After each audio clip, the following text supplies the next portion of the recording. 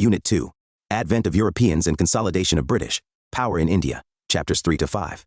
Chapter 3. Advent of the Europeans in India. Though we talk of ancient, medieval, and modern periods in history, history is a continuity. It is not always easy to distinguish clearly when one period ends and another begins. So, if we think of the history of modern India as beginning with the advent of the Europeans, we need to go back to what is generally considered the medieval period, i.e., the 15th century itself. Indeed, to a time even before the Mughals came and established their empire.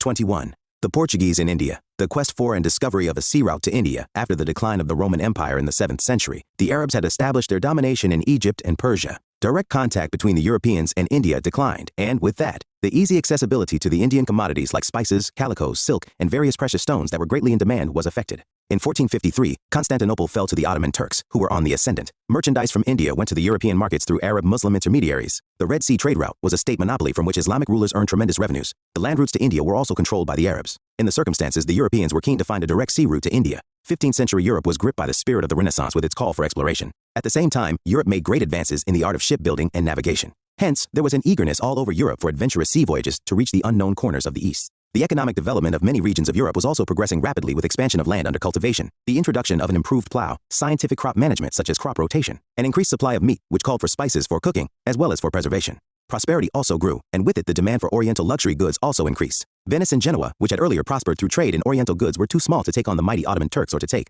up major exploration on their own. The North Europeans were ready to aid Portugal and Spain with money and men, even as the Genoese were ready to provide ships and technical knowledge. It is also to be noted that Portugal had assumed the leadership in Christendom's resistance to Islam, even as it had taken on itself the spirit of exploration that had characterized the Genoese. Historians have observed that the idea of finding an ocean route to India had become an obsession for Prince Henry of Portugal, who was nicknamed the Navigator. Also, he was keen to find a way to circumvent a Muslim domination of the Eastern Mediterranean and all the routes that connected India to Europe. Pope Nicholas V gave Prince Henry a bull conferring on him the right to navigate the sea to the distant shores of the Orient, more specifically, as far as India, in an attempt to fight Islamic influence and spread the Christian faith. However, Prince Henry died before his dream could become a reality. In 1497, under the Treaty of Tordesillas, 1494, the rulers of Portugal and Spain divided the non-Christian world between them by an imaginary line in the Atlantic, some 1,300 miles west of the Cape Verde Islands. Under the treaty, Portugal could claim and occupy everything to the east of the line, while Spain could claim everything to the west. The situation was thus prepared for the Portuguese incursions into the waters around India. It was in 1487 that the Portuguese navigator, Bartholomew Dias, rounded the Cape of Good Hope in Africa and sailed up the eastern coast. He was well convinced that the long sought-after sea route to India had been found. But it was only 10 years later that an expedition of Portuguese ships set out for India in 1497 and arrived in India in slightly less than 11 months' time, in May 1498. From trading to ruling. Vasco da Gama, the arrival of 3 ships under Vasco da Gama, led by a Gujarati pilot named Abdul Majid, at Calicut in May 1498, profoundly affected the course of Indian history. The Hindu ruler of Calicut, the Zamorin Samuthiri, however, had no apprehensions as to the Europeans' intentions, as the prosperity of his kingdom was due to Calicut's position as an entrepot.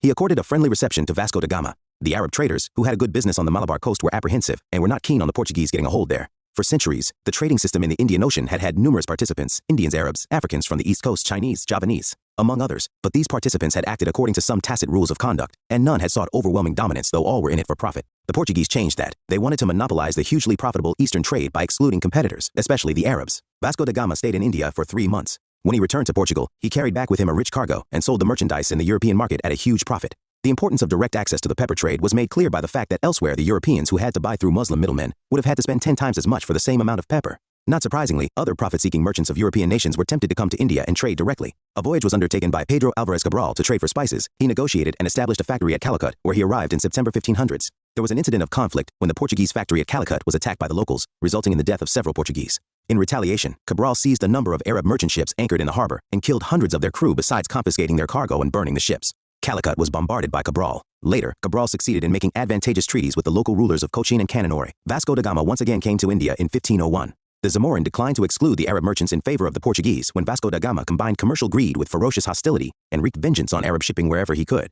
His rupture with the Zamorin, the landing of Vasco da Gama at Calicut in 1498, is generally regarded as the beginning of a new era in world history, especially in the relationship between Asia and Europe. Although Asia and Europe had been in commercial relations with each other since antiquity, the opening of the direct sea relations between the two was not only the fulfillment of an old dream according to the Greek historian Herodotus. The Phoenicians had rounded Africa in the 6th century BC. It presaged big increase of trade between the two. This, however, was only one of the objectives of the Portuguese. For the Portuguese, the opening of a new sea route to India would give a big blow to the Muslims, the Arabs, and the Turks, who were the traditional enemies of Christianity, and were posing a new threat to Europe by virtue of the growing military and naval power of the Turks. A direct sea link with India would displace the virtual monopoly of the Arabs and Turks over the trade in Eastern goods, especially spices. They also vaguely hoped by their exploration of Africa they would be able to link up with the kingdom of the legendary Prester John. also called Presbyter John or John the Elder, believed to have been a Christian ruler of the East and popularized as such in medieval chronicles of the West, and be in a position to attack the Muslims from two sides. Thus, the commercial and religious objectives supported and justified each other. Satish Chandra thus became total and complete. Vasco da Gama set up a trading factory at Cananore. Gradually, Calicut, Cananore, and Cochin became the important trade centers of the Portuguese. Gradually, under the pretext of protecting the factories and their trading activities, the Portuguese got permission to fortify these centers. Francisco de Almeida, in 1505, the King of Portugal appointed a governor in India for a 3-year term and equipped the incumbent with sufficient force to protect the Portuguese interests. Francisco de Almeida, the newly appointed governor, was asked to consolidate the position of the Portuguese in India and to destroy Muslim trade by seizing Aden, Ormuz, and Malacca. He was also advised to build fortresses at Anjadiva, Cochin. As long as you may be powerful at sea, you will hold India as yours, and if you do not possess this power, little will avail you. A fortress on shore. Francisco de Almeida, Cananore, and Kilwa. What Almeida, however, encountered along with the opposition of the Zamorin was a threat from the Mameluke Sultan of Egypt. Encouraged by the merchants of Venice, whose lucrative commerce was now at risk due to the Portuguese interference, the Egyptians raised a fleet in the Red Sea to stop the advance of the Portuguese. In 1507, the Portuguese squadron was defeated in a naval battle off Diu by the combined Egyptian and Gujarat navies, and Almeida's son was killed. Next year, Almeida avenged his defeat by totally crushing the two navies. Almeida's vision was to make the Portuguese the master of the Indian Ocean. His policy was known as the Blue Water Policy, Cartes system. Alfonso de Albuquerque, who succeeded Almeida as the Portuguese governor in India, was the real founder of the Portuguese power in the East, a task he completed before his death. He secured for Portugal the strategic control of the Indian Ocean by establishing bases overlooking all the entrances to the sea. There were Portuguese strongholds in East Africa, off the Red Sea, at Ormuz, in Malabar, and at Malacca. The Portuguese, under Albuquerque, bolstered their stranglehold by introducing a permit system for other ships and exercising control over the major shipbuilding centers in the region. The non-availability of timber in the Gulf and Red Sea regions for shipbuilding also helped the Portuguese in their objectives. Albuquerque acquired Goa from the Sultan of Bijapur in 1510 with ease. The principal port of the Sultan of Bijapur became the first bit of Indian territory to be under the Europeans since the time of Alexander the Great. An interesting feature of his rule was the abolition of sati. Bitter persecution of Muslims was one serious drawback of Albuquerque's policy. This could have been due to his resolve to further the interests of his countrymen by complete extinction of Muslim commercial interests in the East. During his rule, Albuquerque did his best to strengthen the fortifications of Goa and enhance its commercial importance. In order to secure a permanent Portuguese population in India, he encouraged his men to take Indian wives. The Gazetteer of India Vol. Second, the Portuguese men who had come on the voyages and stayed back in India were, from Albuquerque's day, encouraged to take local wives. In Goa and the province of the north, they established themselves as village landlords, often building new roads and irrigation works, introducing new crops like tobacco and cashew nut, or better plantation varieties of coconut, besides planting large groves of coconut to meet the need for quarry rigging and cordage. In the cities, they settled as artisans and master craftsmen, besides being traders. Most of such Portuguese came to look upon their new settlements, rather than Portugal, as home. Nino da Cunha assumed office of the governor of Portuguese interests in India in November 1529, and almost 1 year later shifted the headquarters of the Portuguese government in India from Cochin to Goa. Bahadur Shah of Gujarat, during his conflict with the Mughal Emperor Humayun, secured help from the Portuguese by ceding to them in 1534 the island of Bassein with its dependencies and revenues. He also promised them a base in Diu. However, Bahadur Shah's relations with the Portuguese became sour when Humayun withdrew from Gujarat in 1536. Since the inhabitants of the town started fighting with the Portuguese, Bahadur Shah wanted to raise a wall of partition. Opposing this, the Portuguese started negotiations, in the course of which the ruler of Gujarat was invited to a Portuguese ship and killed in 1537.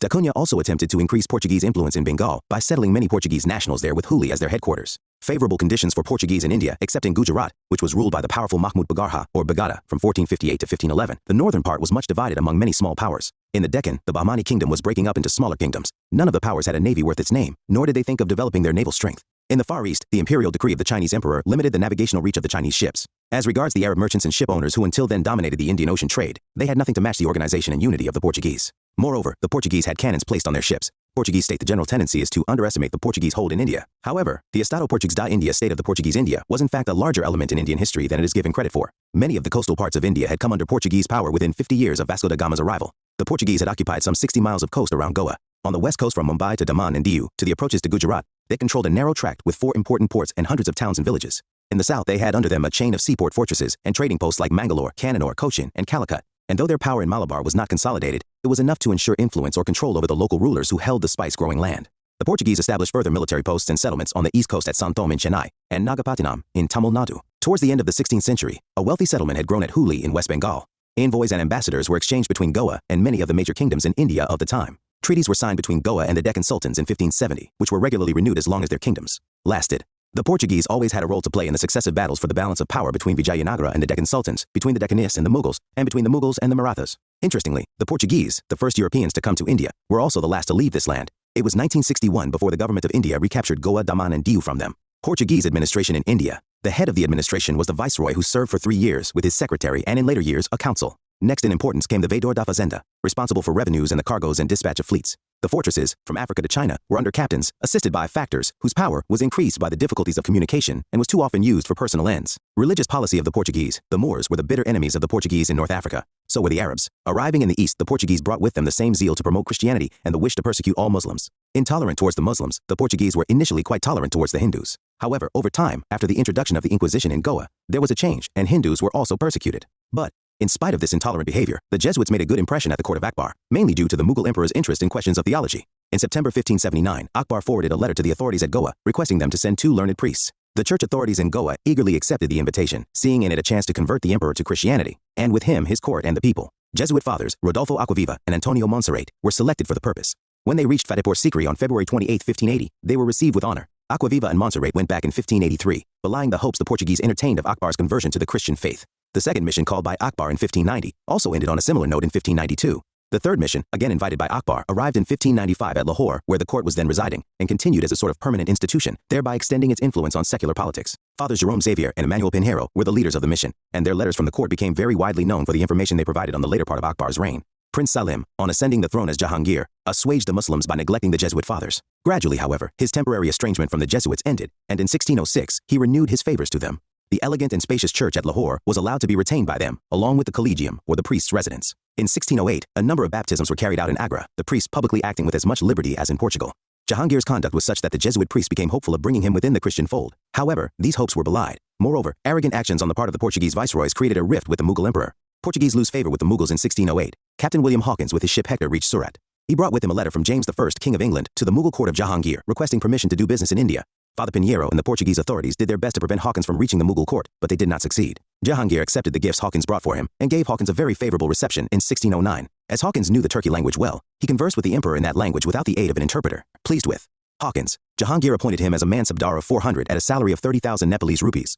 Apparently, he never received it. Hawkins was also married to the daughter of an Armenian Christian named Mubarak Shah, Mubarakesha. The grant of trading facilities to the English offended the Portuguese. However, after negotiations, a truce was established between the Portuguese and the Mughal emperor. The Portuguese stopped the English ships from entering the port of Surat. A baffled Hawkins left the Mughal court in 1611, unable to counter the Portuguese intrigues or check the vacillating Mughal policies. However, in November 1612, the English ship Dragon under Captain Best, along with a little ship, the Osiander, successfully fought a Portuguese fleet. Jahangir, who had no navy worth its name, learnt of the English success and was greatly impressed. The Portuguese acts of piracy also resulted in conflict with the imperial Mughal government. In 1613, the Portuguese offended Jahangir by capturing Mughal ships, imprisoning many Muslims, and plundering the cargoes. An enraged Jahangir ordered Mukarrab Khan, who was then in charge of Surat, to obtain compensation. However, it was during the reign of Shah Jahan that the advantages which the Portuguese enjoyed in the Mughal court were lost forever. Also lost were the hopes of converting the royal family and Mughal India to Christianity, a hope that the Portuguese held because of the welcome accorded to them and their religion by Akbar and Jahangir. Capture of Hooghly on the basis of an imperial farman circa 1579, the Portuguese had settled down on a river bank which was a short distance from Satgaon in Bengal to carry on their trading activities. Over the years, they strengthened their position by constructing big buildings which led to the migration of the trade from Satgaon to the new port known as Hooghly. They monopolized the manufacture of salt, built a custom house of their own, and started enforcing strictly the levy of duty on tobacco, which had become an important article of trade since its introduction at the beginning of the 17th century. The Portuguese not only made money as traders, but also started a cruel slave trade by purchasing or seizing Hindu and Muslim children, whom they brought up as Christians. In the course of their nefarious activities, they seized 2 slave girls of Mumtaz Mahal. On June 24, 1632, the Mughal siege of Hooghly began, ending in its capture 3 months later. Shah Jahan ordered the Bengal governor Qasim Khan to take action against the Portuguese. The siege of Hooghly finally led to the Portuguese fleeing. The Mughals suffered a loss of 1,000 men, but also took 400 prisoners to Agra. The prisoners were offered the option to convert to Islam or become slaves. The persecution of Christians continued for some time, after which it died down gradually. Decline of the Portuguese. By the 18th century, the Portuguese in India lost their commercial influence, though some of them still carried on trade in their individual capacity, and many took to piracy and robbery. In fact, Hooghly was used by some Portuguese as a base for piracy in the Bay of Bengal. The decline of the Portuguese was brought about by several factors. The local advantages gained by the Portuguese in India were reduced with the emergence of powerful dynasties in Egypt, Persia, and North India, and the rise of the turbulent Marathas as their immediate neighbors. The Marathas captured Salsette and Bassein in 1739 from the Portuguese. The religious policies of the Portuguese, such as the activities of the Jesuits, gave rise to political fears. Their antagonism for the Muslims apart, the Portuguese policy of conversion to Christianity made Hindus also resentful. Their dishonest trade practices also evoked a strong reaction. The Portuguese earned notoriety as sea pirates. Their arrogance and violence brought them the animosity of the rulers of small states and the imperial Mughals as well. The discovery of Brazil diverted colonizing activities of Portugal to the west. The union of the 2 kingdoms of Spain and Portugal in 1580-81, dragging the smaller kingdom into Spain's wars. The Portuguese entered India with the sword in one hand and the crucifix in the other. Finding much gold, they laid aside the crucifix to fill their pockets, and not being able to hold them up with one hand, they were grown so heavy, they dropped the sword too. Being found in this posture by those who came after, they were easily overcome. Alfonso de Sousa, the Portuguese, governor in India 1542-45. With England and Holland badly affected Portuguese monopoly of trade in India. The earlier monopoly of knowledge of the sea route to India held by the Portuguese could not remain a secret forever. Soon enough, the Dutch and the English, who were learning the skills of ocean navigation, also learned of it. As new trading communities from Europe arrived in India, there began a fierce rivalry among them. In this struggle, the Portuguese had to give way to the more powerful and enterprising competitors. The Dutch and the English had greater resources and more compulsions to expand overseas, and they overcame the Portuguese resistance. One by one, Portuguese rise and fall. 1498, arrival of Vasco da Gama at Calicut and his grand reception by the local king, Zamorin, 1503. Establishment of the first Portuguese fort at Cochin, 1505. Establishment of the second Portuguese fort at Cananor, 1509. Defeat of the combined fleet of Gujarat, Egypt, and Zamorin by the Portuguese governor Francisco Almeida, 1510. Alfonso Albuquerque, the Portuguese governor, captures Goa from Bijapur, 1530. Declaration of Goa as the Portuguese capital, 1535. Subjugation of Du, 1559. The Portuguese capture Daman, 1596. Ouster of the Portuguese by the Dutch from southeast Asia, 1612. Loss of Surat to the English, 1663. The Dutch win all Portuguese forts on the Malabar coast. To oust the Portuguese possessions fell to its opponents. Goa, which remained with the Portuguese, had lost its importance as a port after the fall of the Vijayanagara Empire, and soon it did not matter in whose possession it was. The spice trade came under the control of the Dutch, and Goa was superseded by Brazil as the economic center of the overseas empire of Portugal. In 1683, after 2 naval assaults, the Marathas invaded Goa. Significance of the Portuguese. Most historians have observed that the coming of the Portuguese not only initiated what might be called the European era, it marked the emergence of naval power. The Cholas, among others, had been a naval power, but it was now for the first time a foreign power had come to India by way of the sea. The Portuguese ships carried cannon, and this was the first step in gaining monopoly over trade, with the threat or actual use of force. The Portuguese declared their intention to abide by no rules except their own, and they were intent on getting a decisive advantage over the Indians and over the Indian Ocean trading system. In the Malabar of the 16th century, the Portuguese showed military innovation in their use of body armor, matchlock men, and guns landed from the ships. The Portuguese may have contributed by example to the Mughal use of field guns and the artillery of the stirrup. However, an important military contribution made by the Portuguese on shore was the system of drilling groups of infantry, on the Spanish model, introduced in the 1630s as a counter to Dutch pressure. The practice was adopted first by the French and English, and later taken up by the Marathas and Sikhs, and such armies of sepoys became new tools of empire in India. The Portuguese were masters of improved techniques at sea. Their multi-decked ships were heavily constructed, designed as they were to ride out Atlantic gales rather than run before the regular monsoons. This permitted them to carry a heavier armament. Their use of castled prow and stern was a noteworthy method by which to repel or launch boarding parties. Indian builders adapted both to their own use. However, the Portuguese skill at organization, as in the creation of royal arsenals and dockyards, and the maintenance of a regular system of pilots and mapping and pitting state forces against private merchant shipping, was even more noteworthy. The Mughals and Marathas may certainly have learned from the Portuguese, but the more certain heirs of this knowledge were other Europeans, especially the Dutch and English in Asia. In India, the memory of religious persecution and cruelty detracts from the other contributions made by the Portuguese in the cultural field. However, it cannot be forgotten that the missionaries and the church were also teachers and patrons in India of the arts of the painter, carver, and sculptor. As in music, they were the interpreters, not just of Portuguese, but of European art to India. The art of the silversmith and goldsmith flourished in Goa, and the place became a center of elaborate filigree work, fretted foliage, work, and metal work embedding jewels. However, though the interior of churches built under the Portuguese have plenty of woodwork and sculpture and sometimes painted ceilings, they are generally simple in their architectural plan. The Dutch commercial enterprise led the Dutch to undertake voyages to the east. Cornelis de Houtman was the first Dutchman to reach Sumatra and Bantam in 1596. In 1602, the States General of the Netherlands amalgamated many trading companies into the East India Company of the Netherlands. This company was also empowered to carry on war, to conclude treaties, to take possession of territory, and to erect fortresses. Dutch settlements. After their arrival in India, the Dutch founded their first factory in Masulipatam in Andhra in 1605. They went on to establish trading centers in different parts of India and thus became a threat to the Portuguese. They captured Nagapatam near Madras, Chennai from the Portuguese and made it their main stronghold in South India. The Dutch established factories on the Coromandel coast, in Gujarat, Uttar Pradesh, Bengal, and Bihar. In 1609, they opened a factory in Pulicat, north of Madras. Their other principal factories in India were at Surat 1616, Bimlapam 1641, Karaikal 1645, Shinsura 1653, Baranagar, Qasim Bazar near Murshidabad, Balasore, Patna, Nagapatam 1658, and Cochin 1663. Participating in the redistributive or carrying trade, they took to the islands of the Far East various articles and merchandise from India. They carried indigo manufactured in the Yamuna Valley and Central India, textiles and silk from Bengal, Gujarat, and the Coromandel, saltpetre from Bihar, and opium and rice from the Ganga Valley. Anglo-Dutch rivalry.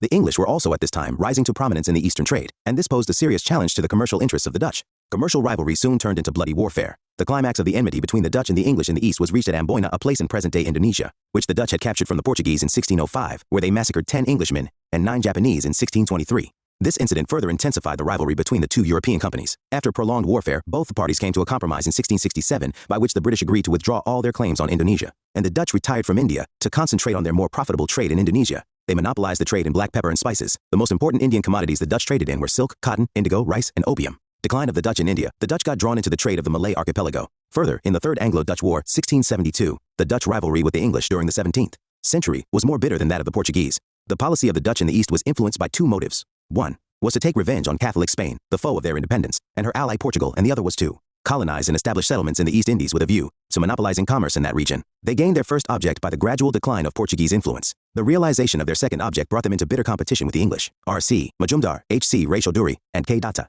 In an advanced history of India, communications between Surat and the new English settlement of Bombay got cut, due to which 3 homebound English ships were captured in the Bay of Bengal by the Dutch forces. The retaliation by the English resulted in the defeat of the Dutch in the Battle of Hooghly, November 1759, which dealt a crushing blow to Dutch ambitions in India. The Dutch were not much interested in empire building in India. Their concerns were trade. In any case, their main commercial interest lay in the Spice Islands of Indonesia, from where they earned a huge profit through business. The English charter of Queen Elizabeth I, Francis Drake's voyage around the world in 1580, and the English victory over the Spanish Armada in 1588 generated a new sense of enterprise in the British, encouraging sailors to venture out to the east. As the knowledge grew of the high profits earned by the Portuguese in eastern trade, English traders too wanted a share. So in 1599, a group of English merchants calling themselves the Merchant Adventurers formed a company.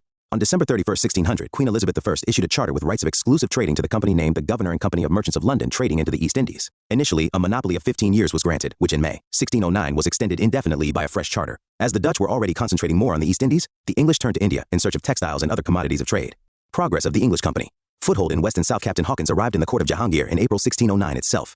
But the mission to establish a factory at Surat did not succeed due to opposition from the Portuguese, and Hawkins left Agra in November 1611. The English had started trading at Masulipatam on the southeastern coast of India, and later established a factory therein. It was in 1612 that Captain Thomas Best defeated the Portuguese in the sea off Surat, and impressed Jahangir granted permission to the English in early 1613 to establish a factory at Surat under Thomas Aldworth.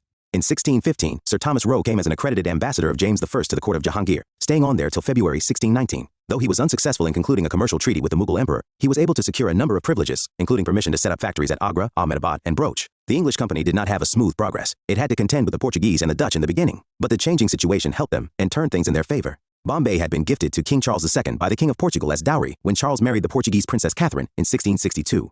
Bombay was given over to the East India Company on an annual payment of £10 only in 1668. Later, Bombay was made the headquarters by shifting the seat of the Western Presidency from Surat to Bombay in 1687. So, there was tacit peace between the English and the Portuguese now. There was also an Anglo-Dutch compromise, as mentioned earlier, by which the Dutch agreed not to interfere with the English company's trade in India. Thus, the English were rid of 2 arch-rivals in India. The English company's position was improved by the golden farman issued to them by the Sultan of Golconda in 1632. On a payment of 500 pagodas a year, they earned the privilege of trading freely in the ports of Golconda. A member of the Masulipatam Council, the British merchant Francis Day in 1639, received from the ruler of Chandragiri permission to build a fortified factory in Madras, which later became the Fort St. George and replaced Masulipatam as the headquarters of the English settlements in South India. Thereafter, the English extended their trading activities to the east and started factories at Hariharpur in the Mahanadi Delta and at Balasore in Odisha in 1633. Foothold in Bengal. Bengal was then a large and rich province in India, advanced in trade and commerce. Commercial and political control over Bengal naturally appeared an attractive proposition to the profit-seeking English merchants. Bengal was also an important province of the Mughal Empire. Shah Shuja, the Subadar or governor of Bengal in 1651, allowed the English to trade in Bengal in return for an annual payment of 3,000 Nepalese rupees in lieu of all duties. Factories in Bengal were started at Hooghly 1651 and other places like Kasimbazar, Patna, and Rajmahal. Nevertheless, despite the privileges of the farmans, the company's business was now and then obstructed by customs officers in the local checkposts who asked for payment of tolls. In pursuance of its changed policy, the company wanted to have a fortified settlement at Hooghly so that force could be used if necessary. William Hedges, the first agent and governor of the company in Bengal, appealed to Shaista Khan, the Mughal governor of Bengal in August 1682, for redressal of the grievance. As nothing came out of the appeal, hostilities broke out between the English and the Mughals. 4 years later, Hooghly was sacked by the Imperial Mughals in October 1686.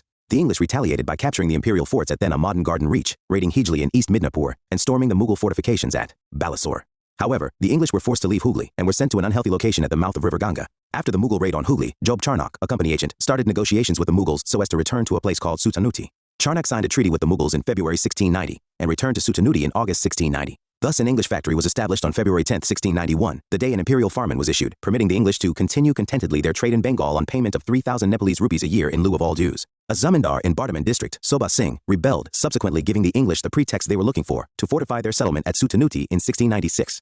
In 1698, the English succeeded in getting the permission to buy the zamindari of the 3 villages of Sutanuti, Gobindapur, and Kaligat from their owners on payment of 1,200 Nepalese rupees. The fortified settlement was named Fort William in the year 1700s, when it also became the seat of the Eastern Presidency, Calcutta, with Sir Charles Eyre as its first president. Farrukhshiar's farmans in 1715, an English mission led by John Surman to the court of the Mughal Emperor Farrukhshiar, secured 3 famous farmans, giving the company many valuable privileges in Bengal, Gujarat, and Hyderabad. The farmans thus obtained were regarded the Magna Carta of the company. Their important terms were, in Bengal the company's imports and exports were exempted from additional customs duties excepting the annual payment of 3,000 rupees as settled earlier. The company was permitted to issue Dastak's passes for the transportation of such goods. The company was permitted to rent more lands around Calcutta. In Hyderabad the company retained its existing privilege of freedom from duties in trade and had to pay the prevailing rent only for Madras. In Surat, for an annual payment of 10,000 rupees, the East India Company was exempted from the levy of all duties.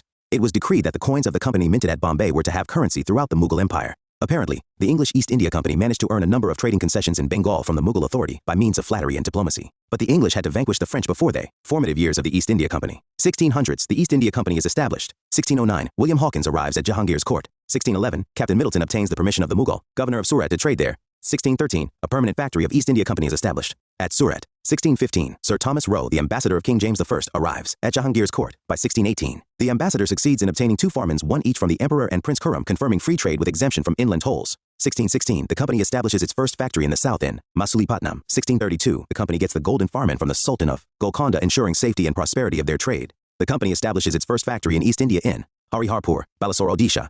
The company gets the lease of Madras from a local king. 1651, the company is given permission to trade at Hooghly, Bengal. 1662, the British King Charles II is given Bombay as dowry for marrying a Portuguese princess Catherine of Braganza. 1667, Aurangzeb gives the English a farman for trade in Bengal. 1691, the company gets the imperial order to continue their trade in Bengal in lieu of payment of 3,000 Nepalese rupees a year. 1717, the Mughal Emperor Farrukhsiyar issues a farman called Magna Carta of the company, giving the company a large number of trade concessions, could be rid of competitors and establish their complete sway over India. Merging of 2 English companies after the English Revolution of 1688, the Whigs, with their enhanced influence, opposed the monopoly of the East India Company. Thus, a rival company was formed, which deputed Sir William Norris as its ambassador to the court of Aurangzeb, January 1701, April 1702, to gain trading privileges for itself. The new company, however, proved a failure. Under pressure from the Crown and the Parliament, the 2 companies were amalgamated in 1708 under the title of United Company of Merchants of England trading to the East Indies. This was the East India Company, from 1708 to 1873, which was to establish British political power in India. The French. Foundation of French centers in India. Although the French harbored a wish to engage in the commerce of the East since the opening years of the 16th century, their appearance on the Indian coasts was late. Indeed, the French were the last Europeans to come to India with the purpose of trade. During the reign of Louis XIV, the king's famous minister Colbert laid the foundation of the Compagnie des Indes Orientales, French East India Company, in 1664, in which the king also took a deep interest. The Compagnie des Indes Orientales was granted a 50-year monopoly on French trade in the Indian and Pacific Oceans. The French king also granted the company a concession in perpetuity for the island of Madagascar, as well as any other territories it could conquer. The company spent a lot of its money and resources in trying to revive the colonies of Madagascar, but without any success. Then, in 1667, François Caron headed an expedition to India, setting up a factory in Surat. Merkara, a Persian who accompanied Caron, founded another French factory in Masulipatam in 1669, after obtaining a patent from the Sultan of Golconda. In 1673, the French obtained permission from Shaista Khan, the Mughal Subadar of Bengal, to establish a township at Chandanagar near Calcutta. Pondicherry, nerve center of French power in India in 1673. Sher Khan Lodi, the governor of Valikondapuram under the Bijapur Sultan, granted François Martin, the director of the Masulipatam factory, a site for a settlement. Pondicherry was founded in 1674. In the same year, François Martin replaced Caron as the French governor. The French company established its factories in other parts of India also, particularly in the coastal regions. Mahe, Karaikal, Balasore, and Kasim Bazar were a few important trading centers of the French East India Company. After taking charge of Pondicherry in 1674, François Martin developed it as a place of importance. It was indeed the stronghold of the French in India, early setbacks to the French East India Company. The French position in India was badly affected with the outbreak of war between the Dutch and the French. Bolstered by their alliance with the English since the Revolution of 1688, the Dutch captured Pondicherry in 1693. Although the Treaty of Ryswick concluded in September 1697 restored Pondicherry to the French, the Dutch garrison held on to it for 2 more years. Once again, under François Martin's able guidance, Pondicherry flourished and turned out to be the most important settlement of the French in India. Again, there was a bad turn in the fortunes of the French company in India when the War of Spanish Succession broke out in Europe. Consequent to this, they had to abandon their factories at Surat, Masulipatam, and Bantam in the early 18th century. The French in India had another setback when François Martin died on December 31, 1706. Reorganization of the French company. In 1720, the French company was reorganized as the Perpetual Company of the Indies, which revived its strength. This was further enhanced by the stewardship of 2 active and wise governors, Lanois and Dumas, between 1720 and 1742. Further, the French India was backed by the French possession of Mauritius and Reunion in the southern Indian Ocean. The Anglo-French struggle for supremacy, the Carnatic Wars. Background of rivalry. Though the British and the French came to India for trading purposes, they were ultimately drawn into the politics of India. Both had visions of establishing political power over the region. The Anglo-French rivalry in India reflected the traditional rivalry of England and France throughout their histories. It began with the outbreak of the Austrian War of Succession and ended with the conclusion of the 7 Years' War. Specifically in India, the rivalry, in the form of 3 Carnatic Wars, decided once for all that the English and not the French were to become masters of India. In 1740, the political situation in South India was uncertain and confused. Nizam Asaf Jah of Hyderabad was old and fully engaged in battling the Marathas in the western Deccan, while his subordinates were speculating upon the consequences of his death. To the south of his kingdom lay the Coromandel coast without any strong ruler to maintain a balance of power. Instead, there was a remnant of the old Vijayanagara Empire in interior Mysore, Cochin, and Travancore on the Malabar coast, and in the east the small states of Madura Madurai, Tanjore Thanjavur, and Trichinopoly, Tiruchirappalli. The decline of Hyderabad was the signal for the end of Muslim expansionism, and the English adventurers got their plans ready. Also, there was the Maratha kingdom of Tanjore, providing the Peshwa of Pune an excuse for interference whenever he pleased. First Carnatic War, 1740-48. Background Carnatic was the name given by the Europeans to the Coromandel coast and its hinterland. The First Carnatic War was an extension of the Anglo-French War in Europe, which was caused by the Austrian War of Succession. Immediate cause. Although France, conscious of its relatively weaker position in India, did not favor an extension of hostilities to India, the English Navy under Barnett seized some French ships to provoke France. France retaliated by seizing Madras in 1746 with the help of the fleet from Mauritius, the Isle of France, under Admiral La Bourdonnais, the French governor of Mauritius. Thus began the First Carnatic War. Result: the First Carnatic War ended in 1748 when the Treaty of Aix-la-Chapelle was signed, bringing the Austrian War of Succession to a conclusion. Under the terms of this treaty, Madras was handed back to the English, and the French in turn got their territories in North America. Significance: the First Carnatic War is remembered for the Battle of Saint-Thome in Madras, fought between the French forces and the forces of Anwaruddin, the Nawab of Carnatic, to whom the English appealed for help. A small French army under Captain Paradis defeated the strong Indian army under Mahfuz Khan at Saint-Thome on the banks of the river Adyar. This was an eye-opener for the Europeans in India. It revealed that even a small disciplined army could easily defeat a much larger Indian army. Further, this war adequately brought out the importance of naval force in the Anglo-French conflict in the Deccan. Second Carnatic War, 1749-54. Background: the background for the Second Carnatic War was provided by rivalry in India. Dupleix, the French governor who had successfully led the French forces in the First Carnatic War, sought to increase his power and French political influence in southern India by interfering in local dynastic disputes to defeat the English. Immediate cause: the opportunity was provided by the death of Nizam-ul-Mulk, the founder of the independent kingdom of Hyderabad, in 1748, and the release of Chanda Sahib, the son-in-law of Dost Ali, the Nawab of Carnatic, by the Marathas in the same year. The accession of Nasir Jung, the son of the Nizam, to the throne of Hyderabad was opposed by Muzaffar Jung, the grandson of the Nizam, who laid claim to the throne, saying that the Mughal emperor had appointed him as the governor of Hyderabad. In the Carnatic, the appointment of Anwaruddin Khan as the Nawab was resented by Chanda Sahib. The French supported the claims of Muzaffar Jung and Chanda Sahib in the Deccan and Carnatic respectively, while the English sided with Nasir Jung and Anwaruddin. Course of the war: the combined armies of Muzaffar Jung, Chanda Sahib, and the French defeated and killed Anwaruddin at the Battle of Ambur near Vellore in 1749.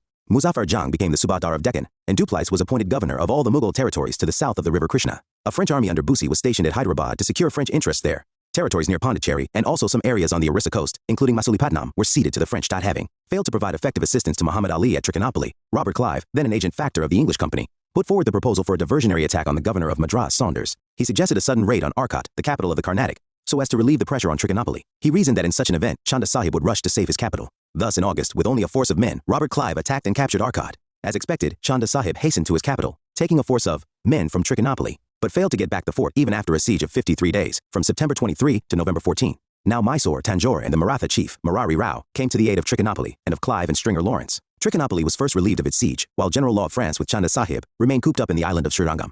They were forced to surrender in June 1752 when Muhammad Ali executed Chanda Sahib, the British failing to interfere. Rise and fall of Dupleix in India. Joseph Francis Dupleix, born in 1697, was the son of a wealthy farmer general of taxes and director general of the Company of the Indies. He got a high post at Pondicherry in 1720, allegedly on the basis of influence of his father.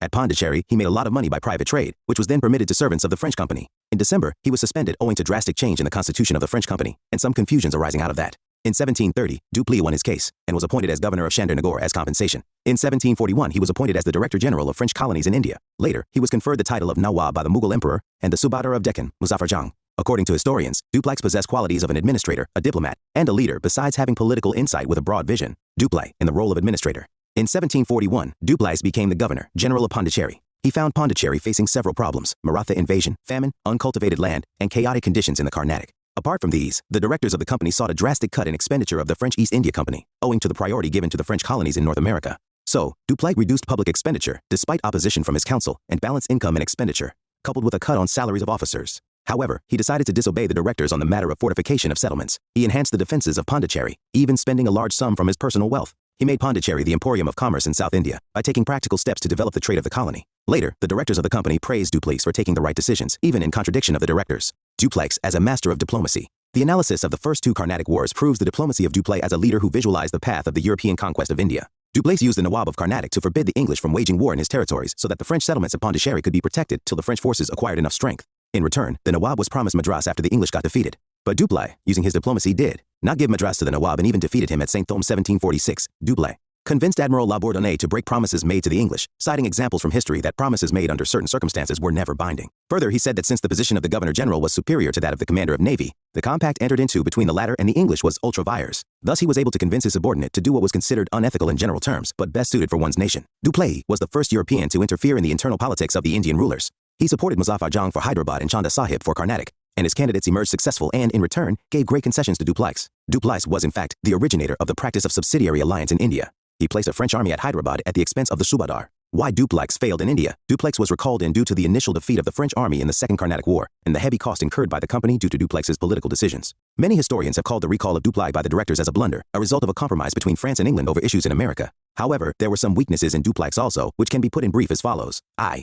Dupleix suffered from an over-sanguine temperament. He hoped too often for too long, thus losing the advantage in critical situations. Oh, the peers of Dupleix did not like his autocratic behavior and on many occasions quarreled with him on this matter. 2. Dupleix was not a man of action. He planned a campaign, directed his lieutenants, but never led an army in the battlefield like Lawrence or Clive. The French failed to capture Trichinopoly 1752-53 because the schemes thought out by Dupleix could not be turned into action by his commanders. Result: the French authorities, annoyed at the heavy financial losses that Dupleix's policy involved, decided to recall him in 1754. Godeheu succeeded Dupleix as the French governor-general in India. Godeheu adopted a policy of negotiations with the English and concluded a treaty with them. The English and the French agreed not to interfere in the struggle between Dupleix and Clive in India, the defense of Arcot, and the deeds which led to the founding of our Indian Empire. All these events were part of a desperate struggle for supremacy between England and France. Junior Seeley. We may regard Dupleix as the most striking figure in the short Indian episode of that long and arduous contest for transmarine dominion which was fought out between France and England in the 18th century, although it was far beyond his power to influence the ultimate destiny of either nation in India, and although the result of his plans was that we accomplished for ourselves against the French exactly everything that the French intended to accomplish for themselves against us. Clive. It is certain, moreover, that the conception of an Indian empire had already been formed by others besides Dupleix, and that more than one clear-headed observer had perceived how easily the whole country might be subdued by an European power. Alfred Lyell. The quarrels of native princes. Also, each party was left in possession of the territories actually occupied by them at the time of the treaty. According to historians, the fear of serious repercussions in America prompted the French to suspend hostilities in India. Implications: it became evident that the countenance of Indian authority was no longer necessary for European success. Rather, Indian authority itself was becoming dependent on European support. Muhammad Ali and the Carnatic and Salabat Jang in Hyderabad became clients rather than patrons. Third Carnatic War, 1758-63. Background: in Europe, when Austria wanted to recover Silesia in 1756, the 7 Years' War, 1756-63, started. Britain and France were once again on opposite sides. Course of war in India in 1758, the French army under Count de Lally captured the English forts of St. David and Vizianagaram. Now, the English became offensive and inflicted heavy losses on the French fleet under Admiral Dasha at Masulipatam. Battle of Wandiwash. The decisive battle of the Third Carnatic War was won by the English on January 1760 at Wandiwash or Vandavasi in Tamil Nadu. General Erkut of the English totally routed the French army under Count Thomas Arthur de Lally and took Bussy as prisoner. Pondicherry was gallantly defended by Lally for 8 months before he surrendered on January 16, 1761. With the loss of Gingy and Mahé, the French power in India was reduced to its lowest. Lally, after being taken as prisoner of war at London, returned to France where he was imprisoned and executed in 1766. Result and significance. The Third Carnatic War proved decisive. Although the Treaty of Peace of Paris 1763 restored to the French their factories in India, the French political influence disappeared after the war. Thereafter, the French, like their Portuguese and Dutch counterparts in India, confined themselves to their small enclaves and to commerce. The English became the supreme European power in the Indian subcontinent, since the Dutch had already been defeated in the Battle of Bidara in 1759. The Battle of Plassey in 1757 is usually regarded by historians as the decisive event that brought about ultimate British rule over India.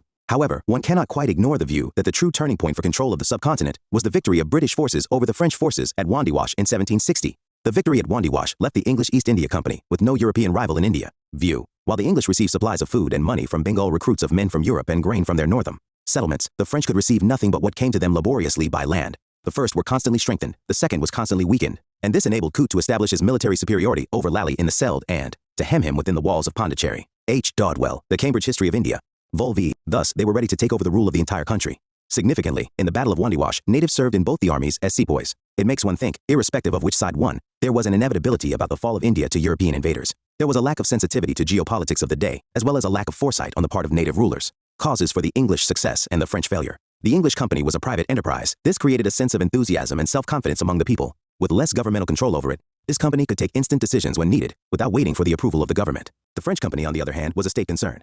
It was controlled and regulated by the French government, and was hemmed in by government policies and delays in decision-making. The English Navy was superior to the French Navy. It helped to cut off the vital sea link between the French possessions in India and France. The English held 3 important places, namely, Calcutta, Bombay, and Madras, whereas the French had only Pondicherry. The French subordinated their commercial interest to territorial ambition, which made the French company short of funds. In spite of their imperialistic motives, the British never neglected their commercial interests, so they always had the funds and the consequent sound financial condition to help them significantly in the wars against their rivals. A major factor in the success of the English in India was the superiority of the commanders in the British camp. In comparison to the long list of leaders on the English side, Sir Eyre Coote, Major Stringer Lawrence, Robert Clive, and many others, there was only Dupleix on the French side. About the goods in trade initially, there are accounts by various European travelers and traders about the activities in port towns such as Surat, which give details of the intricate steps that went into the creation of fabrics collectively called Indian.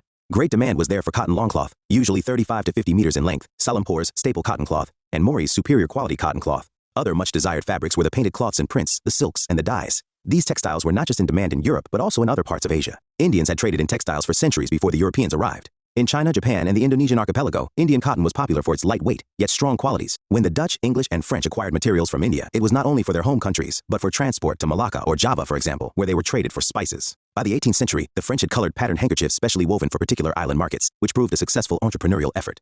A corollary to the trade in textiles and spices was the trade in slaves. It is generally considered that slave trade concerned Europe, Africa, and the Americas, the New World. But this ignores the fact that trade between Europe and Asia also helped to sustain slavery. French ships took European goods to Asia, where they acquired cowrie shells and Indian textiles that were highly valued in West Africa. Traders exchanged these goods in Africa for slaves, who were sent to the colonies of France and the Americas. The circle was completed, says the Yale Center for the Study of Globalization, when sugar and other goods from the Americas were loaded on board and shipped back to France. When the French East India Company started trading in India, they entered an already well-established complex economic system, an intricate network of production, negotiation, delivery, and distribution. Large commercial fleets as well as prosperous shore-based businesses were run by Indian merchants. Weavers and merchants worked with overland freight operators and brokers, who worked with exporters and ship owners. These agents had also to negotiate with local state officials for commercial privileges. The European traders had to learn well-established rules and practices and successfully collaborate with indigenous envoys. The factories of all the European trading groups were to be found in practically the same places. At the peak of the Indian trade, the demand for Indian goods exceeded the supply by weavers and other artisans. Even so, there was no serious rivalry initially. But as the three companies, the Dutch, the English, and the French, grew more competitive, the English, better funded and better conversant in local business practices and customs,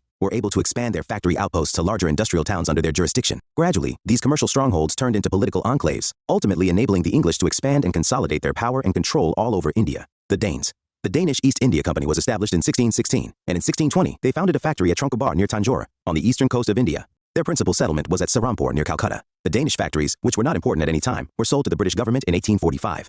The Danes are better known for their missionary activities than for commerce.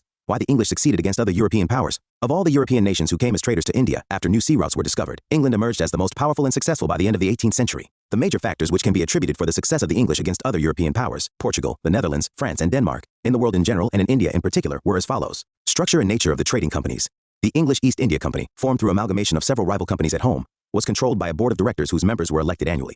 The shareholders of the company exercised considerable influence, as the votes could be bought and sold through purchase of shares. The trading companies of France and Portugal were largely owned by the state, and their nature was in many ways feudalistic. In the French company, the monarch had more than 60% share, and its directors were nominated by the monarch from the shareholders, who were supposed to carry out the decisions of two high commissioners appointed by the government. The shareholders took very little interest in promoting the prosperity of the company, because the state guaranteed a dividend to the shareholders. The lack of public interest could be inferred from the fact that between 1725 and 1765, there was no meeting of the shareholders, and the company was simply managed as a department of the state. Naval superiority. The Royal Navy of Britain was not only the largest, it was the most advanced of its times. The victory against the Spanish Armada and against the French at Trafalgar had put the Royal Navy at the peak of the European naval forces. In India too, the British were able to defeat the Portuguese and the French due to strong and fast movement of the naval ships. The English learned from the Portuguese the importance of an efficient navy and improved their own fleet technologically. Industrial Revolution. The Industrial Revolution started in England in the early 18th century with the invention of new machines like the spinning jenny, steam engine, the power loom, and several others. These machines greatly improved production in the fields of textiles, metallurgy, steam power, and agriculture. The Industrial Revolution reached other European nations late, and this helped England to maintain its hegemony.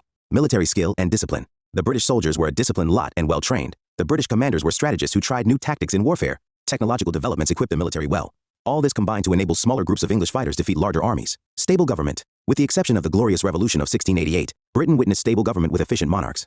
Other European nations like France witnessed violent revolution in 1789 and afterwards the Napoleonic Wars. Napoleon's defeat in 1815 significantly weakened France's position, and from then on it was forced to side with Britain. The Italians got united as a nation as late in 1861. The Dutch and Spain were also involved in the 80 Years' War in the 17th century, which weakened Portuguese imperialism. The Dutch East India Company, affected by bankruptcy in 1800s coupled with the revolution in 1830, was forced to sell its possessions to Britain and quit Asia. Lesser zeal for religion. Britain was less zealous about religion and less interested in spreading Christianity as compared to Spain, Portugal, or the Dutch. Thus, its rule was far more acceptable to the subjects than that of other colonial powers. Use of debt market. One of the major and innovative reasons why Britain succeeded between the mid-18th century and the mid-19th century, while other European nations fell, was that it used the debt markets to fund its wars. The world's first central bank, the Bank of England, was established to sell government debt to the money markets on the promise of a decent return on Britain's defeating rival countries like France and Spain. Britain was thus enabled to spend much more on its military than its rivals. Britain's rival France could not match the expenditure of the English. Between 1694 and 1812, first under the monarchs, then under the revolutionary governments, and finally under Napoleon Bonaparte, France simply went bankrupt with its outdated ways of raising money. Summary. Why a sea route to India? Spirit of Renaissance in the 15th century Europe and European economy growing rapidly, leading to prosperity, and demand for luxury goods, increase in the supply of meat requiring spices for preservation, capture of Constantinople in 1453, and Syria and Egypt later. By the Ottoman Turks calling for a new route to reach India without dealing with Arabs and Turks I Venice and Genoa, too small to stand up to the Turks vs Spain, and Portugal, aided with money and men by the North. Europeans and by ships and technical knowledge by the Genoese via the Portuguese the pioneers, followed by the Dutch, English, Danes, and the French respectively to reach India. The Portuguese Vasco da Gama discovered sea route to India in 1498. Vasco's second visit in 1502 led to the establishment of trading stations at Calicut, Cochin, and Cananore. Francisco de Almeida 1505-09 first governor initiated the blue water policy Cartaz system. Alfonso de Albuquerque 1509-1515 considered to be the founder of the Portuguese power in India, captured Goa from Bijapur, persecuted Muslims, captured Bhatkal from Sri Krishna Deva Rai 1510 of Vijayanagara, and initiated the policy of marrying with the natives of India and banned the practice of sati in his area of influence. Nino da Cunha, 1529-38, shifted the capital from Cochin to Goa in 1530. In his rule, Diu and Bassein came under the Portuguese occupation from Gujarat King Bahadur Shah. Bahadur Shah got killed in 1537 at Diu while negotiating with the Portuguese. Factors for decline of the Portuguese in India: A. Emergence of powerful dynasties in Egypt, Persia, and North India, and the appearance of the Marathas as neighbors. B. Political fears aroused by the activities of Jesuit missionaries, and hatred of persecution such as Inquisition that caused reaction against Portuguese spiritual pressure. C. Rise of the English and Dutch commercial ambitions challenging the Portuguese supremacy. D. Rampant corruption, greed, and selfishness along with piracy and clandestine trade practices of the Portuguese administration in India. E. Diversion of Portuguese colonizing ambitions towards the West due to the discovery of Brazil. The Dutch. I. The United East India Company of the Netherlands, Verenigde Oost-Indische Compagnie, formed in March 1602 by the Charter of Dutch Parliament, had the powers to wage wars, make treaty, and build forts. Dutch factories in India: Masulipatam, 1605, Pulicat, 1610, Surat, 1616, Bimlipatam, 1641, Karikal, 1645, Shinsura, 1653, Kasimbazar, Baranagore, Patna, Balasore, Nagapatam, 1658, and Cochin, 1663. Decline in India: the defeat of the Dutch and the Anglo-Dutch. Rivalry and the shifting of Dutch attention towards the Malay archipelago. IV, Battle of Bidara, 1759. The English defeated the Dutch. The English. Factors for foundation: Drake's voyage round the world, and English victory over the mighty Spanish Armada, leading to great ambitions. Formation: English East India Company was formed on December 31st, 1600s by the charter issued by Queen Elizabeth I, which gave the company monopoly to trade in the East Indies for 15 years. Settlements in India: I, with Captain Thomas Best's victory over the Portuguese. 1612, the English established their first factory at Surat. 1613. Subsequently, Sir Thomas Roe secured permission from Jahangir to establish factories at Agra, Ahmedabad, and Broach. Bombay came under the control of the company, with Charles II, who received it as a part of the Portuguese dowry, leasing it out to the English company for an annual rent of £10. 2nd, Madras with a Fort St. George replaced Masulipatam as the English headquarters on the east coast, when the former was given by the Chandragiri chief to the English in 1639. E. The city of Calcutta grew from the development of 3 villages: Sutanuti, Gobindapur, and Kalikata, secured from the Mughal governor of Bengal. The fortified settlement was named Fort William 1700s, and it became the seat of British power in India till 1911. Farrukhsiyar's Farmans in 1717, the Mughal emperor Farrukhsiyar's Farmans, called Magna Carta of the East India Company, gave significant privileges to the company in Bengal, Gujarat, and Hyderabad. Merger of companies in 1635, a rival company named Courtine, association later called the Asada Company, formed by Sir William Courtine, was given license to trade by Charles I. In 1657, both the companies merged. In 1898, another rival company emerged. In 1702, the rivalry between the old and the new company came to an end. But their final amalgamation took place in 1708 under the title the United Company of Merchants of England trading to the East Indies, after the arbitration of the Earl of Godolphin. This company ruled in India till 1858. The French Foundation in 1664, Colbert, a minister of Louis XIV, laid the foundations of Compagnie des Indes Orientales. Settlements in India. Pondicherry, developed as headquarters, was granted to François Martin, the director of Masulipatam factory, by Valikondapuram governor Sher Khan Lodi in 1673. Finally incorporated into the Indian Union in 1954. Anglo-French rivalry in India. The Anglo-French rivalry in India coincided with the wars between the English and French in Europe. Causes for protection and expansion of commercial interests. Political developments in southern India and Europe provided pretext to contest their claims, which culminated in 3 Carnatic Wars. First Carnatic War, 1740-48. It was an extension of the Anglo-French rivalry in Europe and ended in 1748 with the Treaty of Aix-la-Chapelle. Second Carnatic War, 1749-54. Although inconclusive, it undermined the French power in South India vis-a-vis the English. Third Carnatic War, 1758-63, a decisive war known for the Battle of Wandiwash, 1760-61. An echo of the Anglo-French struggle in Europe. By the Treaty of Paris, 1763, the French were allowed to use Indian settlements for commercial purposes only, and fortification of settlements were banned. Causes of the French failure: inadequate military and financial support. France's involvement in Europe. Ill-managed policy of Imperial France. Lack of commercial incentive to the French company. Sound commercial base of the English company. Chapter 4. India on the eve of British conquest. The first half of the 18th century saw the decline of the mighty Mughals, who had been the envy of their contemporaries for almost 2 centuries. The reign of Aurangzeb 1658-1707 proved to signify the beginning of the end of Mughal rule in India. It is argued that Aurangzeb's misguided policies weakened the stability of the state, and the decline gained momentum after his death due to wars of succession and weak rulers. Though Muhammad Shah ruled for a long spell of 29 years 1719-48, a revival of the imperial fortunes did not take place as he was an incompetent ruler. Muhammad Shah's reign witnessed the establishment of the independent states of Hyderabad, Bengal, Awadh, and Punjab. Several local chiefs began to assert their independence, and the Marathas began to make their bid to inherit the imperial mantle. Challenges before the Mughals. External challenges. In the absence of internal strength, the Mughals could not put a tough front against external challenges, which came in the form of several invasions from the northwest. The northwestern borders had been neglected by the later Mughals, and not much effort was expended in protecting the border. Nader Shah was Mughal emperor for only 57 days in 1739, but those days created aftershocks that transformed India's politics. They broke existing centers of authority massively, shrinking the scope of Mughal power. They set loose bands of mounted warriors who ransacked the countryside seeking wealth from villages and towns. They pushed traders behind the walls of whichever power had the strongest forts. For a short period, plunder, rather than negotiation, became the most effective tool for creating new centers of wealth. Those 57 days laid the ground which allowed the East India Company to conquer territory in India for the first time. John Wilson, India conquered. Nadir Shah, the Persian emperor, attacked India in 1738-39, conquered Lahore, and defeated the Mughal army at Karnal on February 13, 1739. Later, Muhammad Shah was captured, and Delhi was looted and devastated. According to an estimate, apart from the Peacock Throne and the Koh-i-Noor diamond, 70 crore rupees were collected from the official treasury and the safes of the rich nobles. Nader Shah gained the strategically important Mughal territory to the west of the Indus, including Kabul. Thus, India once again became vulnerable to the attacks from the northwest. Ahmad Shah Abdali, or Ahmad Shah Durrani, who was elected the successor of Nadir Shah after the latter's death in 1747, invaded India several times between 1748 and 1767. He continuously harassed the Mughals who tried to buy peace in 1751-52 by ceding Punjab to him. In 1757, Abdali captured Delhi and left behind an Afghan caretaker to watch over the Mughal emperor. Before his return, Abdali had recognized Alamgir II as the Mughal emperor and the Rohilla chief, Najib-ud-Dawla, as Mir Bakshi of the empire, who was to act as personal supreme agent of Abdali. In 1758, Najib-ud-Dawla was expelled from Delhi by the Maratha chief, Raghunath Rao, who also captured Punjab. In 1759, Ahmad Shah Abdali returned to India to take revenge on the Marathas. In 1761, Abdali defeated the Marathas in the Third Battle of Panipat. The last of Abdali's invasions came in 1767. Why many empire-shaking battles at Panipat? Panipat and its adjacent region, located in present Haryana on the banks of the Yamuna and between the fertile plains of the Ganga and Indus rivers, have witnessed several battles. These battles changed the course of Indian history at different points of time. The first battle of Panipat in 1526 was between Babur and Ibrahim Lodi. The result of the battle laid the foundation of the Mughal Empire by ending the rule of the Delhi Sultanate. The second battle of Panipat in 1556 was between Akbar and Hemu. It decided in favor of the continuation of the Mughal rule.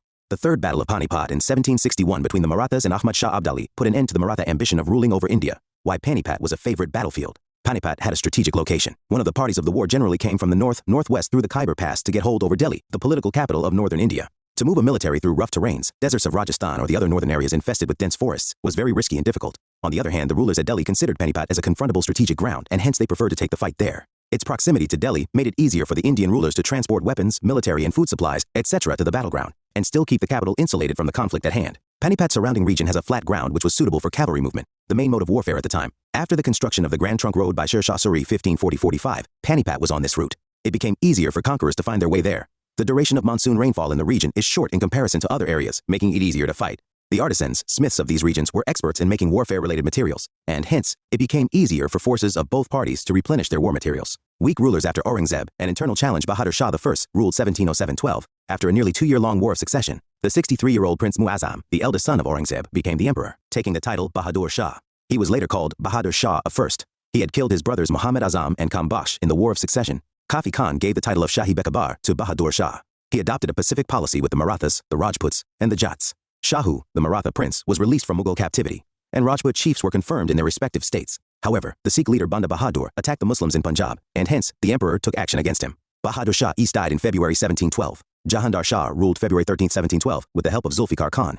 Jahandar Shah became the emperor. Zulfikar Khan was appointed prime minister. He introduced Izara system to improve the financial condition of the empire. Jahandar Shah abolished jizya. Farrukhsiyar ruled 1713-1719 after killing Jahandar Shah with the help of Sayyid brothers, Abdullah Khan and Hussein Ali, known as kingmakers. Farrukhsiyar became the new emperor. He followed a policy of religious tolerance by abolishing jizya and pilgrimage tax. In 1717, he gave farmlands to the British. In 1719, the Sayyid brothers, with the help of Peshwa Balaji Vishwanath, dethroned Farrukhsiyar.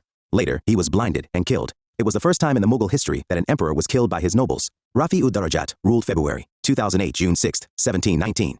He ruled for the shortest period among the Mughals. View. He Bahadur Shah Us was the last emperor of whom anything favorable can be said. Henceforth, the rapid and complete abasement and practical dissolution of the empire are typified in the incapacity and political insignificance of its sovereigns. Sidney Owen. Rafi-ud-Dawla ruled June 6, September 17, 1719. The Sayyid brothers placed Rafi-ud-Dawla with the title Shah Jahan II on the throne. The new emperor was an opium addict.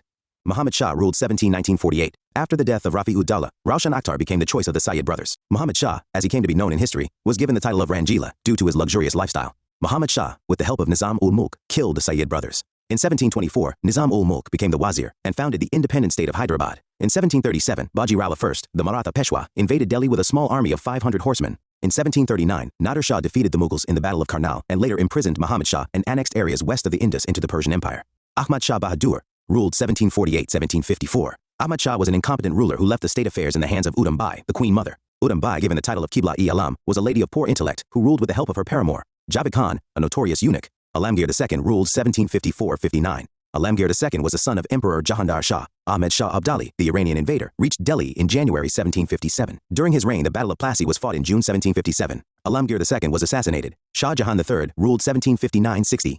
Also known as Muhil Milat, he was placed on the throne as a result of the intrigues in Delhi, but was later deposed through Maratha intervention. Shah Alam II ruled October 1760, July 1788, October 1788, November 1806.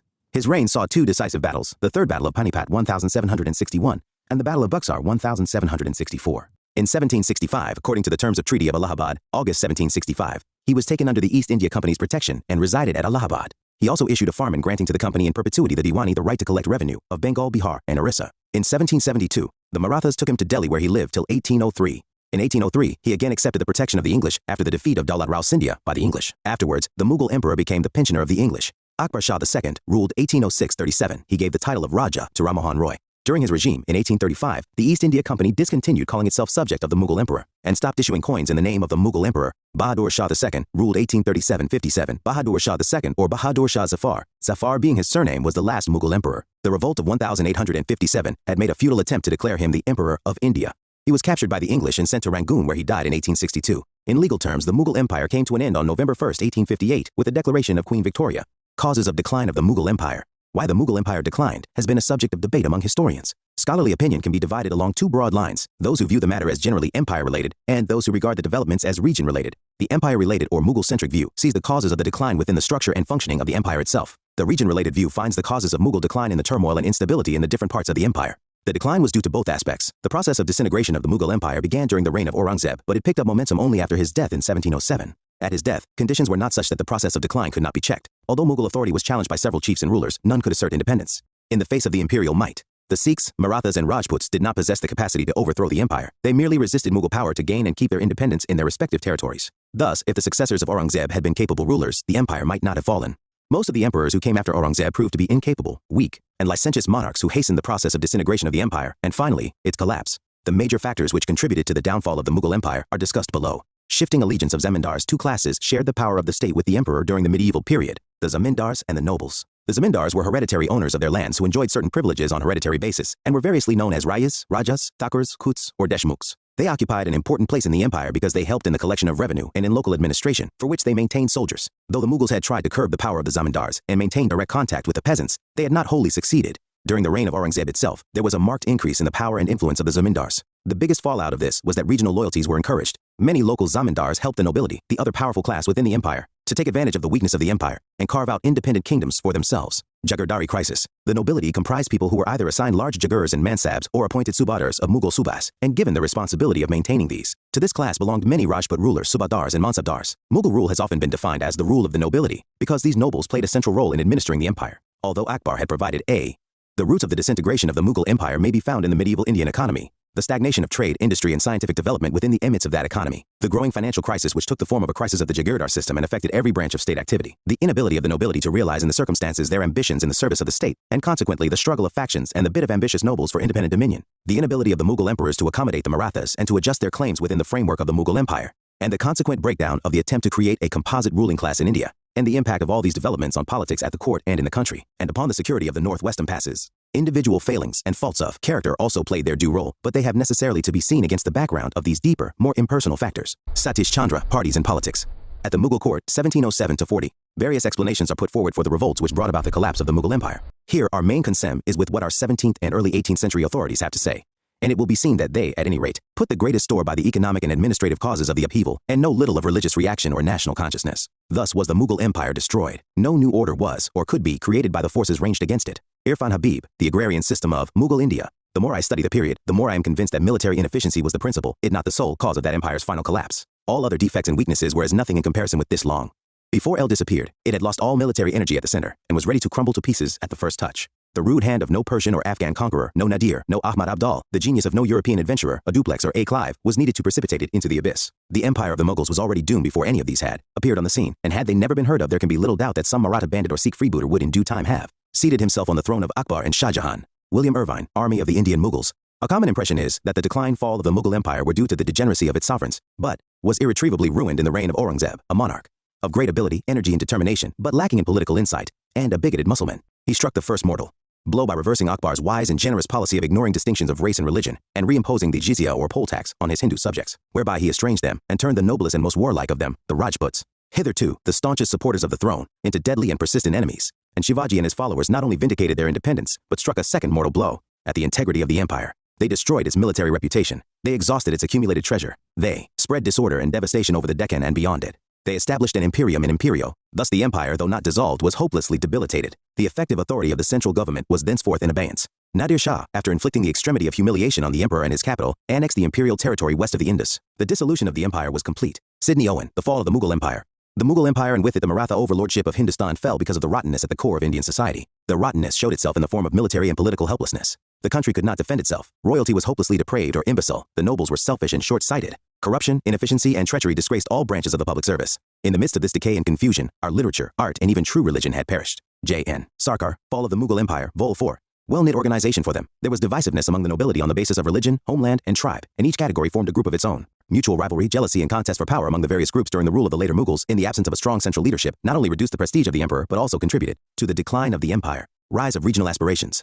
Aurangzeb's reign itself witnessed rebellions by regional groups like the Jats, Sikhs, and Marathas. They defied the authority of the Mughal state in their bid to create kingdoms of their own. They did not succeed in their efforts, but they influenced the future course of political events in their respective regions. Their continuous struggle against the empire for political ascendancy weakened the empire. Causes of the Mughals' downfall in a nutshell. Some of the main causes for the decline of the Mughals, briefly put, were as follows. The government of the Mughals was a personal despotism, and so its success depended on the character of the reigning ruler. The later Mughals were worthless and neglected the administration of the state. 2. With the absence of a definite law of succession, there always occurred a war of succession. This weakened the stability of the government and fostered partisanship at the cost of patriotism. 3. The degeneration of the rulers led to the degeneration of the nobility, with factious quarrels and intrigues costing the empire heavily. 4. The deterioration of the army also proved disastrous for the empire. The empire had become too vast and unwieldy to be efficiently governed from a central authority under weak rulers, especially under the existing conditions of transport and communication.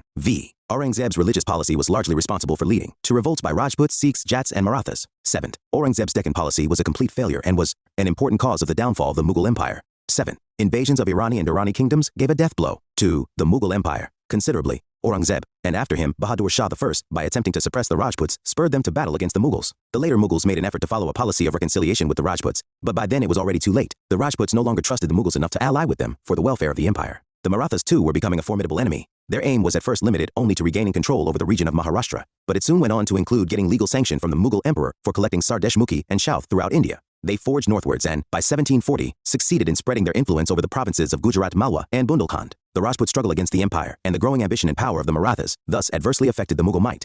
Economic and administrative problems. The number of emirs and their ranks or mansabs had increased sharply over time. There was little land left to be distributed among them as jagirs. Aurangzeb tried to solve the problem of acute shortage of jagirs or bejagiri by showing enhanced income from the jagirs on record. But this was a short-sighted measure, as the emirs tried to recover the recorded income from their jagirs by pressurizing the peasantry. So, both the emirs and the peasantry were antagonized. Then there were the wars, the luxurious lifestyles of the emperors and emirs alike, and the reduction in Khalisa land, all of which burdened the state. The result was that the expenditure of the state much exceeded its income. There was, moreover, no significant scientific and technological advance that could have improved a stagnant economy. The once flourishing trade did not enrich the empire's coffers, even as the inroads by European traders grew along coastal India. These economic and administrative problems only multiplied following the death of Aurangzeb. The empire had become too vast to be efficiently administered by a centralized system when the rulers were weak and incompetent. Rise of regional states. The states that emerged as a result of the decline of the Mughal Empire can be classified into the following three broad categories. Successor states. These were the Mughal provinces that turned into states after breaking away from the empire. Though they did not challenge the sovereignty of the Mughal ruler, the establishment of virtually independent and hereditary authority by their governors showed the emergence of autonomous polity in these territories. Some examples are Awadh, Bengal, and Hyderabad. 2. Independent kingdoms. These states came into existence primarily due to the destabilization of the Mughal control over the provinces. Examples being Mysore and the Rajput states. 2. The new states. These were the states set up by the rebels against the Mughal Empire. Examples being the Maratha, the Sikh, and the Jat states. Survey of regional kingdoms. Hyderabad. The founder of the Asaf Jah House of Hyderabad was Kilij Khan, popularly known as Nizam-ul-Mulk. It was Zulfikar Khan who had first conceived the idea of an independent state in the Deccan, but with his death in 1713, the dream remained unfulfilled. Kilij Khan, disgusted with the Mughal emperor who had appointed Mubaraz Khan as a full-fledged viceroy of the Deccan, decided to fight Mubaraz Khan. He defeated and later killed Mubaraz Khan in the Battle of Shakarketa 1724. He now assumed control of the Deccan. In 1725, he became the viceroy and conferred on himself the title of Asaf Jah. Awadh. The founder of the independent principality of Awadh was Saadat Khan, popularly known as Burhan-ul-Mulk. Saadat Khan was a Shia. He had joined in a conspiracy against the Sayyid brothers, which resulted in his being given an increased mansab. Later, driven out of the court, he was prompted to found a new independent state. Saadat Khan committed suicide due to pressure from Nadir Shah, who was demanding a huge booty from him. He was succeeded by Safdar Jang as the Nawab of Awadh. Bengal. Murshid Quli Khan was the founder of the independent state of Bengal. He was a capable ruler and made Bengal a prosperous state. He was succeeded in 1727 by his son Shujauddin. His successor, Sarfaraz Khan, was killed in 1740 by Alivardi Khan, the deputy governor of Bihar at Garia, who assumed power and made himself independent of the Mughal emperor by giving yearly tribute. The Rajputs tried to re-establish their independence in the 18th century. This forced the Mughal ruler Bahadur Shah I to march against Ajit Singh 1708, who had formed an alliance with Jai Singh II and Durgadas Rathore. But the alliance was broken, and the situation was saved for the Mughals. At one time, the Rajputs controlled the entire territory extending from the south of Delhi up to the western coast. Mysore, another important state to make its appearance in the 18th century, was that of Mysore.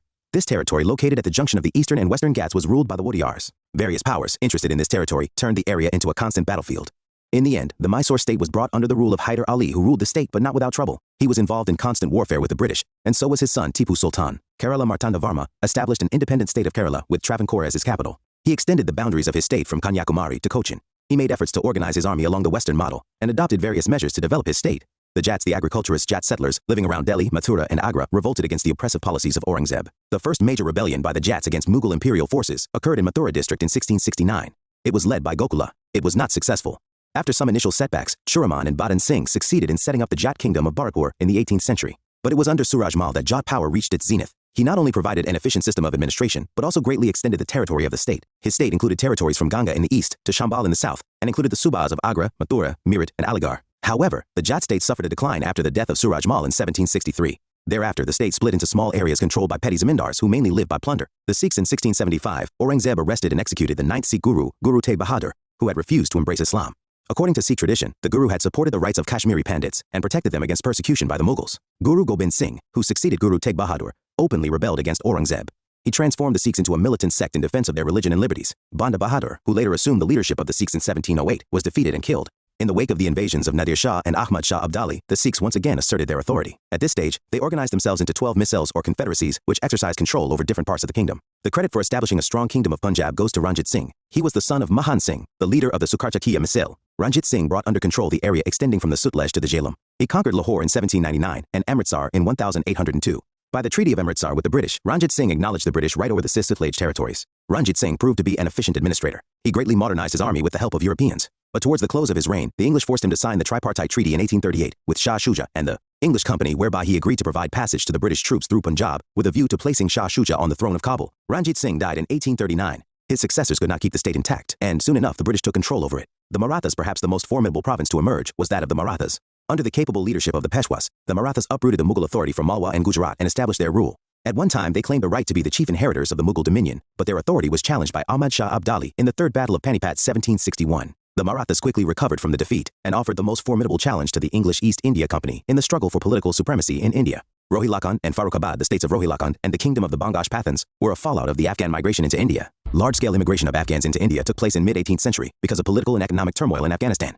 Ali Muhammad Khan took advantage of the collapse of authority in North India following Nadir Shah's invasion to set up a petty kingdom, Rohilkhand. This was the area of the Himalayan foothills between Kuman in the north and the Ganga in the south. The Rohillas, as the inhabitants of Rohilkhand were known, suffered heavily at the hands of the other powers in the area, the Jats and the Awadh rulers, and later, the Marathas and the British. Muhammad Khan Bangash, an Afghan, set up an independent kingdom to the east of Delhi, in the area around Farrukhabad, during the reigns of Farrukh Shiar and Muhammad Shah. Nature and limitations of regional states, the independent political systems that emerged in the provinces continued to maintain ties with the Mughal imperial authority and acknowledged the emperor's importance as an umbrella. Even rebel chieftains of the Marathas and Sikhs recognized the Mughal emperor as the supreme authority. The polity that emerged in these states was regional in character and functional with the collaborative support of the different local groups like the zamindars, merchants, local nobles, and chieftains. The provincial rulers had to take care of these various local interests in order to maintain themselves. Of course, there were exceptions. For instance, in Mysore, rulers did not recognize the local chieftains. The regional states had certain limitations. The provincial rulers failed to develop a system based on sound financial, administrative, and military organization. Though some of them tried to modernize, notably Mysore, on the whole, they were backward in science and technology. Another drawback was the constant warfare these states had with the neighboring regional powers, wars in which none could ultimately dominate. In fact, these states were strong enough to challenge Mughal power, but none was able to replace it with a stable polity at an all-India level. The Jagirdari crisis intensified as income from agriculture declined, and the number of contenders for a share of the surplus multiplied. Though trade, internal and foreign, continued without disruption and even prospered, the rest of the economy stagnated. Socio-economic conditions. India in the 18th century failed to make progress economically, socially, or culturally at an adequate pace. India became a land of contrasts because extreme poverty and extreme luxury existed side by side. The common populace remained impoverished, backward, and oppressed and lived at the bare subsistence level. The rich and the powerful enjoyed a life of luxury and lavishness. But it is worth noting that the life of the Indian masses was, by and large, better in the 18th century than it was after 100 years of British rule. Agriculture. Though agriculture was technically backward, it was worked by the hard labor of peasants. But this hard working class seldom got the fruits of their labor. Even though the agricultural produce supported the rest of the society, peasants' own reward was miserably inadequate. They were forced to pay exorbitant amounts to the state, the zamindars, the jagirdars, and the revenue, farmers. But this worsened under the British rule. Trade and industry. On account of being self-sufficient in handicrafts and agricultural products, India did not import foreign goods on a large scale. On the other hand, its industrial and agricultural products were in good demand in foreign markets. Hence, its exports were more than its imports. Trade was balanced by import of silver and gold. India was known as a sink of precious metals, items of import from the Persian Gulf region. Views. Bear in mind that the commerce of India is the commerce of the world, and he who can exclusively command it is the dictator of Europe, Peter the Great. India was a far greater industrial and manufacturing nation than any in Europe or any other in Asia. Her textile goods, the fine products of her looms, in cotton, wool, linen, and silk, were famous over the civilized world. So were her exquisite jewelry and her precious stones cut in every lovely farm. So were her pottery, porcelain, ceramics of every kind, quality, color, and beautiful shape. So were her fine works in metal, iron, steel, silver, and gold. She had great architecture, equal in beauty to any in the world. She had great engineering works. She had great merchants, real businessmen, great bankers and financiers. Not only was she the greatest shipbuilding nation, but she had great commerce and trade by land and sea which extended to all known civilized countries. Such was the India which the British found when they came. J.T. Sunderland. For centuries, the handloom weavers of Bengal had produced some of the world's most desirable fabrics, especially the fine muslins, light as woven air, that were coveted by European dressmakers. As late as the mid to 18th century, Bengal's textiles were still being exported to Egypt, Turkey, and Persia in the west, and to Java, China, and Japan in the east, along well-established trade routes, as well as to Europe. Shashi Tharoor, an era of darkness, pearls, raw silk, wool, dates, dried fruits, and rosewater. From Arabia, coffee, gold, drugs, and honey. From China, tea, sugar, porcelain, and silk. From Tibet, gold, musk, and woolen cloth. From Africa, ivory and drugs. From Europe, woolen cloth, copper, iron, lead, and paper. Items of export: cotton textiles, raw silk and silk fabrics, hardware, indigo, saltpeter, opium, rice, wheat, sugar, pepper and other spices, precious stones, and drugs. Important centers of textile industry: Dhaka, Murshidabad, Patna, Surat, Ahmedabad, Broach, Chanderi, Burhanpur, Jaunpur, Varanasi, Lucknow, Agra, Multan, Lahore, Masulipatam, Aurangabad, Chikakol, Vishakhapatnam, Bangalore, Coimbatore, Madurai, etc. Kashmir was a center of woolen manufactures. Shipbuilding industry: Maharashtra, the Andhra region, and Bengal were the leaders in shipbuilding. Indian shipping also flourished on the Kerala coast at Calicut and Quilon. The Zamorin of Calicut used the Muslim Kunjali Maraikars, who were well known for their seafaring ability, for his navy. Shivaji Bonsal's navy put up a good defense on the west coast against the Portuguese. According to Bipin Chandra, the European companies bought many Indian-made ships for their use. Status of education: the education imparted in 18th century India was still traditional, which could not match with the rapid developments in the West. The knowledge was confined to literature, law, religion, philosophy, and logic, and excluded the study of physical and natural sciences, technology, and geography. In fact, due to over-reliance placed on ancient learning, any original thought got discouraged. Elementary education among the Hindus and the Muslims was quite widespread. The Hindu and Muslim elementary schools were called pathshalas and maktabs respectively. The education was confined to reading, writing, and arithmetic. Children from the lower castes sometimes attended the schools, but female presence was rare. Chatuspatis, or tolls, as they were called in Bihar and Bengal, were the centers of higher education. Some of the famous centers for Sanskrit education were Kasi, Varanasi, Tirhut, Mithila, Nadia, and Utkala. Madrasas were the institutions of higher learning for Persian and Arabic, Persian being the court language and learnt by the Muslims as well as the Hindus. Azimabad, Patna, was a famous center for Persian education. People interested in the study of the Quran and Muslim theology had to acquire proficiency in Arabic. Societal setup: many castes, many sects. The society of 18th century India was characterized by traditional outlook and stagnation. Though there existed a certain degree of broad cultural unity, people were divided by caste, religion, region, tribe, and language. The family system was primarily patriarchal, and caste was a central feature of the social life of the Hindus. Apart from the four Varnas, Hindus were divided into numerous subcastes which permanently fixed their place in the social scale. Though the choice of profession was mainly determined by caste considerations, exceptions occurred on a large scale, making caste status quite fluid in some parts of the country. Caste councils and panchayats enforced caste norms and regulations. Even though Islam enjoined social equality on the Muslims, they too were divided by considerations of caste, race, tribe, and status. Religious considerations not only kept the Sunni and Shia nobles apart, but also the Irani, Afghan, Turani, and Hindustani Muslim nobles and officials apart from one another. The Sharif Muslims, consisting of nobles, scholars, priests, and army officers, often looked down upon the Ajlaf Muslims or the lower-class Muslims in a manner similar to the way of the higher caste Hindus treated the lower-caste Hindus. Religious conversions occurred and caste proved to view. A Hindu woman can go anywhere alone, even in the most crowded places, and she need never fear the impertinent looks and jokes of idle loungers. Abbé Dubois commented at beginning of the 19th century, be a major divisive force and element of disintegration in 18th century India. Position of women in society in the patriarchal family system in India, except in some social groups in Kerala, women possess little individuality of their own, though there were a few exceptions. While upper-class women remained at home, lower-class women worked in fields and outside their homes supplementing the family income. Certain outdated and exploitative social customs and traditions, such as the purdah, sati, child marriage, and polygamy, did exist, which hindered the progress of women. The plight of the Hindu widow was usually miserable. The evil of dowry was especially widespread in Bengal and Rajputana. Sensitive Indians were often touched by the hard and harsh life of the widows. Raja Sawai Jai Singh of Amber and the Maratha general Prashuram Bhau tried to promote widow remarriage but failed. Menace of slavery: European travelers and administrators who came in the 17th century reported the widespread prevalence of slaves in India.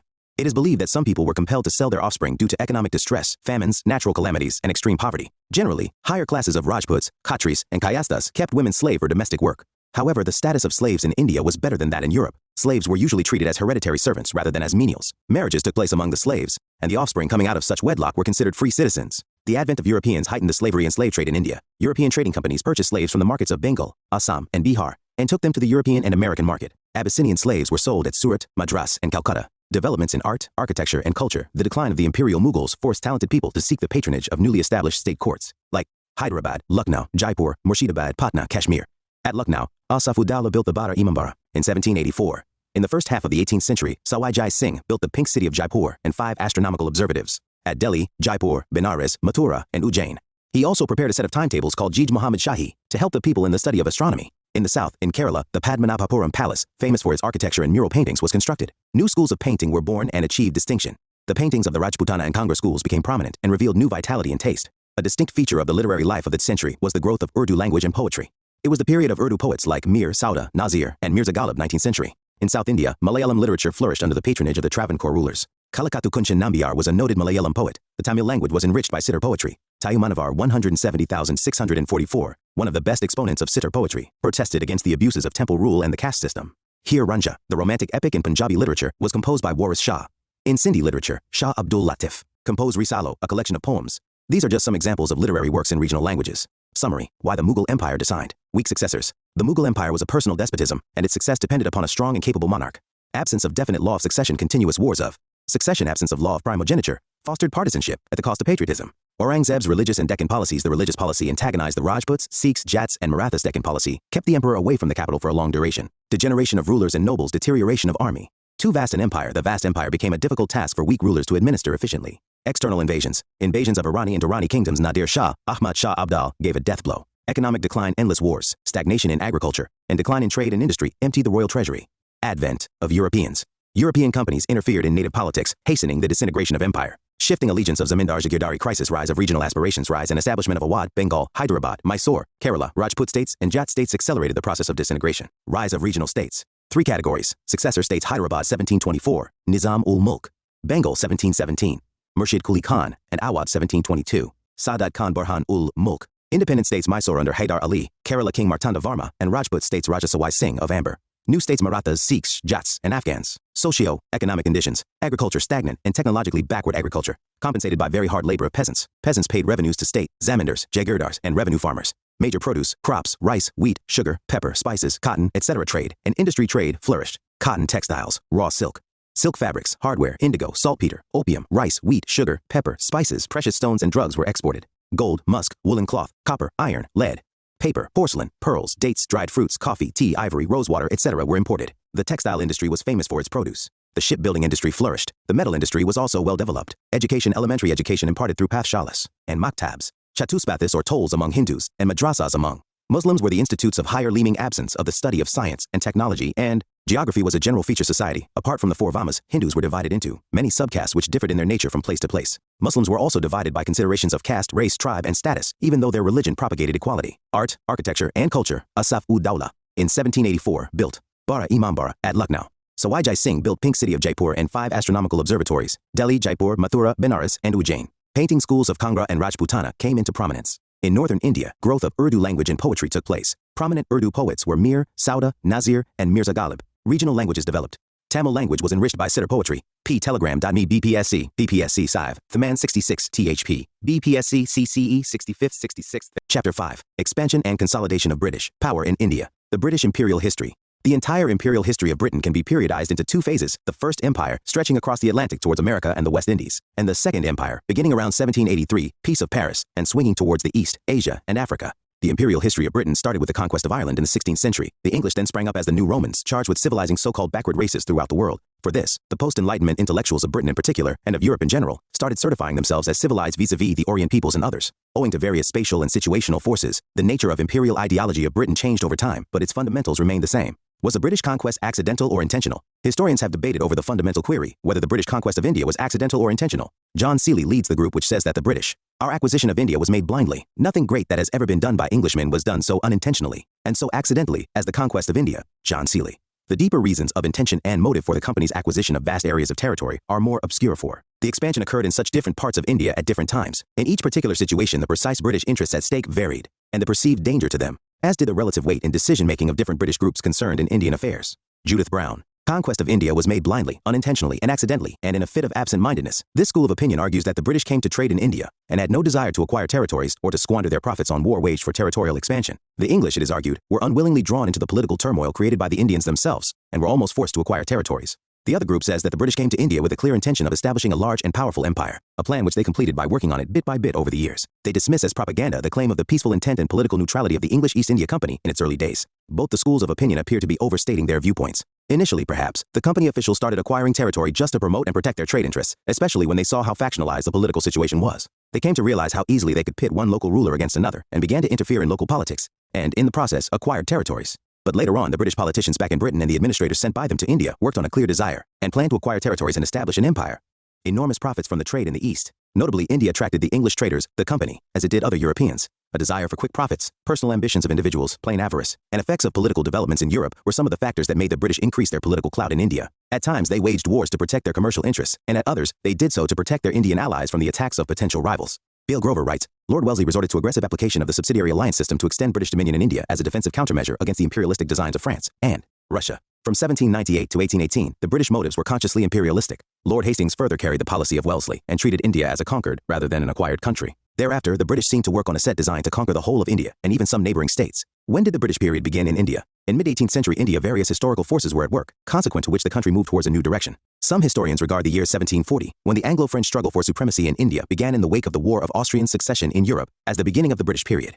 Some see the year 1757, when the British defeated the Nawab of Bengal at Plassey, as the designated date. Still others regard 1761, the year of the Third Battle of Panipat, when the Marathas were defeated by Ahmad Shah Abdali, as the beginning of this phase of Indian history. However, all such chronological landmarks are somewhat arbitrary because the political transformation which began around that time took about 80 years to complete. For instance, as we think of 1761, the British would certainly come to mind because of their victory over the Nawab of Bengal at Plassey and over the French. But we would not entirely write off the Marathas and would probably also consider the prospects of Hyder Ali. In fact, it was a period of Indian history which it would probably be a mistake to interpret in terms of what we know in the present. Nonetheless, the circumstances under which the British succeeded are not clear, and the few bottlenecks which they faced were not of a serious nature. It is this paradox which makes the causes of British success in establishing an empire in India a matter of considerable interest. Causes of British success in India. The entire process of expansion and consolidation of the British power in India took almost a century. In these 100-odd years, the English used many diplomatic and military tactics, apart from other mechanisms, to finally emerge as the rulers of India. Both war and administrative policies were used by the English to impose their power over various kingdoms, and finally to consolidate their own rule over the entire India. The British were not averse to using unscrupulous tactics to exploit a situation or a regional ruler to get their own way. The causational forces and factors for the success of the British are as follows. Superior arms, military, and strategy. The firearms used by the English, which included muskets and cannons, were better than the Indian arms both in speed of firing and in range. On realizing this, many Indian rulers imported European arms and employed European officers to train their troops, but unfortunately, the Indian military officers and the ranks could never match the English officers and English armies. In the absence of originality, the military officers and armies of Indian rulers became mere imitators. Better military discipline and regular salary, a regular system of payment of salaries and a strict regime of discipline were the means by which the English company ensured that the officers and the troops were loyal. On their part, most of the Indian rulers did not have enough money to pay salaries regularly. The Marathas at times diverted their military campaigns to collect revenue so as to pay their troops. Also, the Indian rulers were dependent on personal retinues or a rabble of mercenary elements who were not amenable to discipline and could turn rebellious or join the opponents when the going was not good. Civil discipline and fair selection system. The company officers and troops were given charge on the basis of their reliability and skill and not on hereditary or caste and clan ties. They themselves were subject to strict discipline and were aware of the objectives of their campaigns. In contrast, the Indian administrators and military officers were appointed on the basis of caste and personal relations, often disregarding merit and ability. As a result, their competence was doubtful, and they often tended to be rebellious and disloyal in order to pursue their own interests. Brilliant leadership and support of second-line leaders, Clive, Warren Hastings, Elphinstone, Monroe, Marquis of Dalhousie, etc., displayed rare qualities of leadership. The English also had the advantage of a long list of secondary leaders like Sir Eyre Coote, Lord Lake, and Arthur Wellesley, who fought not for the leader but for the cause and the glory of their country. The Indian side too had brilliant leaders like Hyder Ali, Tipu Sultan, Chinchilij Khan, Madhurao Scindia, and Yashwant Rao Holkar, but they often lacked a team of second-line trained personnel. Moreover, the Indian leaders were as much fighting against one another as against the British. The spirit of fighting for a united cause was not their motivation. Thus, they often supported the British against neighboring rulers. The consciousness of India was lacking. Strong financial backup. The income of the company was adequate enough to pay its shareholders handsome dividends, as also to finance the English wars in India. Furthermore, England was earning fabulous profits from its trade with the rest of the world. This vast amount of resources in money, materials, and men was available to the British in times of need thanks to their superiority in sea power. Nationalist pride and economically thriving British people believing in material advancement and proud of their national glory faced the weak, divided amongst themselves Indians bereft of a sense of unified political nationalism. The lack of materialistic vision among Indians was also a reason for the success of the English company. British conquest of Bengal. Bengal, on the eve of British conquest, Bengal, the richest province of the Mughal Empire, included present-day Bangladesh, and its Nawab had authority over the region constituting present-day states of Bihar and Odisha. Exports from Bengal to Europe consisted of raw products such as saltpeter, rice, indigo, pepper, sugar, silk, cotton textiles, handicrafts, etc. The English East India Company had vital commercial interests in trading in Bengal, as nearly 60% of the British imports from Asia consisted of goods from Bengal. During the 1630s, regular contact of the British with Bengal continued when they established factories in Balasore, Hooghly, Kasimbazar, Patna, and Dhaka. By the 1690s, the foundation of Calcutta by the English Company completed the process of English commercial settlement in Bengal. The company paid a sum of Rs per annum to the Mughal emperor, who allowed them to trade freely in Bengal. In contrast, the company's exports from Bengal were worth more than £50,000 per annum. In 1700s, Murshid Quli Khan became the Diwan of Bengal and ruled till his death in 1727. He was succeeded by his son-in-law, Shuja-ud-Din, who ruled till 1739.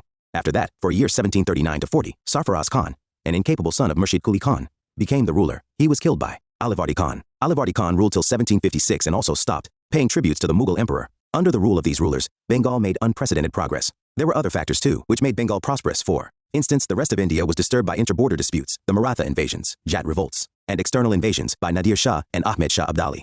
The region of Bengal was fortunate enough to escape these challenges. The population of Calcutta rose from 15,000 in 1706 to 100,000 in 1750, and other cities like Dhaka and Murshidabad became highly populous. Almost all the governors of Bengal strongly resented the special privileges enjoyed by the English company, as it meant a huge loss to the provincial exchequer.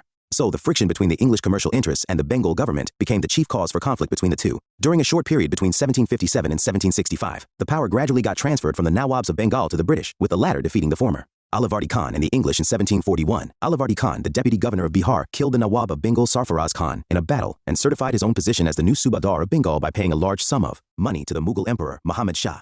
Alivardi Khan ruled for 15 years, during which he fought off the Marathas. The English too took the advantage of the Maratha incursions in Bengal by obtaining a permission from the Nawab to dig a ditch and throw up an entrenchment around their settlement of Fort William. Later, Alivardi Khan's apprehensions were drawn to the Carnatic region, where the European companies had usurped all power. On realizing this, he was urged to expel the Europeans from Bengal.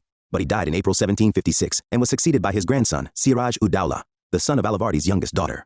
Challenges before Siraj-ud-Dawla, a youth just in his 20th year, Siraj inherited many troubles from his grandfather. He had a rival in his cousin, the Nawab of Purnea, Shaukat Jang, a hostile aunt, Ghasiti Begum, a childless widow, a rebellious commander of the army, Mir Jafar, husband of Alivardi Khan's sister, and an alarmed Hindu subject population. There was a dominant group in his court comprising Jagat Seth, Omishand, Rai Balab, Rai Durlab, and others who were opposed to him. To these internal rivals were added the threat to Siraj's position from the ever-growing commercial activity of the English company. Impulsive by nature and lacking experience, Siraj felt insecure, and this prompted him to act in ways which proved counterproductive. He defeated Shaukat Jang and killed him in a battle, divested Ghasiti Begum of her treasures and secured her, and dismissed Mir Jafar, appointing Mir Madan in his place. A Kashmiri officer, Mohan Lal, was appointed as the overall administrator, and he acted almost like a prime minister. The Battle of Plassey, prelude to the battle. The officials of the company made rampant misuse of its trade privileges that adversely affected the Nawab's finances. The English fortified Calcutta without the Nawab's permission. The company further tried to mislead him and compounded their sin by giving asylum to a political fugitive, Krishna Das, son of Raj Balab, who had fled with immense treasures against the Nawab's will. The company, on its part, suspected that Siraj would drastically reduce its trade privileges in collusion with the French in Bengal. Thus, when Siraj attacked and seized the English fort at Calcutta, it brought their hostility into the open. Mention may be made here of the much-propagated Black Hole tragedy. Siraj-ud-Dawla is believed to have imprisoned 146 English persons who were lodged in a very tiny room, due to which 123 of them died of suffocation. However, historians either do not believe this story or say that the number of victims must have been much smaller. The battle, the arrival of a strong force under the command of Robert Clive at Calcutta from Madras, strengthened the English position in Bengal. Clive forged a secret alliance with the traitors of the Nawab, Mir Jafar, Rai Durlab, Jagat Seth, an influential banker of Bengal, and Omishand. Under the deal, Mir Jafar was to be made the Nawab, who, in turn, would reward the company for its services. The secret alliance of the company with the conspirators further strengthened the English position. So the English victory in the Battle of Plassey, June 23, 1757, was decided before the battle was even fought. Due to the conspiracy of the Nawab's officials, the 50,000-strong force of Siraj was defeated by a handful of Clive's forces. Siraj-ud-Dawla was captured and murdered by the order of Mir Jafar's son Miran. The Battle of Plassey placed at the disposal of the English vast resources of Bengal. After Plassey, the English virtually monopolized the trade and commerce of Bengal. Significance of the Battle of Plassey. As a result of this victory, Mir Jafar became the Nawab of Bengal. He gave large sums of money plus the zamindari of 24 parganas to the English. The Battle of Plassey had political significance, for it laid the foundation of the British Empire in India. It has been rightly regarded as the starting point of British rule in India. The battle established the military supremacy of the English in Bengal. Their main rivals, the French, were ousted. They obtained a grant of territories for the maintenance of a properly equipped military force, and their prestige increased manifold. But there was no apparent change in the form of government, though the supreme control of affairs passed to Clive, on whose support the new Nawab, Mir Jafar, was entirely dependent for maintaining his newly acquired position. The sovereignty of the English over Calcutta was recognized, and the English posted a resident at the Nawab's court. Mir Qasim, and the Treaty of 1760. Mir Jafar was increasingly irritated by the interference of Clive. He entered into a conspiracy with the Dutch at Shinsura, but the Dutch were defeated and humbled by the English forces at Badara in November 1759. The treachery of Mir Jafar and his failure to make the payments due to the company annoyed the English. Meanwhile, Miran, the son of Jafar, died, and there started a fight for the Nawabship of Bengal between Mir Qasim, the son-in-law of Mir Jafar, and Miran's son. Vansittart, the new governor of Calcutta, agreed to support Mir Qasim's claim after a treaty between Mir Qasim and the company was signed in 1760. Important features of the treaty were as follows. Mir Qasim agreed to cede to the company the districts of Burdwan, Midnapur, and Chittagong. The company would get half of the share in Chunam, trade of Sylhet. 2. Mir Qasim agreed to pay off the outstanding dues to the company. Mir Qasim promised to pay a sum of 5 lakh rupees towards financing the company's war efforts in southern India. It was agreed that Mir Qasim's enemies were the company's enemies and his friends, the company's friends. It was agreed that tenants of the Nawab's territory would not be allowed to settle in the lands of the company, and vice versa. Under the pressure of the company, Mir Jafar decided to resign in favor of Mir Qasim. A pension of 1,500 Nepalese rupees per annum was fixed for Mir Jafar. Steps taken by Mir Qasim. Mir Qasim was the ablest Nawab among the successors of Alivardi Khan. After assuming power, Mir Qasim shifted the capital from Murshidabad to Munger in Bihar. The move was taken to allow a safe distance from the company at Calcutta. His other important steps were reorganizing the bureaucracy with the men of his own choice, and remodeling the army to enhance its skill and efficiency. The Battle of Buxar. Prelude to the battle, the company had thought that Mir Qasim would prove to be an ideal puppet for them. However, Mir Qasim belied the expectations of the company. Ram Narayan, the deputy governor of Bihar, was not responding to repeated requests by the Nawab to submit the accounts of the revenues of Bihar. Mir Qasim could not tolerate this open defiance of his authority. But Ram Narayan was supported by the English officials of Patna. The misuse of the company's dastak or trade permit, a permit which exempted the goods specified from payment of duties by company officials, also resulted in tensions between the Nawab and the English. The misuse of the dastak meant the loss of tax revenue to the Nawab. It also made the local merchants face unequal competition with the company merchants. By an imperial farman, the English company had obtained the right to trade in Bengal without paying transit dues or tolls. However, the servants of the company also claimed the same privileges for their private trade. The company's servants also sold dastak to Indian merchants for a commission. Besides, they used coercive methods to get goods at cheaper rates, which was against the spirit of the duty-free trade. The duty-free trade simply meant buying cheap in an otherwise competitive market. Mir Qasim decided to abolish the duties altogether. But the British protested against this, and insisted upon having preferential treatment as against other traders. The Nawab company tussle over transit duty led to the outbreak of wars between the English and Mir Qasim in 1763. The English gained successive victories at Katwa, Murshidabad, Giria, Sudi, and Munger. Mir Qasim fled to Awadh, or Oud, and formed a confederacy with the Nawab of Awadh, Shuja-ud-Dawla, and the Mughal emperor, Shah Alam II, with a view to recover Bengal from the English. The battle, the combined armies of Mir Qasim, the Nawab of Awadh, and Shah Alam II were defeated by the English forces under Major Hector Munro at Buxar on October 22, 1764, in a closely contested battle. The English campaign against Mir Qasim was short but decisive. The importance of this battle lay in the fact that not only the Nawab of Bengal but also the Mughal Emperor of India was defeated by the English. The victory made the English a great power in northern India and contenders for the supremacy over the whole country. After the battle, Mir Jafar, who was made Nawab in 1763 when relations between Mir Qasim and the company became strained, agreed to hand over the districts of. A survey of this period of British rule cannot be complete without a reference to Robert Clive, who joined the army after resigning from a clerk's post.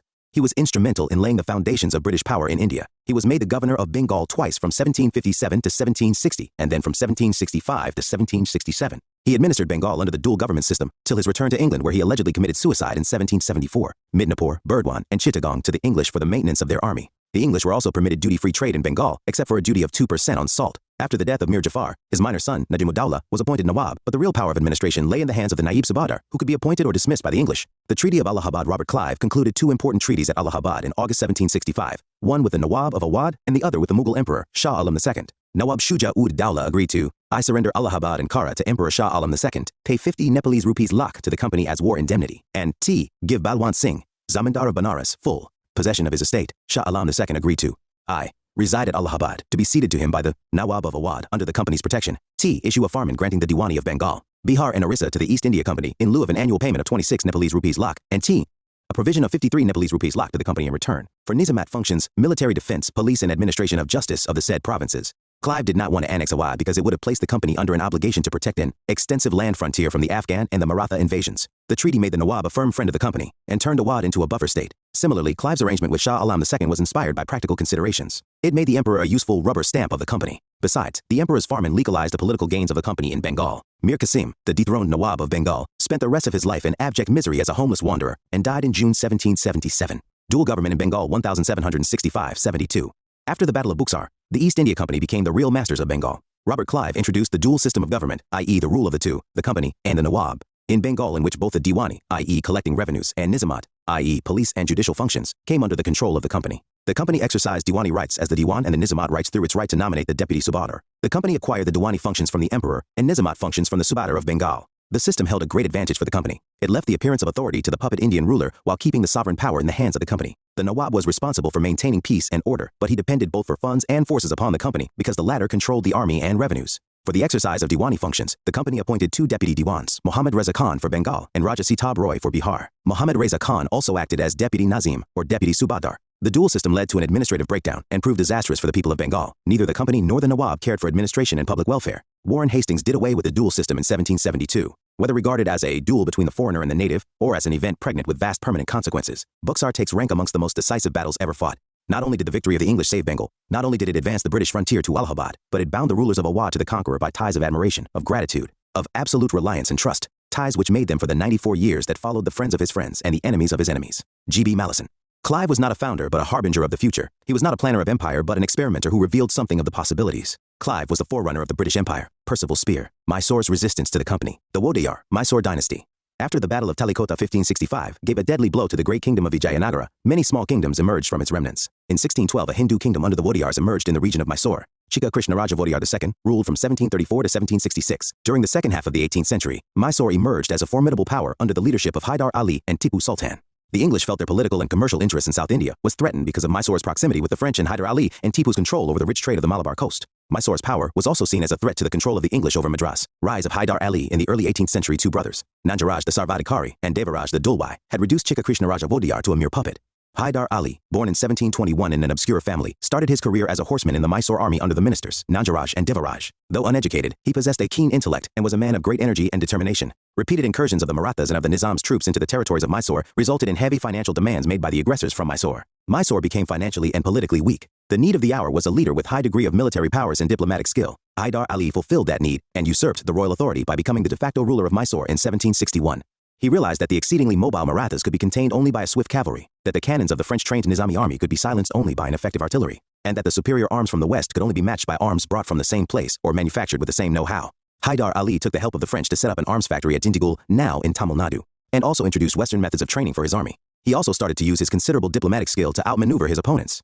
With his superior military skill, he captured Dod Balapur, Sera, Bednor, and Hoskote in 1761-63 and brought to submission the troublesome Polygars of South India in what is now Tamil Nadu. Recovering from their defeat at Panipat, the Marathas under Madhav Rao attacked Mysore and defeated Hyder Ali in 1764, 1766, and 1771. To buy peace, Hyder Ali had to give them large sums of money, but after Madhav Rao's death in 1772, Hyder Ali raided the Marathas a number of times during 1774, 76, and recovered all the territories he had previously lost, besides capturing new areas. First Anglo-Mysore War 1767-69. Background: after their easy success in Bengal, the English were confident of their military strength. They concluded a treaty with the Nizam of Hyderabad 1766, persuading him to give them the northern Sirkars region, in lieu of which they said they would protect the Nizam from Hyder Ali. Hyder already had territorial disputes with the Nawab of Arcot, and differences with the Marathas.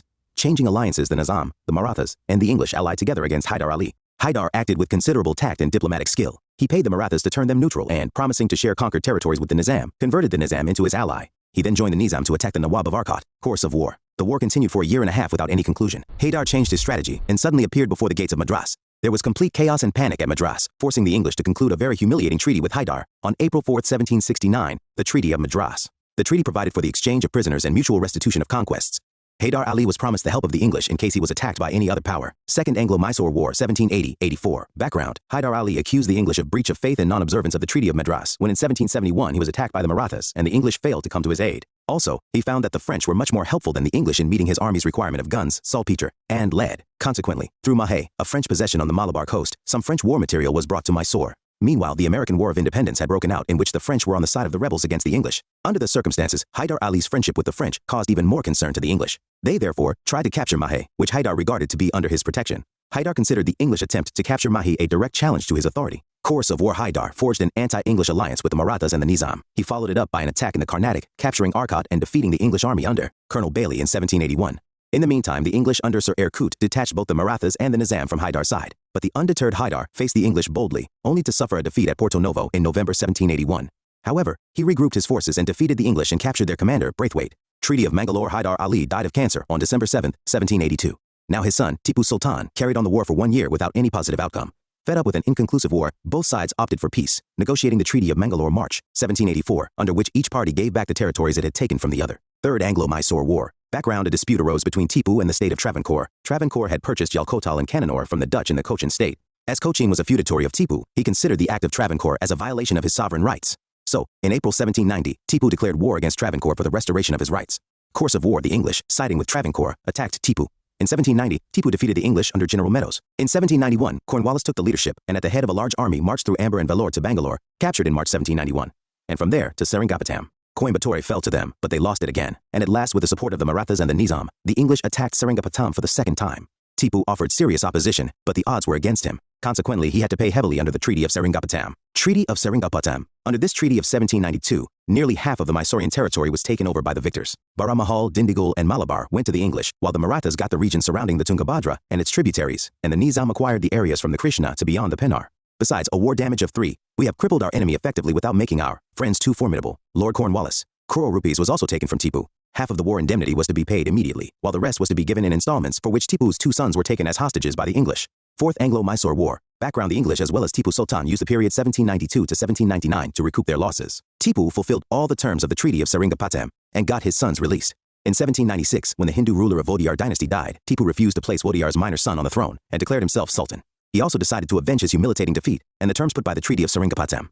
In 1798, Lord Wellesley succeeded Sir John Shore as the new Governor-General, an imperialist to the core. Wellesley was concerned about Tipu's growing friendship with the French and aimed at annihilating Tipu's independent existence or force him to submission through the system of subsidiary alliance. So, the charge sheet against Tipu mentioned that he was plotting against the English with the Nizam and the Marathas, and that he had sent emissaries to Arabia, Afghanistan, Kabul, and Zaman Shah, as also to Isle of France, Mauritius, and Versailles, with treasonable intent. Tipu's explanation did not satisfy Wellesley. Course of war.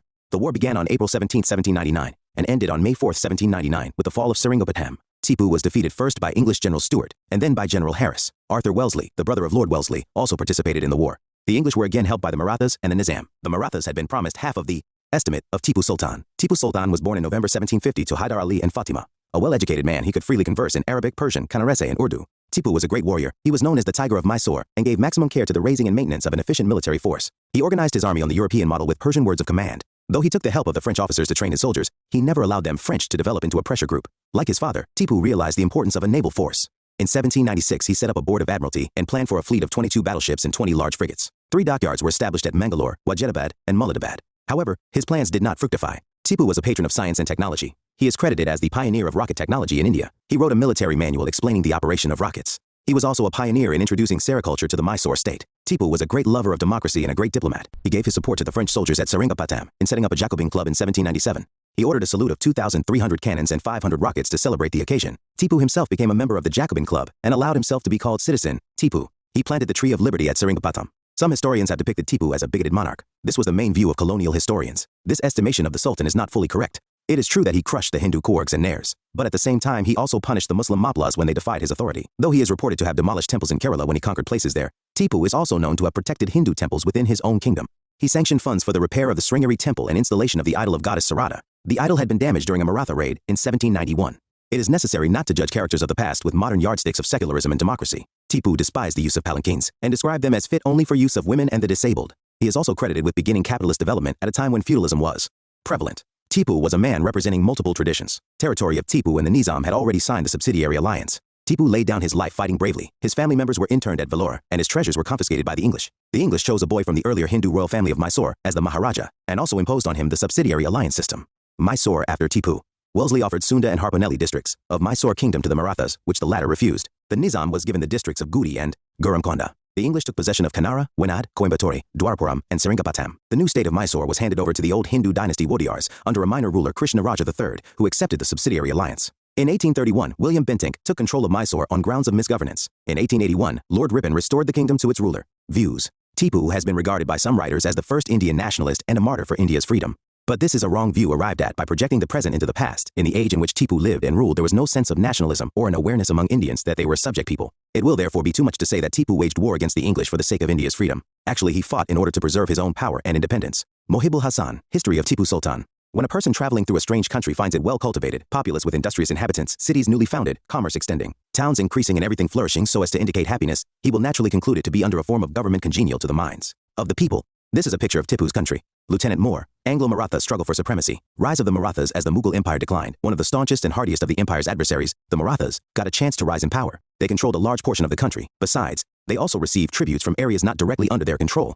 By the middle of the 18th century, they were in Lahore thinking of becoming rulers of the North Indian Empire, and in the court of the Mughals playing the role of kingmakers. Though the Third Battle of Panipat 1761, in which they were defeated by Ahmad Shah Abdali, changed the situation, they regrouped, regained their strength, and within a decade, achieved a position of power in India. Bajirao I, 1720-40, considered greatest of all the Peshwas, had started a confederacy of prominent Maratha chiefs to manage the rapidly expanding Maratha power, and to some extent appease the Kshatriya section of the Marathas. Peshwas were Brahmins, led by the Senapati Dabodi. Under the arrangement of the Maratha Confederacy, each prominent family under a chief was assigned a sphere of influence which he was supposed to conquer and rule, but in the name of the then Maratha king, Shahu. The Maratha families which emerged prominent were I the Gaikwad of Baroda, T the Bonsal of Nagpur, T the Holkars of Indore, E the Scindias of Gwalior, and V the Peshwa of Pune. The Confederacy under Bajirao I to Madhavrao I worked cordially, but the Third Battle of Panipat 1761 changed everything. The defeat at Panipat and later the death of the young Peshwa, Madhavrao I, in 1772, weakened the control of the Peshwas over the Confederacy. Though the chiefs of the Confederacy united on occasion, as against the British 1775, 82, More often they quarreled among themselves. Entry of the English into Maratha politics. The years between the last quarter of the 18th century and the first quarter of the 19th century witnessed the Marathas and the English clashing thrice for political supremacy, with the English emerging victorious in the end. The cause of these conflicts was the inordinate ambition of the English and the divided house of the Marathas that encouraged the English to hope for success in their venture. The English in Bombay wanted to establish a government on the lines of the arrangement made by Clive in Bengal, Bihar, and Orissa. So it was a longed-for opportunity for the English when dissensions over a succession divided the Marathas. First Anglo-Maratha War 1775-82. Background: after the death of Madhav Rao in 1772, his brother Narayan Rao succeeded him as the 5th Peshwa. However, Narayan Rao's uncle, Raghunath Rao, had his nephew assassinated and named himself as the next Peshwa. Although he was not a legal heir, Narayan Rao's widow, Gangabai, gave birth to a son after her husband's death. The newborn infant was named Sawai, 1¼ Madhav Rao, and he was legally the next Peshwa. 12 Maratha chiefs Barabai, led by Nana Fadnavis, made an effort to name the infant as the new Peshwa and rule for him as regents. Treaties of Surat and Purandar. Raghunath Rao, unwilling to give up his position and power, sought help from the English at Bombay and signed the Treaty of Surat in 1775. Under the treaty, Raghunath Rao ceded the territories of Salsette and Bassein to the English, along with a portion of the revenues from Surat and Baruch districts. In return, the English were to provide Raghunath Rao with 2,500 soldiers. The British Calcutta Council, on the other side of India, condemned the Treaty of Surat 1775 and sent Colonel Upton to Pune to annul it and make a new treaty, Treaty of Purandar 1776, with the Regency renouncing Raghunath and promising him a pension. The Bombay government rejected this and gave refuge to Raghunath. In 1777, Nana Fadnavis violated his treaty with the Calcutta Council by granting the French a port on the west coast. The English retaliated by sending a force towards Pune. Course of war: the English and the Maratha armies met on the outskirts of Pune. Though the Maratha army had a larger number of soldiers than the English, the latter had highly superior ammunition and cannons. However, the Maratha army was commanded by a brilliant general named Mahaji Scindia, also known as Mahaji Shinde. Mahaji lured the English army into the Ghats mountain passes near Talegaon and trapped the English from all sides and attacked the English supply base at Hopali. The Marathas also utilized a scorched earth policy, burning farmland and poisoning wells. As the English began to withdraw to Talegaon, the Marathas attacked, forcing them to retreat to the village of Wadgaon. Here, the English army was surrounded on all sides by the Marathas and cut off from food and water supplies. The English surrendered by mid-January 1779 and signed the Treaty of Wadgaon that forced the Bombay government to relinquish all territories acquired by the English since 1775. Treaty of Salbai 1782, end of the first phase of the struggle. Warren Hastings, the Governor-General in Bengal, rejected the Treaty of Wadgaon and sent a large force of soldiers under Colonel Goddard, who captured Ahmedabad in February 1779 and Bassein in December 1780. Another Bengal detachment led by Captain Popham captured Gwalior in August 1780. In February 1781, the English, under General Kamak, finally defeated Scindia at Sipri. Scindia proposed a new treaty between the Peshwa and the English, and the Treaty of Salbai was signed in May 1782. It was ratified by Hastings in June 1782 and by Fadnavis in February 1783. The treaty guaranteed peace between the two sides for 20 years. The main provisions of the Treaty of Salbai were: I. Salsette should continue in the possession of the English. II. The whole of the territory conquered since the Treaty of Purandar 1776, including Bassein, should be restored to the Marathas. 2. In Gujarat, Fateh Singh Gaikwad should remain in possession of the territory which he had before the war and should serve the Peshwa as before. 4. The English should not offer any further support to Raghunath Rao, and the Peshwa should grant him a maintenance allowance. But Pada Ali should return all the territory taken from the English and the Nawab of Arka. V. The English should enjoy the privileges at trade as before. 7. The Peshwa should not support any other European nation. The Peshwa and the English should undertake that their several allies should remain at peace with one another. X. Mahaji Scindia should be the mutual guarantor for the proper observance of the terms of the treaty. Second Anglo-Maratha War, 1803-05. Background: the Second Anglo-Maratha War started in circumstances similar to those of the first. After Peshwa Madhav Rao Narayan committed suicide in 1795, Bajirao II, the worthless son of Raghunath Rao, became the Peshwa. Nana Fadnavis, a bitter foe of Bajirao II, became the chief minister. The dissensions among the Marathas provided the English with an opportunity to intervene in Maratha affairs. The death of Nana Fadnavis in 1800s gave the British an added advantage. Course of war: on April 1, 1801, the Peshwa brutally murdered the brother of Jaswantrao, also called Yashwantrao by some historians Holkar Vithuji. A furious Jaswant arrayed his forces against the combined armies of Scindia and Bajirao II. The turmoil continued, and on October 25, 1802, Jaswant defeated the armies of the Peshwa and Scindia decisively at Hadapsar near Pune and placed Vinayak Rao, son of Amrit Rao, on the Peshwa's seat. A terrified Bajirao II fled to Bassein, where on December 31, 1802, he signed a treaty with the English. Treaty of Bassein 1802. Under the treaty, the Peshwa agreed, to receive from the company a native infantry consisting of not less than 6,000 troops, with the usual proportion of field artillery and European artillerymen attached, to be permanently stationed in its territories. To cede to the company territories yielding an income of 26 Nepalese rupees lakh. To surrender the city of Surat, Eve, to give up all claims for Shouth on the Nizam's dominions. B. To accept the company's arbitration in all differences between him and the Nizam or the Gaikwad. Vi. Not to keep in his employment Europeans of any nation at war with the English. And 7. To subject his relations with other states to the control of the English. Reduced to vassalage after the Peshwa accepted the subsidiary alliance, Scindia and Bonsal attempted to save Maratha independence. But the well-prepared and organized army of the English under Arthur Wellesley defeated the combined armies of Scindia and Bonsal and forced them to conclude separate subsidiary treaties with the English. In 1804, Yashwantrao Holkar made an attempt to form a coalition of Indian rulers to fight against the English, but his attempt proved unsuccessful. The Marathas were defeated, reduced to British vassalage, and isolated from one another. Defeat of Bonsal, December 17, 1803, Treaty of Diogon. Chi, defeat of Scindia, December 30, 1803, Treaty of Surji Anjangon.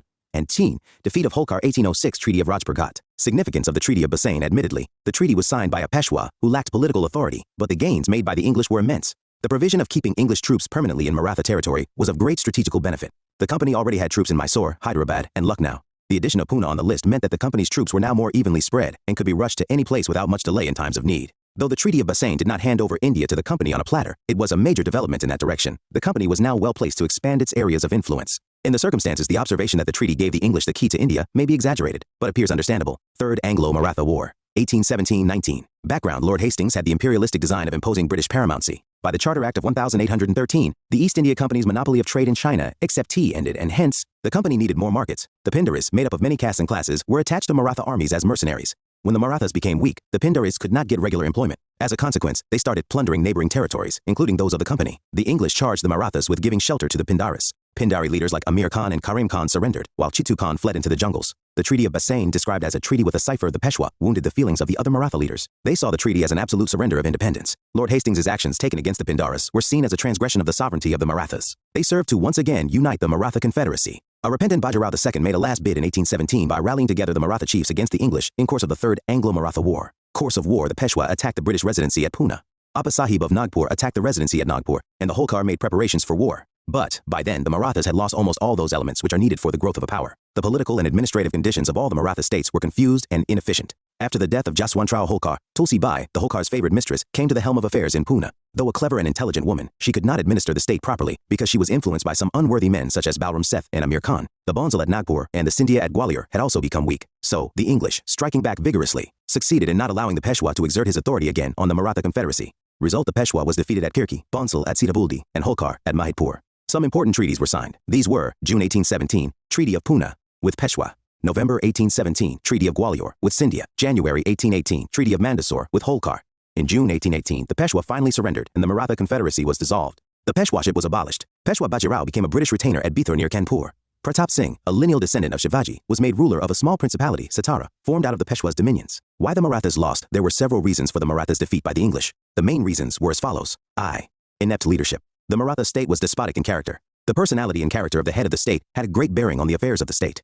But unfortunately, the later Maratha leaders Bajirao II, Daulat Rao Scindia, and Jaswantrao Holkar were worthless and selfish leaders. They were no match for the English officials such as Elphinstone, John Malcolm, and Arthur Wellesley, who later led the English to conquer Napoleon. 2. Defective nature of Maratha state. The cohesion of the people of the Maratha state was not organic but artificial and accidental, and hence precarious. There was no effort, right from the days of Shivaji, for a well-thought-out organized communal improvement, spread of education, or unification of the people. The rise of the Maratha state was based on the religio-national movement. This defect of the Maratha state became glaring when they had to contend with a European power organized on the best pattern of the West. Second, loose political setup. The Maratha Empire was a loose confederation under the leadership of the Chhatrapati, and later the Peshwa. Powerful chiefs such as the Gaikwad, the Holkar, the Scindia, and the Bonsal carved out semi-independent kingdoms for themselves and paid lip service to the authority of the Peshwa. Further, there existed irreconcilable hostility between different units of the Confederacy. The Maratha chief often took sides with one or the other. The lack of a cooperative spirit among the Maratha chiefs proved detrimental to the Maratha state. Inferior military system. Though full of personal prowess and valor, the Marathas were inferior to the English in organization of the forces, in war weapons, in disciplined action, and in effective leadership. The centrifugal tendencies of divided command accounted for much of the Maratha failures. Treachery in the ranks was instrumental in weakening the Maratha forces. The adoption of the modern techniques of warfare by the Marathas was inadequate. The Marathas neglected the paramount importance of artillery. Though the Pune government set up an artillery department, it hardly functioned effectively. Unstable economic policy. The Maratha leadership failed to evolve a stable economic policy to suit the changing needs of time. There were no industries or foreign trade openings. So the economy of the Maratha was not conducive to a stable political setup. Superior English diplomacy and espionage. The English had better diplomatic skill to win allies and isolate the enemy. The disunity among the Maratha chiefs simplified the task of the English. Diplomatic superiority enabled the English to take a quick offensive against the target. Unlike the Marathas' ignorance and lack of information about their enemy, the English maintained a well-knit spy system to gather knowledge of the potentialities, strengths, weaknesses, and military methods of their foes. 7. Progressive English outlook. The English were rejuvenated by the forces of Renaissance, emancipating them from the shackles of the church. They were devoting their energies to scientific inventions, extensive ocean voyages, and acquisition of colonies. Indians, on the other hand, were still steeped in medievalism marked by old dogmas and notions. The Maratha leaders paid very little attention to mundane matters of the state. Insistence on maintenance of traditional social hierarchy, based on the dominance of the priestly class, made the union of an empire difficult. In the end, it can be concluded that the English attacked a divided house, which started crumbling after a few pushes. Conquest of Sindh. In the early 19th century, the English started to show an interest in Sindh, where they enjoyed some trade facilities authorized by a farman of the Mughal emperor in 1630. The farman provided the English with such privileges in the ports of Sindh, which they enjoyed elsewhere. Rise of Talpuras Amirs. In the 18th century, prior to the rule of Talpuras Amirs, Sindh was ruled by the Kalora chiefs. In 1758, an English factory was built at Thatta, owing to a parwana given by the Kalora prince, Ghulam Shah. In 1761, Ghulam Shah, on the arrival of an English resident in his court, not only ratified the earlier treaty, but also excluded other Europeans from trading there. This advantage was enjoyed by the English up to 1775, when a not-too-friendly ruler, Sarfraz Khan, made the English close their factory. In the 1770s, a Baluch tribe called Talpuras descended from the hills and settled in the plains of Sindh. They were excellent soldiers, as well as adapted to hard life. They acquired great influence and soon usurped power in the new region. In 1783, the Talpuras, under the leadership of Mir Fatah Ali Khan, established complete hold over Sindh and sent the Kalora prince into exile. The then Durrani monarch confirmed the claims of Mir Fath Khan and ordered the latter to share the country with his brothers, Mir's brothers, popularly known as Char Yar. When Mir Fath died in 1800s, the Char Yar divided the kingdom among themselves, calling themselves the Amirs or Lords of Sindh. These Amirs extended their dominion on all sides. They conquered Amarko from the Raja of Jodhpur, Karachi from the chief of Luz, and Shikarpur and Bukhar from the Afghans. Gradual ascendancy over Sindh, a common belief in the late 18th century, was that Napoleon was conspiring with Tipu Sultan to invade India. In 1799, behind Lord Wellesley's efforts to revive commercial relations with Sindh was the hidden aim to counteract the alliance of the French, Tipu Sultan and Shah Zaman, the Kabul monarch. Negotiations were opened with Fath Ali Khan, but under the influence of Tipu Sultan and the jealousy of the local traders, aided by the anti-British party at Hyderabad, Sindh. The Emir in October 1800s ordered the British agent to quit Sindh within 10 days. The British agent Crow left Sindh, and the company quietly suffered the insult. Treaty of Eternal Friendship. In June 1807, the alliance of Tilsit with Alexander I of Russia was joined by Napoleon Bonaparte. The alliance had as one of its conditions a combined invasion of India by the land route. Now the British wanted to create a barrier between Russia and British India. To achieve this, Lord Minto sent 3 delegations under the leadership of various prominent persons to forge alliances. Accordingly, Metcalfe was sent to Lahore, Elphinstone to Kabul, and Malcolm to Tehran. Sindh was visited by Nicholas Smith, who met the Emirs to conclude a defensive arrangement. After negotiations, the Emirs agreed to a treaty, their first ever treaty with the English. After professing eternal friendship, both sides agreed to exclude the French from Sindh and to exchange agents at each other's court. The treaty was renewed in 1820, with the addition of an article excluding the Americans and resolving some border disputes on the side of Kashf after the final defeat of the Maratha Confederacy in 1818. Treaty of 1832. In 1832, William Bentinck sent Colonel Pottinger to Sindh to sign a treaty with the Emirs. The provisions of the treaty were as follows. I. Free passage through Sindh would be allowed to the English traders and travelers, and the use of Indus for trading purposes. However, no warships would ply, nor any materials for war would be carried. 2. No English merchant would settle down in Sindh, and passports would be needed for travelers. Ew. Tariff rates could be altered by the Emirs if found high, and no military dues or tolls would be demanded. The Emirs would work with the Raja of Jodhpur to put down the robbers of Kashf. The old treaties were confirmed and the parties would not be jealous of each other. Lord Auckland and Sindh. Lord Auckland, who became the Governor-General in 1836, looked at Sindh from the perspective of saving India from a possible Russian invasion and wished to obtain a counteracting influence over the Afghans. Ranjit Singh in Punjab was strong enough to resist coercion in this regard, but the Emirs were not. Thus, the English view was that they had to consolidate their position in Sindh as a necessary first step for their plans on Afghanistan. They got an opportunity when Ranjit Singh captured a frontier town of Sindh. Roshan and Pottinger was sent to Hyderabad to sign a new treaty with the Emirs. The treaty offered protection to the Emirs on the condition that the company troops would be kept in the capital at the Emir's expense, or alternatively, the English would be given suitable concessions in return. The Emirs initially refused, but later agreed reluctantly to sign the treaty in 1838, when the possibility of Ranjit Singh getting help from others was pointed out to them. The treaty permitted the English to intervene in the disputes between the Emirs and the Sikhs, as also to establish the presence of a British resident who could go anywhere he liked escorted by English troops. Thus, Sindh was turned into a British protectorate in 1838. Tripartite Treaty of 1838. To address the Afghan problem, as the British imagined it, the company resorted to further duplicity. Firstly, they persuaded Ranjit Singh to sign a tripartite treaty in June 1838, agreeing to British mediation in his disputes with the Emirs, and then made view. Under Auckland and his cabinet of secretaries, British policy in India had fallen to a lower level of unscrupulousness than ever before, and the plain fact is that the treatment of Sindh from this time onward, however expedient politically, was morally indefensible. P. E. Roberts. Emperor Shah Shuja gave up his sovereign rights on Sindh, provided the arrears of tribute were paid. The exact amount of the tribute was to be determined by the English, whose main objective was to obtain finances for the Afghan adventure and obtain so much of the Emir's territory as would secure a line of operation against Afghanistan through Sindh. Sindh accepts subsidiary alliance 1839. The company intended to persuade or compel the Emirs to pay the money, and also to consent to the abrogation of that article in the Treaty of 1832, which prohibited the movement of English troops in Sindh by land or by river. B. L. Grover writes, under threat of superior force, the Emirs accepted a treaty in February 1839, by which a British subsidiary force had to be stationed at Shikarpur and Bukhar, and the Emirs of Sindh were to pay 3 Nepalese rupees lakh annually for the maintenance of the company's troops. Henceforth, the Emirs were debarred from having any negotiations with foreign states without the knowledge of the company. Further, they were to provide a storeroom at Karachi for the company's military supplies, besides abolishing all tolls on the Indus, and furnishing an auxiliary force for the Afghan war if called upon to do so. Capitulation of Sindh. The First Anglo-Afghan War 1839-42, fought on the soil of Sindh, was never liked by the Emirs of Sindh. Neither did they like the presence of the British troops in their region. However, under the treaty they were asked to pay for all this, which they did. They were not rewarded or thanked for their services, but were charged with hostility and disaffection against the British government. The Emirs were charged with treasonable activities against the British, and Ellenborough, placed in a precarious position due to the Afghan war reverses, sent Outram to Sindh to negotiate a new treaty. Under this treaty, the Emirs were required to cede important provinces as the price of their past transgressions, to supply fuel to the company's steamers plying on the Indus, and to stop minting coins. Furthermore, in a succession dispute, the English intervened through Napier and started a war when the Emirs rose in revolt. The whole of Sindh capitulated within a short time, and the Emirs, we have no right to seize Sindh, yet we shall do so, and a very advantageous, useful, humane piece of rascality it will be. Charles Napier. To remove such brutal tyrants, the emirs, was worthy of England's greatness. The conquest of Sind is therefore no iniquity. Charles Napier. I am sick of your policy. I will not say yours is the best, but it is undoubtedly the shortest, that of the sword. James Outram, deputy of Napier at the time of annexation of Sind, were made captives and banished from Sind. In 1843, under Governor-General Ellenborough, Sind was merged into the British Empire, and Charles Napier was appointed its first governor. Criticisms of the conquest of Sind historians generally condemn the acquisition of Sind by the British in strong words. The causes for annexation were deliberately manufactured. Like many episodes in the British conquest of India, the Afghan War is also a tale of bullying tactics and deceit. However, in the instance of the First Afghan War, the English suffered terribly at the hands of the Afghans with a corresponding loss of prestige. To compensate for this, they annexed Sind, which prompted Elphinstone to comment, "Coming from Afghanistan, it put one in mind of a bully who has been knocked in the street and went home to beat his wife in revenge." Conquest of Punjab. Consolidation of Punjab under the Sikhs after the murder of the last Sikh Guru, Guru Gobind Singh. A section of Sikhs under the leadership of Banda Bahadur revolted against the Mughals during the rule of Bahadur Shah.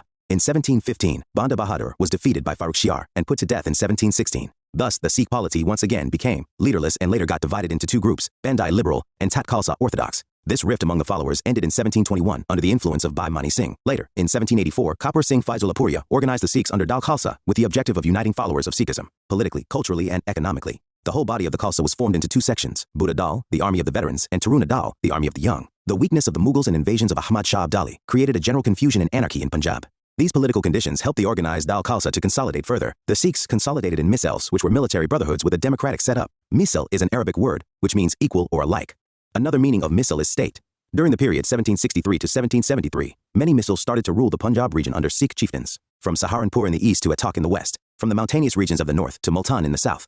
Sukarchakia misl and Ranjit Singh. At the time of the birth of Ranjit Singh, November 2, 1780, there were 12 important misls: Aluwalia, Bangi, Daliwalia, Faizullahpuriya, Kanhaya, Korosingya, Nakai, Nishaniya, Fulakiya, Ramgarhia, Sukarchakia, and Shahid. The central administration of a misl was based on Guru Mata Sangh, which was essentially a political, social, and economic system. Ranjit Singh was the son of Mahan Singh, the leader of the Sukarchakia misl. Mahan Singh died when Ranjit Singh was only 12 years old, but Ranjit Singh showed an early acumen at political affairs. Towards the close of the 18th century, all the important misls, except Sukarchakia, were in a state of disintegration. Afghanistan was also engulfed in a civil war due to a power struggle which went on for the next 3 decades. These events in the neighboring regions were fully exploited by Ranjit Singh, who followed a ruthless policy of blood and iron and carved out for himself a kingdom in the central Punjab. In 1799, Ranjit Singh was appointed as the governor of Lahore by Zaman Shah, the ruler of Afghanistan. In 1805, Ranjit Singh acquired Jammu and Amritsar, and thus the political capital Lahore and religious capital Amritsar of Punjab came under the rule of Ranjit Singh. He also maintained good relations with the Dogras and the Nepalese and enlisted them in his army. Ranjit Singh and the English, the prospects of a joint Franco-Russian invasion of India through the land route had alarmed the English. In 1807, Lord Minto sent Charles Metcalfe to Lahore. Ranjit Singh offered to accept Metcalfe's proposal of an offensive and defensive alliance on the condition that the English would remain neutral in case of a Sikh-Afghan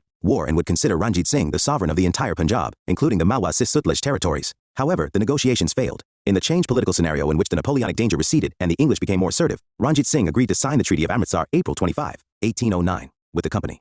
Treaty of Amritsar. The Treaty of Amritsar was significant for its immediate as well as potential effects. It checked one of the most cherished ambitions of Ranjit Singh, to extend his rule over the entire Sikh nation by accepting the river Sutlej as the boundary line for his dominions and the company's. Now he directed his energies towards the west and captured Multan 1818, Kashmir 1819, and Peshawar 1834. In June 1838, Ranjit Singh was compelled by political compulsions to sign the tripartite treaty with the English. However, he refused to give passage to the British army through his territories to attack Dost Muhammad, the Afghan emir. The relations of Raja Ranjit Singh with the company from 1809 to 1839 clearly indicate the former's weak position. Although he was conscious of his weak position, he took no step to organize a coalition of other Indian princes or maintain a balance of power. Ranjit Singh died in June 1839, and with his death, the process of the decline of his empire began. Punjab after Ranjit Singh. Beginning of court factions, Ranjit Singh's only legitimate son and successor, Karak Singh, was not efficient, and during the brief period of his reign, court factions became active. Karak Singh's sudden death in 1839 and the accidental death of his son, Prince Nau Nihal Singh, when he was returning from his father's funeral, led to an anarchic situation in Punjab. Plans and counterplans of various groups to capture the throne of Lahore provided an opportunity for decisive action by the English. The army, the pillar of the Sikh state, was far less strong than it appeared to be. Ranjit Singh's able generals, Mokam Chand, Diwan Chand, Hari Singh Nalwa, and Ram Dayal were already dead. Already discontent was growing among the troops as a result of irregularity of payment. The appointment of unworthy officers led to indiscipline. The Lahore government, continuing the policy of friendship with the English company, permitted the British troops to pass through its territory, once when they were fleeing from Afghanistan, and again when they were marching back to Afghanistan to avenge their defeat. These marches resulted in commotion and economic dislocation in Punjab. Rani Jindal and Dalit Singh, after the death of Nau Nihal Singh, Sher Singh, another son of Ranjit Singh, succeeded, but he was murdered in late 1843. Soon afterwards, Dalip Singh, a minor son of Ranjit Singh, was proclaimed the Maharaja with Rani Jindan as regent and Hira Singh Dogra as wazir. Hira Singh himself fell a victim to a court intrigue and was murdered in 1844. The new wazir, Jawahar Singh, the brother of Rani Jindan, soon incurred the displeasure of the army and was deposed and put to death in 1845. Lal Singh, a lover of Rani Jindal, won over the army to his side and became the wazir in the same year, and Tejas Singh was appointed as the commander of the forces. First Anglo-Sikh War, 1845-46, causes the outbreak of the first of the Anglo-Sikh Wars has been attributed to the action of the Sikh army crossing the river, Sutlej, on December 11, 1845. This was seen as an aggressive maneuver that provided the English with the justification to declare war. The causes were, however, much more complex and may be listed as follows. I. The anarchy in the Lahore kingdom following the death of Maharaja Ranjit Singh, resulting in a power struggle for domination between the court at Lahore and the ever-powerful and increasingly local army. Suspicions amongst the Sikh army arising from English military campaigns to achieve the annexation of Gwalior and Sindh in 1841, and the campaign in Afghanistan in 1842, and 2. The increase in the number of English troops being stationed near the border with the Lahore kingdom. Course of war. The war began in December, with 2 troops on the British side, while the Sikhs had about men under the overall command of Lal Singh. But the treachery of Lal Singh and Tejas Singh caused 5 successive defeats to the Sikhs at Mudki, December 18, 1845, Firoza Shah, December 21, February 22, 1845, Budalwal, Aliwal, January 28, 1846, and at Subran, February 10, Lahore fell to the British forces on February 20, 1846 without a fight. Treaty of Lahore, March 8, 1846. The end of the First Anglo-Sikh War forced the Sikhs to sign a humiliating treaty on March 8, 1846. The main features of the Treaty of Lahore were as follows. War indemnity of more than 1 crore rupees was to be given to the English. The Jalandhar Doab between the Bees and the Sutlej was annexed to the company's dominions. A British resident was to be established at Lahore under Henry Lawrence. The strength of the Sikh army was reduced. Dalip Singh was recognized as the ruler under Rani Jindal as regent and Lal Singh as wazir. Since the Sikhs were not able to pay the entire war indemnity, Kashmir, including Jammu, was sold to Gulab Singh, and he was required to pay 75 lakh rupees to the company as the price. The transfer of Kashmir to Gulab Singh was formalized by a separate treaty on March 16, 1846. Treaty of Bairal. The Sikhs were not satisfied with the Treaty of Lahore over the issue of Kashmir, so they rebelled. In December 1846, the Treaty of Bairal was signed. According to the provisions of this treaty, Rani Jindal was removed as regent, and a council of regency for Punjab was set up. The council consisted of 8 Sikh Sardars, presided over by the English resident, Henry Lawrence. Second Anglo-Sikh War, 1848-49. Causes the defeat in the First Anglo-Sikh War, and the provisions of the treaties of Lahore and Bairawal were highly humiliating for the Sikhs. Inhuman treatment meted out to Rani Jindal, who was sent to Benares as a pensioner, added to the resentment of the Sikhs. Mulraj, the governor of Multan, was replaced by a new Sikh governor over the issue of increase in annual revenue. Mulraj revolted and murdered 2 English officers accompanying the new governor. Sher Singh was sent to suppress the revolt, but he himself joined Mulraj, leading to a mass uprising in Multan. This could be considered as the immediate cause of the war. The then Governor-General of India, Lord Dalhousie, a hardcore expansionist, got the pretext to annex Punjab completely. Course of war. Lord Dalhousie himself proceeded to Punjab. 3 important battles were fought before the final annexation of Punjab. These 3 battles were I. Battle of Ramnagar, led by Sir Hugh Gough, the commander-in-chief of the company. 2. Battle of Chilhanwala, January. 3. Battle of Gujarat, February. The Sikh army surrendered at Rawalpindi, and their Afghan allies were chased out of India. Gujarat is a small town on the banks of River Jhelum. Result at the end of the war came surrender of the Sikh army and Sher Singh in 1849, annexation of Punjab, and for his services the Earl of Dalhousie was given the thanks of the British Parliament and a promotion in the peerage as Marquess, setting up of a 3-member board to govern Punjab, comprising of the Lawrence brothers, Henry and John, and Charles Mansell. In 1853, the board was nullified, and Punjab was placed under a chief commissioner. John Lawrence became the first chief commissioner. Significance of the Anglo-Sikh Wars. The Anglo-Sikh Wars gave the 2 sides a mutual respect for each other's fighting prowess. The Sikhs were to fight loyally on the British side in the Revolt of 1857, and in many other campaigns and wars up till the Indian independence in 1947. Extension of British paramountcy through administrative policy. The process of imperial expansion and consolidation of British paramountcy was carried on by the company during the 1757-1857 period through a 2-fold method. A. Policy of annexation by conquest or war, and B. Policy of annexation by diplomacy and administrative mechanisms. We have already discussed how the company defeated and subjugated, one by one, the major Indian powers like Bengal, Mysore, the Marathas, and the Sikhs, mainly by waging wars against them and through considerable deceit. But in the case of many other powers, the British applied diplomatic and administrative policies. In this context, we may cite examples of Warren Hastings' ring-fence policy, Wellesley's system of subsidiary alliance, and Dalhousie's doctrine of lapse to see how the British dominion expanded in India. The policy of ring-fence. Warren Hastings took charge as the Governor-General at a critical period of British rule when the British were to encounter the powerful combination of the Marathas, Mysore, and Hyderabad. He followed a policy of ring-fence which aimed at creating buffer zones to defend the company's frontiers. Broadly speaking, it was the policy of defense of their neighbors' frontiers for safeguarding their own territories. This policy of Warren Hastings was reflected in his war against the Marathas and Mysore. The chief danger to the company's territories was from the Afghan invaders and the Marathas. To safeguard against these dangers, the company undertook to organize the defense of the frontiers of Awadh on the condition that the Nawab would defray the expenses of the defending army. The defense of Awadh constituted the defense of Bengal during that time. Thus, the states brought under the ring-fence system were assured of military assistance against external aggression, but at their own expense. In other words, these allies were required to maintain subsidiary forces which were to be organized, equipped, and commanded by the officers of the company, who in turn were to be paid by the rulers of these states. Wellesley's policy of subsidiary alliance was, in fact, an extension of the ring-fence system which sought to reduce the Indian states into a position of dependence on the British government. Subsidiary alliance. The subsidiary alliance system was used by Lord Wellesley, who was Governor-General from 1798-1805, to build an empire in India. Under the system, the allying Indian states ruler was compelled to accept the permanent stationing of a British force within his territory and to pay a subsidy for its maintenance. The Indian ruler had to agree to the posting of a British resident in his court. The Indian ruler could not employ any European in his service without the prior consultation with the company, nor could he go to war or negotiate with any other Indian ruler without consulting the Governor-General. In return for all this, the British would defend the ruler from his enemies and adopt a policy of non-interference in the internal matters of the Allied state. One of the objectives behind Wellesley's strengthening of the subsidiary alliance system was to keep the French from reviving and expanding their influence in India. Around this time, the fear of Napoleon's expedition towards the east was very real for the British, who felt that the French could attack the western coast of India from their colony of Mauritius. Hence, the clause in the alliance treaty the Indian rulers to dismiss Europeans other than the British from their service and not employ any. By means of this system, the company could station its forces at strategic locations and keep the French at bay. Besides, the subsidiary alliance would expand the company's hold over the Indian states and gradually bring more and more territory into the company's fold. The Indian rulers lost their independence by buying security. They were not free of interference from the British resident. They lost much of their revenue, paying for the British troops. Also, the alliance made the Indian rulers weak and irresponsible. The subjects were exploited, and it was practically impossible to depose the oppressive rulers as they were protected by the British. Evolution and perfection. It was probably Dupleix who first gave on hire, so to say, European troops to Indian rulers to fight their wars. Since then, almost all the governor-generals from Clive onwards applied the system to various Indian states and brought it to near perfection. The first Indian state to fall into this protection trap, which anticipated the subsidiary alliance system, was Awadh, which, in 1765, signed a treaty under which the company pledged to defend the frontiers of Awadh on the condition of the Nawab defraying the expenses of such defense. It was in 1787 that the company first insisted that the subsidiary state should not have foreign relations. This was included in the treaty with the Nawab of Carnatic, which Cornwallis signed in February 1787. It was Wellesley's genius to make it a general rule to negotiate for the surrender of territory and full sovereignty for the maintenance of the subsidiary force. Stages of application of subsidiary alliance. There were 4 stages in the evolution of the subsidiary alliance. In the first stage, the company offered to help a friendly Indian state with its troops to fight any war the state might be engaged in. The second stage consisted of making a common cause with the Indian state now made friendly and taking the field with its own soldiers and those of the state. Now came the third stage, when the Indian ally was asked not for men but for money. In return, the company promised that it would recruit, train, and maintain a fixed number of soldiers under British officers, and that the contingent would be available to the ruler for his personal protection, as also for keeping out aggressors. In the fourth or the last stage, the money or the protection fee was fixed, usually at a high level. When the state failed to pay the money in time, it was asked to cede certain parts of its territories to the company in lieu of payment. The company's entry into the affairs of the state had begun. Now it would be for the British resident installed in the state capital under the treaty to initiate, sustain, and hasten the process of eventual annexation. View. Wellesley converted the British Empire in India to the British Empire of India. From one of the political powers in India, the company became the supreme power in India and claimed the whole country as its sole protectorate. From Wellesley's time onwards, the defense of India was the company's responsibility. Sidney J. Owen. Selection from Wellesley's dispatches. States which accepted alliance. The Indian princes who accepted the subsidiary system were the Nizam of Hyderabad, September 1798 and 1800.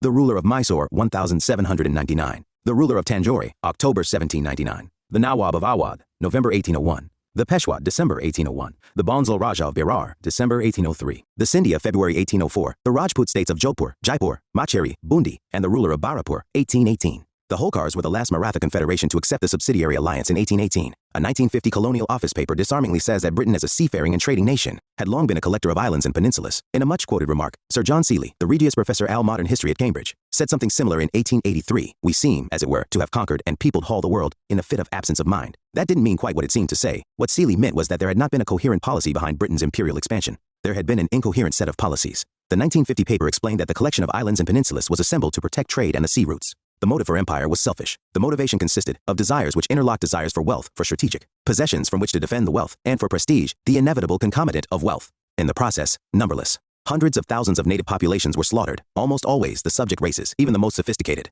and educated amongst them, were regarded as and made to feel inferior to the ruling caste. Walter Reed, Keeping the Jewel in the Crown. In the 100 years after Plassey, the East India Company, with an army of 260,000 men at the start of the 19th century and the backing of the British government and parliament, many of whose members were shareholders in the enterprise, extended its control over most of India. The company conquered and absorbed a number of hitherto independent or autonomous states, imposed executive authority through a series of high-bomb governors general appointed from London, regulated the country's trade, collected taxes, and imposed its fiat on all aspects of Indian life. Shashi Tharoor, An Era of Darkness. Doctrine of lapse. In simple terms, the doctrine stated that the adopted son could be the heir to his foster father's private property, but not the state. It was for the paramount power, the British, to decide whether to bestow the state on the adopted son or to annex it. The doctrine was stated to be based on Hindu law and Indian customs, but Hindu law seemed to be somewhat inconclusive on this point, and the instances of an Indian sovereign annexing the state of his vassal on account of lapse, i.e. leaving no issue as heir, were rather rare. Maharaja Ranjit Singh had annexed a few of his feudatory principalities on account of lapse. Likewise, the company in 1820 acquired a few petty cis-sutlej states on the absence of heirs. Nonetheless, there was no clear-cut instance of an adopted son being deprived of an entire state, or of such a state being regarded as a lapse. Though this policy is attributed to Lord Dalhousie 1848-56, he was not its originator. It was a coincidence that during his governor generalship, several important cases arose in which the doctrine could be applied. Dalhousie showed too much zeal in enforcing this policy, which had been theoretically enunciated on some previous occasions. His annexation of Awadh. Awadh was the oldest of the surviving states brought under the subsidiary alliance, and the cruel impact of the system resulted in its continuous maladministration under profligate and extravagant Nawabs for a long spell of 80 years. The people suffered from the heavy taxes imposed by the Nawab, as also the illegal exactions by his officials and the talukdars. The chronic bankruptcy of the treasury was partly due to the heavy charges realized by the British government for maintenance of the subsidiary troops. In addition, large contributions were realized by Lord Hastings, Lord Amherst, and Lord William Bentinck for purposes entirely unconnected with the affairs of Awadh. The Nawab was given the title and status of a king.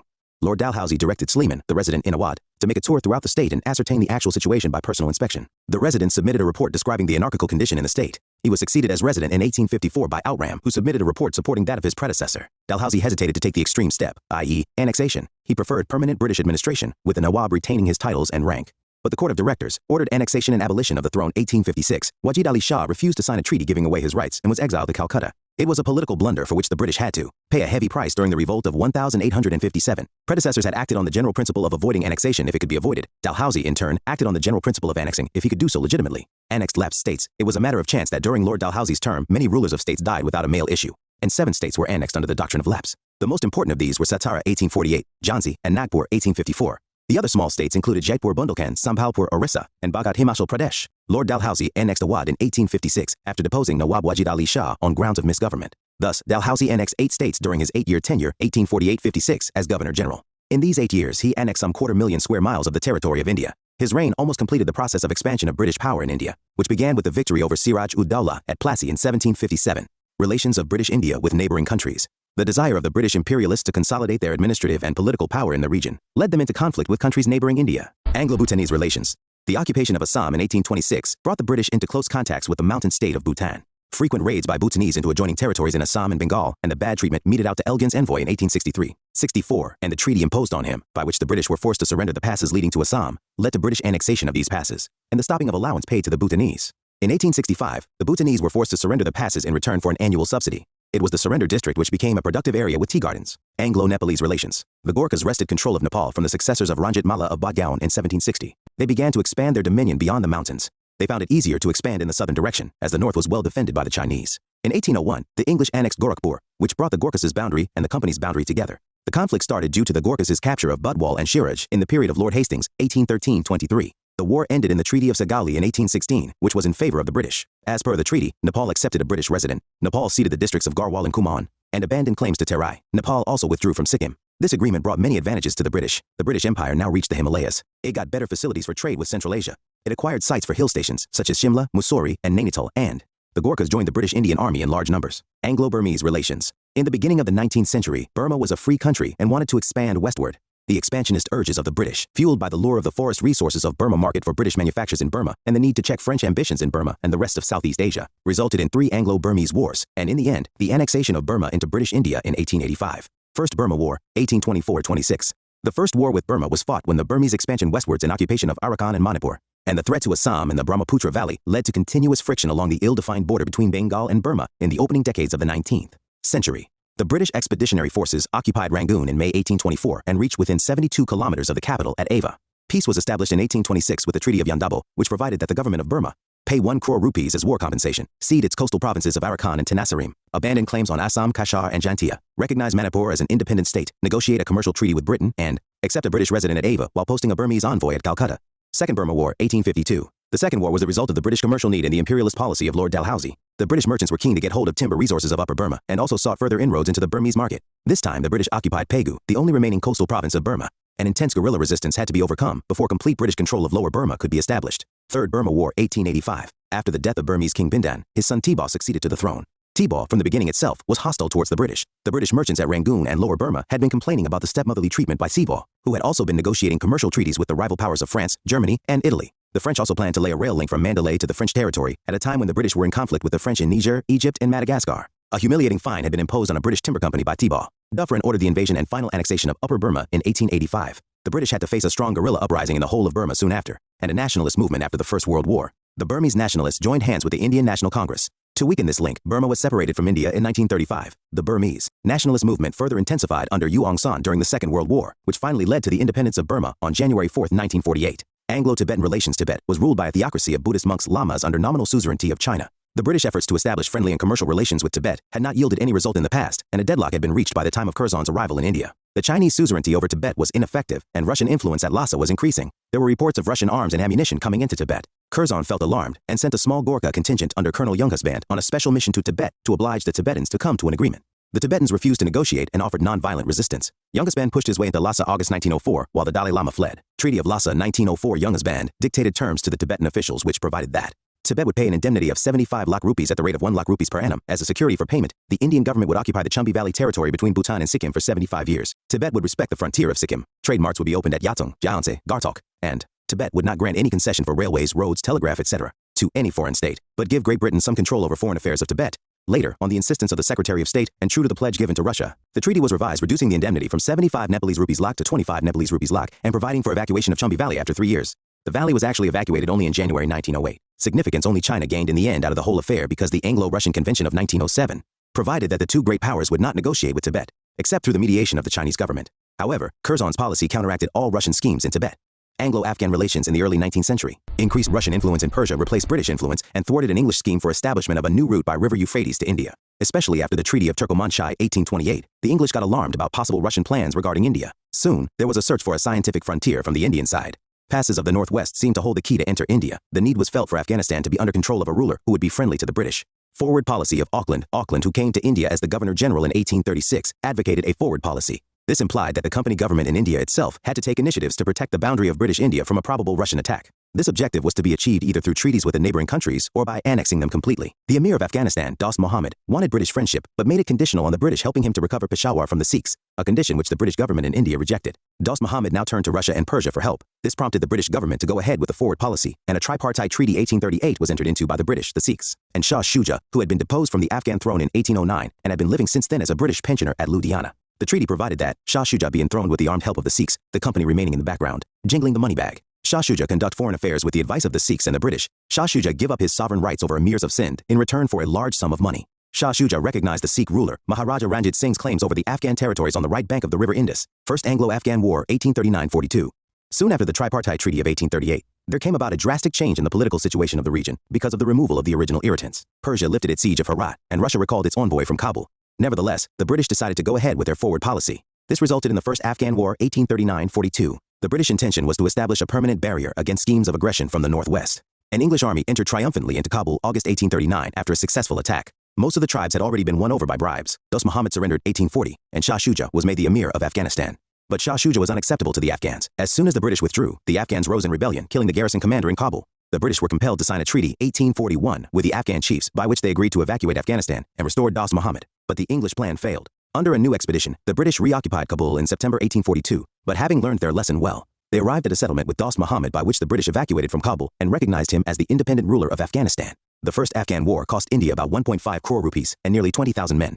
John Lawrence and the policy of masterly inactivity. John Lawrence, 1864-69, started a policy of masterly inactivity, which was a reaction to the disasters of the First Afghan War and an outcome of practical common sense and an intimate knowledge of the frontier problem and of Afghan passion for independence. Even when Dost Muhammad died in 1863, there was no interference in the War of Succession. Lawrence's policy rested on the fulfillment of two conditions. Sir John Lawrence's foreign policy was a policy of self-reliance and self-restraint, of defense not defiance, of waiting and watching that he might be able to strike harder and in the right direction if the time for aggressive action should ever come. R.B. Smith, biographer of John Lawrence. I. That the peace at the frontier was not disturbed, and T. That no candidate in civil war sought foreign help. And as Sher Ali established himself on the throne, Lawrence tried to cultivate friendship with him. Lytton and the policy of proud reserve. Lytton, a nominee of the conservative government under Benjamin Disraeli 1874-80, became the Viceroy of India in 1876. He started a new foreign policy of proud reserve, which was aimed at having scientific frontiers and safeguarding spheres of influence. According to Lytton, the relations with Afghanistan could no longer be left ambiguous. Second Anglo-Afghan War 1870-80. Lytton made an offer of a favorable treaty to Sher Ali, but the Emir wanted friendship with both his powerful neighbors, Russia and British India, while keeping both of them at an arm's length. Later, Sher Ali refused to keep a British envoy in Kabul, while having earlier granted a similar concession to the Russians. Lytton was displeased, and when the Russians withdrew their envoy from Kabul, Lytton decided to invade Afghanistan. Sher Ali fled in face of the British invasion, and the Treaty of Gandamak, May 1879, was signed with Yaqub Khan, the eldest son of Sher Ali. Treaty of Gandamak, May 1879. The treaty signed after the Second Anglo-Afghan War provided that the Emir conduct his foreign policy with the advice of the government of India, a permanent British resident be stationed at Kabul, and the government of India give Emir all support against foreign aggression and an annual subsidy. But soon, Yaqub had to abdicate under popular pressure, and the British had to recapture Kabul and Kandahar. Abdur Rahman became the new Emir. Lytton chalked out a plan for the dismemberment of Afghanistan, but could not carry it out. Ripon abandoned this plan and decided on a policy of keeping Afghanistan as a buffer state. After the First World War and the Russian Revolution 1917, the Afghans demanded full independence. Ababullah, who succeeded Abdur Rahman in 1901, was killed in 1919, and the new ruler, Amamullah, declared open war on the British. Peace came in 1921 when Afghanistan recovered independence in foreign affairs, British India and the northwest frontier. Successive Indian rulers tried to reach out to this region lying between the Indus and Afghanistan in their search for a scientific frontier. Ambries beyond the Indus carried British Bound 1849, carried British boundaries beyond the Indus and brought them in contact with Baluch and Pathan tribes, who were mostly independent, but the Emir of Afghanistan claimed nominal suzerainty over them. During 1891-92, the British occupation of Hunza and Nagar in Gilgit Valley, which were passes commanding communications with Chitral, alarmed Abdur Rahman, Emir of Afghanistan. A compromise was finally reached by drawing a boundary line known as Durand Line between Afghan and British territories. Emir received some districts, and his subsidy was increased, but the Durand Agreement 1893 failed to keep peace, and soon there were tribal uprisings.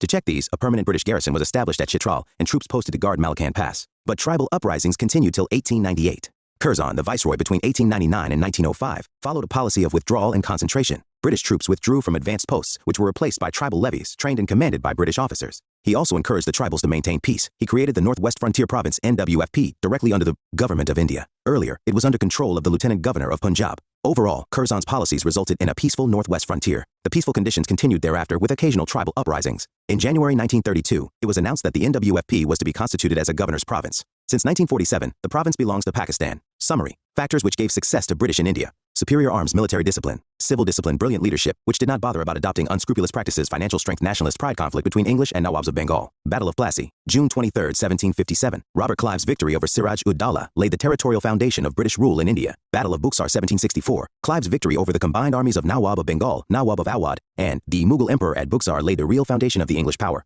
Treaty of Allahabad granted the Diwani rights of Bengal, Bihar, and Orissa to the English.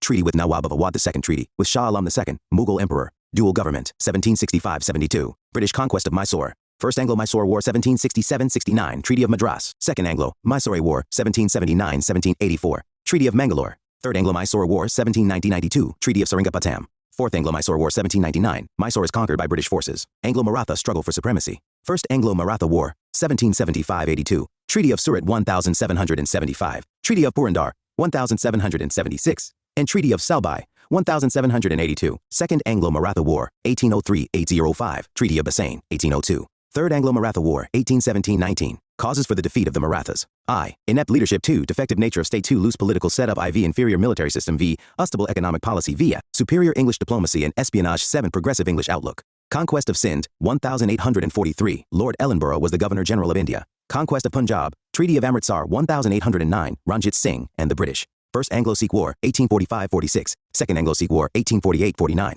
British paramountcy in action.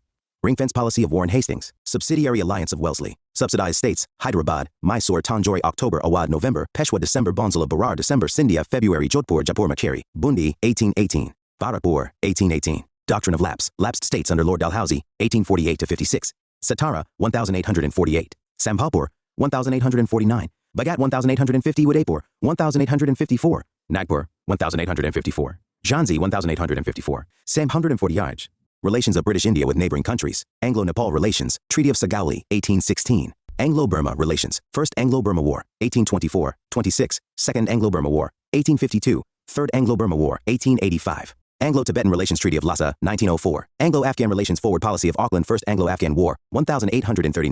1842. John Lawrence's policy of masterly inactivity. Lytton, and the policy of proud reserve. Second Anglo-Afghan War, 1870-80. Treaty of Gandamak, May 1879. Northwest Frontier Durand Agreement, 1893. Unit 3. Rising resentment against company. Rule. Chapters 6 and 7. Chapter 6. People's resistance against British before 1857. Most of us think of the 1857 Revolt as the first major show of resentment against the British, who were represented by the rule of the East India Company. However, there were many incidents before the 1857 Revolt that indicated all was not well, and that there was a building resentment against the alien rule. This resentment manifested itself in several bouts of resistance by different groups of people in different regions of India. People's resistance, meaning, in the context of people's resistance against the British rule, the word people encompasses several sections of the Indian society who were affected by the alien rule. The peasants, artisans, tribals, ruling classes active or dispossessed, military personnel, those under the company, as well as the demobilized soldiers of ex-rulers, religious leaders, Hindu and Muslim, etc., fought for the protection of their interests, at times separately and at times together. The agitation in Benares in 1810 against a house tax imposed by the colonial government. The Surat riots in 1814 against the salt duty. The rising in Bareilly in 1816 against police tax and municipal taxes are some examples of urban movements in which people from lower strata like artisans, petty shopkeepers,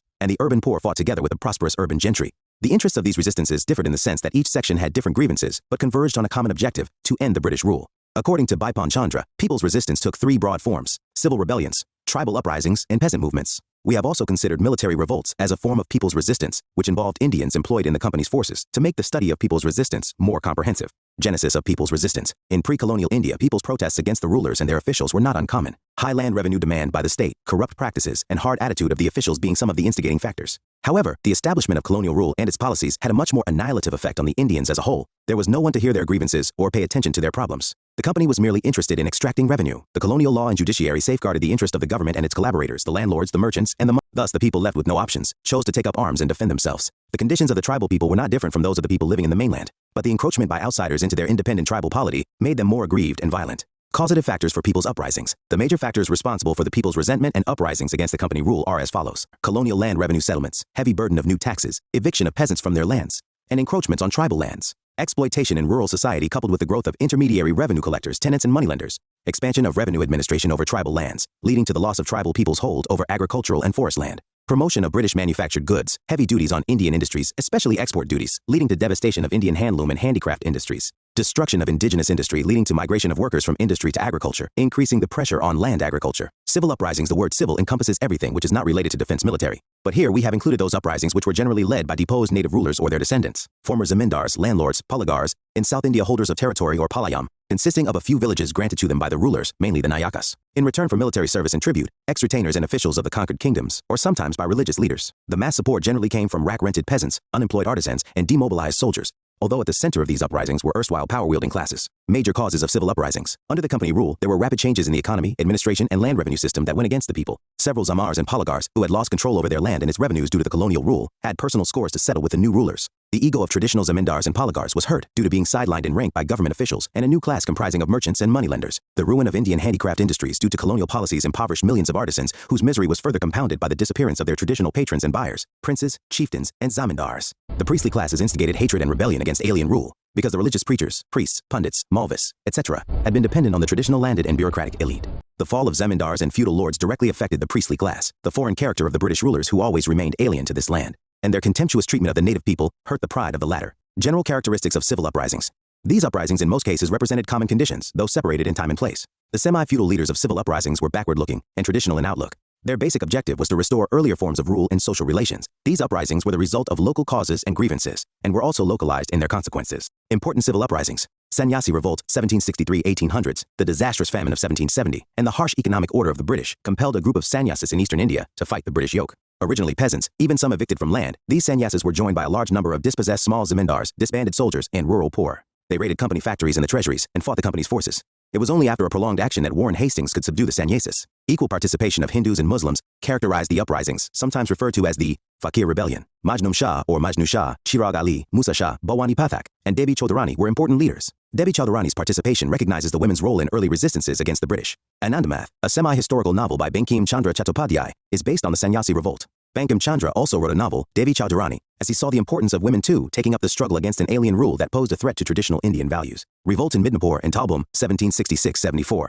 The English took hold of Midnapore in 1760, and at that time there were about 3,000 zamindars and talukdars having cordial relations with their ryots. But this harmonious scenario changed after the introduction of new land revenue system by the English in 1772. According to the British governor Vansittart, the zamindars of Midnapore sided with the ryots in case of conflict between the ryots and the English revenue collecting officials. The zamindars of Dalbhum, Manbhum, Raipur, Ponche, Jatibuni, Karnagar, and Bagri, living in the vast tract of jungle mahals of west and northwest Midnapore, were ultimately dispossessed of their zamindaries by 1800s. The important leaders of the uprisings were Damodar Singh and Jagannath Dal. Revolt of Mohmarias 1769-99. The revolt of the Mohmarias in 1769 was a potent challenge to the authority of Ahom kings of Assam. The Mohmarias were low-caste peasants who followed the teachings of Anuruddhadeva 1553-1624, and their rise was similar to that of other low-caste groups in North India. Their revolts weakened the Ahoms and opened the doors for others to attack the region. For instance, in 1792, the king of Darang Krishna Narayan, assisted by his band of Burkandazes, the demobilized soldiers of the Muslim armies and zamindars, revolted.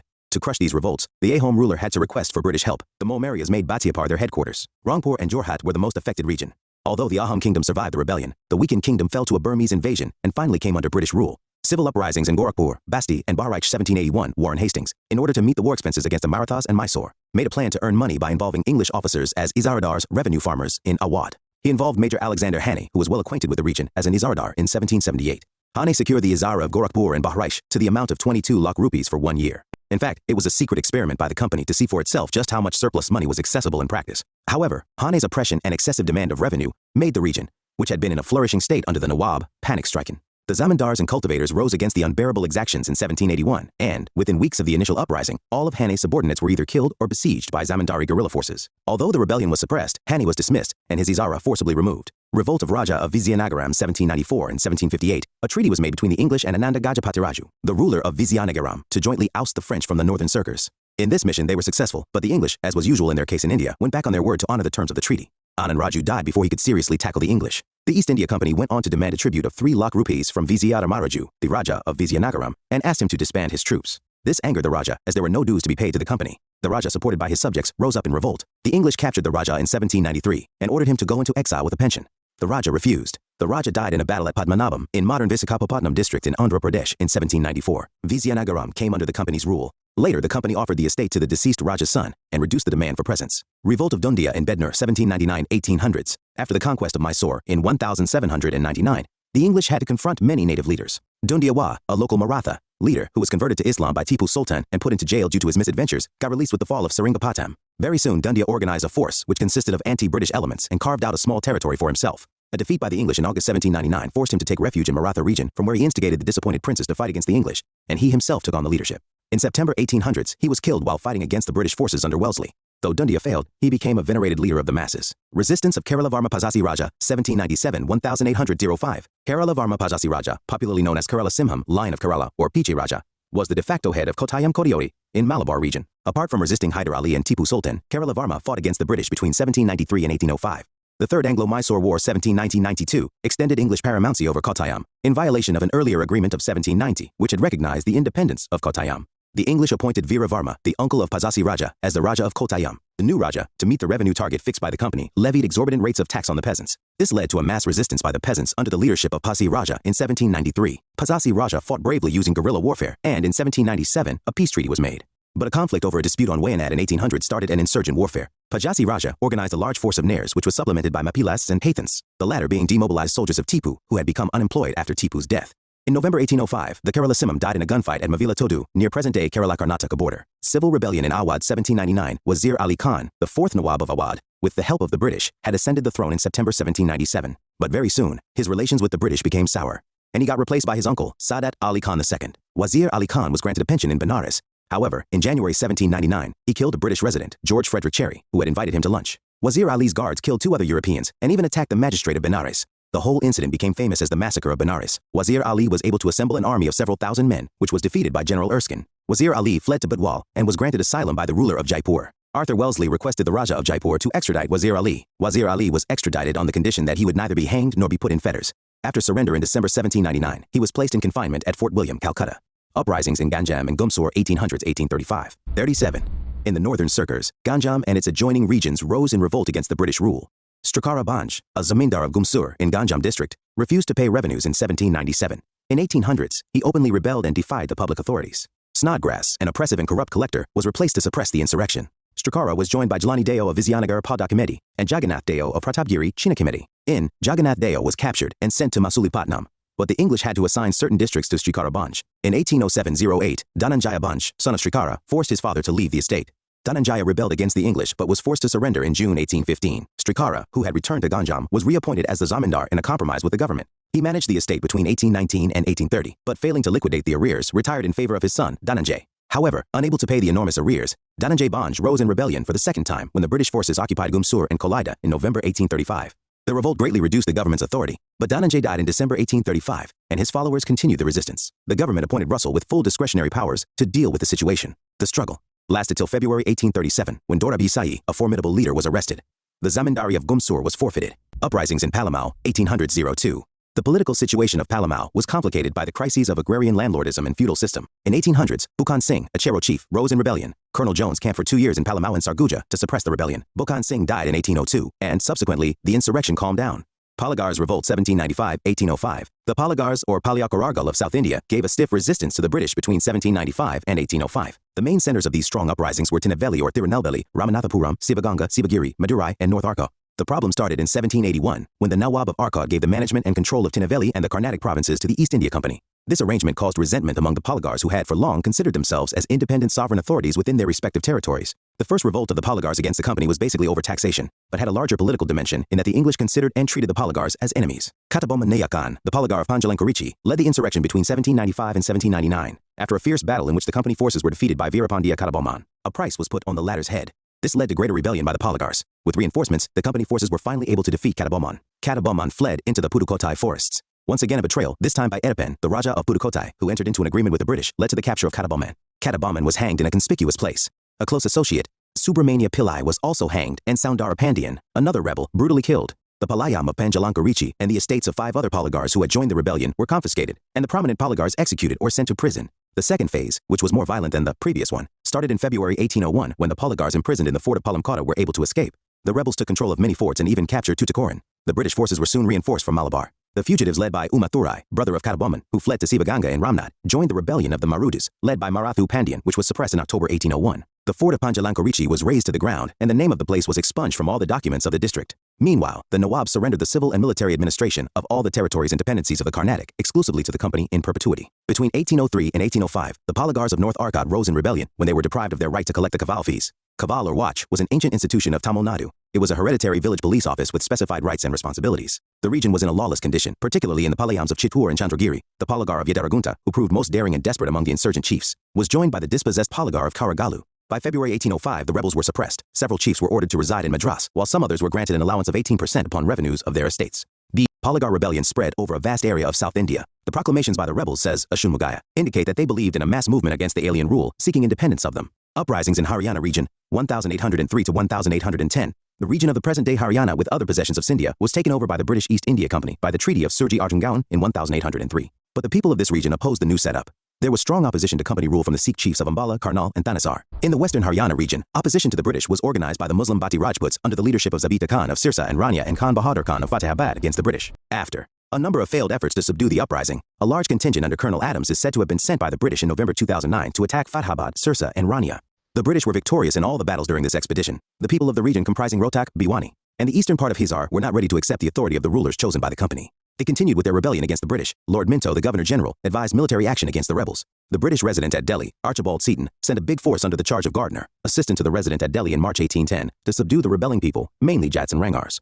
The people of Bhiwani managed to check the advance of the British for a short while, but the British with their heavy artillery breached the walls of the town and soon captured Bhiwani after a bloody battle. The fort of Hansi was converted into a military cantonment. Diwan Velu Thampi's revolt 1808-9, the East India Company's harsh conditions imposed on the state of Travancore, after both of them agreed to a subsidiary alliance arrangement under Wellesley in 1805, caused deep resentment in the region. The ruler was not able to pay the subsidy and fell in arrears. The British resident of Travancore was meddling in the internal affairs of the state. The high-handed attitude of the company compelled Prime Minister or Dalawa Velu Thampi to rise against the company, assisted by the Nair troops. Velu Thampi addressed a gathering in Kundara, openly calling for taking up arms against the British to oust them from the native soil. This was later known as the Kundara Proclamation. There was large-scale rebellion against the British as a result. A large military operation had to be undertaken to restore peace. The Maharaja of Travancore had not wholly supported the rebellion and defected to the side of the company. Velu Thampi killed himself to avoid capture. The rebellion petered out. Disturbances in Bundelkhand, 1808-12, the vast province of Bundelkhand, conquered by the British during the Second Anglo-Maratha Wars 1803-05, was put within the presidency of Bengal. The Bundela chiefs offered resistance to the new government as long as they could fight. From their forts, numbering nearly 150, the first major resistance came from Lakshman Dawa, the Kiladar fort commander of Ajaigarh fort.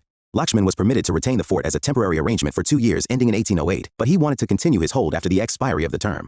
He surrendered in February 1809 and was taken to Calcutta. The next resistance came from Kiladar of Kalanjar, Darya Singh, which was suppressed in January 1812. But the most serious threat came from a famous military adventurer named Gopal Singh, who had a dispute with his uncle who was supported by the British. For 4 years, Gopal Singh eluded all vigilance and military tactics of British forces. To put a stop to these disturbances, the British had to adopt a policy of binding down the hereditary chieftains of Bundelkhand by a series of contractual obligations, economas. Parlakimedi outbreak. Parlakimedi, situated in the western border of Ganjam district, now in Odisha, witnessed resistance from the Zamindars and Rajas. When the company acquired Ganjam, Narayan Deo was the Raja of Parlakimedi, whose resistance forced the British to dispatch an army under Colonel Peach. Peach defeated Narayan Deo in 1768 and made Gajapati Deo son of Narayan as Zamindar, but Narayan Deo, supported by his son and brothers, revolted again. As the resistance failed to calm down, the presidency of Madras appointed George Russell as commissioner of the region in 1832. Russell, provided with full-fledged powers to suppress the revolt, pacified the region by 1834. Kutch or Kutch Rebellion 1816-32. There was a treaty between the British and Maharaja Baramal II of Kutch in 1816, by which power was vested in the throne. There was, however, a power struggle between the Maharaja and a group of chieftains. The British interfered in the internal feuds of the Kutch, and, in 1819, Raja Baramal II raised Arab and African troops with the firm intention of removing the British from his territory. The chieftains ranged on his side. The British defeated and deposed the Kutch ruler Rao Baramal in favor of his infant son. A British resident governed the areas as the de facto ruler with the help of a regency council. The administrative innovations made by the Regency Council, coupled with excessive land assessment, caused deep resentment. In the meanwhile, some of the chieftains continued their rebellion against alien rule. The news of the British reverses in the Burma War emboldened the chiefs to rise in revolt and demand the restoration of Barmal II. After extensive military operations failed to control the situation, the company's authorities were compelled to follow a conciliatory policy. Rising at Bareilly 1816, the immediate cause of upsurge was the imposition of the police tax, which aroused the burning indignation of the citizens. The issue became religious when Mufti Muhammad Iwaz, a venerated old man, gave a petition to the magistrate of the town in March 1816. The situation aggravated further when the police, while collecting tax, injured a woman. This event led to a bloody scuffle between the followers of the Mufti and the police. Within 2 days of the event, several armed Muslims from Pilipit, Shahjahanpur, and Rampur rose in rebellion for the defense of the faith and the Mufti. In April 1816, the insurgents murdered the son of Leicester, judge of Provincial Court of Bareilly. The uprising could only be suppressed with heavy deployment of military forces, in which more than 300 rebels were killed and even more wounded and imprisoned.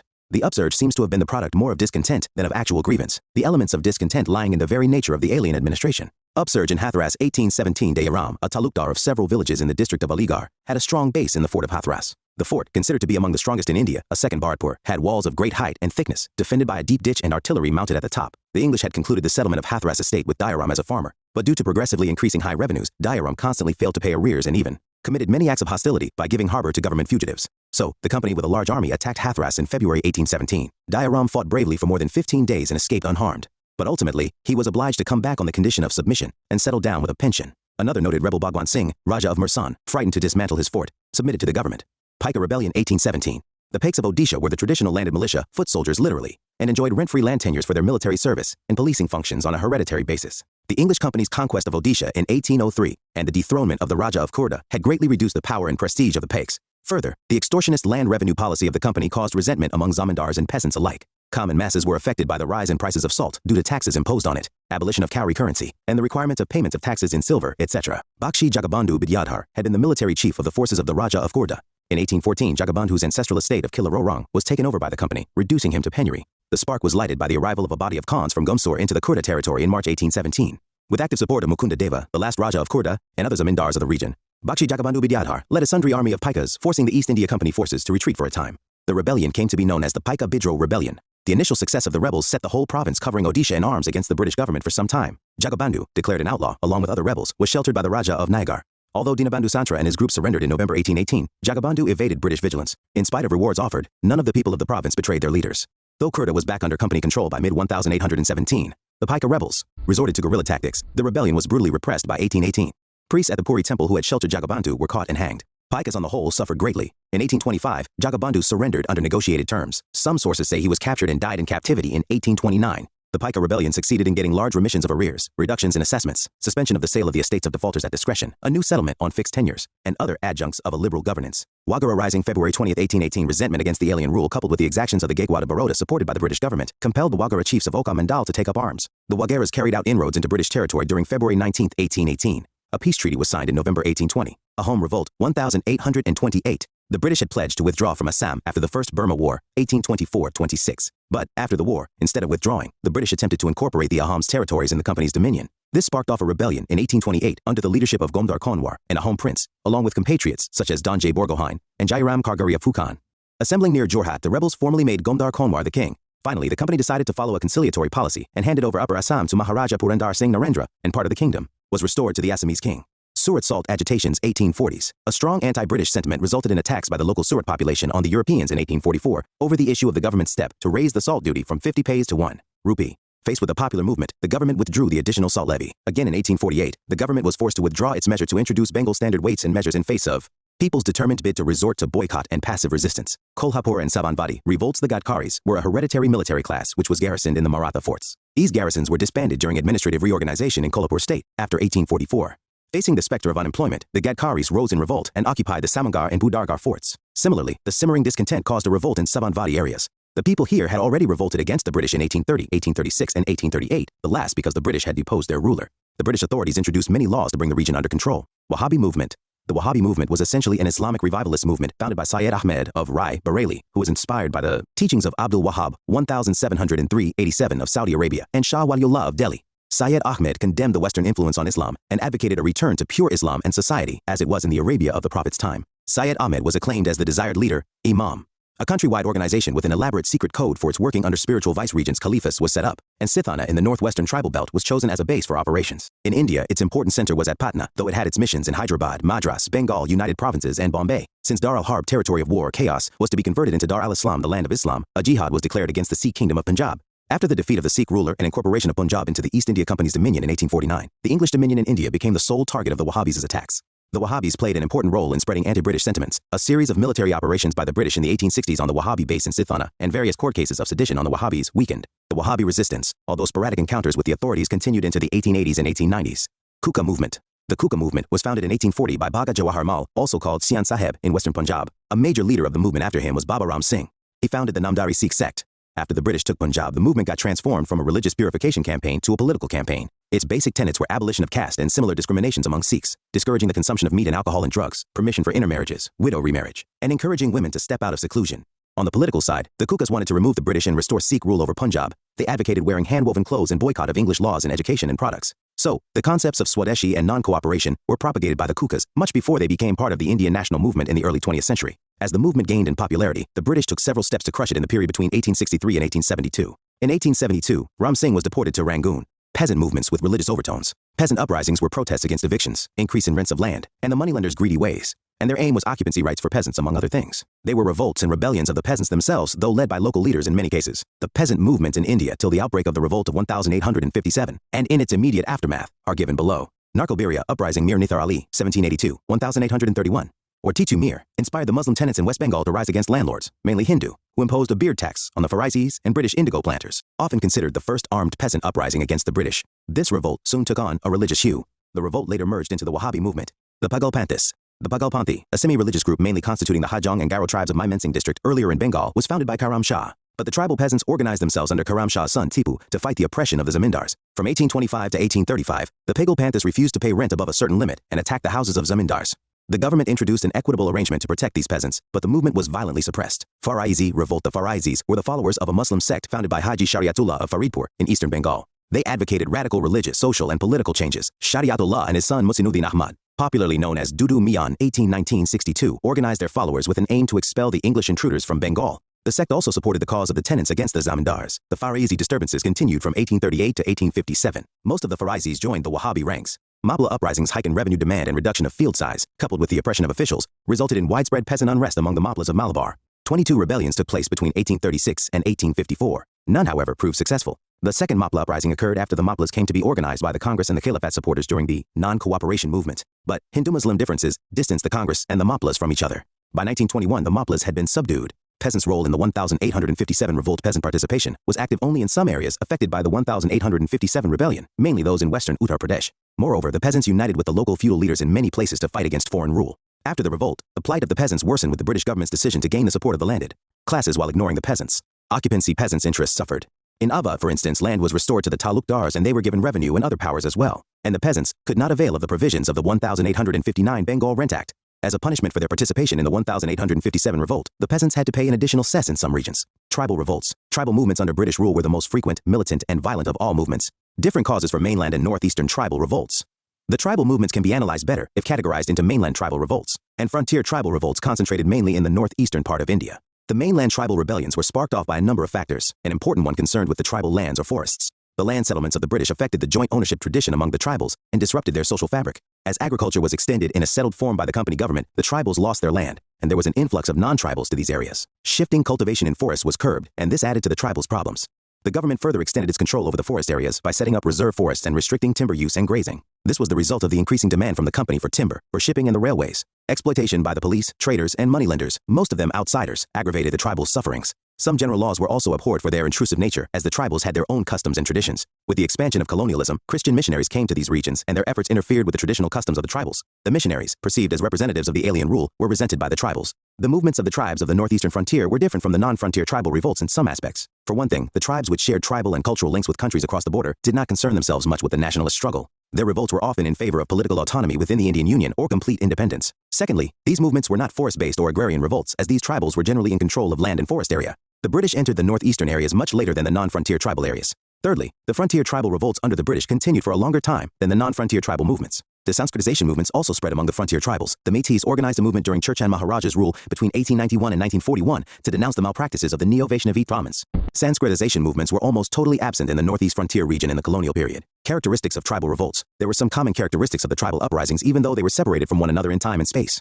Tribal identity or ethnic ties lay behind the solidarity shown by these groups. Not all outsiders were, however, seen as enemies. The poor who lived by their manual labor or profession and had a socially economically supportive role in the village were left alone. The violence was directed towards the moneylenders and traders who were seen as extensions of the colonial government. A common cause was the resentment against the imposition of laws by the foreign government that was seen as an effort at destroying the tribal's traditional socioeconomic framework. Erosion of the tribal rights over land and forest because of the rules imposed by the British was at the root of many tribal movements, as land came to be seen as private. Property and market forces came to dominate. There was large-scale alienation of land from the tribes as the non-tribe people slowly took over the land. This was especially so after the building of roads and railways linked tribal areas. Many uprisings were led by Messiah-like figures who encouraged their people to revolt and who held out the promise that they could end their suffering brought about by the outsiders. The tribal uprisings were doomed from the beginning, given the outdated arms they fought with as against the modern weapons and techniques used by their opponents. Important tribal movements of the mainland. Some of the important tribal movements are discussed below. It may be noted that most tribal movements, if we leave out the frontier tribal areas, were concentrated in central India, the west central region, and the south.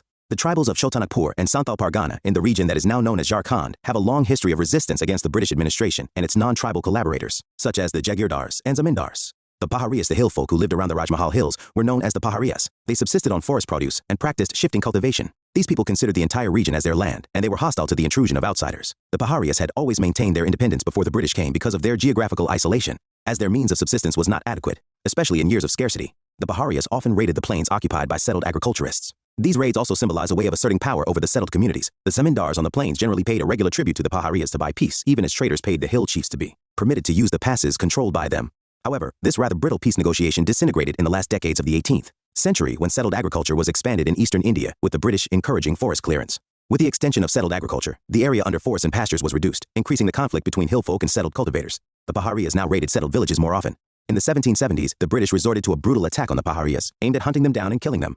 The Paharias Rebellion of 1778, led by Raja Jagannath, is notable. In the 1780s, the British initiated a policy of pacification. Paharia chiefs were given an annual allowance in return for ensuring that their men conducted themselves properly. Not all Paharias were ready to accept this policy. Some of them withdrew deep into the mountains, hiding away from hostile forces and continuing the war against the Diku or outsiders. The revolt led by Tilka Manji, the British faced much opposition and rebellion in Santhal Pargana, under the leadership of Tilka Manji, or Manji, a Santhal whose real name is said to have been Jabra Paharia. Tilka was against the British policy of divide and rule. Tilka Manji is reputed to have moved in the hills around Sultanganj, coming down to attack the boats of the East India Company moving along the Ganga and loot the British treasury. He was also reputed to have shared the loot with the poor. The guerrilla warfare that he organized had many Santhal women also participating in it. There were many encounters in the jungles of the Terai region between Tilka Manji and his followers and the British soldiers. In 1778, Tilka is said to have taken the Ramgarh camp from the British after forming a joint front with the Paharia Sardars. In 1784, Tilka led his followers to attack Bhagalpur. Tilka is said to have shot the British magistrate of Rajmahal, Augustus Cleveland.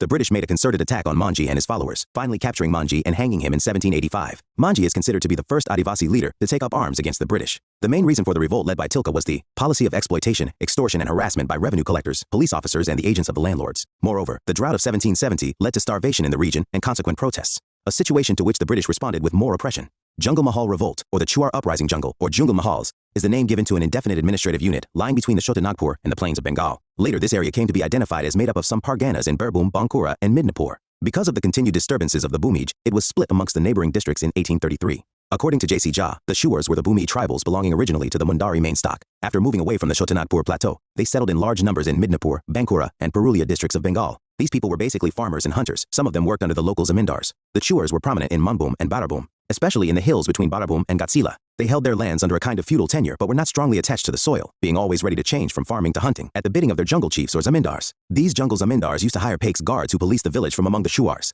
The head Pakes were known as the Sardars. The Shuar uprisings occurred in phases, each one with its own characteristics, leaders, and epicenter. The first Shuar rebellion broke out as a reaction to the increase of the revenue of the jungle zamindars. The revenue was difficult to raise as the jungle territory yielded little. Moreover, in 1767, the British resident of Midnapur was instructed to demolish their mud forts, something that offended the zamindars. In 1768, Jagannath Singh, the zamindar of Gatsila, or the king of Dalbhum, went up in arms along with thousands of Chuar followers. The company government capitulated. In 1771, the Shuar Sardars, Sham Ganjan of Datka, Subla Singh of Kaliapal, and Dubraj rose in rebellion. This time, however, the rebellion was suppressed. The most significant uprising was under Durjan or Durjol Singh in 1798. The revenue and administrative policies of the East India Company, the permanent settlement being one of them, as well as the police regulations imposed in rural Bengal, made the system of hiring local Pakes redundant as they came to be replaced by professional police. The aggrieved Pakes and ordinary Chuars joined hands with the jungle zamindars in the Chuar Rebellion of 1798. Durjan Singh was the zamindar of Raipur from which he was dispossessed owing to the operations of Bengal regulations. In May 1798, his followers, a body of 1,500 chewars, indulged in violent activities in Raipur to halt the auction of the estate of Raipur.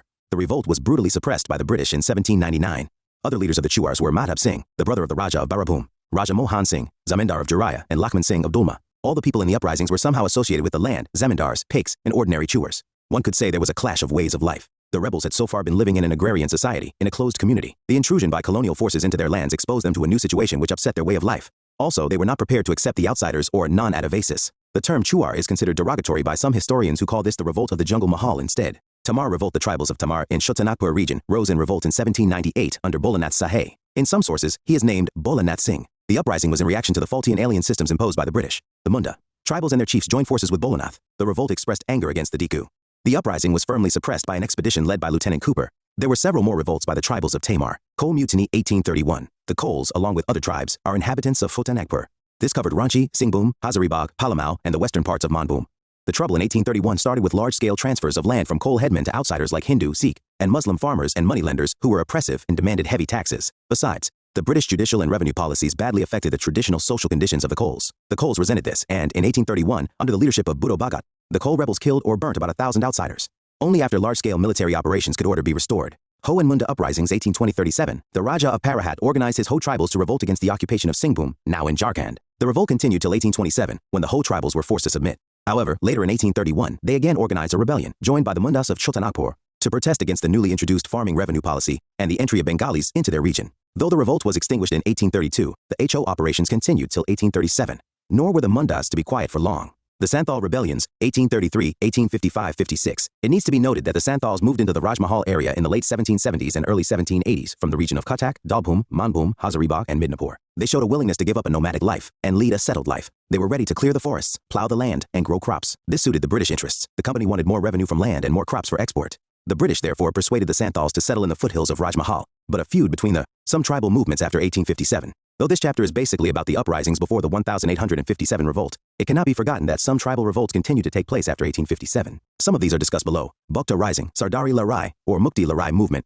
Chotanagpur was the scene of this movement between 1858 and 1895. It was aimed at regaining the tribal's age-old right over land by pushing out the landlords. In the earlier phases of the revolt, the tribal tenants rose against the landlords because of the increased rent, eviction from land, and harassment by the landlords. Later, in the 1890s, the Sardar movement turned against all Europeans as they were suspected to be colluding with the landlords. British rule was perceived to be at the root of the problems faced by the tribals, therefore it had to end. When constitutional methods got little result, the tribals took to violence, using their traditional weapons such as bows and arrows. But the struggle lacked organization and a good leader. Birsa Munda revolt. In the 1890s, Birsa Munda emerged at the head of a movement of the Munda tribes of Singhbhum and Ranchi districts of Chotanagpur region. The Ogalan Great Tumult, as this movement was called, and which was aimed at getting independence, establishing a Munda Raj, went on in phases right into the 20th century. With the coming of the British, the traditional ways of the tribals, both with regard to their social customs and with regard to land, were drastically affected, as the British policies introduced the zamindari system with the new classes of landlords and tenants. The tribals were now forced to pay rent to the landlords, and failure to do so resulted in their eviction from land. Paying rent meant increasing dependence on usurious moneylenders and ultimately debt. Resenting the harassment by the landlords, who were encroaching the tribal land and often pushed them into bigar, forced labor. Besides using brute force, the Munda tribals rose in revolt under Birsa Munda. The objective was to attain religious and political independence. The arrest and conviction of Birsa to 2 years of imprisonment by the British made the rebels more determined to go ahead with the movement, which now took to violence. The revolt broke out in December 1899 and was directed against the Dikus, who included Christian missionaries as well as the much-hated landlords, contractors, police, and government officials. The British response was ruthless suppression. Birsa was arrested in 1900s and died of illness. Many rebels who were arrested were imprisoned and sentenced to death. The movement was, thus, weakened. Following the Birsa movement, the authorities felt that the interests of the tribals needed to be safeguarded. The government decided to abolish the compulsory Begar system and passed the Tenancy Act of 1903, under which the Mundas Hunkadi system was recognized. The Chotanagpur Tenancy Act was passed in 1908. Birsa assumed legendary fame, and his movement was an inspiration for the social, religious, and political movements of tribals in the future. Tana Bhagat movement.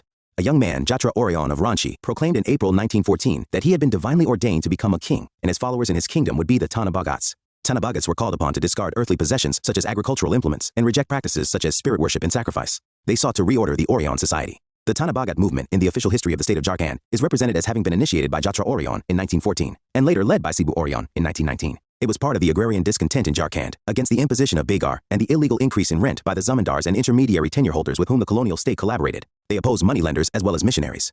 The Tana Bhagats conducted a satyagraha even before Gandhi's satyagraha movement. They differed from the movements led by Saido and Kanhu Murmu or Birsa Munda in that they were primarily religious and non-violent. In 1921, during the non-cooperation movement, the Tana Bhagats were drawn into the organizational fold of the Congress Devi movement. The Devi movement was initially a social movement among the tribals of South Gujarat in 1922-23. It was initiated by the assumption that Devi Salabai was commanding the tribals to abstain from eating flesh and drinking liquor, and to wash and be clean. By December 1922, the movement spread over the region inhabited by the tribals, as well as Surat city. This movement soon targeted those classes which exploited the tribals, such as landlords and moneylenders, and those who were in the liquor trade. Towards the end of 1922, this movement became a part of the non-cooperation movement. Santhals and the Paharias continued for a long time. It has been called a battle between the hoe and the plow. The hoe symbolizing the Paharias, who used the tool in shifting cultivation, and the plow standing for the Santhals, who used it for settled agriculture. The British worked out a compromise between the two groups by forming the Daman I Co in 1832-33. Daman Co is a Persian term meaning the skirts or outside edges of the hills. A portion of land at the foothills was declared to be that of the Santhals. They were to live and practice agriculture with the plow within this area and become settled peasants. The Paharias were practically forced to retreat into the higher hill tracts. Over time, the Santhals found that they were gradually losing the land they had worked on and brought under cultivation. The Permanent Settlement Act of 1793 proved to be disastrous for the agriculturists. The taxes levied by the company government on their land was heavy, and money had to be borrowed to pay off debts. But the Diku moneylenders charged very high rates of interest, and when debts remained unpaid, took possession of the land. Slowly, zamindars were taking over the Daman tracts. By the 1850s, the Santhals felt the need to rebel against the zamindars and the moneylenders. The rebellion soon turned into a movement against the British colonial state. The Santhals called the rebellion Hul, meaning a movement for liberation. Under Sidhu and Kanhu Murmu, two brothers, the Santhals proclaimed an end to company rule and declared the area between Bhagalpur and Rajmahal as autonomous. It is said that emissaries with Sal branches as a form of secret communication were sent by the Murmu brothers to Santhal lands to gather support. Pulo and Jano Murmu, the sisters of Sidhu and Kanhu, participated in the rebellion and are said to have entered the enemy camp undercover and killed several soldiers before they themselves died. The British suppressed the rebellion with a heavy hand by 1856, burning down villages or destroying them with the help of elephants, and killing thousands of Santhals. Sidhu and Kanhu were killed. It was after the Santhal Revolt of 1855-56 that the Santhal Pargana was created out of the districts of Bhagalpur and Birbhum. The Pargana was to have special laws within it. Khand uprisings 1837-56. From 1837 to 1856, the Khans of the hilly tracts extending from Odisha to the Srikakulam and Visakhapatnam districts of Andhra Pradesh revolted against company rule. Chakra Bisoi, a young Raja, led the Khans, who were joined by the Gumsar, Kalahandi and other tribals to oppose the suppression of human sacrifice, new taxes, and the entry of zamindars into their areas. With Chakra Bisoi's disappearance, the uprising came to an end. A later Khan rebellion in 1914 in the Orissa region was triggered by the hope that foreign rule would end and they could gain an autonomous government. Koya revolts. The Koyas of the eastern Godavari tract, modern Andhra, joined by Konda Sara chiefs, rebelled in 1803, 1840, 1845, 1858, 1861 and 1862. They rose once again in 1879-80 under Tomasora. Their complaints were oppression by police and moneylenders, new regulations and denial of their customary rights over forest areas. After the death of Tomasora, another rebellion was organized in 1886 by Raja Anantayar. Bill revolts. The Bills who lived in the western Ghats controlled the mountain passes between the north and the Deccan. They revolted against company rule in February 19, 1817, as they had to face famine, economic distress and misgovernment. The British used both force and conciliatory efforts to control the uprising. However, the Bills revolted again in 1825, 1831 and in 1846. Later, a reformer, Govind Guru, helped the Bills of South Rajasthan, Banswara, Sant states to organize themselves to fight for a Bill Raj by 1913. Koli risings. The Kolis living in the neighborhood of Bills rose up in rebellion against the company's rule in 1829, 1839, and again during 1844-48. They resented the imposition of company's rule, which brought with it large-scale unemployment for them and the dismantling of their forts. Ramosi risings. The Ramosis, the hill tribes of the western Ghats, had not reconciled to British rule and the British pattern of administration. They resented the policy of annexation. After, tribal movements, period, region. Causes at a glance. 1. Paharias' rebellion by the Marshal Paharias, 1778 Rajmahal, hills against the British expansion on their lands. 2. Chuar uprisings by the Chuar Aboriginal tribesmen against rise in demands and economic privation by the British. 3. Kol uprisings by the Kols of Chota Nagpur, led by Budo Bhagat, 1831. Against expansion of British rule on their lands and transfer of their lands to outsiders, the revolt was suppressed. 4. Ho and Munda uprisings. By Ho tribals by led of Raja Parahat, 1827, Singhbhum, and Chota Nagpur, against occupation of Singhbhum by British. B. By Ho tribals and the Mundas, 1831, against the newly introduced farming revenue policy. C. By the Mundas led by Birsa Munda, 1899-1900, south of Ranchi. Birsa was captured and imprisoned. D. The Ogilan uprising, supported by Birsa Munda, 1860-1920, against introduction of feudal zamindari tenures and exploitation by moneylenders and forest contractors. 5. Santhal rebellion by the Santhals led by Sido and Kanhu, 1855. 56 Bihar, against the practices of zamindars and moneylenders. The rebellion later turned anti-British and was suppressed. 6. Khand uprisings led by Chakra Bisnoy, 1837-56 and later in 1914, hilly region extending from Tamil Nadu to Bengal in Orissa in 1914, against interference in tribal customs and imposition of new taxes. 7. Naikada movement, 1860s, Madhya Pradesh and Gujarat, against British and caste Hindus. 8. Karwar rebellion by the Karwars, 1870s, Bihar, against revenue settlement activities. 9. Kondadora, campaign by Kondadoras led by Koramalaya, 1900s, Dabur region in Visakhapatnam. 10. Bill revolts 1817-19 and 1913, region of Western Ghats, against company rule in February 19, 1817, and to form Bill Raj. 11. Buyan and Wang rebellions by the Buyans, Zhuangs and Cows. First uprising was led by Ratna Nayak. Second uprising was led by Darnidar Nayak. 1867-68, 1891-93 Kionjar, Orissa, against the installation of a British protege on the throne after the death of their Raja in 1867. 12. Koya revolts by the Koyas and the Kondasara chiefs, led by Tomasora in 1879-80, led by Raja Anantayar in 1886 Eastern Godavari region Andhra Pradesh, against oppression by police, moneylenders, new regulations and denial of their rights over forest areas. Bastar Revolt, 1910 Jagdalpur, against new feudal and forest levies. 14. Tanabagat movements among the Mundas and Oran tribes, led by Jatra Bhagat, Baram Bhagat, who preached that God's benevolent delegate would arrive to free the tribals. February 15, 1914, Chotanagpur, against interference of outsiders, began as Sanskritization movement. 15. Rampa revolts led by Alluri Sitarama Raju of the Koyas, 1916, 1922-24, Rampa region in Andhra Pradesh, against British interference, capture and execution of Raju in 1924. Jharkhand uprising by tribals of Chotanagpur region, onwards, parts of Bihar, Orissa, and West Bengal. Adivasi Mahasabha was formed in which was replaced by regional Jharkhand party in 17. Forest Satyagrahas A by Chenchu tribals 1920s Guntur district, in Andhra B by Karwars of Palamau 1930s Bihar, against increasing British control over forests. 18. Gand uprising 1940s to bring together the believers of Gand, Dharma.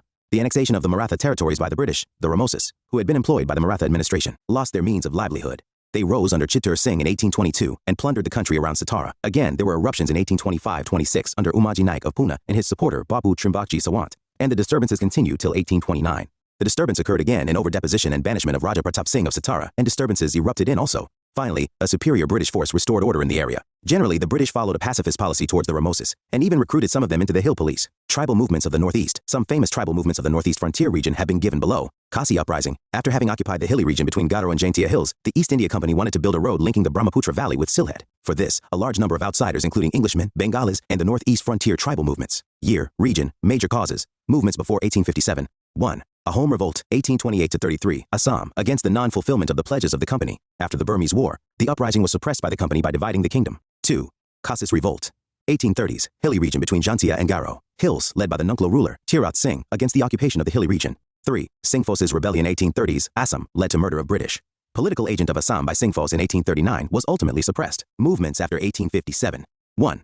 Kukis's Revolt, 1917-19, Manipur, against British policies of recruiting labor during the First World War. 2. Revolts in Tripura against hike in house tax rates and against settlement of outsiders in the region. A, led by Parikshit Jamatia 1863. B, the Rings Revolt led by Ratnamani 1942-43. C, led by Bharti Singh 1920s. 3. Zilangsong Movement 1920s, Manipur, led by the Zemi, Liangmei and Rongmei tribes against the failure of British to protect them during the Kuki violence in 1917-19. 4. Naga Movement 1905-31, Manipur, led by Jadanang against British rule and for setting up of a Naga Raj. 5. Haraka Cult 1930s, Manipur, led by Gaidinliu. The movement was suppressed, but Kabui Naga Association was formed in 1946.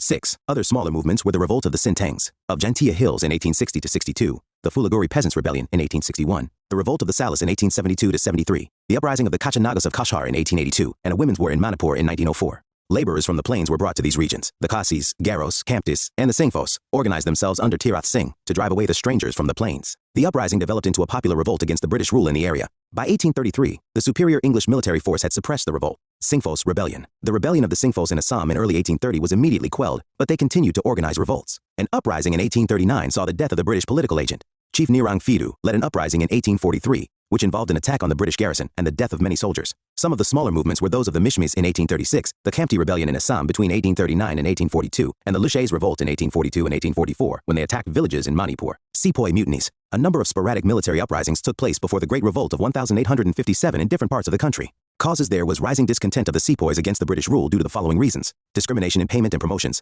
T. Mistreatment of the sepoys by the British officials. He. Refusal of the government to pay foreign service. Allowance while fighting in remote regions. IV. Religious objections of the high caste Hindu. Sepoys to Lord Canning's General Service Enlistment Act 1856, ordering all recruits to be ready for service both within and outside India. Further, the sepoys shared all the discontent and grievances, social, religious, and economic, that afflicted the civilian population. Over the years, the upper caste sepoys had found their religious beliefs in conflict with their service conditions. For example, in 1806, the replacement of the turban by a leather cockade caused a mutiny at Vellore. Similarly, in 1844, there was a mutinous outbreak of the Bengal Army sepoys for being sent to faraway Sindh. And in 1824, the sepoys at Barrackpore rose in revolt when they were asked to go to Burma because crossing the sea would mean loss of caste. Important mutinies. The most important mutinies which broke out during the pre-1857 period are the following. I. The mutiny of the sepoys in Bengal in 1764. 2. The Vellore Mutiny of 1806 when the sepoys protested against interference in their social and religious practices and raised a banner of revolt unfurling the flag of the ruler of Mysore. T. The mutiny of the sepoys of the 47th Native Infantry Unit in 1824. IV. The revolt of the Grenadier Company in Assam in 1825. V. The mutiny of an Indian regiment at Sholapur. In 1838. VZ. The mutinies of the 34th Native Infantry NI. The 22nd NI, the 66th NI, and the 37th NI. in 1844, 1849, 1850, and 1852 respectively. All these mutinies did not spread beyond their locality and were ruthlessly crushed by the British Indian government, often inflicting terrible violence, executing leaders, and disbanding the regiments. But the legacy of these revolts proved to be of immense significance later. Weaknesses of people's uprisings. These uprisings drew a large number of participants, but were in fact localized and occurred at different times in different regions. They mostly arose out of local grievances. The leadership was semi-feudal in character, backward-looking, traditional in outlook, and their resistance did not offer alternatives to the existing social setup. If many of these revolts seemed similar to one another in wanting to oust the alien rule, it was not because of some national impulse or common effort, but because they were protesting against conditions that were common to them. These rebellions were centuries old in form and ideological, cultural content. Those who were not so uncooperative or obstinate were pacified through concessions by the authorities. The methods and arms used by the fighters in these uprisings were practically obsolete compared to the weapons and strategy, as well as deception and chicanery, employed by their opponents. Summary. Factors responsible for people's resistance: colonial land revenue settlements, heavy burden of new taxes, and eviction of peasants from their land, growth of intermediary revenue collectors, tenants, and moneylenders, expansion of revenue administration over tribal lands, destruction of indigenous industry, and promotion of British manufactured goods, end of patronage to priestly and scholarly classes, foreign character of the British rule. Forms of people's uprisings: civil uprisings, peasant movements, tribal revolts, military revolts. Civil uprisings before 1857, Sannyasi Revolt, 1763-1800s, Bihar and Bengal, Manju Shah, Musa Shah, Bhawani Pathak, and Debi Chaudhurani were some important leaders. Rebellion in Midnapur and Halboom, 1766-67, Bengal, Damodar Singh, Jagannath Dal, etc. Revolt of Mohmarias, 1769-99, Assam and parts of present Bangladesh, Krishna Narayan was important leader. Civil uprisings in Gorakhpur, Basti and Bahraich, 1781, Uttar Pradesh. Revolt of Raja of Vizianagaram, Northern Sirkars, Viziaram. Rauze Chinnavijayara Maraju was supported by his subjects. Revolt in Bednur, 1797, 1800s, Karnataka, Dundiawa. Revolt of Kerala Varma Pazasi Raja, Kerala Varma. Civil rebellion of Awadh, Eastern Uttar Pradesh, Wazir Ali Khan, Vizier Ali. Uprising in Ganjam and Gumsur, 1800s, 1935-37, Easter, Orissa Srikara Banj, Dhananjaya Banj, and Dorabi Sai. Uprisings in Palamau, 1800s-02, Chotanagpur of Jharkhand. Bhukan Singh was the leader of the revolt. Palagar's revolt, 1795-1805, Tinnevelly, Ramanathapuram, Sivagiri, Madurai, and North Arcot of Tamil Nadu. Katabaman Nayakan was an important leader. Revolt of Diwan Velu Thampi, 1808-09, Travancore, led by Diwan of State, Velu Thampi. Disturbances in Bundelkhand, 1808-12, regions of Bundelkhand. In present Madhya Pradesh and Uttar Pradesh, Lakshman Dawa, the Kiladar Alajagar Fort, Darya Singh, the Kiladar of Kalanjar, and Gopal Singh, a military adventurer, were the important insurgents. Parlakimati outbreak 1813-34, Orissa, Narayan Deo, and Gajapati Deo. Kutch Rebellion 1819, Gujarat, Rao Baramal. Rising at Bareilly 1816, Uttar Pradesh, Mufti Muhammad Iwaz, a religious leader. A resistance against municipal tax turned into a religious jihad. Upsurge in Hathras 1817, Aligarh and Agra in Uttar Pradesh. Dairam and Bhagwant Singh were the important insurgents. Paika Rebellion 1817, Orissa, Bakshi Jagabandhu Bidyadar, Mukunda Deva, and Dinabandhu Santra were important leaders. Wagera Rising 1818-20, Baroda region of Gujarat, led by Wagera chiefs of Okal Mandal Ahom, Revolt 1828, Assam led by Gondar Kanwar and Maharaja Purandar Singh. Narendra Gadadhar Singh and Kumar Rupchand were other leaders. Surat Salt agitations 1844, Gujarat attacks on the Europeans by the locals of Surat over the issue of increase in salt duty. Gadkari Revolt 1844, Kolhapur of Maharashtra, Gadakaris, a hereditary military class, revolted in the wake of unemployment and agrarians' grievances. Revolt of Savantavad 1844-59, North Konkan Coast, Fan Savant, Subana Nikam, Daji Lakshman, and Har Savant Dingakar were important insurrectionists. Wahhabi movement 1830-61, Bihar Bengal, Northwest Frontier, Province, Punjab, etc. An Islamist revivalist movement, started by Syed Ahmed of Raebareli Kuka movement, 1840-72 Punjab, a religious movement, started by Bhagat Jawahar Mal, transformed into political one. Ram Singh, a noted leader, deported to Rangoon. Peasant movements, Narkobera Uprising, 1831-24 Parganas Bengal, Titu Mir. Inspired the Muslim tenants in West Bengal against Hindu landlords. Pegal Pandases, 1825-35, Maiman Singh District, Bengal, Karam. Shah and his son Tipu rose against Zamindar's Faraizi Revolt, 1838-57 Faridpur in Eastern Bengal, Shariat. Allah, son of Dadu Mian, was the founder of the religious sect Faraizi. Mapla Uprisings 1836-1854, Malabar region of Kerala, against hike in revenue demand and reduction in field size. Tribal revolts, Paharias Rebellion 1778, Raj Mahal Hills Chuar Uprisings, 1766-1772, 1795-1816 Midnapur district of Bengal. Important leaders, Sham Ganjan, Durjan Singh, and Madhab Singh. Coal Mutiny 1831, Ranchi, Singhbhum, Hazaribagh, Palamau, and Mampum. Budo Bhagat was an important leader. Ho and Munda Uprisings 1820-22, 1831-37, 1899-1900s. Chotanagpur region, Birsa Munda in 1899-1900s led the rebellion. Santhal Rebellion 1855-56, Rajmahal Hill Bihar, Sidhu and Kanhu were important leaders. Khand Uprisings 1837-1856 Huli tracts extending from Tamil Nadu to Bengal, Shakra Bisoy, an important leader.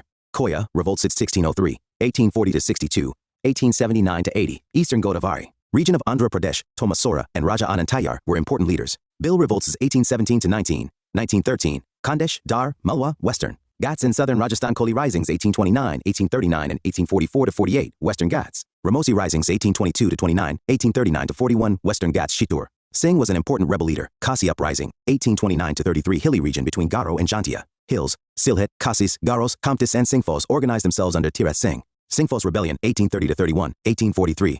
Assam, Burma border. Nirang Fidu led an uprising in 1843. Sepoy mutinies. Vellore Mutiny 1806. Mutiny of 47th Native Infantry Unit 1824. Revolt of Grenadier Company 1825. Assam Mutiny in Sholapur 1833. Mutiny of 34th Native Infantry 1844. Mutiny of 22nd Native Infantry 1849. 1844. Mutiny of 37th Native Infantry 1852. Chapter The Revolt of.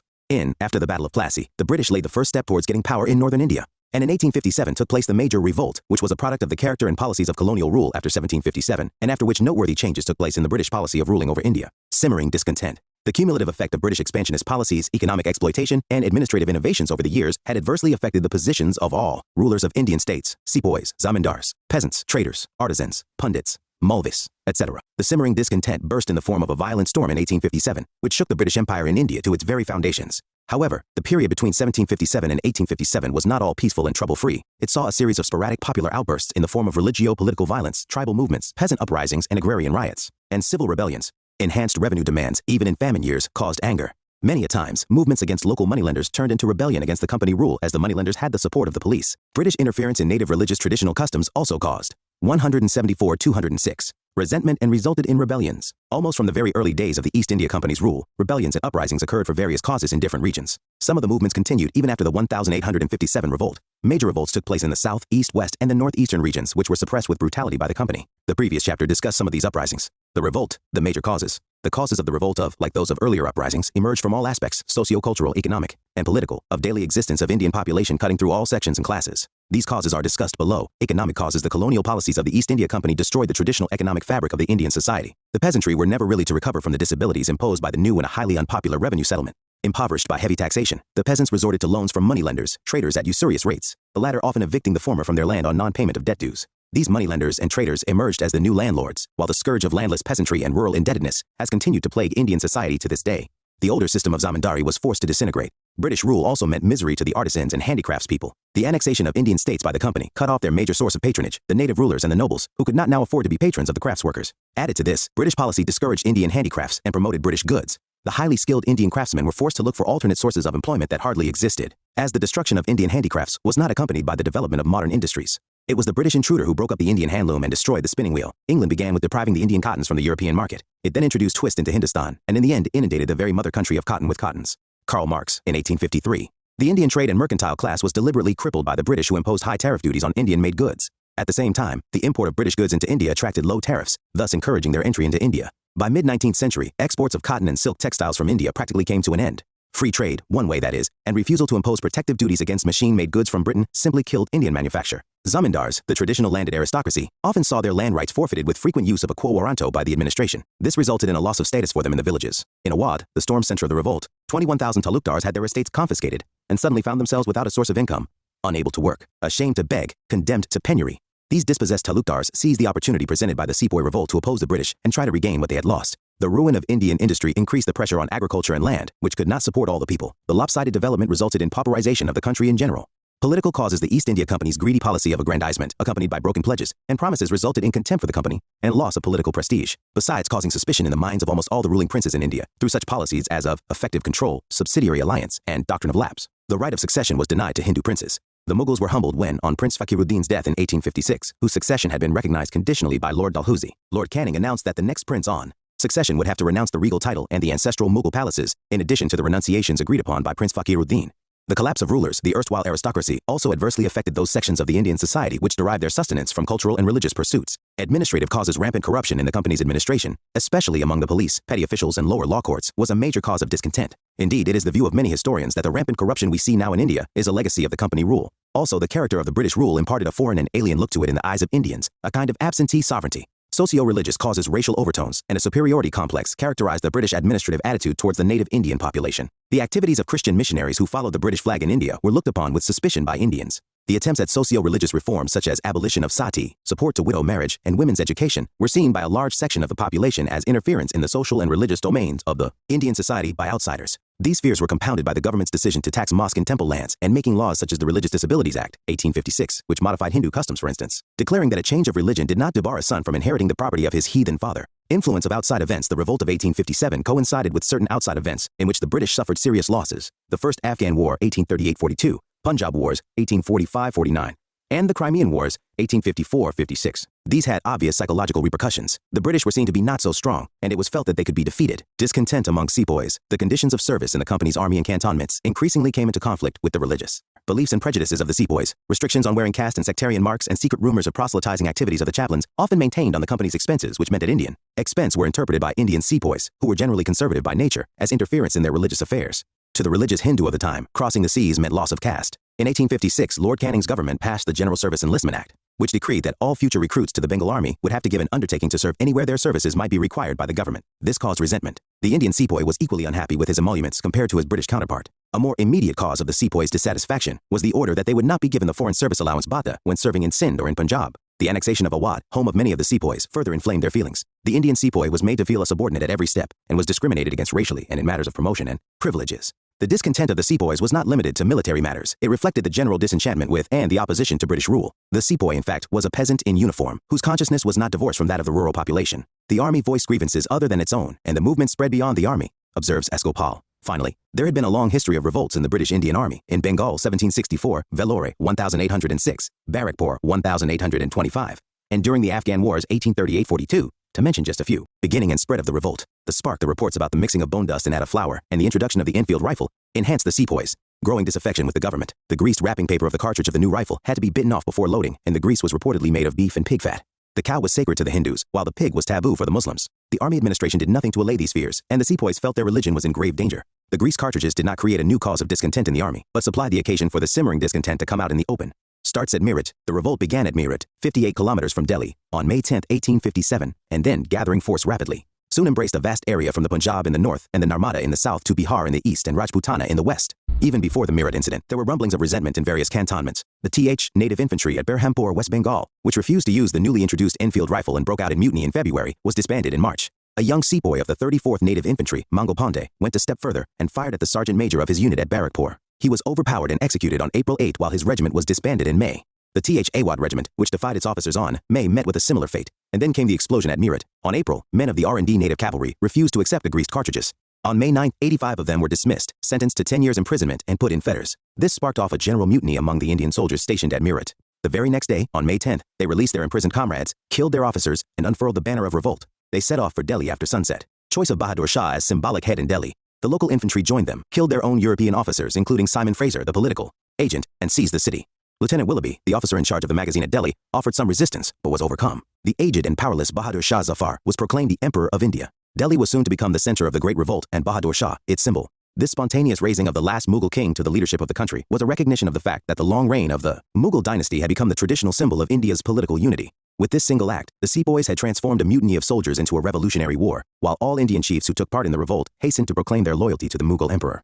It also signified that the rebels were politically motivated. Though religion was a factor, the broad outlook of the rebels was not influenced by religious identity, but by the perception of the British as the common enemy. Bahadur Shah, after initial vacillation, wrote letters to all the chiefs and rulers of India, urging them to organize a confederacy of Indian states to fight and replace the British regime. The entire Bengal army soon rose in revolt, which spread quickly. Awadh, Rohilkhand, the Doab, Bundelkhand, Central India, large parts of Bihar and East Punjab shook off British authority. Civilians joined the revolt of the sepoys was accompanied by a rebellion of the civil population, particularly in the northwestern provinces and Awadh. Their accumulated grievances found immediate expression, and they rose en masse to give vent to their opposition to British rule. It is the widespread participation in the revolt by the peasantry, the artisans, shopkeepers, day laborers, zamindars, religious mendicants, priests, and civil servants which gave it real strength as well as the character of a popular revolt. Here, the peasants and petty zamindars gave free expression to their grievances by attacking the moneylenders and zamindars who had displaced them from the land. They took advantage of the revolt to destroy the moneylenders' account books and debt records. They also attacked the British-established law courts, revenue offices, tehsils, revenue records, and police stations. According to one estimate, of the total number of about 150,000 men who died fighting the English in Awadh, over 100,000 were civilians. Within a month of the capture of Delhi by the rebels, the revolt spread to different parts of the country. Storm centers and leaders of the revolt at Delhi, the nominal and symbolic leadership belonged to the Mughal emperor, Bahadur Shah. But the real command lay with a court of soldiers headed by General Bakht Khan, who had led the revolt of Bareilly troops and brought them to Delhi. The court consisted of 10 members, 6 from the army and 4 from the civilian departments. The court conducted the affairs of the state in the name of the emperor. Emperor Bahadur Shah was perhaps the weakest link in the chain of leadership of the revolt. His weak personality, old age, and lack of leadership qualities created political weakness at the nerve center of the revolt and did incalculable damage to it. At Kanpur, the natural choice was Nana Saheb, the adopted son of the last Peshwa, Baji Rao II. He was refused the family title and banished from Pune, and was living near Kanpur. Nana Saheb expelled the English from Kanpur, proclaimed himself the Peshwa, acknowledged Bahadur Shah as the Emperor of India, and declared himself to be his governor. Sir Hugh Wheeler, commanding the station, surrendered on June 2007, 1857, and was killed on the same day. Begum Hazrat Mahal took over the reins at Lucknow, where the rebellion broke out on June 4, 1857, and popular sympathy was overwhelmingly in favor of the deposed Nawab. Her son, Birjis Qadir, was proclaimed the Nawab, and a regular administration was organized with important offices shared equally by Muslims and Hindus. Henry Lawrence, the British resident, the European inhabitants, and a few hundred loyal sepoys took shelter in the residency. The residency was besieged by the Indian rebels, and Sir Henry was killed during the siege. The command of the besieged garrison devolved on Brigadier Inglis, who held out against heavy odds. The early attempts of Sir Henry Havelock and Sir James Outram to recover Lucknow met with no success. Finally, Sir Colin Campbell, the new commander-in-chief, evacuated the Europeans with the help of Gorkha regiments. In March 1858, the city was finally recovered by the British, but guerrilla activity continued till September of the same year. At Bareilly, Khan Bahadur, a descendant of the former ruler of Rohilkhand, was placed in command. Not enthusiastic about the pension being granted by the British, he organized an army of 40,000 soldiers and offered stiff resistance to the British. In Bihar, the revolt was led by Kunwar Singh, the zamindar of Jagdishpur. An old man in his 72nd, he nursed a grudge against the British who had deprived him of his estates. He unhesitatingly joined the sepoys when they reached Ara from Danapur. Maulvi Ahmadullah of Faizabad was another outstanding leader of the revolt. He was a native of Madras and had moved to Faizabad in the north, where he fought a stiff battle against the British troops. He emerged as one of the revolt's acknowledged leaders once it broke out in Awadh in May 1857. The most outstanding leader of the revolt was Rani Laxmibai, who assumed the leadership of the sepoys at Jhansi. Lord Dalhousie, the governor-general, had refused to allow her adopted son to succeed to the throne after her husband Raja Gangadhar Rao died, and had annexed the state by the application of the infamous doctrine of lapse. Driven out of Jhansi by British forces, she gave the battle cry, Main apni Jhansi nahin dungi. I shall not give away my Jhansi. She was joined by Tantia Tope, a close associate of Nana Saheb, after the loss of Kanpur. The Rani of Jhansi and Tantia Tope marched towards Gwalior, where they were hailed by the Indian soldiers. The Scindia, the local ruler, however, decided to side with the English, and took view. Here lay the woman who was the only man among the rebels, Hugh Rose. A tribute to the Rani of Jhansi from the man who defeated her. Shelter at Agra. Nana Saheb was proclaimed the Peshwa, and plans were chalked out for a march into the south. Gwalior was recaptured by the English in June 1858. The sacrifices made by the common masses were immense and innumerable. The name of Shah Mal, a local villager in Pargana Barot Bakpat, Uttar Pradesh, is most notable. He organized the headmen and peasants of 84 villages, referred as Chara Sidesh, marching at night from village to village, urging people to rebel against the British hegemony. The people attacked government buildings, destroyed the bridges over the rivers, and dug up metalled roads, partially to stop government forces from coming into the area, and partly because bridges and roads were viewed as symbols of the British rule. Shah Mal sent supplies to the mutineers in Delhi and prevented all official communication between British headquarters and Meerut. He made his headquarters at the bungalow of an irrigation department on the banks of the Yamuna and supervised and controlled his operations from there. In fact, the bungalow was turned into a hall of justice, resolving disputes and dispensing judgments. He also organized an effective network of intelligence for a short duration. The people of the area felt that the British rule was over and their own rule had come. Unfortunately, in July, Shah Mal was killed by an English officer, Dunlap. It is alleged that Shah Mal's body was cut into pieces and his head displayed on July to terrify the public. For more than a year, however, the rebels carried on their struggle against heavy odds. Suppression of the revolt. The revolt was finally suppressed. The British captured Delhi on September 20, 1857. After prolonged and bitter fighting, John Nicholson, the leader of the siege, was badly wounded and later succumbed to his injuries. Bahadur Shah was taken prisoner. The royal princes were captured and butchered on the spot, publicly shot at point-blank range by Lieutenant Hudson himself. The emperor was exiled to Rangoon, where he died in 1862. Thus the great house of Mughals was finally and completely extinguished. Terrible vengeance was wreaked on the inhabitants of Delhi. With the fall of Delhi, the focal point of the revolt disappeared. One by one, all the great leaders of the revolt fell. Military operations for the recapture of Kanpur were closely associated with the recovery of Lucknow. Sir Colin Campbell occupied Kanpur on December 6, 1857. Nana Saheb, defeated at Kanpur, escaped to Nepal in early 1859, never to be heard of again. His close associate Tantia Tope escaped into the jungles of central India, but was captured while asleep in April 1859 and put to death. The Rani of Jhansi had died on the battlefield earlier in June 1858. Jhansi was recaptured by Sir Hugh Rose. By 1859, Kunwar Singh, Bakht Khan, Khan Bahadur Khan of Bareilly, Rao Sahib, brother of Nana Saheb, and Maulvi Ahmadullah were all dead, while the Begum of Awadh was compelled to hide in Nepal. At Benares, a rebellion had been organized which was mercilessly suppressed by Colonel Neil, who put to death all suspected rebels and even disorderly sepoys. By the end of 1859, British authority over India was fully re-established. The British government had to pour immense supplies of men, money, and arms into the country, though the Indians had to later repay the entire cost through their own suppression. Why the revolt failed, all India participation was absent, limited territorial spread was one factor. There was no All-India veneer about the revolt. The eastern, southern, and western parts of India remained more or less unaffected. This was probably because the earlier uprisings in those regions had been brutally suppressed by the company. All classes did not join certain classes, and groups did not join and, in fact, worked against the revolt. Big zamindars acted as breakwaters to storm. Even Awadh talukdars backed off once promises of land restitution were spelt out. Moneylenders and merchants suffered the wrath of the mutineers badly, and anyway, saw their class interests better protected under British patronage. Educated Indians viewed this revolt as backward-looking, supportive of the feudal order, and as a reaction of traditional conservative forces to modernity. These people had high hopes that the British would usher in an era of modernization. Most Indian rulers refused to join and often gave active help to the British.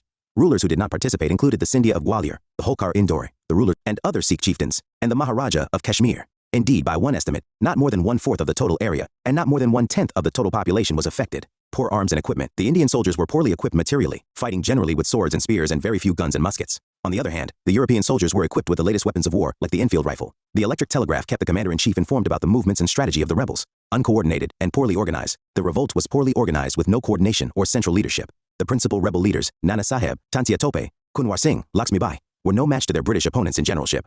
On the other hand, the East India Company was fortunate in having the services of men of exceptional abilities in the Lawrence brothers, John Nicholson, James Outram, Henry Havelock, etc. No unified ideology.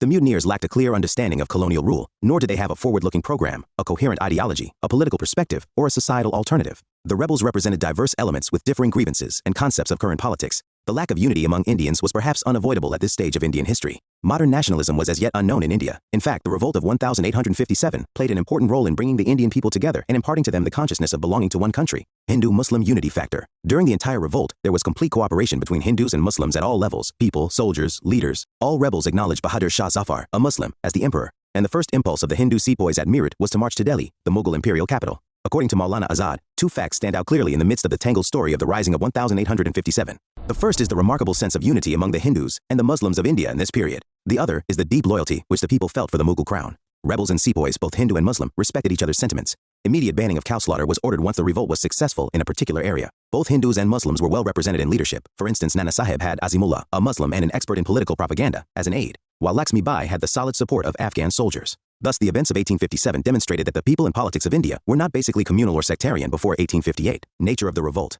Views differ on the nature of the 1857 revolt. It was a mere sepoy mutiny to some British historians, a wholly unpatriotic and selfish sepoy mutiny with no native leadership and no popular support, said Sir John Seeley. However, that is not a complete picture of the event, as it involved many sections of the civilian population and not just the sepoys. The discontent of the sepoys was just one cause of the disturbance. Dr. K. Datta considers the revolt of 1857 to have been, in the main, a military outbreak, which was taken advantage of by certain discontented princes and landlords whose interests had been affected by the new political order. The last mentioned factor gave it an aura of a popular uprising in certain areas. It was never all Indian in character, but was localized, restricted, and poorly organized. Further, says Datta, the movement was marked by absence of cohesion and unity of purpose among the various sections of the rebels. It was at the beginning of the 20th century that the 1857 revolt came to be interpreted as a planned war of national independence by V.D. Savarkar in his book, The Indian War of Independence, 1857. Savarkar called the revolt the first war of Indian independence. He said it was inspired by the lofty ideal of self-rule by Indians through a nationalist upsurge. Dr. S. N. Sen, in his 1850-7, considers the revolt as having begun as a fight for religion, but ending as a war of independence. Dr. R. C. Majumdar, however, considers it as neither the first, nor national, nor a war of independence, as large parts of the country remained unaffected and many sections of the people took no part in the upsurge. According to some Marxist historians, the 1857 revolt was the struggle of the soldier-peasant democratic combine against foreign, as well as feudal bondage. However, this view can be questioned in the light of the fact that the leaders of the revolt themselves came from a feudal background. Jawaharlal Nehru considered the revolt of 1857 as essentially a feudal uprising, though there were some nationalistic elements in it. Discovery of India. M. N. Roy felt the revolt was a last-ditch stand of feudalism against commercial capitalism. R. P. Dutt also saw the significance of the revolt of the peasantry against foreign domination, even as he acknowledged it to be a defense of the old feudal order. The revolt of 1857 is not easy to categorize. While one can easily dismiss some views such as those of Lur Rees, who considered it to be a war of fanatic religionists against Christians, or T.R. Holmes, who saw in it a conflict between civilization and barbarism, one cannot quite go so far as to accept it as a war for independence. It had seeds of nationalism and anti-imperialism, but the concept of common nationality and nationhood was not inherent to the revolt of 1857. It is doubtful if the separate communities that participated in the revolt did so because they felt a common nationhood. Furthermore, what of the southern section which, 1857 stands firmly in a historical continuum? Not of course it was the direct product of social forces blowing off the political crust, but rather fortuitous conjuncture that laid these forces bane.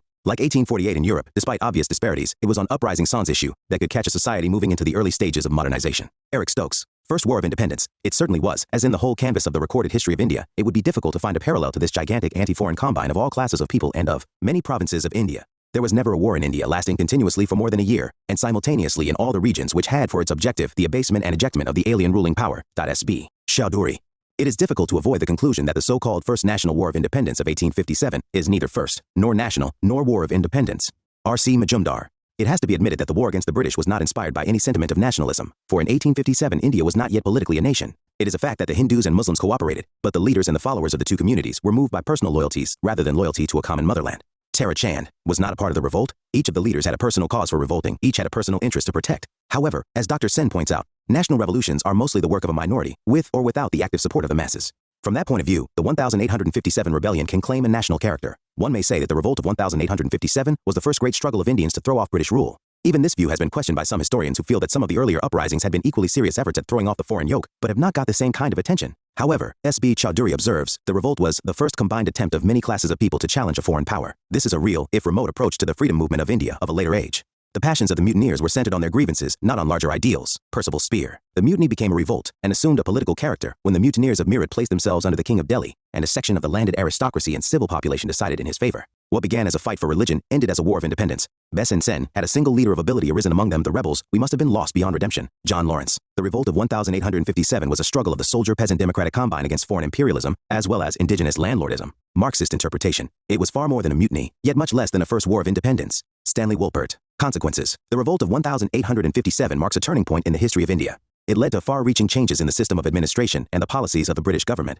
Even before the revolt could be suppressed fully, the British Parliament, on August 2, 1858, passed an act for the better government of India. The act declared Queen Victoria as the sovereign of British India and provided for the appointment of a Secretary of State for India, a member of the British Cabinet. The direct responsibility for the administration of the country was assumed by the British Crown, and company rule was abolished. The assumption of the government of India by the sovereign of Great Britain was announced by Lord Canning at a durbar at Allahabad in the Queen's Proclamation issued on November 1, 1858. It was by this proclamation that the Governor-General acquired the additional title of Viceroy. Many of the promises made in that proclamation appeared to be of a positive nature to the Indians. As per the Queen's Proclamation, the era of annexations and expansion had ended, and the British promised to respect the dignity and rights of the native princes. The Indian states were henceforth to recognize the paramountcy of the British Crown and were to be treated as parts of a single charge. The people of India were promised freedom of religion without interference from British officials. The proclamation also promised equal and impartial protection under law to all Indians, besides equal opportunities in government services, irrespective of race or creed. It was also promised that old Indian rights, customs, and practices would be given due regard while framing and administering the law. The army, which was at the forefront of the outbreak, was thoroughly reorganized, and British military policy came to be dominated by the idea of division and counterpoise.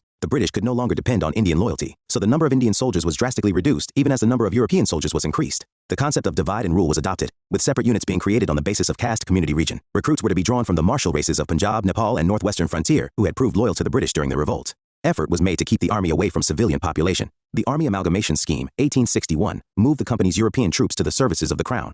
Further, the European troops in India were constantly revamped by periodical visits to England, sometimes termed as the Linked Battalion Scheme. All Indian artillery units, except a few mountain batteries, were made defunct. All higher posts in the army and the artillery departments were reserved for the Europeans. Till the first decade of the 20th century, no Indian was thought fit to deserve the King's commission, and a new English recruit was considered superior to an Indian officer holding the Viceroy's commission.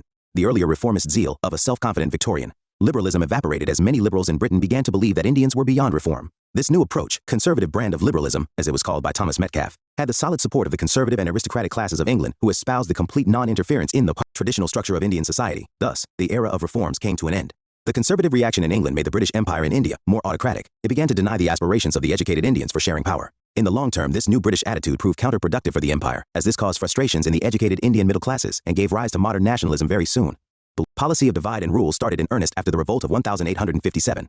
The British used one-class community, white mutiny. In the wake of the transfer of power from the British East India Company to the British Crown, a section of European forces employed under the company resented the move that required the three presidency armies to transfer their allegiance from the defunct company to the Queen, as in the British Army. This resentment resulted in some unrest termed as white mutiny. Prior to 1861, there were two separate military forces in India operating under the British rule. One was the Queen's Army, and the other comprised the units of the East India Company. The company's troops received bata, extra allowances of pay to cover various expenditures related to operations in areas other than the home territories. With transfer of power, the bata was stopped. Lord Canning's legalistic interpretation of the laws surrounding the transfer also infuriated the affected white soldiers. The white mutiny was seen as a potential threat to the already precarious British position in India, with the potential of inciting renewed rebellion among the still excited population in India. The demands of the European forces included an enlistment bonus or a choice of release from their obligations. Finally, the demand for free and clear release with free passage home was accepted, and men opted to return home. It is also believed that open rebellion and physical violence on the part of European forces were such that there was little possibility of being accepted into the Queen's army. In conceptual terms, the British, who had started their rule as outsiders, became insiders by vesting in their monarch the sovereignty of India. Bernard Cohn, in context of the Queen's Proclamation, against another unscrupulously. Thus, socially, there was irremediable deterioration. While British territorial conquest was at an end, a period of systematic economic loot by the British began. The Indian economy was fully exploited without fear. In accordance with Queen's Proclamation of 1858, the Indian Civil Service Act of 1861 was passed, which was to give an impression that under the Queen all were equal, irrespective of race or creed. In reality, the detailed rules framed for the conduct of the civil service examination had the effect of keeping the higher services a close preserve of the colonizers. Racial hatred and suspicion between the Indians and the English was probably the worst legacy of the revolt. The newspapers and journals in Britain picturized the Indians as subhuman creatures who could be kept in check only by superior force. The proponents of imperialism in India dubbed the entire Indian population as unworthy of trust and subjected them to insults and contempt. The complete structure of the Indian government was remodeled and based on the notion of a master race, justifying the philosophy of the white man's burden. This widened the gulf between the rulers and the ruled, besides causing eruptions of political controversies, demonstrations, and acts of violence in the coming period. Significance of the revolt. For the British, the revolt of 1857 proved useful in that it showed up the glaring shortcomings in the company's administration and its army, which they rectified promptly. These defects would never have been revealed to the world if the revolt had not happened. For the Indians, the 1857 revolt had a major influence on the course of the struggle for freedom. It brought out in the open grievances of people and the sepoys, which were seen to be genuine. However, it was also obvious that the primitive arms which the Indians possessed were no match for the advanced weapons of the British. Furthermore, the senseless atrocities committed by both sides shocked the Indian intellectuals, who were increasingly convinced that violence was to be eschewed in any struggle for freedom. The educated middle class, which was a growing section, did not believe in violence and preferred an orderly approach. But the revolt of 1857 did establish local traditions of resistance to British rule, which were to be of help in the course of the national struggle for freedom. Summary. Revolt, a product of character and policies of colonial rule. Economic causes: heavy taxation under new revenue settlement, summary evictions, discriminatory tariff policy against Indian products, destruction of traditional handicrafts industry, and absence of concomitant industrialization on modern lines that hit peasants, artisans, and small zamindars. Political causes: greedy policy of aggrandizement, absentee sovereigntyship character of British rule, British interference in socio-religious affairs of the Indian public. Military causes: discontent among sepoys for economic, psychological, and religious reasons, coupled with a long history of revolts. Centers of revolt and leaders: Delhi, General Bach Khan Kanpur, Nana Sahib Lucknow, Begum Hazrat Mahal Bareilly, Khan Bahadur Bihar, Kunwa Singh Faizabad, Maulvi Ahmadullah Jhansi, Rani Lakshmi Bai Bagpat Shamal. The British resistance: Delhi, Lieutenant Willoughby, John Nicholson, Lieutenant Hudson. Kanpur, Sir Hugh Wheeler, Sir Colin Campbell. Lucknow, Henry Lawrence, Brigadier Inglis, Henry Havelock, James Outram, Sir Colin Campbell, Sir Hugh Rose, Colonel James Neal. Causes of failure: limited territorial and social base, crucial support of certain sections of Indian public to British authorities, lack of resources as compared to those of the British, lack of coordination, and a central leadership, lack of a coherent ideology and a political perspective. Nature: R.C. Majumdar and S.N. Sen, not an organized national revolt. R.C. Majumdar, neither first nor national war of independence. V.D. Savarkar, War of Independence. Eric Stokes, elitist in character. Lawrence and Seeley, mere sepoy mutiny. T.R. Holmes, a conflict between civilization and barbarism. James Outram, a Mohammedan conspiracy making capital of Hindu grievances. Percival Spear. Three phases of the revolt. Conclusion: not quite the first war of independence, but sowed the seeds of nationalism and quest for freedom from alien rule. Effect: Crown took over, company rule abolished, Queen's proclamation altered administration, army reorganized, racial hatred deepened, white mutiny, Jhansi Banaras. Unit 4, Reform Movements, Chapters 8 and 9. Chapter 8, Socio-Religious Reform Movements. General features: factors giving rise to desire for reform. The dawn of the 19th century witnessed the birth of a new vision, a modern vision among some enlightened sections of the Indian society. This enlightened vision was to shape the course of events for decades to come and even beyond. This process of reawakening, sometimes but not with full justification, defined as the Renaissance, did not always follow the intended line and gave rise to some undesirable byproducts as well, which have become as much a part of 195-227 daily existence in the whole of the Indian subcontinent, as have the fruits of these reform movements. Impact of British rule. The presence of a colonial government on Indian soil played a complex yet decisive role in this crucial phase of modern Indian history. The impact of British rule on Indian society and culture was widely different from what India had known before. Most of the earlier invaders who had come to India settled within its frontiers were either absorbed by its superior culture or interacted positively with it and had become part of the land and its people. However, the British conquest was different. It came at a time when India, in contrast to an enlightened Europe of the 18th century, affected in every aspect by science and scientific outlook, presented the picture of a stagnant civilization and a static and decadent society, social conditions ripe for reform. Religious and social ills. Indian society in the 19th century was caught in a vicious web created by religious superstitions and social obscurantism. Hinduism had become steeped in magic and superstition. The priests exercised an overwhelming and indeed unhealthy influence on the minds of the people. Idolatry and polytheism helped to reinforce their position, and their monopoly of scriptural knowledge imparted a deceptive character to all religious systems. There was nothing that religious ideology could not persuade people to do. Depressing position of women. Social conditions were equally depressing. The most distressing was the position of women. Attempts to kill female infants at birth were not unusual. Child marriage was another bane of society. The practice of polygamy prevailed, and in Bengal under Kuldanism, even old men took very young girls as wives. Several women hardly had a married life worth the name, yet at least among the higher castes, when their husbands died they were expected to commit sati, which Raja Ram Mohan Roy described as a murder according to every Shastra. If they escaped this social coercion, they were condemned to a life of misery and humiliation. The caste problem. Another debilitating factor was caste. This entailed a system of segregation, hierarchically ordained on the basis of ritual status. At the bottom of the ladder came the untouchables, or scheduled castes, as they came to be called later. The untouchables suffered from numerous and severe disabilities and restrictions. The system splintered people into numerous groups. In modern times, it became a major obstacle in the growth of a united national feeling and the spread of democracy. It may also be noted that caste consciousness, particularly with regard to marriage, prevailed also among Muslims, Christians, and Sikhs, who also practiced untouchability, though in a less virulent form. Under a rigid caste system, social mobility was checked, social divisions grew, and individual initiative was thwarted. Above all, the humiliation of untouchability, so much a part of the caste system, militated against human dignity. Opposition to Western culture. The establishment of colonial rule in India was followed by a systematic attempt to disseminate colonial culture ideology as the dominant cultural current. Faced with the challenge of the intrusion of colonial culture and ideology, an attempt to reinvigorate traditional institutions and to realize the potential of traditional culture developed during the 19th century. New awareness among enlightened Indians, the impact of modern Western culture and consciousness of defeat by a foreign power gave birth to a new awakening. There was an awareness that a vast country like India had been colonized by a handful of foreigners because of weaknesses within the Indian social structure and culture. For some time it seemed that India had lagged behind in the race of civilization. This produced diverse reactions. Some English-educated Bengali youth developed a revulsion for Hindu religion and culture. They gave up old religious ideas and traditions and deliberately adopted practices most offensive to Hindu sentiments such as drinking wine and eating beef. The response indeed was varied, but the need to reform social and religious life was a commonly shared conviction. During the last decades of the 19th century, the rising tide of nationalism and democracy also found expression in movements to reform and democratize the social institutions and religious outlook of the Indian people. Factors such as growth of nationalist sentiments, emergence of new economic forces, spread of education, impact of modern Western ideas and culture, and increased awareness of the world strengthened the resolve to reform. The socio-cultural regeneration of the India of the 19th century was occasioned by the colonial presence, but not created by it. Social and ideological bases of reform. Middle-class base. The social base of the regeneration seen in the 19th century was the newly emerging middle class and the educated, both traditionally educated and the Western-educated intellectuals. But there was a significant contrast between the broadly middle-class ideals derived from a growing awareness of contemporary developments in the West and a predominantly non-middle-class social base. The 19th century intelligentsia searched for its model in the European middle class, which, as it learned through Western education, had brought about the great transformation in the West from medieval to modern times through movements like the Renaissance, the Reformation, the Enlightenment, and democratic revolution or reform. However, the intelligentsia of the 20th century India did not grow from trade or industry, which were firmly under the control of British agencies. Their roots lay in government service or the professions of law, education, journalism, or medicine, with which was often combined some connection with land in the form of the intermediate tenures. The intellectual criteria, what gave these reform movements an ideological unity, were rationalism, religious universalism, and humanism. Rationalism was brought to judge social relevance. Raja Rammohan Roy firmly believed in the principle of causality linking the whole phenomenal universe and demonstrability as the sole criterion of truth. Akshay Kumar Dutt, while declaring that rationalism is our only preceptor, held that all natural and social phenomena could be analyzed and understood by purely mechanical processes. They thus used a rational approach to study tradition. They evaluated the contemporary socio-religious practices from the standpoint of social utility, and to replace faith with rationality. As a consequence, in the Brahmo Samaj, the infallibility of the Vedas was repudiated, while the Aligarh movement emphasized reconciliation of Islamic teachings with the needs of the modern age. Syed Ahmed Khan went to the extent of emphasizing that religious tenets were not immutable. Many of the intellectuals set aside the authority of religion and evaluated truth in any religion by the criteria of logic, reason, or science. According to Swami Vivekananda, the same method of investigation which applies to sciences should be the basis on which religion must justify itself, although some reformers tended to appeal to faith and ancient authority to support their appeal. On the whole, a rational and secular outlook was very much evident in putting forward an alternative to prevalent social practices. Akshay Kumar Dutt, for instance, brought medical opinion to support his views against child marriage. Reference to the past was to be used only as an aid and an instrument. Neither a revival of the past nor a total break with tradition was envisaged. Though the reformers tried to reform their religions, there was a universalistic aspect to their religious perspective. Raja Rammohan Roy considered different religions as national embodiments of universal theism. He defended the basic and universal principles of all religions, such as the monotheism of the Vedas and the Unitarianism of Christianity, while attacking the polytheism of Hinduism and Trinitarianism of Christianity.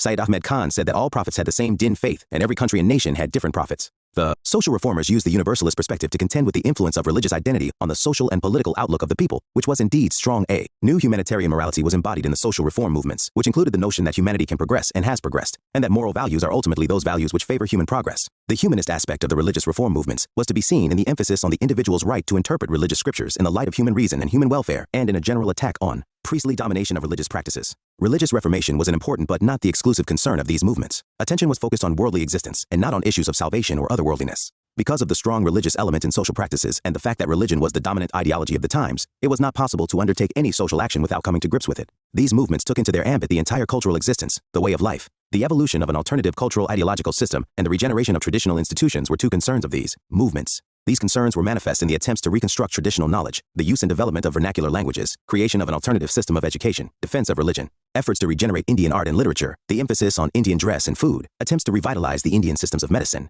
and to research the pre-colonial technology for its potential. Two streams. The reform movements could broadly be classified into two categories: the reformist movements like the Brahmo Samaj, the Prarthana Samaj, the Aligarh movement, and the revivalist movements like the Arya Samaj movement and the Deobandi movement.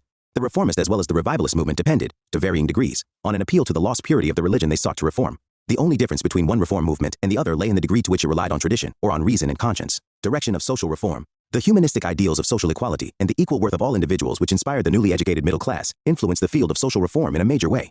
The social reform movements were linked to the religious reforms primarily because nearly all social ills like untouchability and gender-based inequity derive legitimacy from religion in one way or the other. In later years, though, the social reform movement gradually dissociated itself from religion and adopted a secular approach. Moreover, earlier the reform movements had a rather narrow social base, being limited to the upper and middle classes and upper castes who tried to balance their modernized views and the existing social conditions. But later on, the social reform movements penetrated the lower strata of society to revolutionize and reconstruct the social sphere. In the beginning, organizations such as the Social Conference, Servants of India Society, and the Christian missionaries were instrumental in social reform, along with many enlightened individuals like Jyotiba Phule, Gopalhari Deshmukh, K.T. Telang, B.M. Malabari, D.K. Karve, Sri Narayana Guru, Ev Ramaswamy Naikar, and B.R. Ambedkar.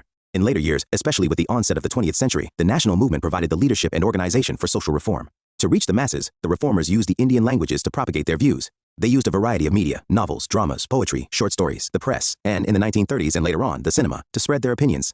Broadly, the social reform movements had a two-point agenda: fight for the betterment of status of women in society and fight to remove disabilities arising out of untouchability. Fight for betterment of position of women. The reformers had to work against great odds. Women were generally accorded a low status and were considered to be inferior adjuncts to men, with no identity of their own. They enjoyed no scope of giving expression to their talents, as they were suppressed by practices such as purdah, early marriage, ban on widow marriage, sati, etc. Both Hindu and Muslim women were economically and socially dependent on male relatives, while education was generally denied to them. The Hindu women did not enjoy the right to inherit property or to terminate an undesirable marriage. Muslim women could inherit property, but only half as much as men could, while in matters of divorce there was no equality between men and women.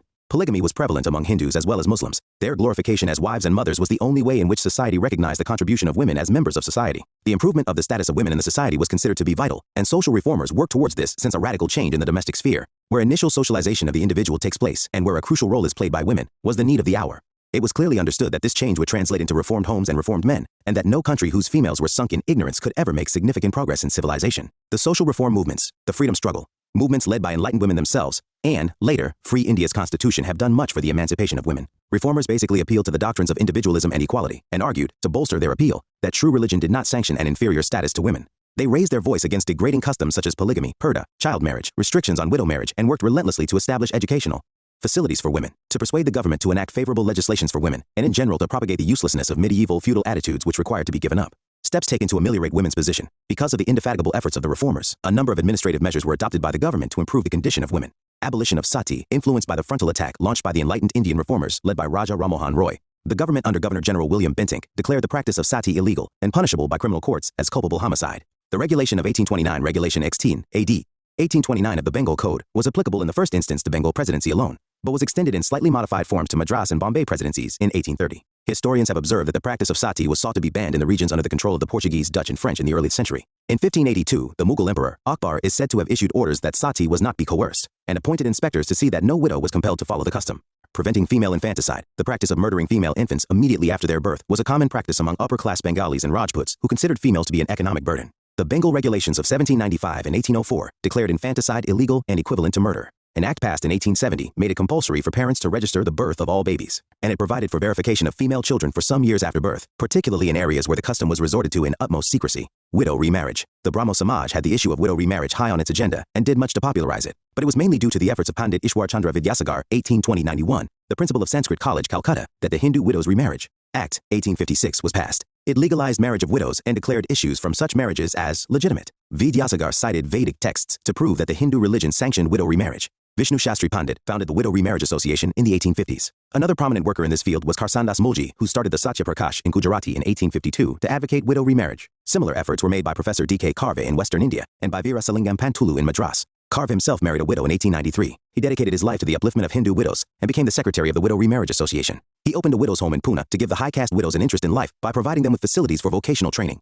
The right of widows to remarriage was also advocated by B.M. Malabari, Narmada Shankar Labshankar Dave, Justice Govind Mahadeo Ranade, and K. Natarajan, among others. Jyotiba Phule and his wife Savitribai were also vociferous advocates of widow remarriage and campaigned against widows being subjected to degrading practices. Controlling child marriage, the Native Marriage Act, or Civil Marriage Act, 1872 signified legislative action in prohibiting child marriage. It had a limited impact as the act was not applicable to Hindus, Muslims, and other recognized faiths. The relentless efforts of a Parsi reformer, B.M. Malabari, were rewarded by the enactment of the Age of Consent Act, 1891, which forbade the marriage of girls below the age of 12. The case of Rukmabai pushed the reformers to get the Age of Consent Act passed. Rukmabai Raut, who went on to become India's first woman physician to practice medicine, was married to Dadaji Bikaji at the age of 11. However, with the support of her stepfather, Sakaram Arjun, she did not join her husband for some time, during which she continued with her education. When, after some 12 years of the marriage, Dadaji Bikaji demanded that she join him as his wife, she refused. This led to the Dadaji Bikaji versus Rukmabai case of 1884. Dadaji petitioned the Bombay High Court for restitution of conjugal rights of a husband. Rukmabai questioned the validity of her marriage with Dadaji, as the marriage had taken place before she had arrived at years of discretion, and as such, she refused to be bound to it. Justice Robert Hill Pinhay dismissed Dadaji's petition, saying that Rukmabai had been married off in helpless infancy, and hence could not be forced to join her husband. However, an appeal was sought against the judgment, after many criticized it as diminishing Hindu customs, and in 1887, Pinhay's decision was overturned by Chief Justice Sir Charles Sargent and Justice Farron. Rukmabai was told to live with her husband. Rukmabai declared that she would rather undergo any punishment meted out by the court, rather than go to live with her husband. It is said that it was only with Queen Victoria's intervention that the sentence of imprisonment was set aside. It is also said that even the conservatives among the Indians as well as the British government did not want Rukmabai to be punished for her stand. The Rukmabai case became one of the most publicized court cases in India in the 19th century and brought the issue of child marriage and the rights of the women to the forefront. A group of Indian reformers, such as Bairamji Malabari and Ramabai Ranade, formed the Rukmabai Defense Committee to bring the case to public attention. After finishing her studies, Rukmabai obtained a position as chief medical officer in Surat. During her long and distinguished career in medicine, she continued writing against child marriage and women's seclusion, or Purdah system. The Child Marriage Restraint Act 1929, popularly known as the Sarda Act, which came into force in 1930, further pushed up the marriage age to 18 and 14 for boys and girls respectively. Harbilas Sarda was an Indian academic and judge, who became member of the Central Legislative Assembly from Ajmer Merwara. He was a follower of Dayanand Saraswati and a member of the Arya Samaj. In Free India, the Child Marriage Restraint Amendment Act 1978 raised the age of marriage for girls from 15 to 18 years and for boys from 18 to 21. Education of women. The Christian missionaries were the first to set up the Calcutta Female Juvenile Society in 1819. The Bethune School, founded by Jed Bethune, president of the Council of Education in Calcutta in 1849, was the first fruit of the powerful movement for women's education that arose in the 1840s and 1850s. Pandit Ishwar Chandra Vidyasagar was associated with no less than 35 girls' schools in Bengal and is considered one of the pioneers of women's education. Jagannath Shankar Sheth Nana and Baudaji were among the active promoters of girls' schools in Maharashtra. Jagannath Nana Shankar Sheth, the name is spelled variously, Juganath Shankar Seth, Jagannath Shankar Sheth or Jagannath Shankar Seth, was one of the founders of the School Society and Native School of Bombay. The school changed names a number of times. It became the Bombay Native Institution in 1824. In 1840, it became the Board of Education, and in 1856 it became the Elphinstone Educational Institution. When Dr. Wilson, belonging to the Scottish, was unable to get accommodation for a girls' school, Nana provided accommodation for the school and even sent the female members of his family to the school in Gurgaon. In 1856, the British government had announced some grant and aid to private institutions. Nana took advantage of this and started an English Marathi school in Gurgaon. He contributed funds to the girls' school started by Students' Literary and Scientific Society. Baudaji Lad Ramkrishna Lad was another ardent promoter of education. As the first Indian president of the Students' Literary and Scientific Society, he championed the cause of female education, and a girls' school was founded in his name. Perhaps the most notable pioneers in promoting the education of women was Jyotirao Phule, also called Jyotiba Phule, and his wife Savitribai. Phule held radical views for the times on the necessity of education for girls. His first gender-sensitive act was to encourage his wife Savitri to read and write. Later, impressed by the school for girls run by the American missionaries in Ahmednagar, he and his wife opened the first school for girls at Bidewada, Pune in 1848. Not many were willing to teach in the school, given the opposition to girls' education, so Phule and Savitribai shared the work of teaching. Savitribai could be said to have become the first female school teacher of modern India. She went on to become headmistress and taught alongside her trainee Fatima Sheikh and Jyotirao's emancipated aunt Saginabai. The Phules went on to open several more schools in and around Pune. Phule also opened night schools for those working during the day and unable to attend regular schools. The school established by the Students' Literary and Scientific Society were assisted by European officials, but Phule's venture was without help from the authorities. It was an indigenous effort, and that too by a non-Brahmin. In the face of huge opposition from the orthodox sections of society, the Alexandra Society of Parsis, opened in 1863, was aimed at educating Parsi girls. Incidentally, the first woman graduate of Bombay University was a Parsi woman, Cornelia Sorabji, in 1887. She later worked for equal opportunities for women in education. It will be seen that it was largely the private enterprise of Indians themselves that encouraged women's education. After Lord Dalhousie declared that female education must be given frank and cordial support, Charles Wood's dispatch on education 1854 laid great stress on the need for female education. In 1914, the Women's Medical Service did a lot of work in training nurses and midwives. The Indian Women's University, set up by Professor D.K. Carve in 1916, was one of the outstanding institutions imparting education to women. In the same year, Lady Hardinge Medical College was opened in Delhi. Health facilities began to be provided to women with the opening of Dufferin hospitals in the 1880s. Participation in the Swadeshi and anti-partition and the home rule movements during the opening decades of the 20th century was a major liberating experience for the otherwise home-centered Indian women. After 1918, they faced lathis and bullets and were jailed during political processions, picketing, etc. They actively participated in trade union and Kisan movements, or revolutionary movements. They voted in, stood for, and got elected to various legislatures and local bodies. Sarojini Naidu went on to become the president of the Indian National Congress 1925, and later the governor of the United Provinces 1947-49. After 1920, aware and self-confident women led a women's movement. Many organizations and institutions such as the All India Women's Conference, established in 1927, came up. Women's organizations in 1910, Sarla Devi Chaudhurani convened the first meeting of the Bharat Shri Mahamandal in Allahabad. Considered as the first major Indian women's organization set up by a woman, its objectives included promotion of education for women, abolition of the Purdah system, and improvement in the socio-economic and political status of women all over India. Sarla Devi believed that the man working for women's upliftment lived under the shade of Manu. Ramabai Rana founded the Ladies' Social Conference Bharat Mahila Parishad, under the parent organization National Social Conference, in 1904 in Bombay. Pandita Ramabai Saraswati founded the Arya Mahila Samaj to serve the cause of women. She pleaded for improvement in the educational syllabus of Indian women before the English Education Commission, which was referred to Queen Victoria. This resulted in medical education for women, which started in Lady Dufferin College. Later, Ramabai Ranade established a branch of Arya Mahila Samaj in Bombay. In 1925, the National Council of Women in India, a national branch of the International Council of Women, was formed. Mirabai Tata played a vital role in its formation and advancement. She opined that the Purdah system, caste differences, and lack of education prevented women from working to solve societal problems. Other women who held important positions on the executive committee of the council included Cornelia Sorabji, India's first lady barrister, Tarabai Premchand, wife of a wealthy banker, Shafi Tiabji, a member of one of Mumbai's leading Muslim families, and Maharani Sucharu Devi, daughter of Keshab Chandra Sen.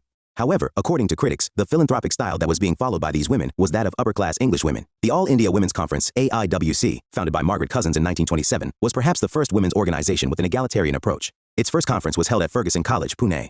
Important founding members included Maharani Chimnabai Gaikwad, Rani Sahiba of Sangli, Sarojini Naidu, Kamla Devi Chattopadhyaya, and Lady Dorab Tata. Its objectives were to work for a society based on principles of social justice, integrity, equal rights and opportunities, and to secure for every human being the essentials of life, not determined by accident of birth or sex, but by planned social distribution. For this purpose, the AIWC worked towards various legislative reforms before and after India's independence, some examples being SARTA Act 1929, Hindu Women's Right to Property Act 1937, Factory Act 1947, Hindu Marriage and Divorce Act 1954, Special Marriage Act 1954, Hindu Minority and Guardianship Act 1956, Hindu Adoption and Maintenance Act 1956, the Suppression of Immoral Traffic in Women Act 1958, Maternity Benefits Act 1961, Dowry Prohibition Act 1961, and Equal Remuneration Act 1958, 1976. Struggle against caste-based exploitation.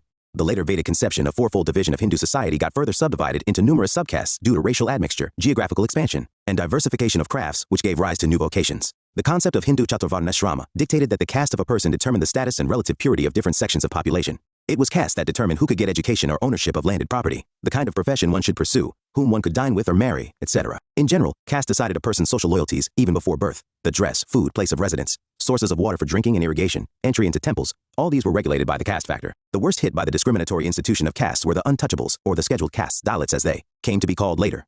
The disabilities imposed on them were humiliating, inhuman, and based on the principle of inequality by birth. Factors that helped to mitigate caste-based discrimination. British rule, perhaps without intention, created certain conditions that undermine caste consciousness to an extent. British rule in India unleashed certain forces, sometimes through direct administrative measures and sometimes indirectly by creating suitable conditions. Though these measures had negative effects in one way, they had a positive effect too. For instance, the creation of private property in land and free sale of land upset caste equations. A close interlink between caste and vocation could not survive as village autarky crumbled.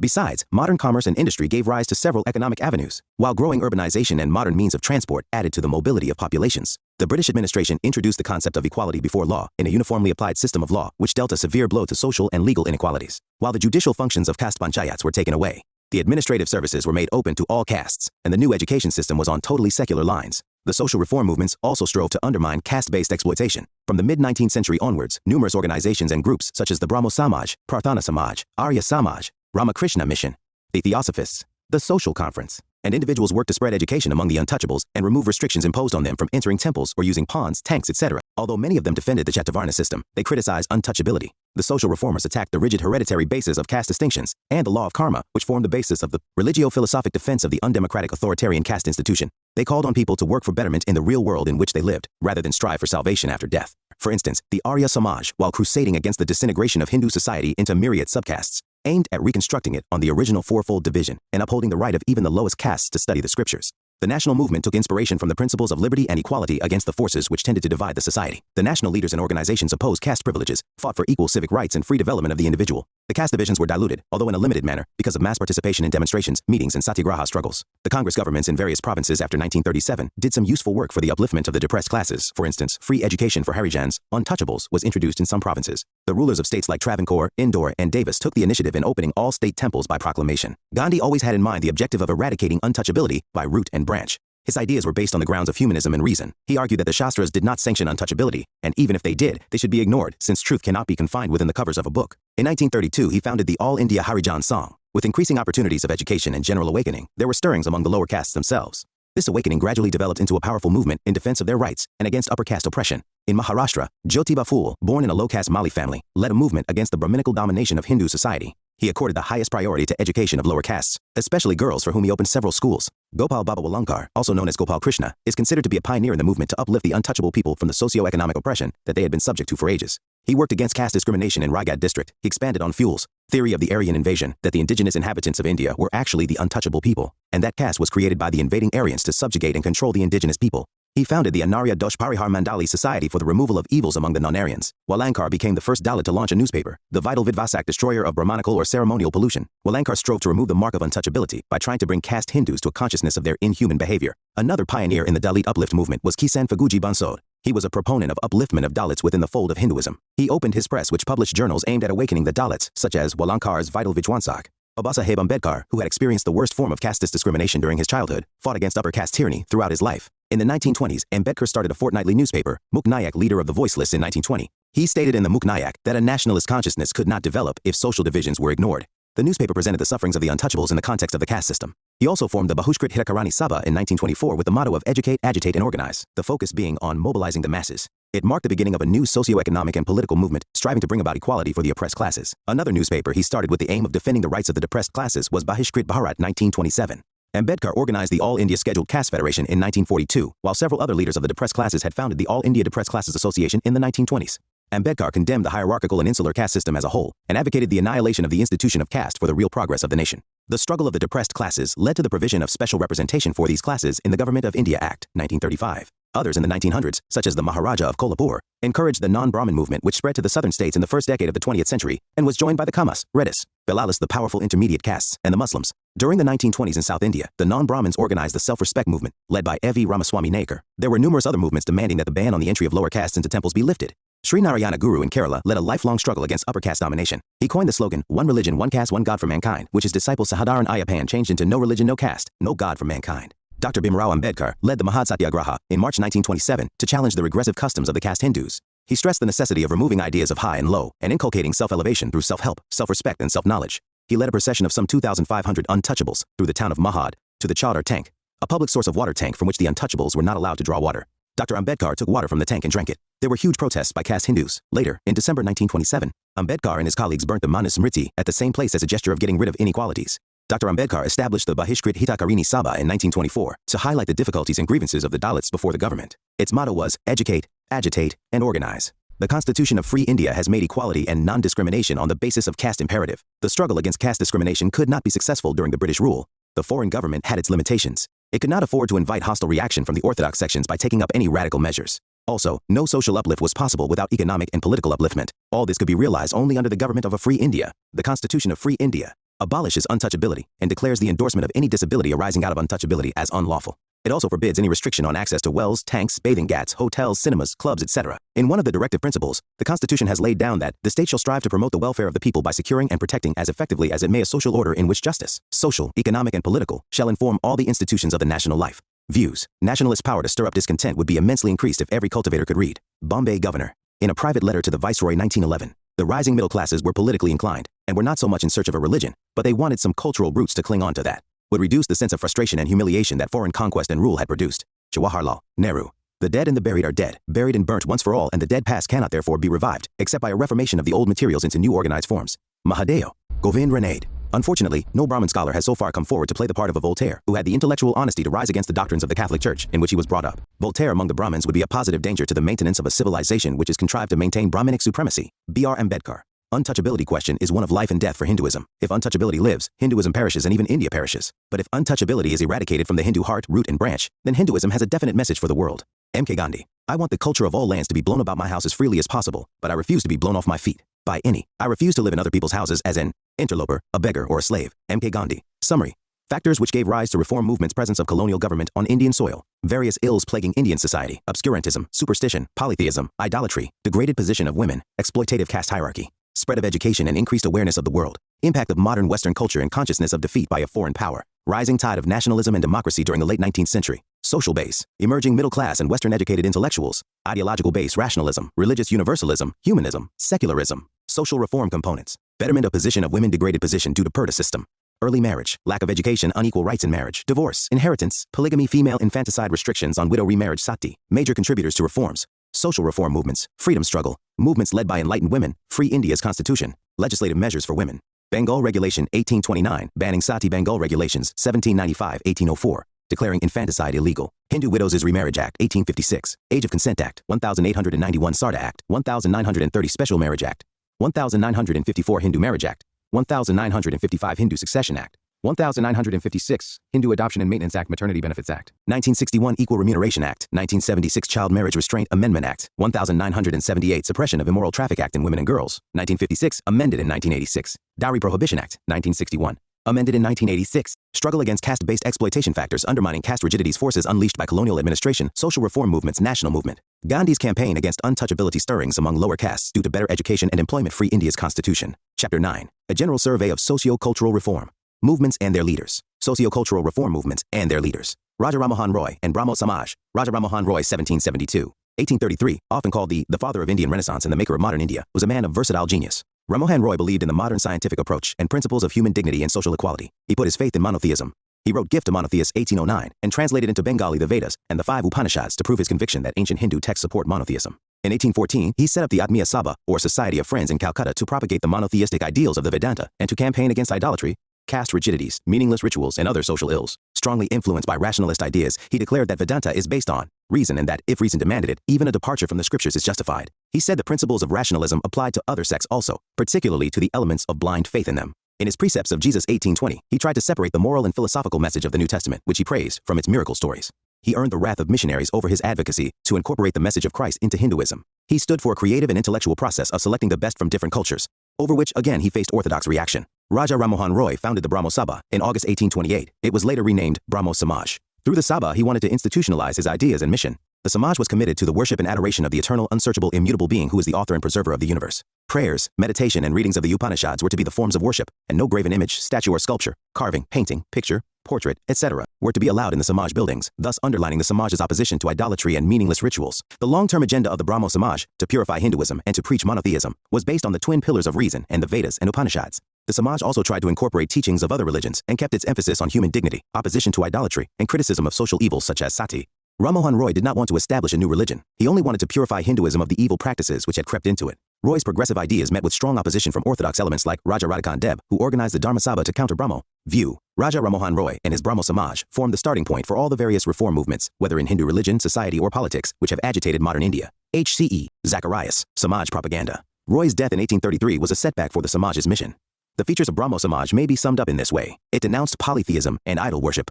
It discarded faith in divine avatars incarnations. It denied that any scripture could enjoy the status of ultimate authority transcending human reason and conscience. It took no definite stand on the doctrine of karma and transmigration of soul and left it to individual Brahmos to believe either way. It criticized the caste system. His ideas and activities were also aimed at political uplift of the masses through social reform and, to that extent, can be said to have had nationalist undertones. Raja Ramohan Roy's efforts at social reform. Ramohan was a determined crusader against the inhuman practice of sati. He started his anti-sati struggle in 1818, and he cited sacred texts to prove his contention that no religion sanctioned the burning alive of widows, besides appealing to humanity, reason, and compassion. He also visited the cremation grounds, organized vigilance groups, and filed counterpetitions to the government during his struggle against sati. His efforts were rewarded by the government regulation in 1829, which declared the practice of sati a crime.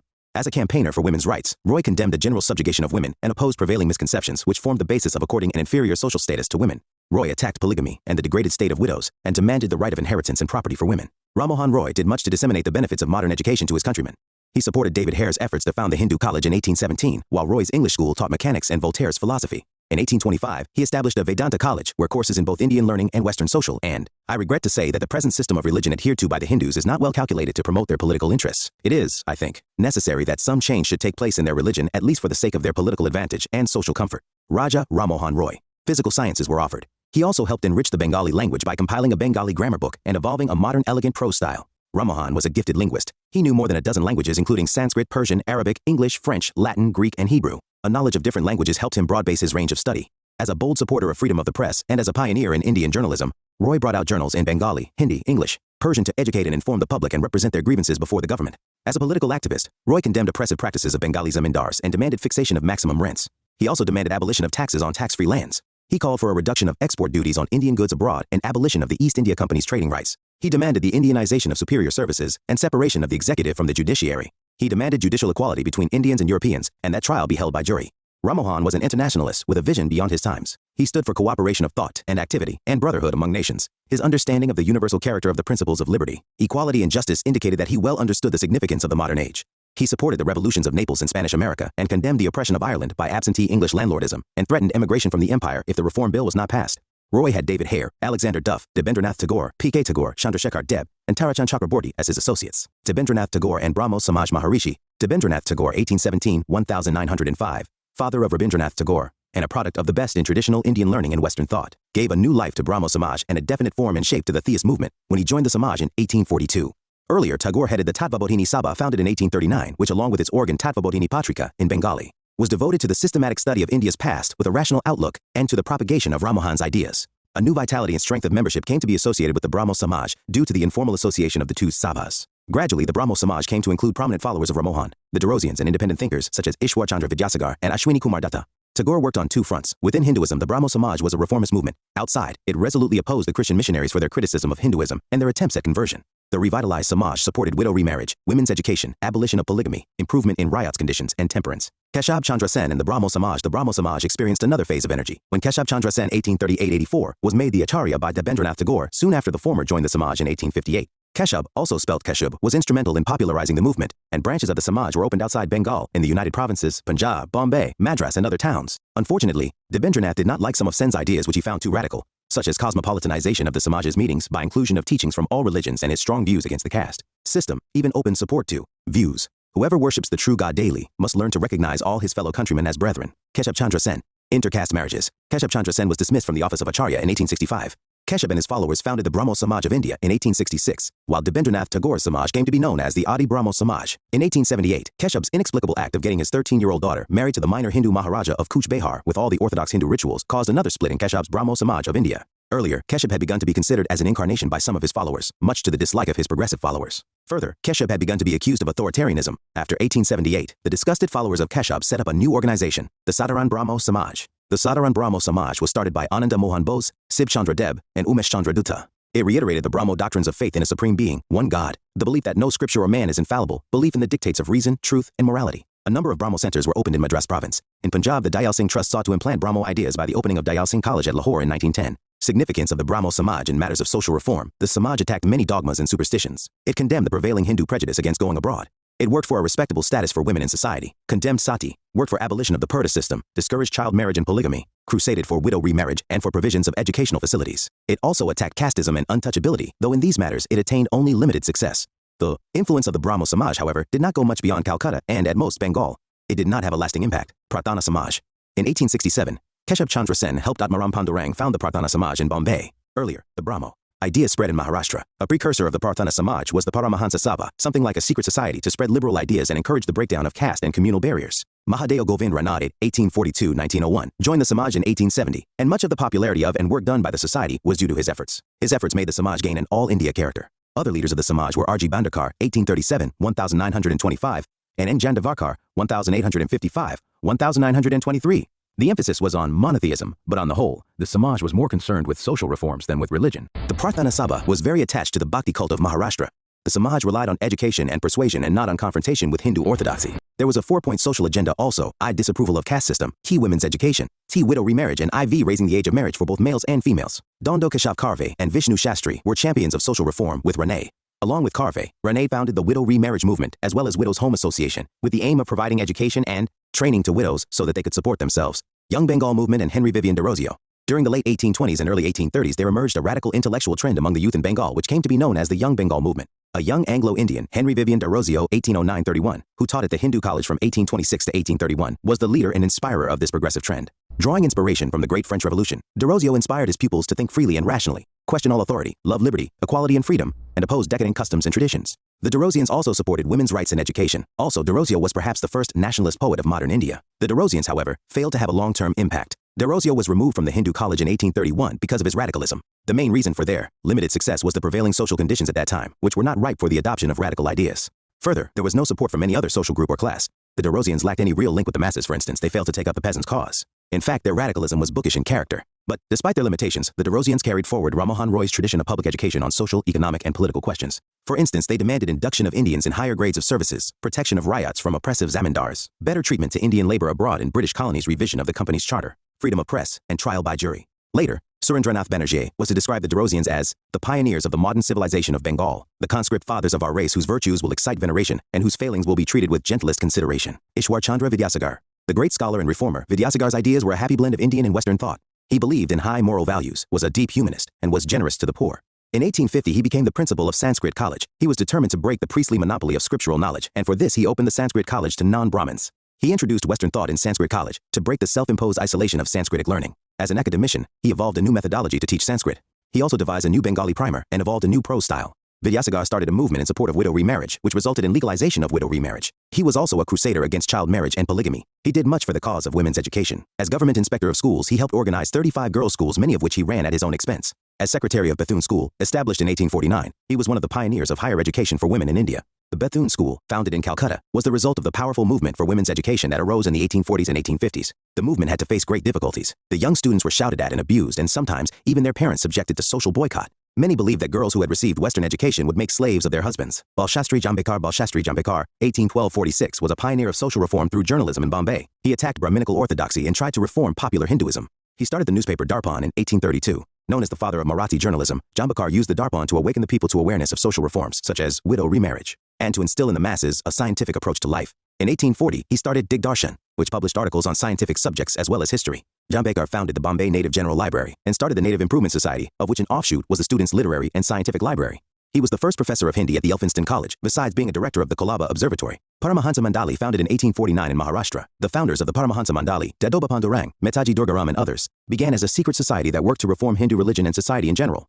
The ideology of the society was closely linked to that of the Manav Dharma Sabha. Besides believing that one God should be worshipped, the society also said real religion is based on love and moral conduct. Freedom of thought was encouraged, as was rationality. The founders of the Mandali were primarily interested in breaking caste rules. At their meetings, food cooked by lower caste people was taken by the members. These mandalas also advocated widow remarriage and women's education. Branches of Paramahansa Mandali existed in Pune, Satara, and other towns of Maharashtra. Jyotirao Phule and Savitribai Phule Jyotirao, or Jyotiba Phule 1827-90, born in Satara, Maharashtra, belonged to the Mali Gardner community and organized a powerful movement against upper caste domination and Brahminical supremacy. Phule founded the Satyashatak Samaj Truth Seeker Society with the leadership of the Samaj coming from the backward classes, Malas, Telis, Kunbis, Saris, and Dangers. The main aims of the movement were I, social service, and T, spread of education among women and lower caste people.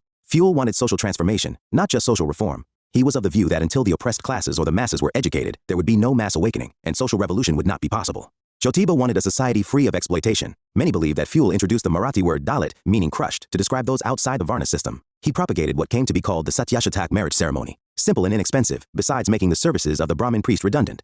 Phule's works, Sarvajanik Satyadharma and Gulamgiri, became sources of inspiration for the common masses. Phule used the symbol of Rajabali, as opposed to the Brahmin symbol of Rama. Phule aimed at the complete abolition of the caste system and socio-economic inequalities. He was against Sanskritic Hinduism. This movement gave a sense of identity to the depressed communities as a class against those Brahmins who used religion and the blind faith of the masses to exploit the masses for personal monetary gain. Jyotiba Phule was given the title of Mahatma in 1888 by another Maharashtrian social reformer, Vithalrao Krishnaji Vandekar. Jyotiba was not allowed to continue schooling because of his caste. However, with help and encouragement from the Persian scholar Ghaffar Beg Munshi and a British official, Lizard Sahab, Jyotiba was admitted in a Scottish missionary school. The society of the day was against education of girls as well. Yet he, along with his wife, Savitribai, were instrumental in opening a school for girls in Pune. The school syllabus included mathematics, science, and social studies. Savitribai, also of the Mali community, was born in 1831 at Naigaon in Maharashtra's Satara district and was married to Jyotiba Phule when a child of 9.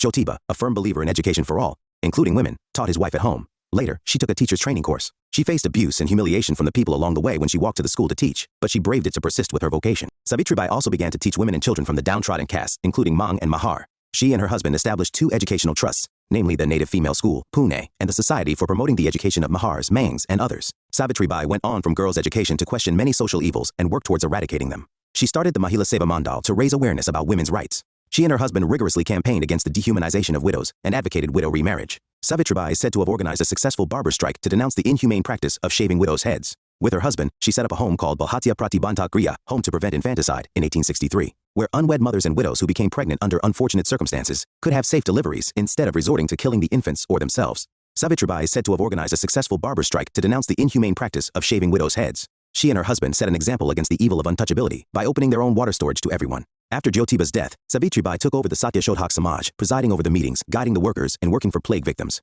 She died in 1897, getting infected by the plague while caring for a patient. Savitribai wrote poetry, and 2 of her collections are Kavyaful and Bhavankashi Subodh Ratnakar. In August 2014, the name of the University of Pune was changed to Savitribai Phule Pune University, in honor of Savitribai Phule. Gopal Baba Walankar, also known as Gopal Krishna, circa 1840-1900s, was a pioneer in the cause of uplifting the Dalits from the socio-economic oppression that they suffered. Indeed, Walankar is generally considered by Ambedkar to be the pioneer of the Dalit movement, born into a Mahar family near Mahad in what is now Raigad district of Maharashtra. Gopal Krishna served in the army till he retired in 1886.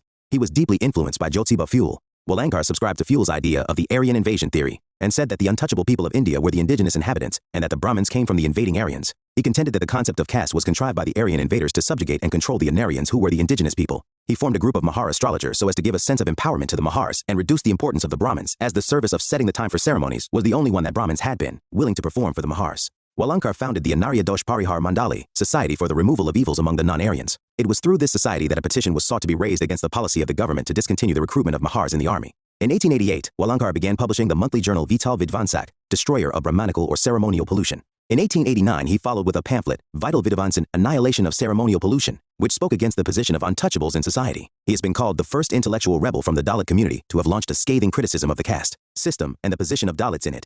His approach was not so much a direct opposition to the elites of society, it was rather an appeal aimed at making them change their attitude. He also wrote Hindu Dharma Darpan, published in 1894. He contributed to Marathi language journals such as Sudharak and Deen Bandhu to arouse awareness and inspire the depressed classes. The attitude of the upper castes is manifest in the opposition they showed when Walankar was appointed to the local Taluk board of Mahad in 1895. Kisan Faguji Bansod, 1879-1946, was born in a Mahar family at Mahapa village, near Nagpur, in Maharashtra. He wanted the Dalits boys and girls to be educated. He established the Chokamila Girls' School at Nagpur. Setting up his own press in 1910, Bansod published the journals Nirashrit Heen Nagarik, Vital Vidvansak, and Majorpatrika. He was one of the secretaries of the All India Depressed Classes Conference in 1920. Bansod was influenced by the Bhakti cult and the work of the Brahmo Samaj and the Prarthana Samaj. Though he also subscribed to the theory of the enslavement of the Dalits because of the Aryan invasion, he advocated reforms within Hinduism for the upliftment of the Dalits. Vital Ramji Shinde Maharshi Vital Ramji Shinde 1873-1944 was born in a Marathi family in Karnataka. He was influenced in his spiritual journey by the works of Tukaram, Eknath and Ramdas. Brought up in a liberal intellectual atmosphere, he was also influenced by Hari Narayan Apte, Gopal Ganesh Agarkar, Mahadev Govind Ranade, Ramakrishna Gopal Bandarkar, G.B. Kotkar, among other thinkers. He joined the Prarthana Samaj and worked towards the removal of untouchability in India. He established a night school for the children of untouchables in Pune. He established the Depressed Classes Mission in Bombay in 1906. The mission was aimed at trying to get rid of untouchability, to provide educational facilities for the untouchables, and try to solve the problems of the untouchables. Shinde gave evidence before the Southborough Franchise Committee in 1919 and expressed the need for giving special representation to the untouchable class. He resigned as the executive of the Depressed Classes Mission when some of the members wanted the mission's affairs to be managed by their own people. He, however, continued to work for the depressed classes. He was in favor of a united front from the depressed classes and the caste Hindus, as he feared the British rulers would otherwise exploit the divisions in Indian society for their own advantage. He expressed his opposition to the caste system, idol worship, and inequities forced on women and the depressed classes, even as he was against meaningless rituals, the dominance of hereditary priesthood, and the very need for a priest to mediate between a devotee and God. He took part in the civil disobedience movement and was imprisoned in the Yarada Central Jail. Shinde was the author of Bharatiya Asprushyatya Prashna. Gopalhari Deshmukh Lokahitawadi, Gopalhari Deshmukh, 1823-92, was a social reformer and rationalist from Maharashtra. He held the post of a judge under British Raj, but wrote for a weekly Prabhakar under the pen name of Lokahitawadi on social reform issues. He advocated a reorganization of Indian society on rational principles and modern humanistic, secular values. He attacked Hindu orthodoxy and supported social and religious equality. He wrote against the evils of the caste system. He said, if religion does not sanction social reform, then change religion. He started a weekly, Hitechu, and also played a leading role in founding the periodicals, Gyan Prakash, Indu Prakash, and Lokahitawadi.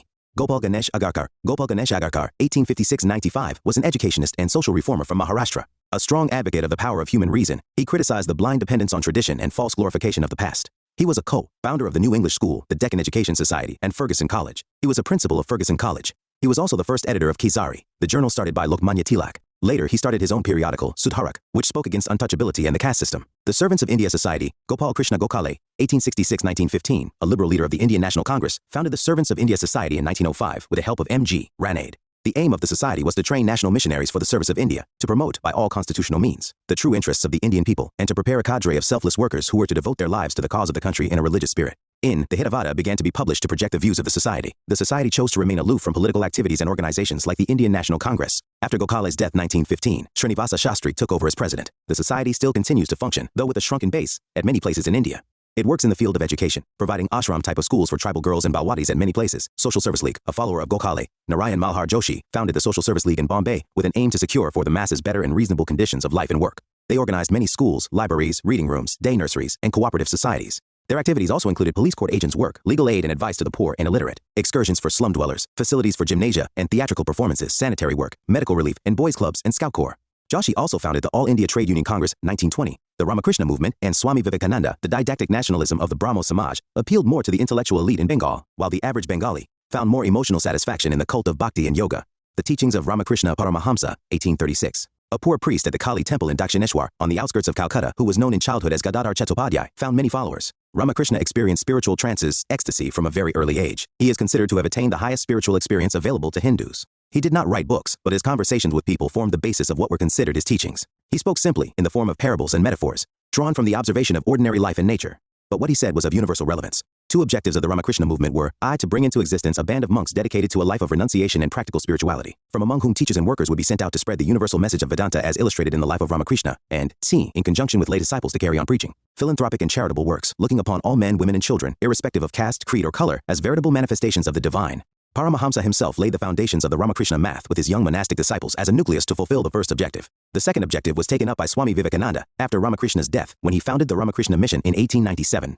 The headquarters of the Ramakrishna Math and Mission are at Belur near Calcutta. The two are twin organizations, though legally and financially separate. Paramahamsa sought salvation through traditional ways of renunciation, meditation, and bhakti amidst increasing westernization and modernization. He recognized the fundamental oneness of all religions and emphasized that Krishna, Hari, Ram, Christ, Allah are different names for the same God, and that there are many ways to God and salvation, as many faiths, so many paths. Paramahamsa's spirituality and compassion for the suffering humanity inspired those who listened to him. He used to say, "Service of man is the service of God." Incidentally, Ramakrishna was married to Saradmani Mukherjee, later known as Sarada Devi. Ramakrishna considered Sarada as the embodiment of the Divine Mother. It was as Holy Mother that the disciples also knew her as. She played an important role in the work of the math and encouraging the young disciples in their mission. Swami Vivekananda Narendranath Datta, 1862-1902, who later came to be known as Swami Vivekananda, spread Ramakrishna's message and tried to reconcile it to the needs of contemporary Indian society. He emerged as the preacher of Neo-Hinduism. Certain spiritual experiences of Ramakrishna, the teachings of the Upanishads and the Gita, and the examples of the Buddha and Jesus are the basis of Vivekananda's message to the world about human values. He subscribed to the Vedanta, which he considered a fully rational system with a superior approach. His mission was to bridge the gulf between Paramartha service and Vyavahara behavior, and between spirituality and day-to-day life. Vivekananda believed in the fundamental oneness of God and said, "For our own motherland, a junction of the two great systems, Hinduism and Islam, is the only hope." Emphasizing social action, he declared that knowledge without action is useless. He lamented the isolationist tendencies and the touch-me-not attitude of Hindus in religious matters. He frowned at religion's tacit approval of the oppression of the poor by the rich. He believed that it was an insult to God and humanity to teach religion to a starving man. He pointed out that the masses needed two kinds of knowledge: secular knowledge about how to work for their economic uplift, and the spiritual knowledge to have faith in themselves and strengthen their moral sense. He called upon his countrymen to imbibe a spirit of liberty, equality, and free thinking. At the Parliament of Religions held at Chicago in 1893, Swami Vivekananda made a great impression on people by his learned interpretations. The keynote of his opening address was the need for a healthy balance between spiritualism. No other religion preaches the dignity of humanity in such a lofty strain as Hinduism, and no other religion on earth treads upon the poor and the low in such a fashion as Hinduism. Swami Vivekananda. A country where millions have nothing to eat and where few thousand holy men and Brahmins suck the blood of the poor and do nothing at all for them is not a country but a living hell. Is this religion or a dance of death? Swami Vivekananda. Forget not that the lower classes, the ignorant, the poor, the illiterate, the cobbler, the sweeper are thy flesh and blood, thy brothers. Swami Vivekananda. And materialism. Envisaging a new culture for the whole world, he called for a blend of the materialism of the West and the spiritualism of the East into a new harmony to produce happiness for mankind. Vivekananda gave several lectures on Vedanta in the USA and in London before returning to India in 1897. In India, he delivered a series of lectures, the focus of which were to infuse into the new generation a sense of pride in India's past, a new faith in India's culture, and a rare sense of confidence in India's future, to bring about a unification of Hinduism by pointing out the common foundation of its sects, to make the educated people see the misery of the downtrodden and work for their uplift by the application of practical Vedanta principles. His emphasis was not only on personal salvation, but also on social good and reform. In 1897, he founded the Ramakrishna Mission. Vivekananda was a great humanist and used the Ramakrishna Mission for humanitarian relief and social work. The mission stands for religious and social reform. Vivekananda advocated the doctrine of service, the service of all beings. The service of Jiva, living objects, is the worship of Siva. Life itself is religion. By service, the divine exists within man. Vivekananda was for using technology and modern science in the service of mankind. Ever since its inception, the mission has been running. So far as Bengal is concerned, Vivekananda may be regarded as the spiritual father of the modern nationalist movement. Subhash Chandra Bose. A number of schools, hospitals, dispensaries. It offers help to the afflicted in times of natural calamities like earthquakes, famines, floods, and epidemics. The mission has developed into a worldwide organization. It is a deeply religious body, but it is not a proselytizing body. It does not consider itself to be a sect of Hinduism. In fact, this is one of the strong reasons for the success of the mission. Unlike the Arya Samaj, the mission recognizes the utility and value of image worship in developing spiritual fervor and worship of the eternal, omnipotent God, although it emphasizes on the essential spirit and not the symbols or rituals. It believes that the philosophy of Vedanta will make a Christian a better Christian and a Hindu a better Hindu. It was in 1898 that Swami Vivekananda acquired a large piece of land at Belur, where the Ramakrishna math was finally shifted and registered as such. The monastic order is open to all men without discrimination on the basis of caste or creed. Dayananda Saraswati and Arya Samaj. The Arya Samaj movement, revivalist in form though not in content, was the result of a reaction to Western influences. Its founder, Dayananda Saraswati, or Mulshankar, 1824-83, was born in the old Morvi state in Gujarat, in a Brahmin family. He wandered as an ascetic for 15 years, 1845-60, in search of truth. The first Arya Samaj unit was formally set up by him at Bombay in 1875, and later, the headquarters of the Samaj were established at Lahore. Dayananda's views were published in his famous work, Satyarth Prakash, The True Exposition. His vision of India included a classless and casteless society, a united India, religiously, socially, and nationally, and an India free from foreign rule, with Aryan religion being the common religion of all. He took inspiration from the Vedas and considered them to be India's rock of ages, the infallible and the true original seed of Hinduism. He gave the slogan, Back to the Vedas. Dayananda's slogan of Back to the Vedas was a call for a revival of Vedic learning and Vedic purity of religion, and not a revival of Vedic times. He accepted modernity and displayed a patriotic attitude to national problems. Dayananda had received education on Vedanta from a blind teacher named Swami Virajananda in Mathura. Along with his emphasis on Vedic authority, he stressed the significance of individual interpretation of the scriptures and said that every person has the right of access to God. He criticized later Hindu scriptures such as the Puranas and the ignorant priests for perverting Hinduism. Dayananda strongly criticized the escapist Hindu belief in Maya illusion as the running theme of all physical existence and the aim of human life as a struggle to attain moksha, salvation, through escape from this evil world to seek union with God. Instead, he advocated that God, soul, and matter prakriti were distinct and eternal entities, and every individual had to work out his own salvation in the light of the eternal principles governing human conduct. Thus, he attacked the prevalent popular belief that every individual contributed and got back from the society according to the principles of niyati, destiny. Dayananda believed in the theory of karma and reincarnation, but he also said the good deed should be primarily for the good of others and not for self. Dayananda launched a frontal attack on Hindu orthodoxy, caste rigidities, untouchability, idolatry, polytheism, belief in magic, charms and animal sacrifices, taboo on sea voyages, feeding the dead through shraddhas, etc. Dayananda subscribed to the Vedic notion of Chaturvarna system, in which a person was identified as a Brahmin, Kshatriya, Vaishya, or Shudra not by birth, but according to the occupation and merit of the person. The Arya Samaj fixed the minimum marriageable age at 25 years for boys and 16 years for girls. Swami Dayananda once lamented the Hindu race as the children of children. The 10 guiding principles of the Arya Samaj are: I, God, is the primary source of all true knowledge. T, God, as all truth, all knowledge, almighty, immortal, creator of universe, is alone worthy of worship. T, the Vedas are the books of true knowledge. If an Arya should always be ready to accept truth and abandon untruth. V, Dharma, that is, due consideration of right and wrong, should be the guiding principle of all actions. V, the principal aim of the Samaj is to promote world's well-being in the material, spiritual and social sense. 7, everybody should be treated with love and justice. Ignorance is to be dispelled and knowledge increased. X, one's own progress should depend on uplift of all others. X, social well-being of mankind is to be placed above an individual's well-being. The Arya Samaj's social ideals comprise, among others, the fatherhood of God and brotherhood of man, equality of the sexes, absolute justice and fair play between man and nation and nation. Intercaste marriages and widow remarriages were also encouraged. Dayananda also met other reformers of the time: Keshab Chandra Sen, Ishwar Chandra Vidyasagar, Ranad, Deshmukh, etc. The Arya Samaj came to be known for the social service it rendered in times of calamities such as earthquake, famine, and floods. It also took initiative in promoting education. After the death of Dayananda in 1883, the work of the Samaj was carried on by illustrious members. Education was an all-important field for the Samaj. The Dayananda Anglo-Vedic DAV College was established in 1886 at Lahore, but a difference of opinion between two groups in the Samaj arose over the curriculum of the DAV College. One group was known as the College Party, some sources say Culture Party, among whose leaders were Lala Hansraj, Lala Lalchand, and Lala Lajpat Rai. And the other was the Mahatma later Gurukul Party, led by Guru Datta Vidyarthi and Lala Munshi Ram, who later came to be known as Swami Shraddhanand.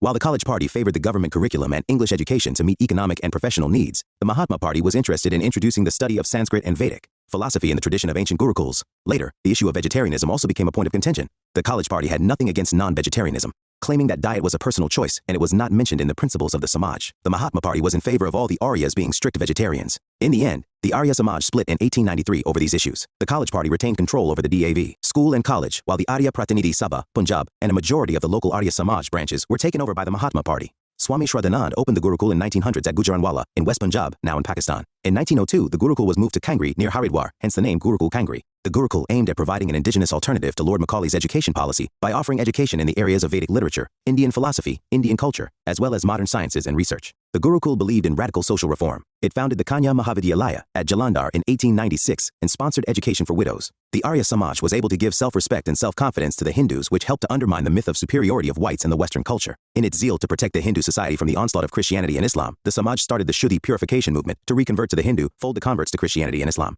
An aggressive campaign of Shuddhi led to increasing communalization of social life during the 1920s and later snowballed into communal political consciousness.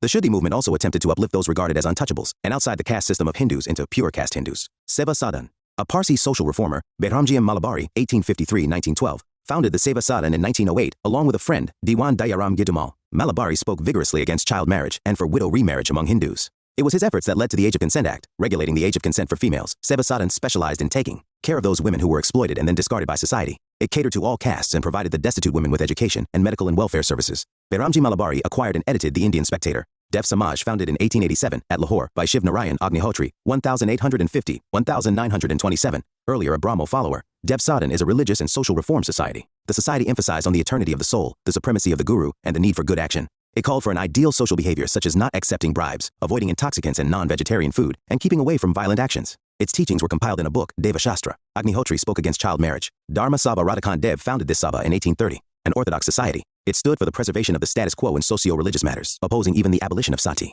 However, it favored the promotion of Western education, even for girls. Bharat Dharma Mahamandala, an all-India organization of the Orthodox educated Hindus. It stood for a defense of Orthodox Hinduism against the teachings of the Arya Samajists, the Theosophists, and the Ramakrishna Mission. Other organizations created to defend Orthodox Hinduism were the Sanatana Dharma Sabha 1895, the Dharma Mahaparishad in South India, and Dharma Mahamandali in Bengal. These organizations combined in 1902 to form the single organization of Bharat Dharma Mahamandala, with headquarters at Varanasi. This organization sought to introduce proper management of Hindu religious institutions, open Hindu educational institutions, etc. Pandit Madan Mohan Malavia was a prominent figure in this movement. Radhaswami movement Tulsi Ram, a banker from Agra, also known as Shiv Dayal Saheb, founded this movement in 1861. The Radhaswamis believe in one supreme being, supremacy of the Guru, a company of pious people satsang, and a simple social life. Spiritual attainment, they believe, does not call for renunciation of the worldly life. They consider all religions to be true. While the sect has no belief in temples, shrines, and sacred places, it considers as necessary duties, works of faith and charity, service and prayer. Sri Narayana Guru Dharma Paripalana, SNDP movement. The SNDP movement was an example of a regional movement born out of conflict between the depressed classes and upper castes. It was started by Sri Narayana Guru Swami 1856-1928 among the Ezhavas of Kerala, who were a backward caste of toddy tappers and were considered to be untouchables, and were denied education and entry into temples. The Ezhavas were the single largest caste group in Kerala, constituting 26% of the total population. Narayana Guru, himself from the Ezhava caste, took a stone from the Nayar River and installed it as a Sivalinga at Aruvipuram on Sivaratri in 1888. It was intended to show that consecration of an idol was not the monopoly of the higher castes. With this, he began a revolution that soon led to the removal of many discriminations in Kerala society. The movement, Aruvipuram movement, drew the famous poet Kumaran Asan as a disciple of Narayana Guru. In 1889, the Aruvipuram Kshetra Yogam was formed, which was decided to expand into a big organization to help the Ezhavas to progress materially as well as spiritually. Thus, the Aruvipuram Sri Narayana Guru Dharma Paripalana Yogam, in short SNDP, was registered in 1903 under the Indian Companies Act, with Narayana Guru as its permanent chairman and Kumaran Asan as the general secretary. In the formation of SNDP, the efforts of Dr. Palpu must be acknowledged. He had started the fight for social justice through movements like Ezhava Memorial, Malayali Memorial, etc. Sri Narayana Guru held all religions to be the same and condemned animal sacrifice besides speaking against divisiveness on the basis of caste, race, or creed. On the wall of the Aruvipuram temple he got inscribed the words, "Devoid of dividing walls of caste or race or hatred of rival faith, we all live here in brotherhood." He urged the Ezhavas to leave the toddy tapping profession and even to stop drinking liquor. The SNDP Yogam took up several issues for the Ezhavas, such as I right of admission to public schools, T recruitment to government services, T access to roads and entry to temples, and IV political representation. The movement as a whole brought transformative structural changes such as upward social mobility, shift in traditional distribution of power, and a federation of backward castes into a large conglomeration. Vocaliga Sangha. The Vocaliga Sangha in Mysore launched an anti-Brahmin movement in 1905. Justice movement. This movement in Madras presidency was started by C.N. Mudaliar, T.M. Nair, and P. Tyagaraja to secure jobs and representation for the non-Brahmins in the legislature. In 1917, Madras Presidency Association was formed, which demanded separate representation for the lower castes in the legislature. Self-respect movement. This movement was started by Evi Ramaswamy Nayakar, Abalija Naidu, in the mid-1920s. The movement aimed at nothing short of a rejection of the Brahminical religion and culture, which Nayakar felt was the prime instrument of exploitation of the lower castes. He sought to undermine the position of Brahmin priests by formalizing weddings without Brahmin priests. Temple entry movement's significant work in this direction had already been done by reformers and intellectuals like Sri Narayana Guru and N. Kumaran Asan. T.K. Madhavan, a prominent social reformer and editor of Deshabamani, took up the issue of temple entry with the Travancore administration. Nothing transpired. In the meanwhile, Vaikom, in the northern part of Travancore, became a center of agitation for temple entry. In 1924, the Vaikom Satyagraha, led by K.P. Kesava, was launched in Kerala demanding the throwing open of Hindu temples and roads to the untouchables. The Satyagraha was reinforced by Jathas from Punjab and Madurai. Gandhi undertook a tour of Kerala in support of the movement. Again, in 1931, when the civil disobedience movement was suspended, temple entry movement was organized in Kerala. Inspired by K. Kalapan, poet Subramaniam Tirumambu, the singing sword of Kerala, led a group of 16 volunteers to Guruvayur. Leaders like P. Krishna Pillai and Akko Palan were among the Satyagrahis. Finally, on November 12, 1936, the Maharaja of Travancore issued a proclamation throwing open all government-controlled temples to all Hindus. A similar step was taken by the C. Rajagopalachari administration in Madras in 1938. Indian Social Conference founded by M.G. Ranade and Raghunath Rao. The Indian Social Conference met annually from its first session in Madras and at the same time and venue as the Indian National Congress. It focused attention on the social issues of importance. It could be called the social reform cell of the Indian National Congress in fact. The conference advocated intercaste marriages, opposed polygamy and Kulinism. It launched the pledge movement to inspire people to take a pledge against child marriage. Wahhabi Waliullah movement, the teachings of Abdul Wahhab of Arabia, and the preachings of Shah Waliullah. 1702-63 inspired this essentially revivalist response to Western influences and the degeneration which had set in among Indian Muslims and called for a return to the true spirit of Islam. He was the first Indian Muslim leader of the 18th century to organize Muslims around the twofold ideals of this movement. Desirability of harmony among the four schools of Muslim jurisprudence which had divided the Indian Muslims. He sought to integrate the best elements of the four schools. 2. Recognition of the role of individual conscience in religion, where conflicting interpretations were derived from the Quran. The Hadith. The teachings of Waliullah were further popularized by Shah Abdulaziz and Syed Ahmad Barelvi, who also gave them a political perspective. UN Islamic practices that had crept into Muslim society were sought to be eliminated. Syed Ahmad called for a return to the pure Islam and the kind of society that had existed in the Arabia of the Prophet's time. India was considered to be Dar-ul-Harb, land of the Kafirs, and it needed to be converted to Dar-ul-Islam, land of Islam. Initially, the movement was directed at the Sikhs in Punjab, but after the British annexation of Punjab 1849, the movement was directed against the British. During the 1857 revolt, the Wahhabis played an important role in spreading anti-British feelings. The Wahhabi movement fizzled out in the face of British military might in the 1870s. Titu Mir's movement, Syed Mir Nisar Ali, popularly known as Titu Mir, was a disciple of Syed Ahmad Barelvi of Rai Bareli, an adherent of the Wahhabi movement. Titu Mir adopted Wahhabism and advocated the Sharia. He organized the Muslim peasants of Bengal against the landlords, who were mostly Hindu, and the British indigo planters. The movement was not as militant as the British records made it out to be. Only in the last year of Titu's life was there a confrontation between him and the British police. He was killed in action in 1831.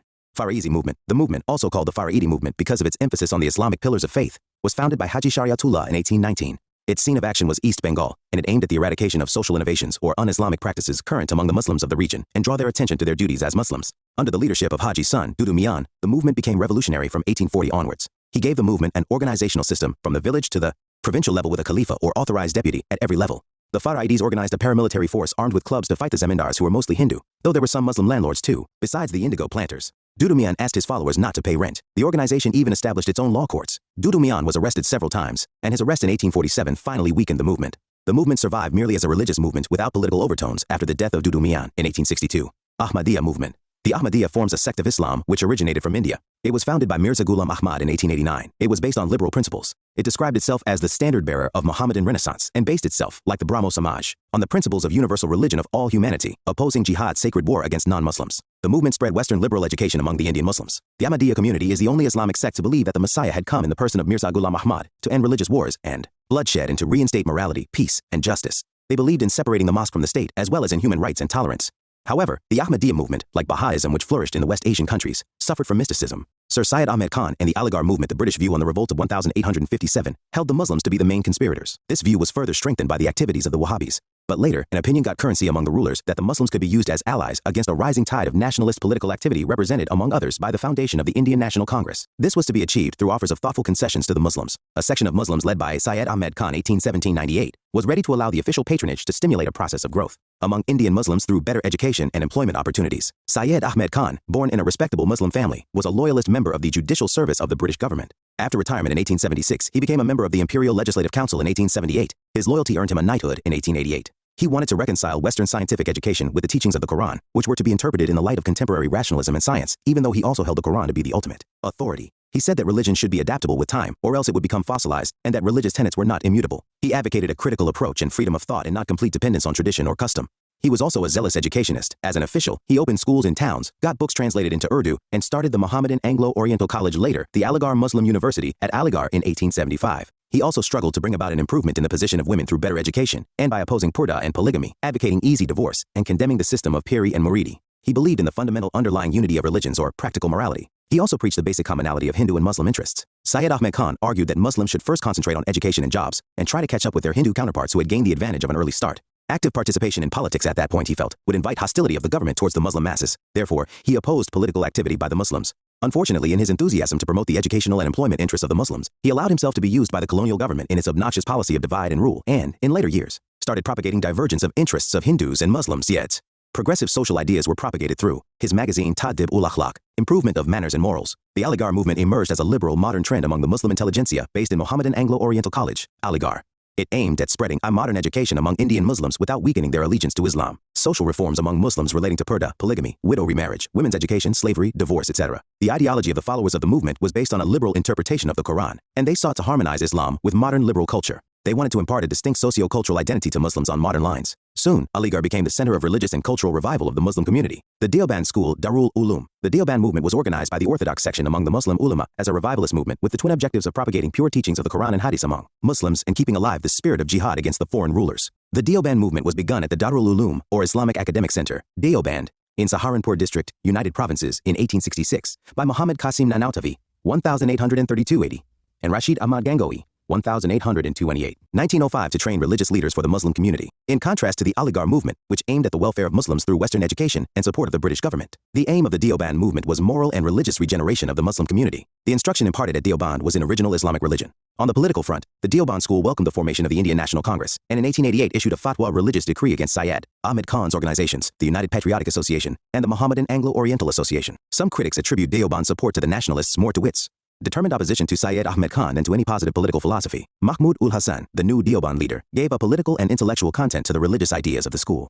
He worked out a synthesis of Islamic principles and nationalist aspirations. The Jamiat ul Ulema gave a concrete shape to Hassan's ideas of protection of the religious and political rights of the Muslims in the overall context of Indian unity and national objectives. Shibli Numani, a supporter of the Deoband school, favored the inclusion of English language and European sciences in the system of education. He founded the Nadwat al-Ulama and Darul Uloom in Lucknow in 1894-96.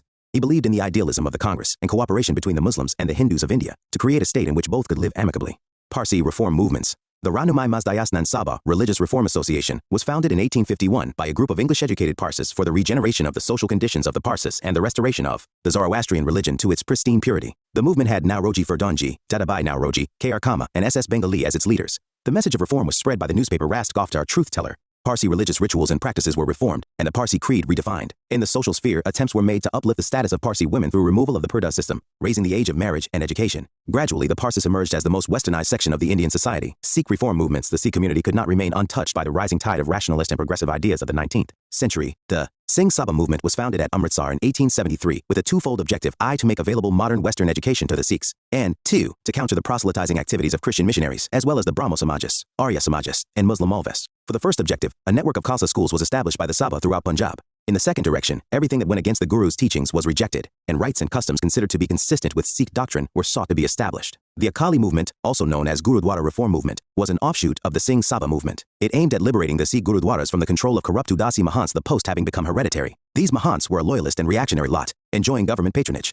The government tried its repressive policies against the non-violent non-cooperation Satyagraha launched by the Akalis in 1921, but had to bow before popular demands. It passed the Sikh Gurudwaras Act in 1922, amended in 1925, which gave the control of Gurudwaras to the Sikh masses to be administered through Shiromani Gurudwara Prabandhak Committee, SGPC, as the apex body. The Akali movement was a regional movement but not a communal one. The Akali leaders played a notable role in the national liberation struggle, though some dissenting voices were heard occasionally. The Theosophical movement, a group of Westerners led by Madame H.P. Blavatsky, 1831-91, and Colonel Ms. Olcott, who were inspired by Indian thought and culture, founded the Theosophical Society in New York City, United States in 1875.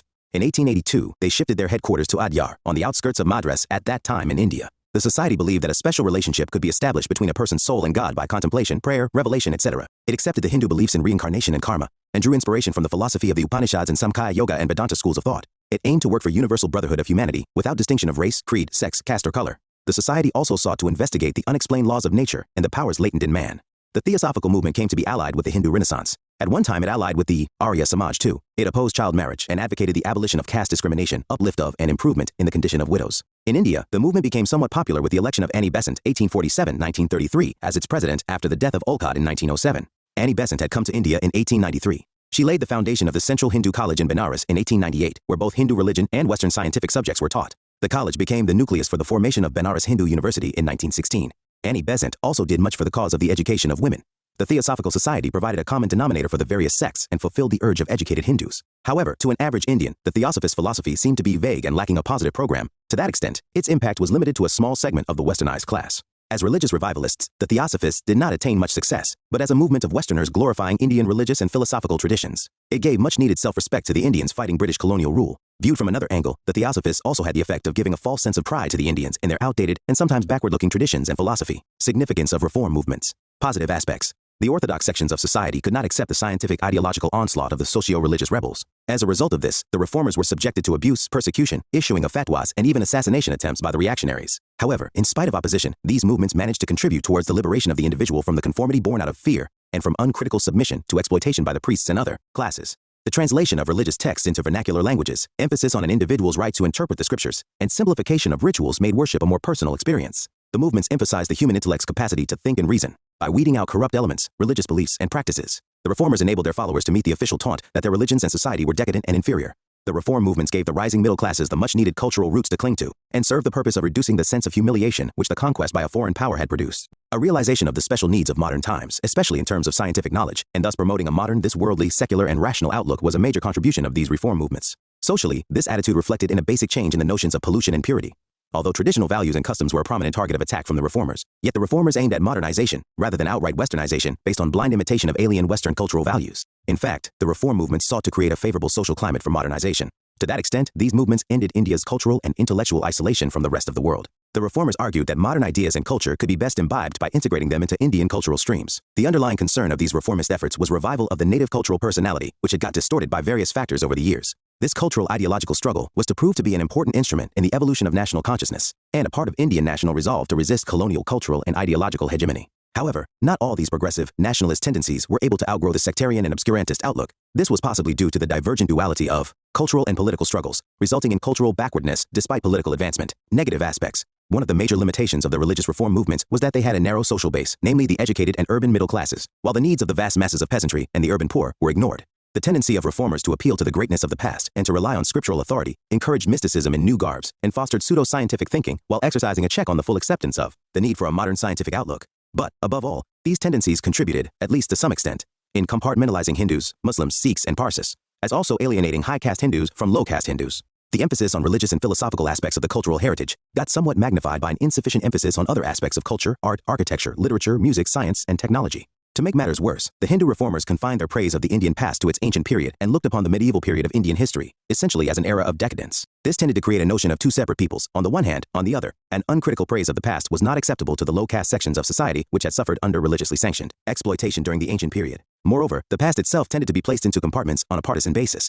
Many in the Muslim middle classes went to the extent of turning to the history of West Asia for their traditions and moments of pride.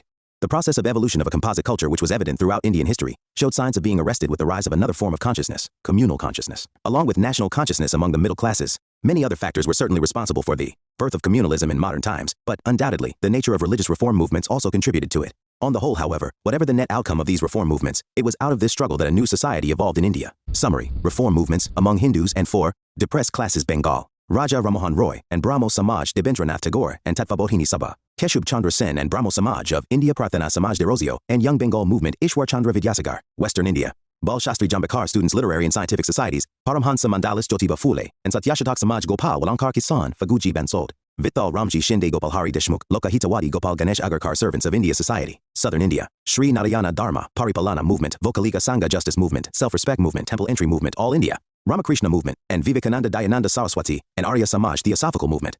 Among Muslims, Wahhabi Waliullah Movement, Ahmadiyya Movement, Syed Ahmed Khan and Aligarh Movement, Deoband Movement. Among Parsis, Rahnumai Mazdayasnan Sabha. Among Sikhs, Singh Sabha Movement, Akali Movement. Positive aspects: liberation of individual from conformity, out of fear psychosis. Worship made a more personal affair, cultural roots to the middle classes, thus mitigating the sense of humiliation. Much needed self-respect gained, fostered secular outlook, encouraged social climate for modernization, ended India's cultural, intellectual isolation from rest of the world, evolution of national consciousness. Negative aspects: narrow social base indirectly encouraged mysticism over emphasis on religious, philosophical aspects of culture, while underemphasizing secular and moral aspects. Hindus confined their praise to ancient Indian history and Muslims to medieval history, created a notion of two separate peoples, and increased communal consciousness. Historical process of evolution of composite culture arrested to some extent. Unit 5, The Struggle, begins. Chapters 10 and 11.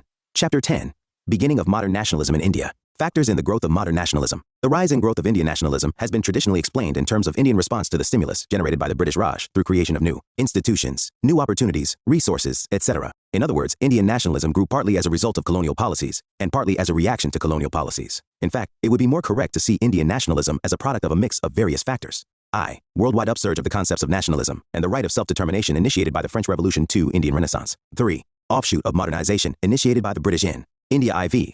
Strong reaction to British imperialist policies in India. Understanding of contradictions in Indian and colonial interests. People came to realize that colonial rule was the major cause of India's economic backwardness, and that the interests of the Indians involved the interests of all sections and classes: peasants, artisans, handicraftsmen, workers, intellectuals, the educated, and the capitalists. The nationalist movement arose to take up the challenge of these contradictions inherent in the character and policies of colonial rule. Political, administrative, and academic unification of the country. The British rule in the Indian subcontinent extended from the Himalayas in the north to the Cape Coron in the south, and from Assam in the east to Khyber Pass in the west. While large areas of India had been brought under a single rule in the past, under the Mauryas, or later under the Mughals, the British created a larger state than that of the Mauryas or the Great Mughals. While Indian provinces were under direct British rule, the princely states were under indirect British rule. The British sword imposed political unity in India. A professional civil service, a unified judiciary, and codified civil and criminal laws throughout the length and breadth of the country imparted a new dimension of political unity to the hitherto cultural unity that had existed in India for centuries. The necessities of administrative convenience, considerations of military defense, and the urge for economic penetration and commercial exploitation, all in British interests, were the driving forces behind the planned development of modern means of transport and communication such as railways, roads, electricity, and telegraph. From the nationalist point of view, this process of unification had a twofold effect.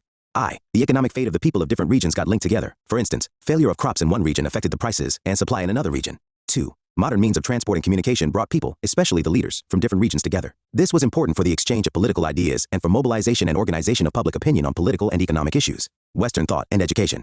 The introduction of a modern system of education afforded opportunities for assimilation of modern Western ideas. This, in turn, gave a new direction to Indian political thinking, although the English system of education had been conceived by the rulers in the self-interest of efficient administration. The liberal and radical thought of European writers like Milton, Shelley, John Stuart Mill, Rousseau, Paine, Spencer, and Voltaire helped many Indians imbibe modern rational, secular, democratic, and nationalist ideas. The English language helped nationalist leaders from different linguistic regions to communicate with each other. Those among the educated who took up liberal professions, lawyers, doctors, etc., often visited England for higher education. There they saw the working of modern political institutions in a free country and compared that system with the Indian situation where even basic rights were denied to the citizens. This ever-expanding English-educated class formed the middle-class intelligentsia, who constituted the nucleus for the newly arising political unrest. It was this section which provided leadership to the Indian political associations. Role of press and literature.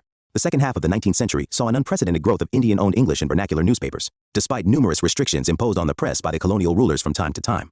There were about newspapers published in vernacular languages, and their circulation reached the neighborhood of. The press, while criticizing official policies, on the one hand, urged the people to unite, on the other. It also helped spread modern ideas of self-government, democracy, civil rights, and industrialization. The newspapers, journals, pamphlets, and nationalist literature helped in the exchange of political ideas among nationalist leaders from different regions. Rediscovery of India's past, the historical researches by European scholars, such as Max Muller, Monier Williams, Roth, and Sassoon, and by Indian scholars such as R.G. Bhandarkar, R.L. Mitra, and later Swami Vivekananda, created an entirely new picture of India's past. This picture was characterized by well-developed political, economic, and social institutions, a flourishing trade with the outside world, a rich heritage in arts and culture, and numerous cities. The theory put forward by European scholars that the Indo-Aryans belonged to the same ethnic group from which other nations of Europe had evolved gave a psychological boost to the educated Indians. The self-respect and confidence so gained helped the nationalists to demolish colonial myths that India had a long history of servility to foreign rulers. Progressive character of socio-religious reform movements. These reform movements sought to remove social evils which divided the Indian society. This had the effect of bringing different sections together and proved to be an important factor in the growth of Indian nationalism. Rise of middle-class intelligentsia. British administrative and economic innovations gave rise to a new urban middle class in towns. According to Percival Spear, the new middle class was a well-integrated all-India class with varied background but a common foreground of knowledge, ideas, and values. It was a minority of Indian society, but a dynamic minority. It had a sense of unity, of purpose, and of hope. This class, prominent because of its education, new position, and its close ties with the ruling class, came to the forefront. The leadership to the Indian National Congress in all its stages of growth was provided by this class. Impact of contemporary movements in the world. Rise of a number of nations on the ruins of the Spanish and Portuguese empires in South America, and the national liberation movements of Greece and Italy in general, and of Ireland in particular, deeply influenced the nationalist ranks. Reactionary policies and racial arrogance of rulers. Racial myths of white superiority were sought to be perpetuated by the British through a deliberate policy of discrimination and segregation. Indians felt deeply hurt by this. Lytton's reactionary policies such as reduction of maximum age limit for the ICS examination from 21 years to 19 years 1876, the Grand Delhi Durbar of 1877 when the country was in the severe grip of famine, the Vernacular Press Act 1878, and the Arms Act 1878 provoked a storm of opposition in the country. Then came the Ilbert Bill controversy. Ripon's government had sought to abolish judicial disqualification based on race distinctions and to give the Indian members of the covenanted civil service the same powers and rights as those enjoyed by their European colleagues. Ripon had to modify the bill, thus almost defeating the original purpose. Because of the stiff opposition from the European community, it became clear to the nationalists that justice and fair play could not be expected where interests of the European community were involved. However, the organized agitation by the Europeans to revoke the Ilbert Bill also taught the nationalists how to agitate for certain rights and demands. Political associations before the Indian National Congress. The Indian National Congress was not the first political organization in India. However, most of the political associations in the early half of the 19th century were dominated by wealthy and aristocratic elements. They were local or regional in character. Through long petitions to the British Parliament, most of them demanded administrative reforms, association of Indians with the administration, and spread of education. The political associations of the second half of the 19th century came to be increasingly dominated by the educated middle class, the lawyers, journalists, doctors, teachers, etc. And they had a wider perspective and a larger agenda. Political associations in Bengal. The Bangapasha Prakasika Sabha was formed in 1836 by associates of Raja Ramohan Roy. The Zamindari Association, more popularly known as the Landholders Society, was founded to safeguard the interests of the landlords. Although limited in its objectives, the Landholders Society marked the beginning of an organized political activity and use of methods of constitutional agitation for the redressal of grievances. The Bengal British India Society was founded in 1843 with the object of the collection and dissemination of information relating to the actual condition of the people of British India, and to employ such other means of peaceful and lawful character as may appear calculated to secure the welfare, extend the just rights, and advance the interests of all classes of our fellow subjects. In 1851, both the Landholders Society and the Bengal British India Society merged into the British Indian Association. It sent a petition to the British Parliament demanding inclusion of some of its suggestions in the renewed charter of the company, such as I. Establishment of a separate legislature of a popular character. T. Separation of executive from judicial functions. T. Reduction in salaries of higher officers. And A. Abolition of salt duty, abkari, and stamp duties. These were partially accepted when the Charter Act of 1853 provided for the addition of 6 members to the Governor-General's Council for legislative purposes. The East India Association was organized by Dadabhai Naoroji in London to discuss the Indian question and influence public men in England to promote Indian welfare. Later branches of the association were started in prominent Indian cities. The Indian League was started in 1875 by Sisir Kumar Ghosh with the object of stimulating the sense of nationalism amongst the people and of encouraging political education. The Indian Association of Calcutta, also known as the Indian National Association, superseded the Indian League and was founded in 1876 by younger nationalists of Bengal led by Surendranath Banerjee and Ananda Mohan Bose, who were getting discontented with the conservative and pro-landlord policies of the British Indian Association. The Indian Association was the most important of pre-Congress associations and aimed to promote by every legitimate means the political, intellectual, and material advancement of the people. It set out to I. Create a strong public opinion on political questions. And T. Unify Indian people in a common political program. It protested against the reduction of age limit in 1877 for candidates of the Indian Civil Service Examination. The association demanded simultaneous holding of civil service examination in England and India and Indianization of higher administrative posts. It led a campaign against the Repressive Arms Act and the Vernacular Press Act. Branches of the association were opened in other towns and cities of Bengal and even outside Bengal. The membership fee was kept low in order to attract the poorer sections to the association. The association sponsored an All-India Conference, which first took place in Calcutta from December 28 to 30, 1883. More than 100 delegates from different parts of the country attended. So, in a way, the association was a forerunner of the Indian National Congress as an all-India nationalist organization. It later merged with the Indian National Congress in 1886. Political associations in Bombay. The Pune Sarvajanik Sabha was founded in 1867 by Mahadev Govindranath and others, with the object of serving as a bridge between the government and the people. The Bombay Presidency Association was started by Badruddin Tyabji, Feroza Shah Mehta, and K.T. Talang in 1885. Political associations in Madras. The Madras Mahajan Sabha was founded in 1884 by M. Veeraragavachari. Also, Veeraragavachariyar, Basubramania Iyer, and P. Ananda Charlu. Pre-Congress campaigns. The associations organized various campaigns before the Indian National Congress appeared on the scene. These campaigns were I. For imposition of import duty on cotton. T. For Indianization of government service. 3. Against Lytton's Afghan Adventure. IV. Against Arms Act. V. Against Vernacular Press Act. V. For right to join Volunteer Corps. 7th. Against plantation labor and against inland emigration. Act 7. In support of Ilbert Bill X. For an AAA India Fund for Political Agitation. X campaign in Britain to vote for P. Pro-India Party. She. Against reduction in maximum age for appearing in Indian civil service. The Indian Association took up this question and organized an all-India agitation against it, popularly known as the Indian Civil Service Agitation. Summary. Factors in growth of modern nationalism. Understanding of contradictions in Indian and colonial interests. Political, administrative, and economic unification of the country. Western thought and education. Role of press and literature. Rediscovery of India's past. Historical researches. Rise of middle-class intelligentsia. Impact of contemporary movements. Worldwide reactionary policies and racial arrogance of rulers. Political associations before Indian National Congress. 1836. Bangapasha Prakasika Sabha. Zamindari Association or Landholders Society 1843, Bengal British India Society 1851, British Indian Association 1856, East India Association 1870, Pune Sarvajanik Sabha 1875, Indian League 1876, Indian Association of Calcutta or Indian National Association 1885, Bombay Presidency Association 1884, Madras Mahajan Sabha. Chapter 11, Indian National Congress, Foundation and the Moderate Phase. Foundation of the Indian National Congress. In the later 1870s and early 1880s, a solid ground had been prepared for the establishment of an all-India organization. The final shape to this idea was given by a retired English civil servant, Au Hume, who mobilized leading intellectuals of the time and, with their cooperation, organized the first session of the Indian National Congress at Gokuldas Tejpal Sanskrit College in Bombay in December 1885. As a prelude to this, 2 sessions of the Indian National Conference had been held in 1883 and 1885, which had representatives drawn from all major towns of India. Surendranath Banerjee and Ananda Mohan Bose were the main architects of the Indian National Conference. The first session of the Indian National Congress was attended by 72 delegates and presided over by Womesh Chandra or Chunder Banerjee. Hereafter, the Congress met every year in December in a different part of the country each time. Some of the great presidents of the Congress during this early phase were Dadabhai Nauroji thrice, 262-294, President, Badruddin Tyabji, Feroza Shah Mehta, P. Ananda Charlu, Surendranath Banerjee, Romesh Chandra Dutt, Ananda Mohan Bose, and Gopal Krishna Gokhale. Other prominent leaders included Mahadev Govindranath, Bal Gangadhar Tilak, Sisir Kumar Ghosh, Motilal Ghosh, Madan Mohan Malaviya, G. Subramania Iyer, C. Vijayadakavacharya, Din Shah A. Wakha. In Kadambini Ganguly, the first woman graduate of Calcutta University, addressed the Congress session, which symbolized the commitment of the freedom struggle to give the women of India their due status in national life. Apart from the Indian National Congress, nationalist activity was carried out through provincial conferences and associations, newspapers, and literature. Was it a safety valve? There is a theory that Hume formed the Congress with the idea that it would prove to be a safety valve for releasing the growing discontent of the Indians. To this end, he convinced Lord Dufferin not to obstruct the formation of the Congress.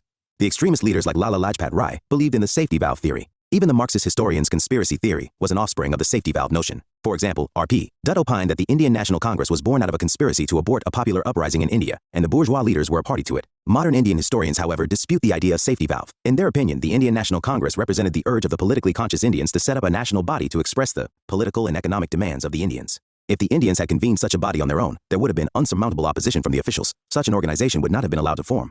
In the circumstances, as Bipan Chandra observes, the early Congress leaders used Hume as a lightning conductor, i.e. as a catalyst to bring together the nationalistic forces, even if under the guise of a safety valve. Aims and objectives of the Congress. The main aims of the Indian National Congress in the initial stage were to I. Found a democratic nationalist movement. T. Politicize and politically educate people. C. Establish the headquarters for a movement. IV. Promote friendly relations among nationalist political workers from different parts of the country. V. Develop and propagate an anti-colonial nationalist ideology. V. Formulate and present popular demands before the government with a view to unifying the people over a common economic and political program. 7. Develop and consolidate a feeling of national unity among people irrespective of religion, caste, or province.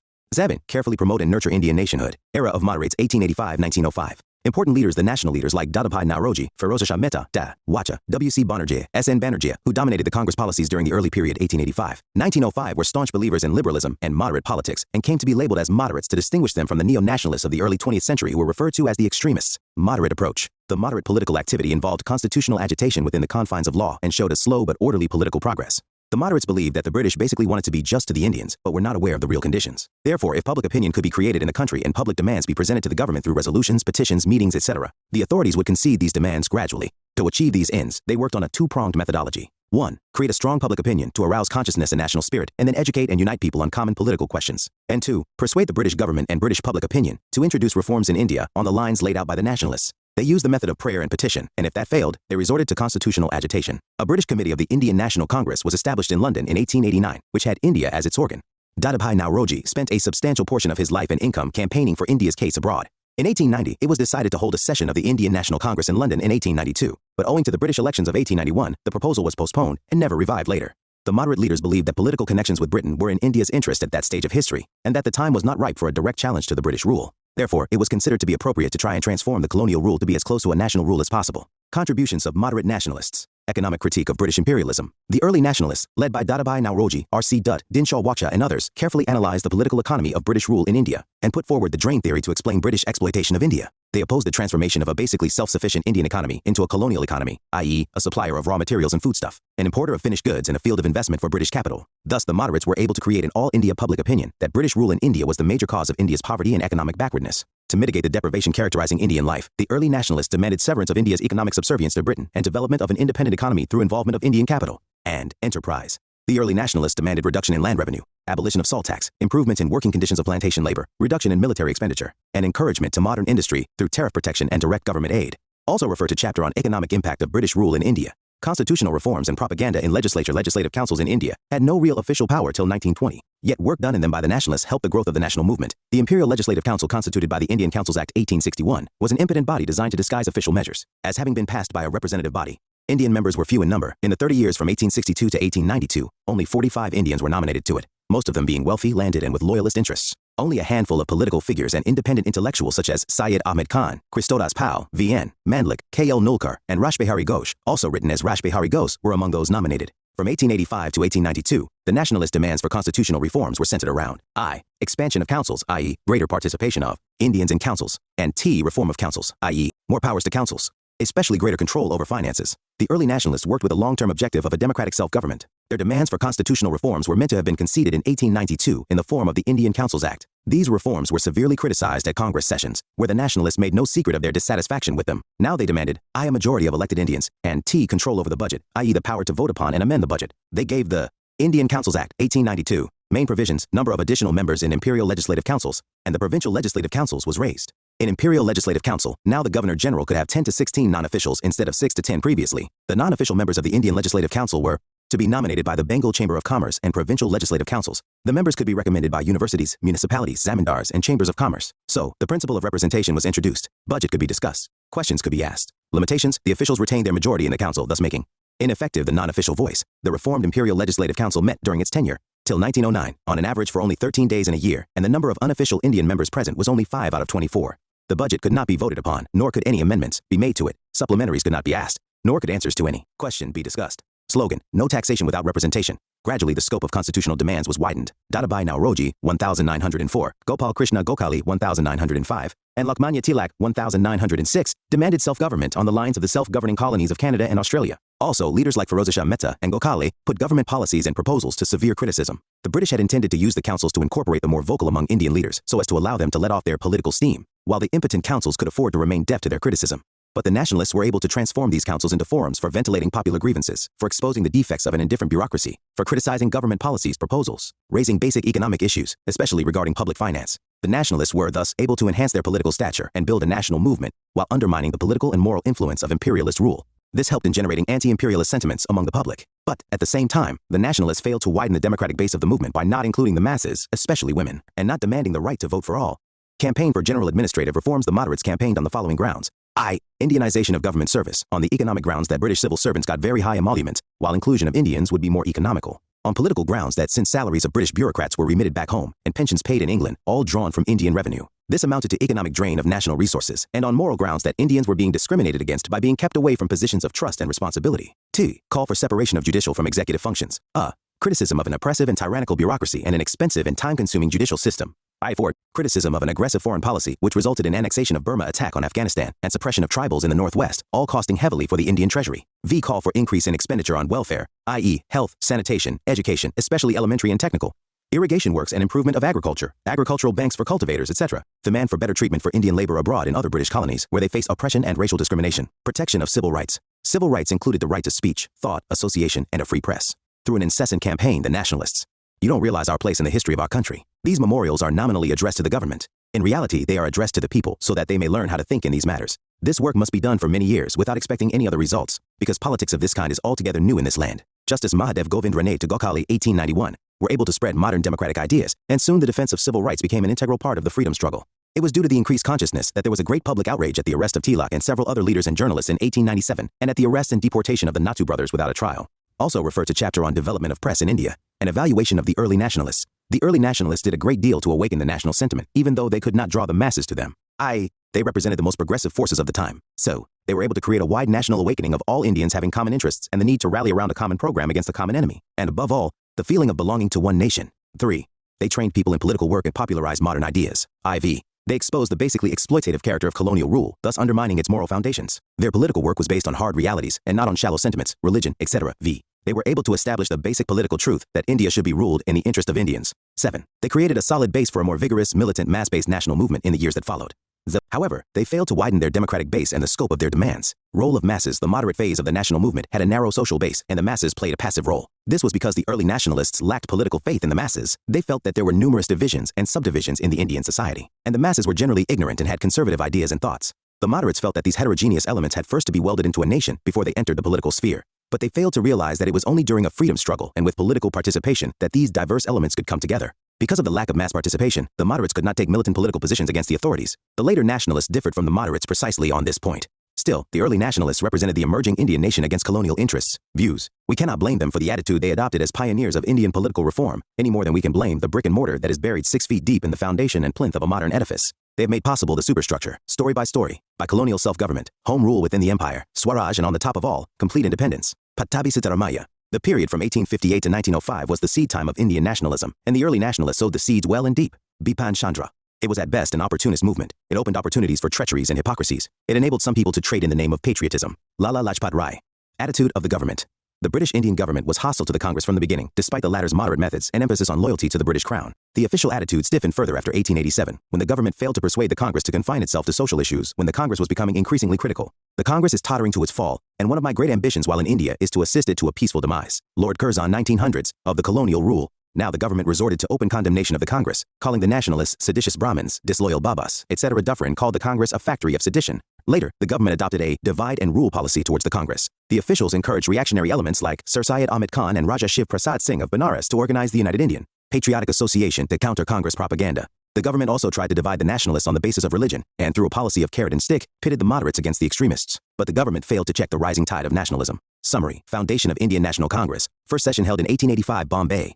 Indian National Union, formed by A.O. Hume, became Indian National Congress. Foundational theories of Inc. and prominent believers, safety valve theory, Lala Lajpat Rai conspiracy theory, R.P. Lightning conductor theory, G.K. Gokhale important leaders of moderate phase, Dadabhai Naoroji, Badruddin Tyabji, Feroza Shah Mehta, P. Ananda Charlu, Surendranath Banerjee, Romesh Chandra Dutt, Ananda Mohan Bose, G.K. Gokhale, etc. Early nationalist methodology. Constitutional agitation within 4 walls of law create public opinion in India, and campaign for support to Indian demands in England. Political education of people. Political connections with Britain in India's interests at that stage time, not ripe for direct challenge to colonial rule. Contributions of moderate nationalists. Economic critique of British imperialism, constitutional reforms and propaganda in legislature. Campaign for general administrative reforms. Defense of civil rights. Unit 6, National Movement, 1905-1918, Chapters 12 to 14, Chapter 12, Era of Militant Nationalism, 1905-1909, Growth of Militant Nationalism. A radical trend of a militant nationalist approach to political activity started emerging in the 1890s, and it took a concrete shape by 1905.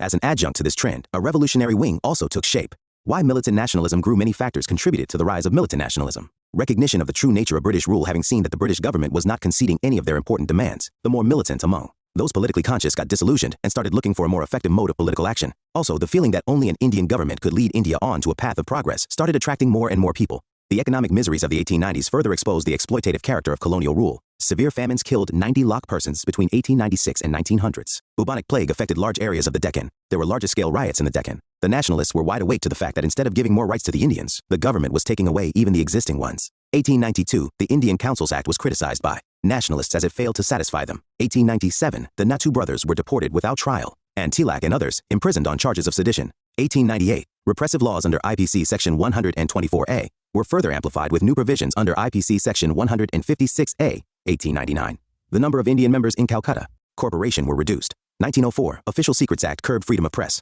1904, the Indian Universities Act ensured greater government control over universities, which it described as factories producing political revolutionaries. Also, British rule was no longer progressive socially and culturally. It was suppressing the spread of education, especially mass and technical education. Growth of confidence and self-respect. There was a growing faith in self-effort. Tilak, Aurobindo, and Bipin Chandra Pal repeatedly urged the Nationalists to rely on the character and capacities of the Indian people. A feeling started gaining currency that the masses had to be involved in the battle against colonial government, as they were capable of making the immense sacrifices needed to win freedom. Growth of education. While, on the one hand, the spread of education led to an increased awareness among the masses, on the other hand, the rise in unemployment and underemployment among the educated drew attention to poverty and the underdeveloped state of the country's economy under colonial rule. This added to the already simmering discontent among the more radical nationalists. International influences, remarkable progress made by Japan after 1868 and its emergence as an industrial power opened the eyes of Indians to the fact that economic progress was possible even in an Asian country without any external help. The defeat of the Italian army by Ethiopians 1896, the Boer Wars 1899-1902, where the British faced reverses, and Japan's victory over Russia 1905 demolished myths of European invincibility. Also, the Nationalists were inspired by the nationalist movements worldwide,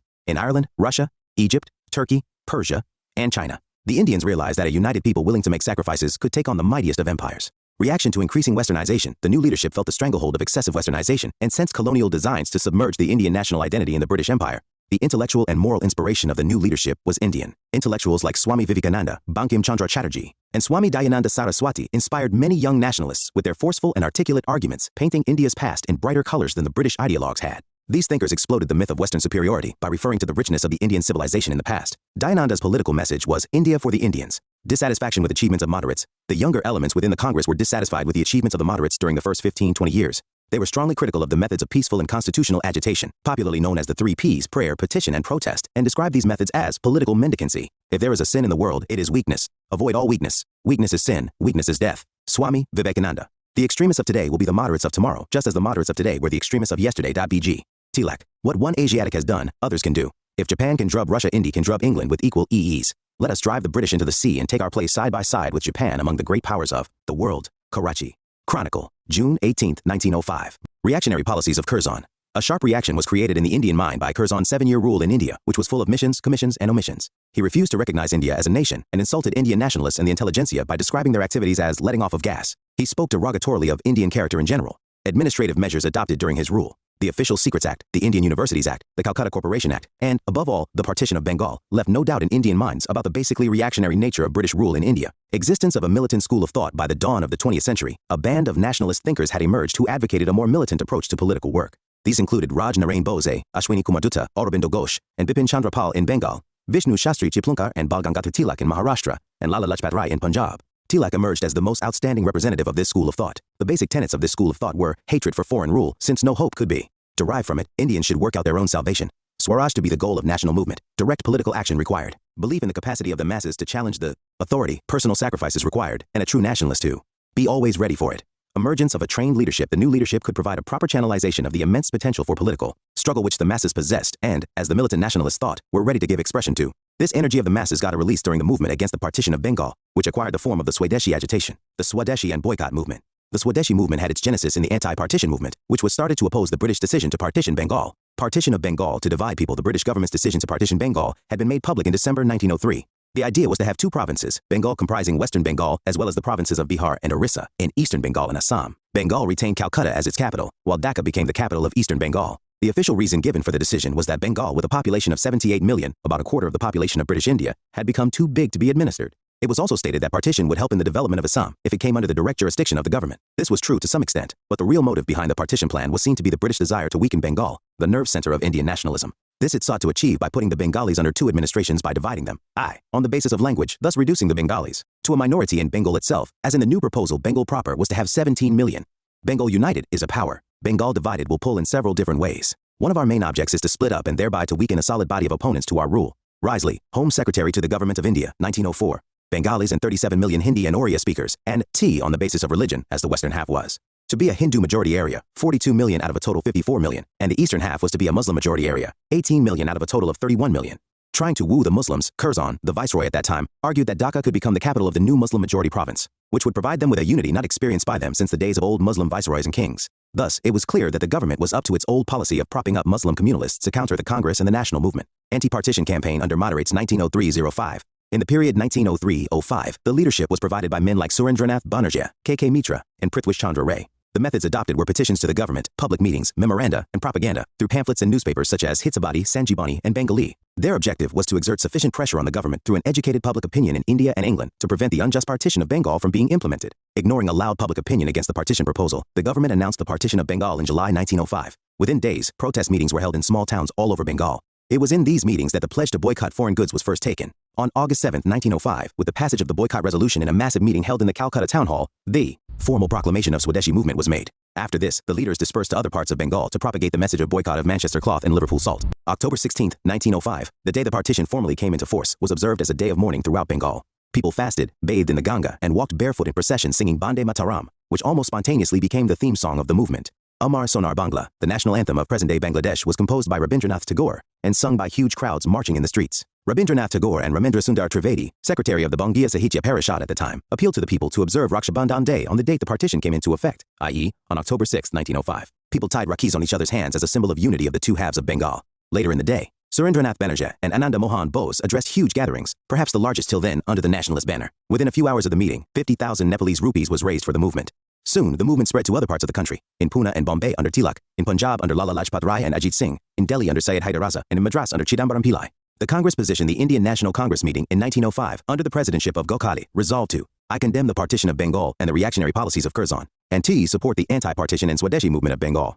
The militant nationalists led by Tilak, Lajpat Rai, Bipin Chandra Pal, and Aurobindo Ghosh wanted the movement to be taken outside Bengal to other parts of the country and go beyond a boycott of foreign goods to become a full-fledged political mass struggle with the goal of attaining Swaraj. But the moderates, dominating the Congress at that time, were not willing to go that far. However, a big step forward was taken at the Congress session held at Calcutta, 1906, under the presidentship of Dadabhai Naoroji, where it was declared that the goal of the Indian National Congress was self-government or Swaraj like the United Kingdom or the colonies of Australia or Canada. The moderate extremist dispute over the pace of the movement and techniques of struggle reached a deadlock at the Surat session of the Indian National Congress 1907, where the party split with serious consequences for the Swadeshi movement, the movement under extremist leadership. After 1905, the extremists acquired a dominant influence over the Swadeshi movement in Bengal. There were three reasons for this. The moderate-led movement had failed to yield results. The divisive tactics of the governments of both the Bengals had embittered the nationalists. 3. The government had resorted to suppressive measures, which included atrocities on students, many of whom were given corporal punishment, ban on public singing of Vande Mataram, restriction on public meetings, prosecution and long imprisonment of Swadeshi workers, clashes between the police and the people in many towns, arrests and deportation of leaders, and suppression of freedom of the press. The extremist program. Emboldened by Dadabhai Naoroji's declaration at the Calcutta session 1906 that self-government or Swaraj was to be the goal of the Congress, the extremists gave a call for passive resistance in addition to Swadeshi and boycott, which would include a boycott of government schools and colleges, government service, courts, legislative councils, municipalities, government titles, etc. The purpose, as Aurobindo put it, was to make the administration under present conditions impossible by an organized refusal to do anything which will help either the British commerce in the exploitation of the country or British officialdom in the administration of it. The militant nationalists tried to transform the anti-partition and Swadeshi movement into a mass struggle and gave the slogan of India's independence from foreign rule. Political freedom is the life breath of a nation, declared Aurobindo. Thus, the extremists gave the idea of India's independence the central place in India's politics. The goal of independence was to be achieved through self-sacrifice, new forms of struggle and impact. The militant nationalists put forward several fresh ideas at the theoretical, propaganda, and program levels. Among the several forms of struggle thrown up by the movement were the following. Boycott of foreign goods. Boycott included boycott and public burning of foreign cloth. Boycott of foreign-made salt or sugar. Refusal by priests to ritualize marriages involving exchange of foreign goods. Refusal by washermen to wash foreign clothes. This form of protest met with great success at the practical and popular level. Public meetings and processions. Public meetings and processions emerged as major methods of mass mobilization. Simultaneously, they were forms of popular expression. Corps of volunteers or Samitis Samitis such as the Swadesh Bandhav Samiti of Ashwini Kumar Dutta in Barisal emerged as a very popular and powerful means of mass mobilization. In Tirunelveli, Tamil Nadu, Vochidambaram Pillai, Subramanya Siva, and some lawyers formed the Swadeshi Sangam, which inspired the local masses. These Samitis generated political consciousness among the masses through magic lantern lectures, Swadeshi songs, providing physical and moral training to their members, social work during famines and epidemics, organization of schools, and training in Swadeshi crafts and arbitration courts. Imaginative use of traditional popular festivals and melas. The idea was to use traditional festivals and occasions as a means of reaching out to the masses and spreading political messages. For instance, Tilak's Ganapati and Shivaji festivals became a medium of Swadeshi propaganda not only in Western India but also in Bengal. In Bengal also, the traditional folk theatre forms were used for this purpose. Emphasis given to self-reliance. Self-reliance or Atma Shakti was encouraged. This implied reassertion of national dignity, honor, and confidence and social and economic regeneration of the villages. In practical terms, it included social reform and campaigns against caste oppression, early marriage, dowry system, consumption of alcohol, etc. program of Swadeshi or national education. The movement to boycott British educational institutions gathered momentum in the wake of the British government's efforts to suppress the participation of students in the Swadeshi movement and the threat to stop grants, affiliation, and scholarships of the institutions that were dominated by nationalists. The British action led to the founding of national schools. In this context, it may be recalled that Raja Subodh Mullik made a contribution of 100,000 Nepalese rupees towards the views. Swaraj or self-government is essential for the exercise of Swadharma. Without Swaraj, there could be no social reform, no industrial progress, no useful education, no fulfillment of national life. That is what we seek. That is why God has sent us to the world to fulfill him. B.G. Tilak. Swadehism during the days of its potency colored the entire texture of our social and domestic life. Surendranath Banerjee. Swaraj is the fulfillment of the ancient life of India under modern conditions, the return of Satyuga of national greatness, the resumption by her of her great role of the teacher and guide, self-liberation of the people for final fulfillment of the Vedantic idea in politics. That is the true Swaraj for India. Aurobindo Ghosh. Council of Education was set up on August 15, 1906, and the Bengal National College and Bengal Technical Institute were established. The first principal of the Bengal National College was Aurobindo Ghosh, and its first president was Rashbihari Ghosh. The college was inspired by Tagore's school at Shantiniketan, which had been set up in 1901. Several more national schools were established in Bengal and Bihar. Satish Chandra Mukherjee's role in encouraging national education should not be ignored. His newspaper Dawn, in circulation since 1897, and his Dawn Society, set up in 1902, had already been propagating the message of self-help in industry and education. Mukherjee pioneered the national education movement by founding the Bhagavat Chatuspathi in 1895. He took a leading part in the formation of the National Council of Education and later became a lecturer in the Bengal National College and its principal when Aurobindo resigned. The National Council of Education was set up to organize a system of education, literary, scientific, and technical on national lines and under national control. Education was to be imparted through the vernacular medium. Funds were even raised to send students to Japan for advanced learning. Swadeshi, or indigenous enterprises. The Swadeshi spirit also found expression in the establishment of Swadeshi textile mills, soap and match factories, tanneries, banks, insurance companies, shops, etc. These enterprises were based more on patriotic zeal than on business acumen. Sakaram Ganesh Diwaskar, a close associate of Aurobindo Ghosh, published Desher Katha in 1904. The work inspired the Swadeshi activists. He popularized the ideas of Dadabhai Nauroji and Mahadev Govind Ranade and promoted Swadeshi in a popular idiom. Desher Katha, writes Ishita Banerjee, Dubey, aimed against the colonial state's hypnotic conquest of the mind. Before the book was banned by the colonial government in 1910, it had sold over 15,000 copies. It was the inspiration for many Swadeshi street plays and folk songs, besides becoming mandatory reading for the Swadeshi activists. Vo Chidambaram Pillai's venture into a national shipbuilding enterprise, Swadeshi Steam Navigation Company, at Tuticorin, however, gave a challenge to the British Indian Steam Navigation Company. There had been a consciousness even in the 1890s that Indian products should be encouraged in the face of the onslaught of the imported foreign goods.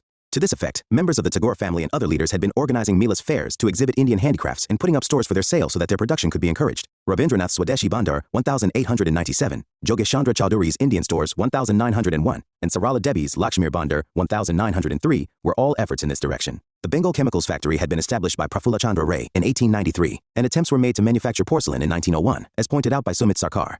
Such efforts gained in momentum with the mood of the Swadeshi movement. Impact in the cultural sphere. The nationalists of all hues took inspiration from songs written by Rabindranath Tagore, Rajnikant Sen, Dwijendralal Ray, Mukunda Das, Syed Abu Muhammad, and others. Tagore's Amar Sonar Bangla, written on this occasion, was later to inspire the liberation struggle of Bangladesh and was adopted by it as its national anthem. In Tamil Nadu, Subramanya Bharati wrote Sudesha Geetam. In painting, Abanindranath Tagore broke the domination of Victorian naturalism over the Indian art scene and took inspiration from Ajanta, Mughal, and Rajput paintings. Nandalal Bose, who left a major imprint on Indian art, was the first recipient of a scholarship offered by the Indian Society of Oriental Art, founded in 1907. In science, Jagdish Chandra Bose, Prafulla Chandra Roy, and others pioneered original research which was praised the world over. Extent of mass participation. Students came out in large numbers to propagate and practice Swadeshi, and to take a lead in organizing picketing of shops selling foreign goods. Student participation was visible in Bengal, Maharashtra, especially in Pune, and in many parts of the south, Guntur, Madras, Salem. Police adopted a repressive attitude towards the students. Schools and colleges whose students participated in the agitation were to be penalized by disaffiliating them or stopping of grants and privileges to them. Students who were found guilty of participation were to be disqualified for government jobs or for government scholarships, and disciplinary action, fine, expulsion, arrest, beating, etc., was to be taken against them. Women, who were traditionally home-centered, especially those of the urban middle classes, took active part in processions and picketing. From now onwards, they were to play a significant role in the national movement. Stand of Muslims. Some of the Muslims participated. Barrister Abdul Rasul, Liaquat Hussain, Ghuznavi, Maulana Azad, who joined one of the revolutionary terrorist groups. But most of the upper and middle-class Muslims stayed away, or, led by Nawab Salimullah of Dhaka, supported the partition on the plea that it would give them a Muslim majority East Bengal. To further government interests, the All India Muslim League was propped up on December 30, 1905 as an anti-Congress front, and reactionary elements like Nawab Salimullah of Dhaka were encouraged. Also, the nature of the Swadeshi movement, with leaders evoking Hindu festivals and goddesses for inspiration, tended to exclude the Muslims. Labor unrest and trade unions. In the beginning, some strikes were organized on the issue of rising prices and racial insult, primarily in the foreign-owned companies. In September 1905, more than 250 Bengali clerks of the Byrne Company, Howrah, walked out in protest against a derogatory work regulation. In July 1906, a strike of workers in the East Indian Railway resulted in the formation of a railwaymen's union. Between 1906 and 1908, strikes in the jute mills were very frequent, at times affecting 18 out of 18 mills. Subramanya Siva and Chidambaram Pillai led strikes in Tuticorin and Tirunelveli in a foreign-owned cotton mill. In Rawalpindi, Punjab, the arsenal and railway workers went on strike led by Lala Lajpat Rai and Ajit Singh. However, by summer of 1908, the labor unrest subsided under strict action. Thus, the social base of the movement expanded to include certain sections of the zamindari, the students, the women, and the lower middle classes in cities and towns. An attempt was also made to give political expression to economic grievances of the working class by organizing strikes. But the movement was not able to garner support of the Muslims, especially the Muslim peasantry, because of a conscious government policy of divide and rule helped by overlap of class and community at places. All India aspect movements in support of Bengal's unity and the Swadeshi and boycott agitation were organized in many parts of the country. Tilak, who played a leading role in the spread of the movement outside Bengal, saw in this the ushering in of a new chapter in the history of the national movement. He realized that here was a challenge and an opportunity to organize popular mass struggle against the British rule to unite the country in a bond of common sympathy. Annulment of partition. It was decided to annul the partition of Bengal in 1911, mainly to curb the menace of revolutionary terrorism. The annulment came as a rude shock to the Muslim political elite. It was also decided to shift the capital to Delhi as a sop to the Muslims, as it was associated with Muslim glory. But the Muslims were not pleased. Bihar and Orissa were taken out of Bengal, and Assam was made a separate province. Evaluation of the Swadeshi movement. The movement fizzles out by 1908. The open phase, as different from the underground revolutionary phase of the Swadeshi and boycott movement, was almost over. This was due to many reasons. There was severe government repression. The movement failed to create an effective organization or a party structure. It threw up an entire gamut of techniques that later came to be associated with Gandhian politics: non-cooperation, passive resistance, filling of British jails, social reform, and constructive work, but failed to give these techniques a disciplined focus. The movement was rendered leaderless, with most of the leaders either arrested or deported by 1908, and with Aurobindo Ghosh and Bipin Chandra Pal retiring from active politics. Internal squabbles among leaders, magnified by the Surat split in 1907, did much harm to the movement. The movement aroused the people but did not know how to tap the newly released energy, or how to find new forms to give expression to popular resentment. The movement largely remained confined to the upper and middle classes and zamindars, and failed to reach the masses, especially the peasantry. Non-cooperation and passive resistance remained mere ideas. It is difficult to sustain a mass-based movement at a high pitch for too long. Movement a turning point. Despite its gradual decline into inactivity, the movement was a turning point in modern Indian history. It proved to be a leap forward in more ways than one. Hitherto untouched sections, students, women, workers, some sections of urban and rural population, participated. All the major trends of the national movement, from conservative moderation to political extremism, from revolutionary activities to incipient socialism, from petitions and prayers to passive resistance and non-cooperation, emerged during the Swadeshi movement. The richness of the movement was not confined to the political sphere, but encompassed art, literature, science, and industry also. People were aroused from slumber, and now they learned to take bold political positions and participate in new forms of political work.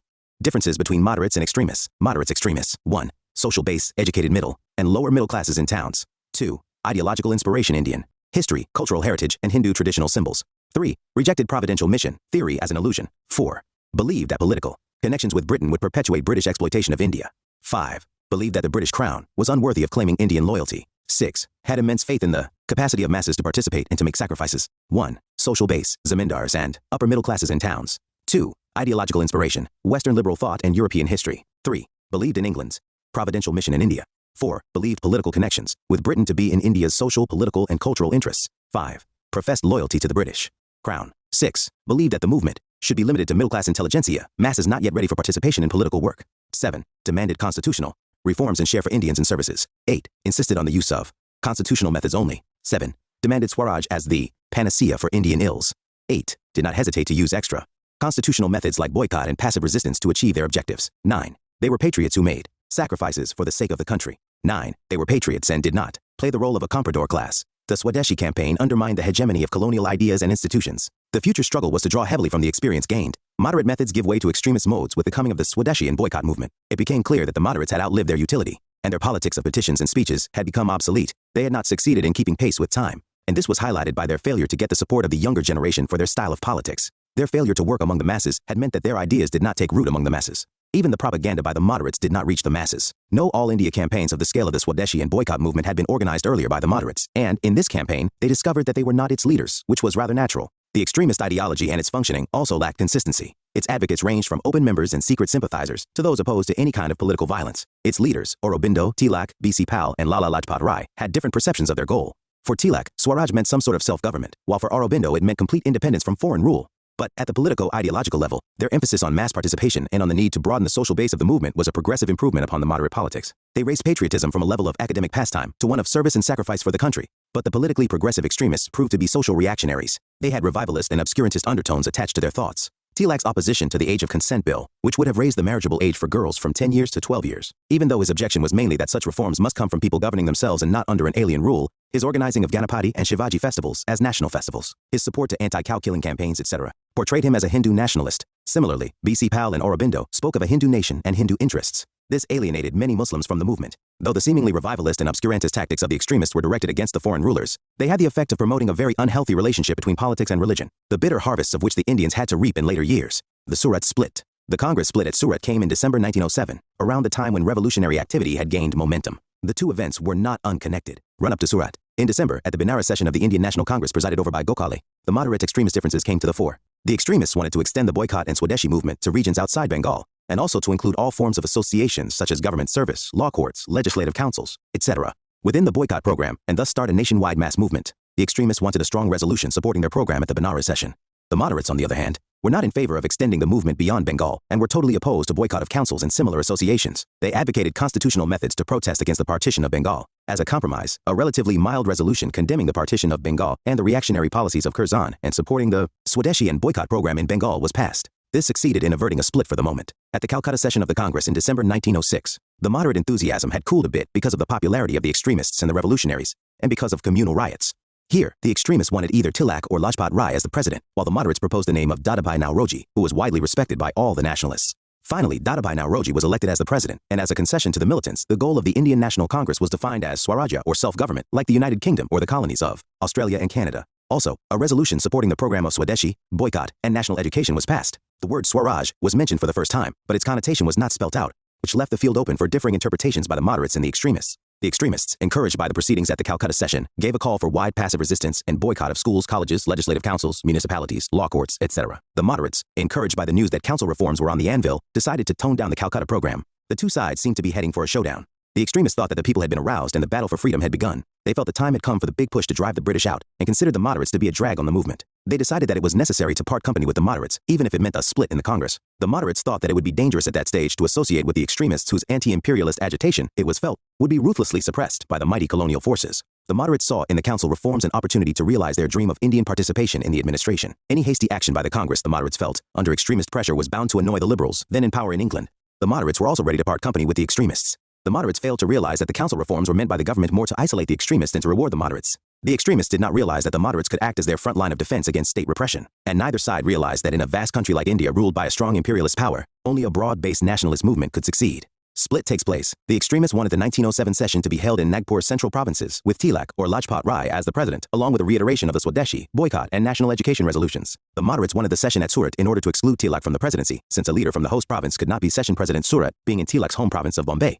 Instead, they wanted Rashbihari Ghosh as the president. And the mischief of the trial and condemnation of Tilak would be greater than if you left him alone. John Morley, Secretary of State for India in a letter to Sydenham, Governor of Bombay, sought to drop the resolutions on Swadeshi, boycott, and national education. Both sides adopted rigid positions, leaving no room for compromise. The split became inevitable, and the Congress was now dominated by the moderates who lost no time in reiterating Congress's commitment to the goal of self-government within the British Empire and to the use of constitutional methods only to achieve this goal. Government repression. The government launched a massive attack on the extremists. Between 1907 and 1911, 5 new laws were brought into force to check anti-government activity. These legislations included the Seditious Meetings Act, 1907, Indian Newspapers Incitement to Offences Act, 1908, Criminal Law Amendment Act, 1908, and the Indian Press Act, 1910. Tilak, the main extremist leader, was tried in 1909 for sedition for what he had written in 1908 in his Khazari about a bomb thrown by Bengal revolutionaries in Muzaffarpur, resulting in the death of 2 innocent European women.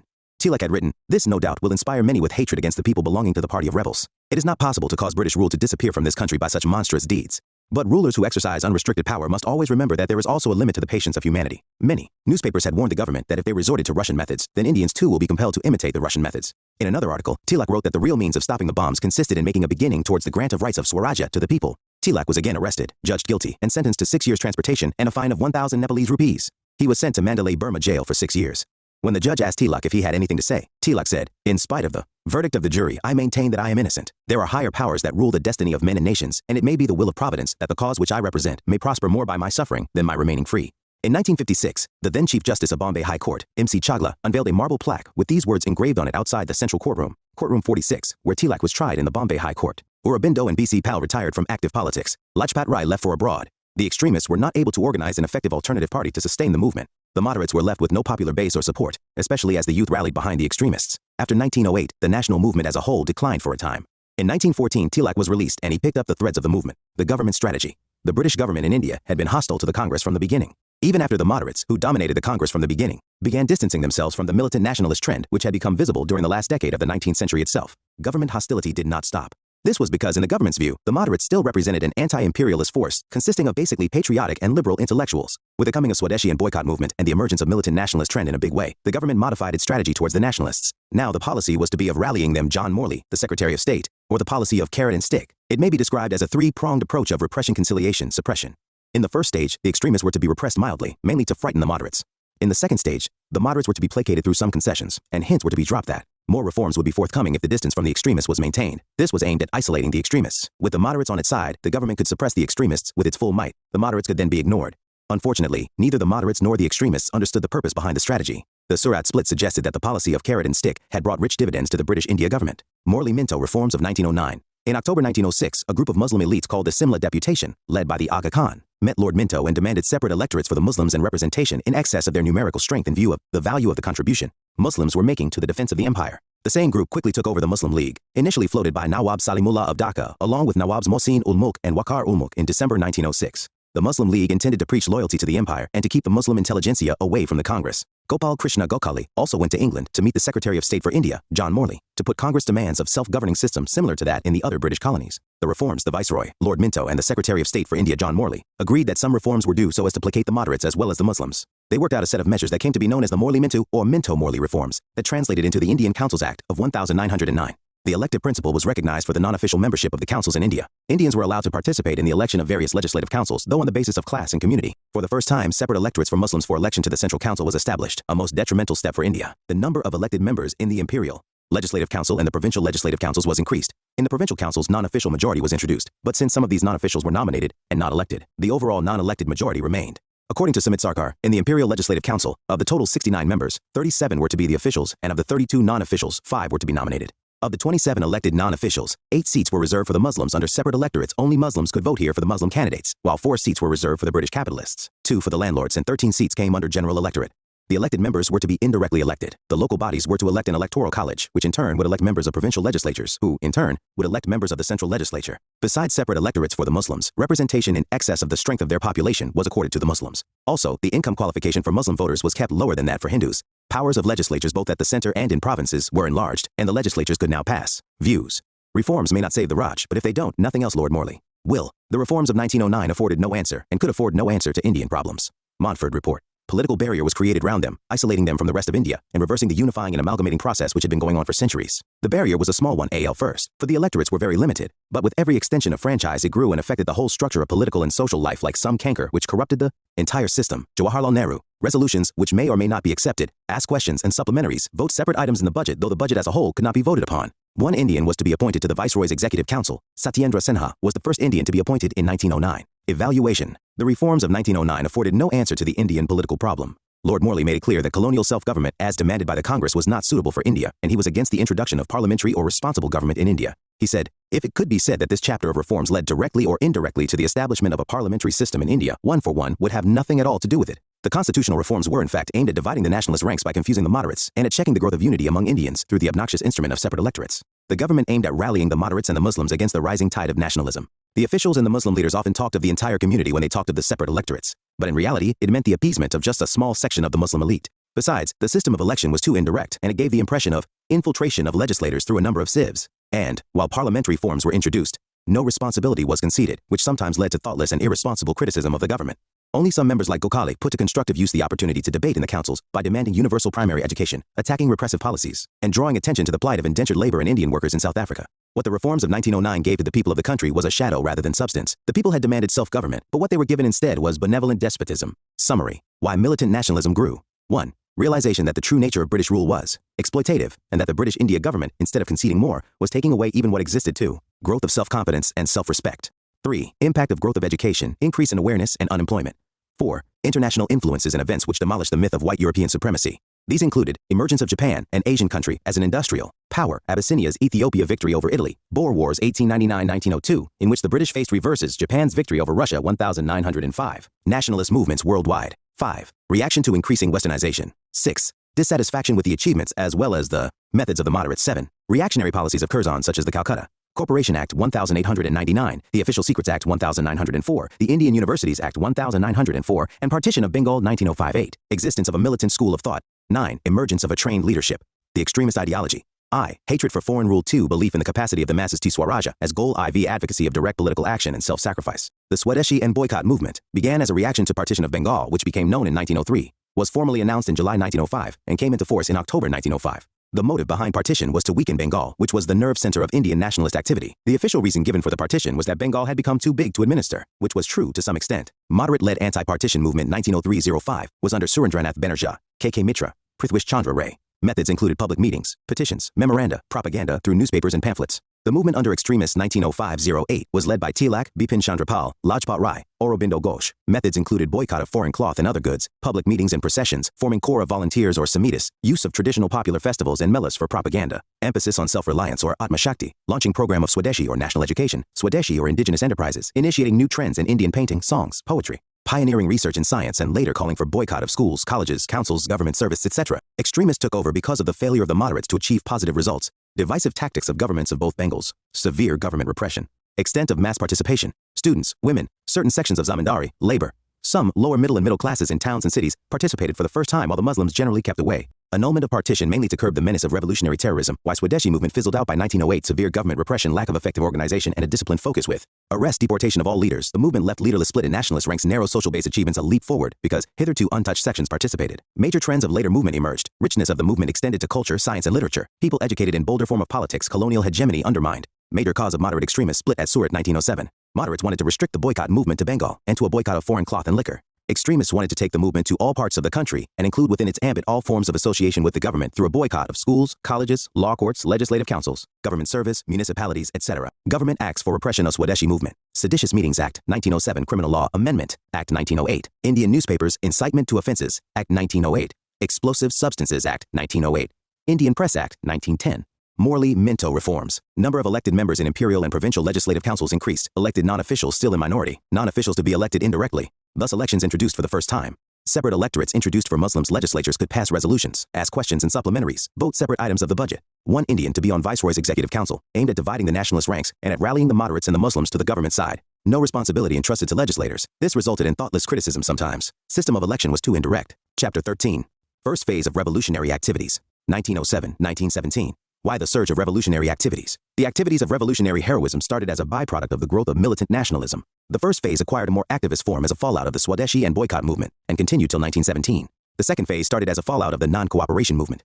After the decline of the open movement, the younger nationalists who had participated in the movement found it impossible to leave off and disappear into the background. They looked for avenues to give expression to their patriotic energies, but were disillusioned by the failure of the leadership, even the extremists, to find new forms of struggle to bring into practice the new militant trends. The extremist leaders, although they called upon the youth to make sacrifices, failed to create an effective organization or find new forms of political work to tap these revolutionary energies. The youth, finding all avenues of peaceful political protest closed to them under government repression, thought that if nationalist goals of independence were to be met, the British must be expelled physically by force. 299-331. The Revolutionary Program. The revolutionaries considered, but did not find it practical at that stage to implement, the option of creating a violent mass revolution throughout the country or of trying to subvert the loyalties of the army. Instead, they opted to follow in the footsteps of Russian nihilists or the Irish nationalists. This methodology involved individual heroic actions, such as organizing assassinations of unpopular officials and of traitors and informers among the revolutionaries themselves, conducting Swadeshi dacoities to raise funds for revolutionary activities, and during the First World War, organizing military conspiracies with an expectation of help from the enemies of Britain. The idea was to strike terror in the hearts of the rulers, arouse people, and remove the fear of authority from their minds. The revolutionaries intended to inspire the people by appealing to their patriotism, especially the idealistic youth who would finally drive the British out. The extremist leaders failed to ideologically counter the revolutionaries, as they did not highlight the difference between a revolution based on activity of the masses and one based on individual violent activity, thus allowing the individualistic violent activities to take root. A survey of revolutionary activities. A brief survey of revolutionary activities in different parts of India and abroad before and during the First World War is given below. Bengal. By the 1870s, Calcutta's student community was honeycombed with secret societies, but these were not very active. The first revolutionary groups were organized in 1902 in Midnapore under Narendranath Basu, and in Calcutta, the Anushilan Samiti founded by Pramotha Mitter, and including Jatindranath Banerjee, Barindra Kumar Ghosh, and others. But their activities were limited to giving physical and moral training to the members and remained insignificant till 1907-08. In April 1906, an inner circle within Anushilan Barindra Kumar Ghosh, Bhupendranath Dutta, started the weekly Yugantar and conducted a few abortive actions. By 1905-06, several newspapers had started advocating revolutionary violence. For instance, after severe police brutalities on participants of the Barisal Conference, April 1906. The Yugantar wrote, "The remedy lies with the people. The 30 crore people inhabiting India must raise their 60 crore hands to stop this curse of oppression. Force must be stopped by force." Rashbihari, or Rashbihari Bose and Sachin Sanyal had organized a secret society covering far-flung areas of Punjab, Delhi, and United Provinces, while some others like Hemachandra Kanungo went abroad for military and political training.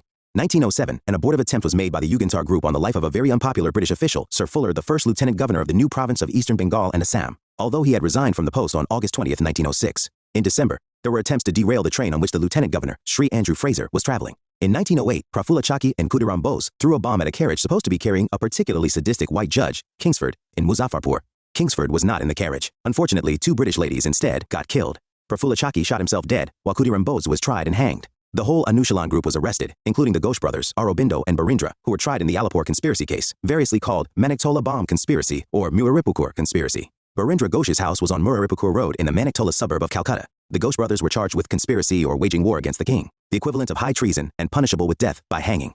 Chittaranjan Das defended Aurobindo. Aurobindo was acquitted of all charges, with the judge condemning the flimsy nature of the evidence against him. Barindra Ghosh, as the head of the Secret Society of Revolutionaries, and Ulaskar Dutt, or Dutta, as the maker of bombs, were given the death penalty, which was later commuted to life in prison. During the trial, Narendra Gosain, or Goswami, who had turned a prover and crown witness, was shot dead by 2 co-accused, Satyendranath Bose and Kanalal Dutta, in jail. In February 1909, the public prosecutor was shot dead in Calcutta, and in February 1910, a deputy superintendent of police met the same fate while leaving the Calcutta High Court.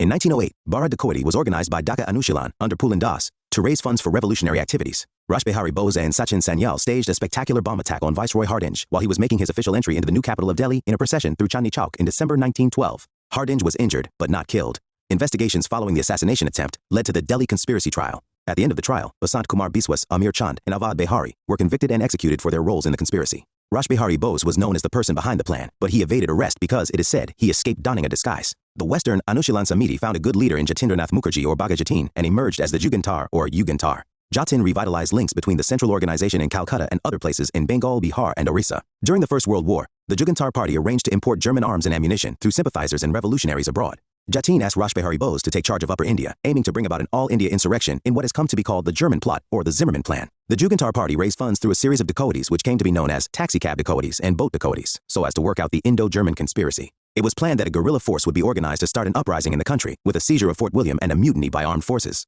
Unfortunately for the revolutionaries, the plot was leaked out by a traitor. Police came to know that Bhagat Jatin was in Balasore waiting for the delivery of German arms. Jatin and his associates were located by the police. There was a gunfight, as a result of which the revolutionaries were either killed or arrested. The German plot thus failed. Jatin Mukherjee was shot and died a hero's death in Balasore on the Orissa coast in September 1915. "We shall die to awaken the nation," was the call of Bhagat Jatin. The newspapers and journals advocating revolutionary activity included Sandhya and Yugantar in Bengal and Kal in Maharashtra. In the end, revolutionary activity emerged as the most substantial legacy of Swadeshi Bengal, which had an impact on educated youth for a generation or more. But an overemphasis on Hindu religion kept the Muslims aloof. Moreover, it encouraged quixotic heroism. No involvement of the masses was envisaged, which, coupled with the narrow upper caste social base of the movement in Bengal, severely limited the scope of the revolutionary activity. In the end, it failed to withstand the weight of state repression. Maharashtra. The first of the revolutionary activities in Maharashtra was the organization of the Ramosi Peasant Force by Vasudev Balwant Phadke in 1879, which aimed to rid the country of the British by instigating an armed revolt by disrupting communication lines. It hoped to raise funds for its activities through dacoities. It was suppressed prematurely. During the Tilak propagated a spirit of militant nationalism, including the use of violence. Through Ganapati and Shivaji festivals and his journals Kesari and Maharatha, 2 of his disciples, the Chapakar brothers, Damodar and Balkrishna, murdered the plague commissioner of Pune Rand and 1 Lieutenant Ayers in 1897.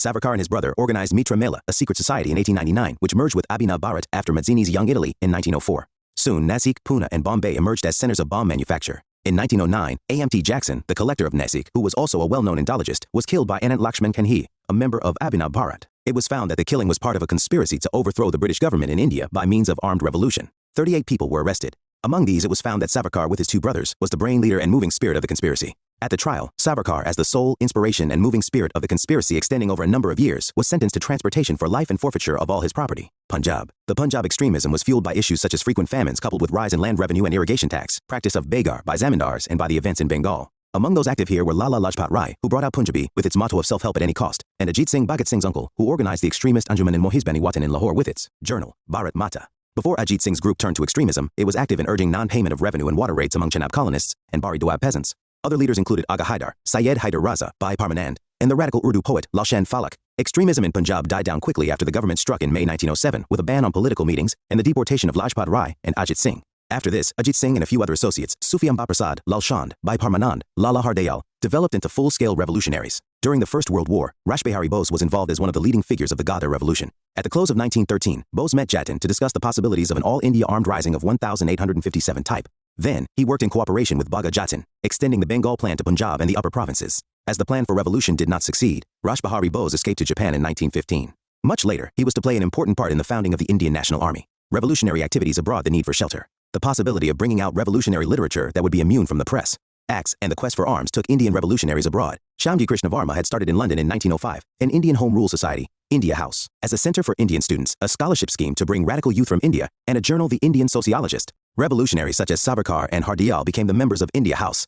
Madanlal Dhingra from this circle assassinated the India Office bureaucrat Curzon Willie in 1909. Soon, London became too dangerous for the revolutionaries, particularly after Savarkar had been extradited in 1910 and transported for life in the Nazi conspiracy case. New centers emerged on the continent, Paris and Geneva, from where Madame Bikaji Kama, a Parsi revolutionary who had developed contacts with French socialists and who brought out Bande Mataram, and Ajit Singh operated. And after 1909, when Anglo-German relations deteriorated, Virendranath Chattopadhyaya chose Berlin as his base. The Ghadar Party was a revolutionary group, organized around a weekly newspaper, The Ghadar, with its headquarters at San. Views. The ultimate object of the revolutionaries is not terrorism, but revolution, and the purpose of the revolution is to install a national government. Subhas Chandra Bose. Will you not see the writing that these terrorists are writing with their blood? M.K. Gandhi, neither rich nor able, a poor son like myself can offer nothing but his blood on the altar of mother's deliverance. May I be reborn of the same mother, and may I ready in the same sacred cause, till my mission is done, and she stands free for the good of humanity and to the glory of God. Madanlal Dhingra. God has not conferred upon the foreigners the grant inscribed on a copper plate of the kingdom of Hindustan. Do not circumscribe your vision like a frog in a well. Get out of the penal code and enter the extremely high atmosphere of the Srimad Bhagavad Gita, and consider the actions of great men.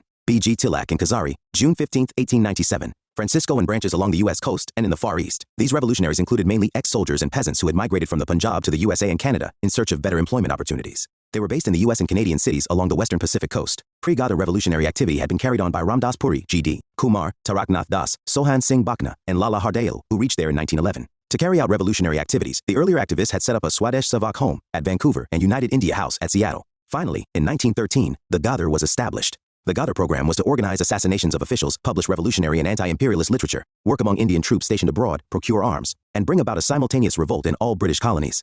The moving spirits behind the Ghadar party were Lala Hardayal, Ramchandra, Bhagwan Singh, Kartar Singh Sarabha, Barkatullah, and Bhai Parmanand. The Gadrites intended to bring about a revolt in India. Their plans were encouraged by two events in 1914, the Komagata Maru incident and the outbreak of the First World War. Komagata Maru incident and the Ghadar. The importance of this event lies in the fact that it created an explosive situation in the Punjab. Komagata Maru was the name of a ship which was carrying 370 passengers, mainly Sikh and Punjabi Muslim would-be immigrants, from Singapore to Vancouver. They were turned back by Canadian authorities after 2 months of privation and uncertainty. It was generally believed that the Canadian authorities were influenced by the British government. The ship finally anchored at Calcutta in September 1914. The inmates refused to board the Punjab-bound train. In the ensuing conflict with the police at Bujbaj near Calcutta, 22 persons died. Inflamed by this and with the outbreak of the First World War, the Ghadar leaders decided to launch a violent attack to oust British rule in India. They urged fighters to go to India. Kartar Singh Sarabha and Raghubar Dayal Gupta left for India. Bengal revolutionaries were contacted. Rashbihari Bose and Sachin Sanyal were asked to lead the movement. Political dacoities were committed to raise funds. The Punjab political dacoities of January-February 1915 had a somewhat new social content. In at least 3 out of the 5 main cases, the raiders targeted the moneylenders and the debt records before decamping with the cash. Thus, an explosive situation was created in Punjab. The Gadrites fixed February 21, 1915 as the date for an armed revolt in Firozpur, Lahore, and Rawalpindi garrisons. The plan was foiled at the last moment due to treachery. The authorities took immediate action, aided by the Defense of India Rules 1915. Rebellious regiments were disbanded, leaders arrested and deported, and 45 of them hanged. Rashbihari Bose fled to Japan, from where he and Abani Mukherjee made many efforts to send arms, while Sachin Sanyal was transported for life. The British met the wartime threat with a formidable battery of repressive measures, the most intensive since 1857, and above all by the Defense of India Act passed in March 1915, primarily to smash the Ghadar movement. There were large-scale detentions without trial, special courts giving extremely severe sentences, and numerous court-martials of army men. Apart from the Bengal revolutionaries and the Punjab Gadrites, radical pan-Islamists, Ali brothers, Maulana Azad, Hasrat Mohani, were interned for years. Evaluation of Ghadar. The achievement of the Ghadar movement lay in the realm of ideology. It preached militant nationalism with a completely secular approach. But politically and militarily, it failed to achieve much because it lacked an organized and sustained leadership. Underestimated the extent of preparation required at every level. Organizational, ideological, financial, and tactical strategic, and perhaps Lala Hardayal was unsuited for the job of an organizer. Revolutionaries in Europe. The Berlin Committee for Indian Independence was established in 1915 by Virendranath Chattopadhyay, Bhupendranath Dutta, Lala Hardayal, and others with the help of the German Foreign Office under Zimmermann Plan. These revolutionaries aimed to mobilize the Indian settlers abroad, to send volunteers and arms to India, to incite rebellion among Indian troops there, and to even organize an armed invasion of British India, to liberate the country. The Indian revolutionaries in Europe sent missions to Baghdad, Persia, Turkey, and Kabul to work among Indian troops and the Indian prisoners of war (POWs) and to incite anti-British feelings among the people of these countries. One mission under Raja Mahendra Pratap Singh, Barkatullah, and Obaidullah Sindhi went to Kabul to organize a provisional Indian government there with the help of the Crown Prince Amanullah. Mutiny in Singapore. Among the scattered mutinies during this period, the most notable was in Singapore on February 15, 1915, by Punjabi Muslim 5th Light Infantry and the 36th Sikh Battalion under Jamadar Chishti Khan, Jamadar Abdul Ghani, and Subadar Daud Khan. It was crushed after a fierce battle in which many were killed. Later, 37 persons were executed and 41 transported for life. Decline. There was a temporary respite in revolutionary activity after the First World War because the release of prisoners held under the Defense of India rules cooled down passions a bit. There was an atmosphere of conciliation after Montagu's August statement and the talk of constitutional reforms, and the coming of Gandhi on the scene with the program of non-violent non-cooperation promised new hope. Summary. Revolutionary activities. Reasons for emergence. Younger elements not ready to retreat after the decline of open-phase leadership's failure to tap revolutionary energies of the youth government repression left no peaceful avenues open for protest. Ideology assassinate unpopular officials, thus strike terror in the hearts of rulers and arouse people to expel the British with force, based on individual heroic actions on lines of Irish nationalists or Russian nihilists, and not a mass-based countrywide struggle. Revolutionary activities. Bengal, 1902, first revolutionary groups in Midnapore and Calcutta, the Anushilan Samiti. 1906, Yugantar, the revolutionary weekly started. By 1905-06, several newspapers started advocating revolutionary terrorism. 1907, attempt on life of the former Lieutenant Governor of East Bengal and Assam 1908, Prafulla Shaki and Khudiram Bose attempt to murder Muzaffarpur. Magistrate. Kingsford Alipore conspiracy case involving Aurobindo Ghosh, Barindra Kumar Ghosh, and others 1908. Burra Dakoti by Dhaka Anushilan 1912 bomb thrown at Viceroy Hardinge by Rashbihari Bose and Sachin Sanyal. Sandhya, Yugantar, newspapers advocating revolutionary activity Jatin Das and Yugantar, the German plot during World War I. Maharashtra 1879 Ramosi Peasant Force by Vasudev Balwant Phadke 1890s. Tilak's attempts to propagate militancy among the youth through Shivaji and Ganapati festivals, and his journals Kazari and Maharata 1897. Chapekar brothers kill Rand. The Plague Commissioner of Pune and Lieutenant Ayerst 1899. Mitra Mela, a secret society organized by Savarkar and his brother. 1904, Mitra Mela merged with Abhinav Bharat. 1909 District Magistrate of Nasik Jackson killed Punjab revolutionary activity by Lala Lajpat Rai. Ajit Singh, Aga Haidar Syed Haidar Raza. Bhai Parmanand. Lalchand Falak. Sufi Ambaprasad, revolutionary activity abroad. 1905, Shyamji Krishna Varma set up Indian Home Rule Society and India House and brought out journal The Sociologist in London. 1909, Madan Lal Dhingra murdered Curzon Wheelie. Madame Bikaji Kama operated from Paris and Geneva and brought out journal Bande Mataram. Ajit Singh, also active Berlin Committee for Indian Independence, established by Virendranath Chattopadhyay, and others missions sent to Baghdad, Persia, Turkey, Kabul. In North America, the Ghadar was organized by Lala Hardayal, Ramchandra, Bhawan Singh, Kartar Singh Saraba, Barkatullah, Bhai Parmanand. The Ghadar program assassinate officials, publish revolutionary literature work among Indian troops abroad, and raise funds bring about a simultaneous revolt in all colonies of Britain. Attempt to bring about an armed revolt in India on February 21, 1915, amidst favorable conditions created by the outbreak of First World War and the Kamagata Maru incident, September 1914. The plan was foiled due to treachery. Defense of India Act, 1915 passed primarily to deal with the Gadrids. Chapter 14, First World War and Nationalist Response. In the First World War, Britain allied with France, Russia, USA, Italy, and Japan against Germany, Austria-Hungary, and Turkey. This period saw the maturing of Indian nationalism. The nationalist response to British participation in the First World War was threefold. I. The moderates supported the empire in the war as a matter of duty. T. The extremists, including Tilak, who was released in June 1914, supported the war efforts in the mistaken belief that Britain would repay India's loyalty with gratitude in the form of self-government. And T. The revolutionaries decided to utilize the opportunity to wage a war on British rule and liberate the country. The Indian supporters of British war efforts failed to see that the imperialist powers were fighting to safeguard their own colonies and markets. The revolutionary activity was carried out through the Ghadar Party in North America, Berlin Committee in Europe, and some scattered mutinies by Indian soldiers, such as the one in Singapore. In India, for revolutionaries striving for immediate complete independence, the war seemed a heaven. 311, sent opportunity, draining India of troops. The number of white soldiers went down at one point to only 15,000, and raising the possibility of financial and military help from Germany and Turkey, the enemies of Britain. Details of revolutionary activities of this period have been covered in the previous chapter. Home Rule League Movement. The Home Rule Movement was the Indian response to the First World War in a less charged but a more effective way than the response of Indians living abroad, which took the form of the romantic Ghadar adventure. Prominent leaders, Bal Gangadhar Tilak, Annie Besant, G.S. Kaparde, Sir S. Subramania Iyer, Joseph Baptista, and Muhammad Ali Jinnah, among others, got together and decided that it was necessary to have a national alliance that would work throughout the year, unlike the Congress, which had annual sessions with the main objective of demanding self-government or home rule for all of India within the British Commonwealth. This alliance was to be the All India Home Rule League along the lines of the Irish Home Rule League. In the end, however, two Home Rule Leagues were launched, one by Bal Gangadhar Tilak and the other by Annie Besant, both with the aim of beginning a new trend of aggressive politics. Factors leading to the movement. Some of the factors leading to the formation of the Home Rule movement were as follows. A section of the nationalists felt that popular pressure was required to attain concessions from the government. The moderates were disillusioned with the Morley-Minto reforms. People were feeling the burden of wartime miseries caused by high taxation and a rise in prices, and were ready to participate in any aggressive movement of protest. The war, being fought among the major imperialist powers of the day and backed by naked propaganda against each other, exposed the myth of white superiority. But Tilak was ready to assume leadership after his release in June 1914, and had made conciliatory gestures to the government, reassuring it of his loyalty, and to the moderates that he wanted, like the Irish Home Rulers, a reform of the administration and not an overthrow of the government. He also admitted that the acts of violence had only served to retard the pace of political progress in India. He urged all Indians to assist the British government in its hour of crisis. By Annie Besant, the Irish theosophist based in India since 1896, had decided to enlarge the sphere of her activities to include the building of a movement for home rule on the lines of the Irish Home Rule Leagues. The leagues, both Tilak and Besant, realized that the sanction of a moderate-dominated Congress, as well as full cooperation of the extremists, was essential for the movement to succeed. Having failed at the 1914 session of the Congress to reach a moderate extremist rapprochement, Tilak and Besant decided to revive political activity on their own.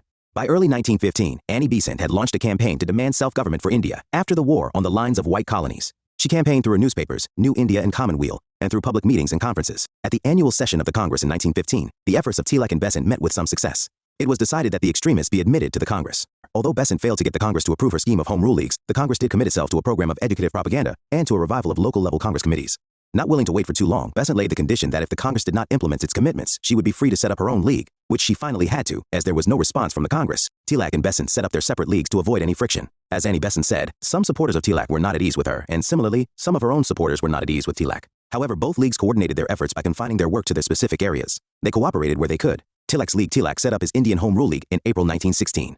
Tilak held his first Home Rule meeting at Belgaum. Pune was the headquarters of his league. His league was restricted to Maharashtra, excluding Bombay City, Karnataka, Central Provinces, and Berar. It had 6 branches and the demands included Swarajya, formation of linguistic states, and education in the vernacular. Besant's league, Annie Besant, set up her All India Home Rule League in September in Madras, now Chennai, and covered the rest of India, including Bombay City. It had 200 branches, was loosely organized as compared to Tilak's league, and had George Arundale as the organizing secretary. Besides Arundale, the main work was done by B.W. Wadia and C.P. Ramaswamy IR. The Home Rule League program. The League campaign aimed to convey to the common man the message of home rule as self-government. It carried a much wider appeal than the earlier mobilizations had, and also attracted the hitherto politically backward regions of Gujarat and Sindh. The aim was to be achieved by promoting political education and discussion through public meetings, organizing libraries and reading rooms containing books on national politics, holding conferences, organizing classes for students on politics, carrying out propaganda through newspapers, pamphlets, posters, illustrated postcards, plays, religious songs, etc., collecting funds, organizing social work, and participating in local government activities. The Russian Revolution proved to be an added advantage for the Home Rule campaign. The Home Rule agitation was later joined by Motilal Nehru, Jawaharlal Nehru, Vallabhbhai Desai, Chittaranjan Das, K.M. Munshi, B. Chakravarti, Saifuddin Kichlu, Madan Mohan Malaviya, Muhammad Ali Jinnah, Tej Bahadur Sapru, and Lala Lajpat Rai. Some of these leaders became heads of local branches of Annie Besant's league. Muhammad Ali Jinnah led the Bombay division. Many of the moderate congressmen who were disillusioned with Congress inactivity, and some members of Gokhale's Servants of India Society, also joined the agitation. However, Anglo-Indians, most of the Muslims and non-Brahmins from the south, did not join as they felt home rule would mean rule of the Hindu majority, and that too mainly by the high caste. Government attitude. The government came down with severe repression, especially in Madras, where the students were prohibited from attending political meetings. A case was instituted against Tilak, which was, however, rescinded by the High Court. Tilak was barred from entering Punjab and Delhi. In June 1917, Annie Besant and her associates, B.P. Wadia and George Arundale, were arrested. This invited nationwide protest. In a dramatic gesture, Sir S. Subramania Iyer renounced his knighthood, while Tilak advocated a program of passive resistance. The repression only served to harden the attitude of the agitators and strengthen their resolve to resist the government. Montagu, the Secretary of State for India, commented that Shiva cut his wife into 52 pieces, only to discover that he had 52 wives. This is what happens to the government of India when it interns Mrs. Besant. Annie Besant was released in September 1917. While the agitation faded out by 1919, the Home Rule agitation proved to be short-lived. By 1919, it had petered out. The reasons for the decline were as follows. There was a lack of effective organization. 2. Communal riots were witnessed during 1917-18. The moderates who had joined the Congress after Annie Besant's arrest were pacified by talk of reforms contained in Montagu's Statement of August, which held self-government as the long-term goal of the British rule in India, and Besant's release. Talk of passive resistance by the extremists kept the moderates away from activity from September 1918 onwards. The Montagu-Chelmsford reforms, which became known in July 1918, further divided the nationalist ranks. Annie Besant herself was in two minds about the use of the League after the announcement of the reforms. Annie Besant vacillated over her response to the reforms and the techniques of passive resistance. Tilak had to go abroad September in connection with a libel case against Valentine Chirol, whose book Indian Unrest had featured Tilak as responsible for the agitational politics that had developed in India. With Besant unable to give a positive lead and Tilak away in England, the movement was left leaderless. 7. Gandhi's fresh approach to the struggle for freedom was slowly but surely catching the imagination of the people, and the mass movement that was gathering momentum pushed the Home Rule movement onto the sidelines till it petered out. In 1920, Gandhi accepted the presidentship of the All India Home Rule League and changed the organization's name to Swarajya Sabha. Within a year, however, the League joined the Indian National Congress. Positive gains, the Home Rule Leagues and the associated activities had some positive effects and contributed to the fresh direction that the freedom struggle was to take in the coming years. The Home Rule movement marked a transition between the deliberative and rather inactive nature of the Congress till then and the Gandhian phase that was to come with its mass involvement in the struggle for freedom. The movement shifted the emphasis from the educated elite to the masses and permanently deflected the movement from the course mapped by the moderates. It created an organizational link between the town and the country, which was to prove crucial in later years when the national movement entered its mass phase in a true sense. It created a generation of ardent nationalists. It prepared the masses for politics of the Gandhian style. The August 1917 declaration of Montagu and the Montfort reforms were influenced by the Home Rule agitation. The efforts of Tilak and Annie Besant towards the moderate extremist reunion at Lucknow 1916 revived the Congress as an effective instrument of Indian nationalism. 7. The Home Rule movement lent a new dimension and a sense of urgency to the national movement. Lucknow session of the Indian National Congress. Readmission of extremists to Congress. The Lucknow session of the Indian National Congress, presided over by a moderate, Ambika Charan Majumdar, finally readmitted the extremists led by Tilak to the Congress fold. Various factors facilitated this reunion. Old controversies had become meaningless now. 2. Both the moderates and the extremists realized that the split had led to political inactivity. 2.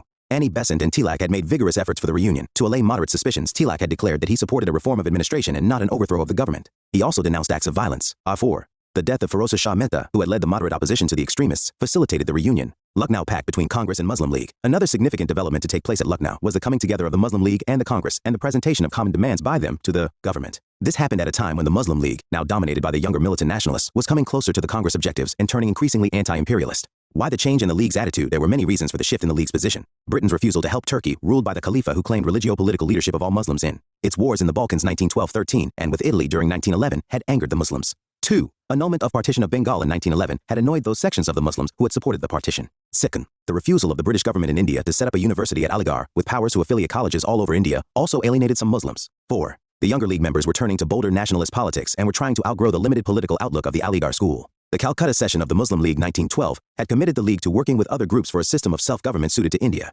provided it did not come in conflict with its basic objective of protection of interests of the Indian Muslims. Thus the goal of self-government similar to that of the Congress brought both sides closer. V. Younger Muslims were infuriated by the government repression during the First World War. Maulana Azad's Al-Hilal and Muhammad Ali's comrade faced suppression, while the leaders such as Ali brothers, Maulana Azad and Hasrat Mohani faced internment. This generated anti-imperialist sentiments among the young party. The nature of the pact, the Lucknow Pact between the Congress and the Muslim League, could be considered an important event in the course of the nationalistic struggle for freedom. While the League agreed to present joint constitutional demands with the Congress to the government, the Congress accepted the Muslim League's position on separate electorates which would continue till any one community demanded joint electorates. The Muslims were also granted a fixed proportion view, after nearly 10 years of painful separation and wanderings, through the wilderness of misunderstanding and mazes of unpleasant controversies. Both wings of Indian Nationalist Party have come to realize the fact that united they stand, but divided they fall. A.C. Majumdar, president of the Lucknow session of the Inc. 1916, of seats in the legislatures at all India and provincial levels. The joint demands were, government should declare that it would confer self-government on Indians at an early date. The representative assemblies at the central as well as provincial level should be further expanded with an elected majority and more powers given to them.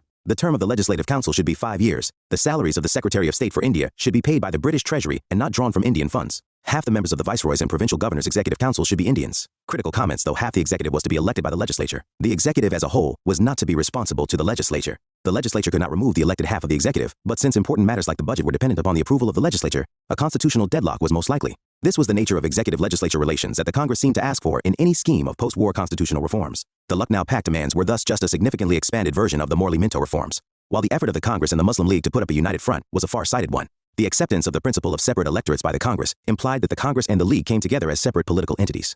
This was a major landmark in the evolution of the two-nation theory by the Muslim League. Secondly, while the leaders of the two groups came together, efforts to bring together the masses from the two communities were not considered. However, the controversial decision to accept the principle of separate electorates represented a serious desire on the part of the Congress to allay minority fears of majority domination. Moreover, there was a large amount of enthusiasm generated among the people by this reunion. Even the government decided to placate the nationalists by declaring its intention to grant self-government to Indians in times to come, as contained in Montagu's August 1917 declaration. Montagu's statement of August 1917. The Secretary of State for India, Edwin Samuel Montagu, made a statement on August 20, 1917 in the British House of Commons in what has come to be known as the August Declaration of 1917. The statement said, "The government policy is of an increasing participation of Indians in every branch of administration and gradual development of self-governing institutions with a view to the progressive realization of responsible government in India as an integral part of the British Empire." From now onwards, the demand by nationalists for self-government or home rule could not be termed as seditious, since attainment of self-government for Indians now became a government policy. Unlike Morley's statement in 1909 that the reforms were not intended to give self-government to India, also in the use of the term responsible government was implied the condition that the rulers were to be answerable to the elected representatives, and not only to the imperial government in London. However, it was equally clear that the British had no intention of handing over power to predominantly elected legislatures with an Indian majority. So, in order that the executive be made responsible in some measure to the elected assemblies, whose size and the proportion of elected members in which was going to be increased in any case, the concept of diarchy was to be evolved. Indian objections. The objections of the Indian leaders to Montagu's statement were twofold. No specific time frame was given. 2. The government alone was to decide the nature and the timing of advance towards a responsible government, and the Indians were resentful that the British would decide what was good and what was bad for Indians. Summary. Home Rule League movement. Manifestation of a trend of aggressive politics and national movement was pioneered by Tilak and Annie Besant on lines of a similar movement in Ireland. Factors favoring the movement. 1. Need being felt for popular pressure to attain concessions. 2. Disillusionment with Morley-Minto reforms. 3. Wartime miseries, public ready to protest. 4. Tilak, Besant ready to assume leadership. Aim of the movement to convey to the common man the concept of home rule as self-government. Tilak's league started in April and operated in Maharashtra, Karnataka, Central Provinces, and Berar had 6 branches. Besant's League started in September 1916 and operated in rest of India, had 200 branches later. The leagues were joined by others, including moderate congressmen. Methods used: organizing discussions, reading rooms, propaganda through public meetings, newspapers, pamphlets, posters, etc. Positive gains: emphasis shifted to the masses permanently. Organizational link established between town and country, prepared a generation of ardent nationalists, influenced moderate extremist reunion at Lucknow. Lucknow Session of Inc. 1916. Extremists were readmitted to Congress. Muslim League and Congress put up joint demands under Lucknow Pact. Congress accepted the League's position on separate electorates. Importance of Montagu's statement: attainment of self. Government for Indians became a government policy. Unit 7. Era of mass nationalism begins. 1919-1939. Chapters 15 to 21. Chapter 15. Emergence of Gandhi. Towards the end of the First World War, various forces were at work in India and on the international scene. After the end of the war, there was a resurgence of nationalist activity in India and in many other colonies in Asia and Africa. The Indian struggle against imperialism took a decisive turn towards a broad-based popular struggle, with the emergence of Mohandas Karamchand Gandhi on the Indian political scene. 322. Why nationalist resurgence now? After the war, the conditions in India and influences from abroad created a situation that was ready for a national upsurge against foreign rule. Post-war economic hardships: India contributed in men and money towards the British war efforts. Thousands of Indian men died in the war on various fronts. The food supplies and ammunition and the army's keep came from the money raised by taxing Indians. When the war ended, all sections of the Indian population were experiencing hardships on various fronts. Industry first. An increase in prices, then a recession coupled with increased foreign investment brought many industries to the brink of closure and loss. They now demanded protection against imports besides government aid. Workers and artisans: this section of the populace faced unemployment and bore the brunt of high prices. Peasantry faced with high taxation and poverty. The peasants waited for a lead to protest. Soldiers.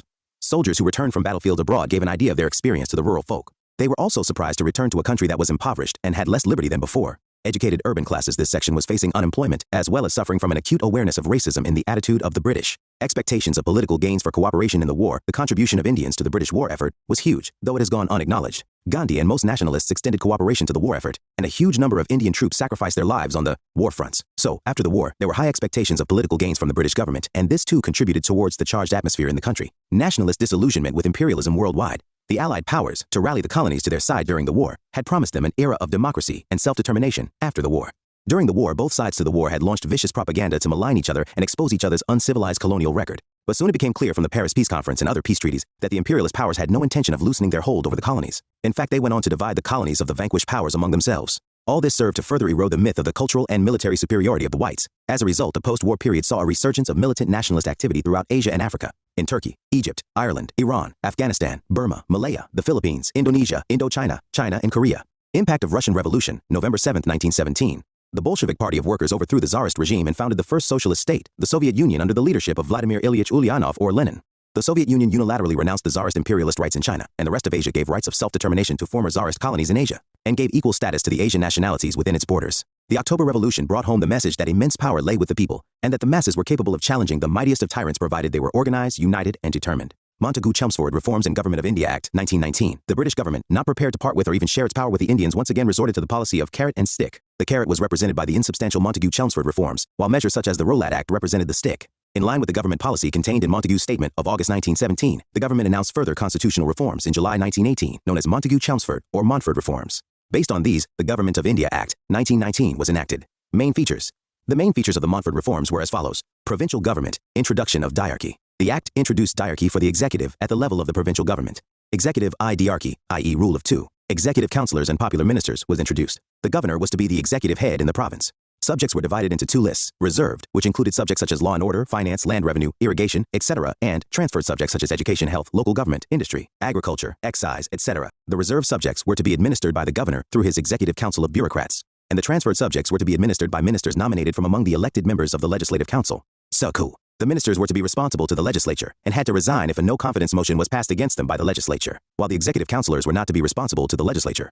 I-4. In case of failure of constitutional machinery in the province, the governor could take over the administration of transferred subjects also. V. The Secretary of State for India and the Governor-General could interfere in respect of reserved subjects, while in respect of the transferred subjects, the scope for their interference was restricted. Legislature I. Provincial legislative councils were further expanded, and 70% of the members were to be elected. U. The system of communal and class electorates was further consolidated. Women were also given the right to vote. IV. The legislative councils could initiate legislation, but the governor's assent was required. The governor could veto bills and issue ordinances. The legislative councils could reject the budget, but the governor could restore it if necessary. Vi. The legislators enjoyed freedom of speech. Central government still without responsible government. No responsible government was envisaged in the Act for the government at the All India level. The main points were: Executive I. The Governor-General was to be the chief executive authority. 2. There were to be two lists for administration, central and provincial. 2. In the Viceroy's Executive Council of 8, 3 were to be Indians. I-4. The Governor-General retained full control over the reserved subjects in the provinces. B. The Governor-General could restore cuts and grants, certify bills rejected by the Central Legislature, and issue ordinances. Legislature I. A bicameral arrangement was introduced. The lower house or Central Legislative Assembly would consist of 145 members, 41 nominated and 104 elected, 52 general, 30 Muslims, 2 Sikhs, 20 special.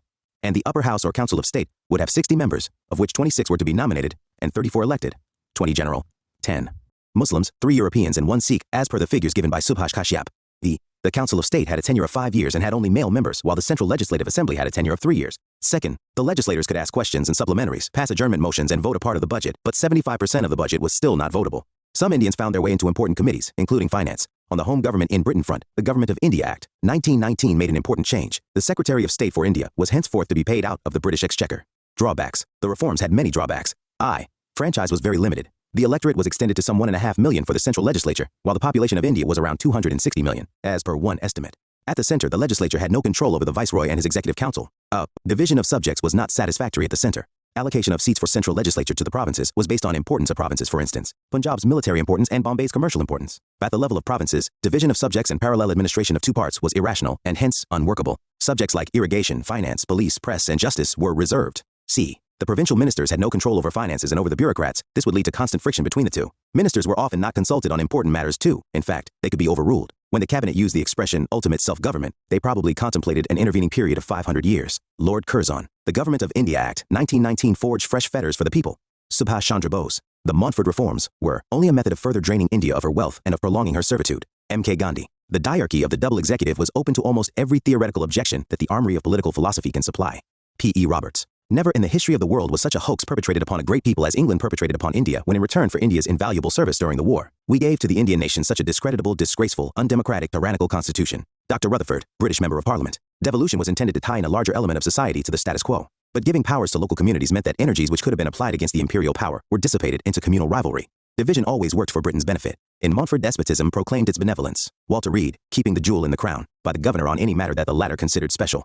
Congress reaction. The Congress met in a special session in August at Bombay under Hassan Imam's presidency and declared the reforms to be disappointing and unsatisfactory and demanded effective self-government instead. The Montfort reforms were termed unworthy and disappointing, a sunless dawn by Tilak, even as Annie Besant found them unworthy of England to offer and India to accept. Making of Gandhi. Early career and experiments with truth in South Africa. Mohandas Karamchand Gandhi was born on October 2, 1869 in Porbandar in the princely state of Kathiawar in Gujarat. His father was a Diwan minister of the state. Having studied law in England, Gandhi, in 1893, went to South Africa in connection with a case involving his client, Dada Abdullah. In South Africa, he witnessed the ugly face of white racism and the humiliation and contempt to which Asians who had gone to South Africa as laborers were subjected. He decided to stay in South Africa to organize the Indian workers to enable them to fight for their rights. He stayed there till 1914, after which he returned to India.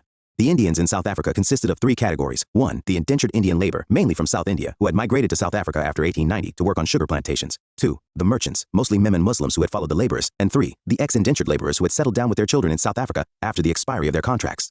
These Indians were mostly illiterate and had little or no knowledge of English. They accepted racial discrimination as a part of their daily existence. These Indian immigrants had to suffer many disabilities. They were denied the right to vote. They could reside only in prescribed locations which were insanitary and congested. In some colonies, Asians and Africans could not stay out of doors after 9 p.m., nor could they use public footpaths. Moderate phase of struggle. 1894-1906. During this phase, Gandhi relied on sending petitions and memorials to the authorities in South Africa and in Britain, hoping that once the authorities were informed of the plight of Indians, they would take sincere steps to redress their grievances, as the Indians were, after all, British subjects. To unite different sections of Indians, he set up the Natal Indian Congress and started a paper Indian opinion.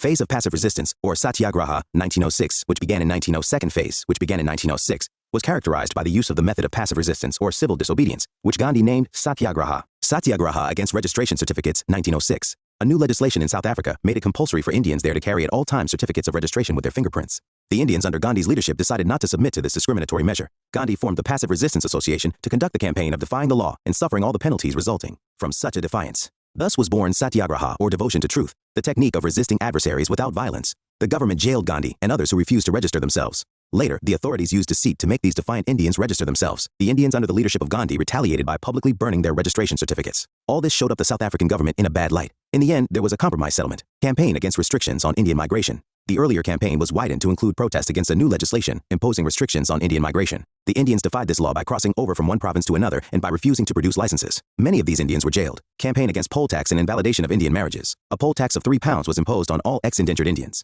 The demand for the abolition of poll tax, which was too much for the poor ex-indentured Indians who earned less than 10 shillings a month, widened the base of the campaign. Then a Supreme Court order which invalidated all marriages not conducted according to Christian rites and registered by the Registrar of Marriages drew the anger of the Indians and others who were not Christians. By implication, Hindu, Muslim and Parsi marriages were illegal and children born out of such marriages illegitimate. The Indians treated this judgment as an insult to the honor of Tolstoy Farm, as it became rather difficult to sustain the high pitch of the struggle. Gandhi decided to devote all his attention to the struggle. The Tolstoy Farm was founded in 1910 and named as such by Gandhi's associate, Hermann Kallenbach, after the Russian writer and moralist, whom Gandhi admired and corresponded with. Besides being an experiment in education, it was to house the families of the Satyagrahis and to give them a way to sustain themselves. The Tolstoy Farm was the second of its kind established by Gandhi. He had set up the Phoenix Farm in 1904 in Natal, inspired by a reading of John Ruskin's Unto This Last, a critique of capitalism and a work that extolled the virtues of the simple life, of love, labor, and the dignity of human beings. As at the Phoenix settlement, at Tolstoy Farm too, manual work went hand in hand with instruction. Vocational training was introduced to give all-round development to the boys and girls. CO educational classes were held, and boys and girls were encouraged to work together. The activities included general labor, cooking, scavenging, sandal making, simple carpentry, and messenger work. Manual work such as sweeping, scavenging, and fetching water was perceived to be invaluable to the psychological, social, and moral well-being of an integrated community. Gandhi's objective in this context was to inculcate the ideals of social service and citizenship besides a healthy respect for manual work from the early formative years itself. The farm worked till 1913. Women and many women were drawn into the movement because of this indignity. Protest against Transvaal Immigration Act. The Indians protested the Transvaal Immigration Act by illegally migrating from Natal into Transvaal. The government held these Indians in jails. Miners and plantation workers went on a lightning strike. In India, Gokhale toured the whole country, mobilizing public opinion in support of the Indians in South. View. A man who cares nothing for sensual pleasure, nothing for riches, nothing for comfort or praise or promotion, but is simply determined to do what he believes to be right. He is a dangerous and uncomfortable enemy, because his body, which you can always conquer, gives you so little purchase upon his soul. Gilbert Murray on Gandhi in the Hibbert Journal, Africa. Even the Viceroy Lord Hardinge condemned the repression and called for an impartial inquiry. Compromise solution. Eventually, through a series of negotiations involving Gandhi, Lord Hardinge, C.F. Andrews, and General Smuts, an agreement was reached by which the government of South Africa conceded the major Indian demands relating to the poll tax, the registration certificates and marriages solemnized according to Indian rites, and promised to treat the issue of Indian immigration in a sympathetic manner. Gandhi's experience in South Africa. Gandhi found that the masses had immense capacity to participate in and sacrifice for a cause that moved them. 2. He was able to unite Indians belonging to different religions and classes, and men and women alike under his leadership. He also came to realize that at times, the leaders have to take decisions unpopular with their enthusiastic supporters.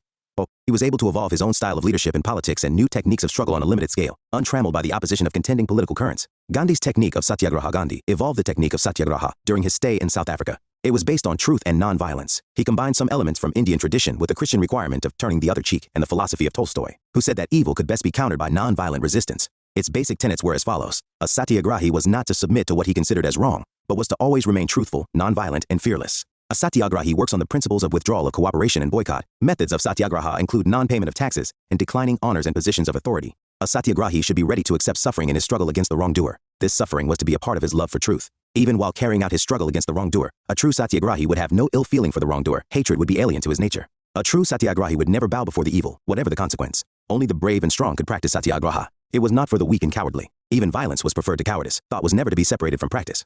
In other words, ends could not justify the means. Gandhi in India. Gandhi returned to India in January 1915. His efforts in South Africa were well known not only among the educated but also among the masses. He decided to tour the country the next 1 year and see for himself the condition of the masses.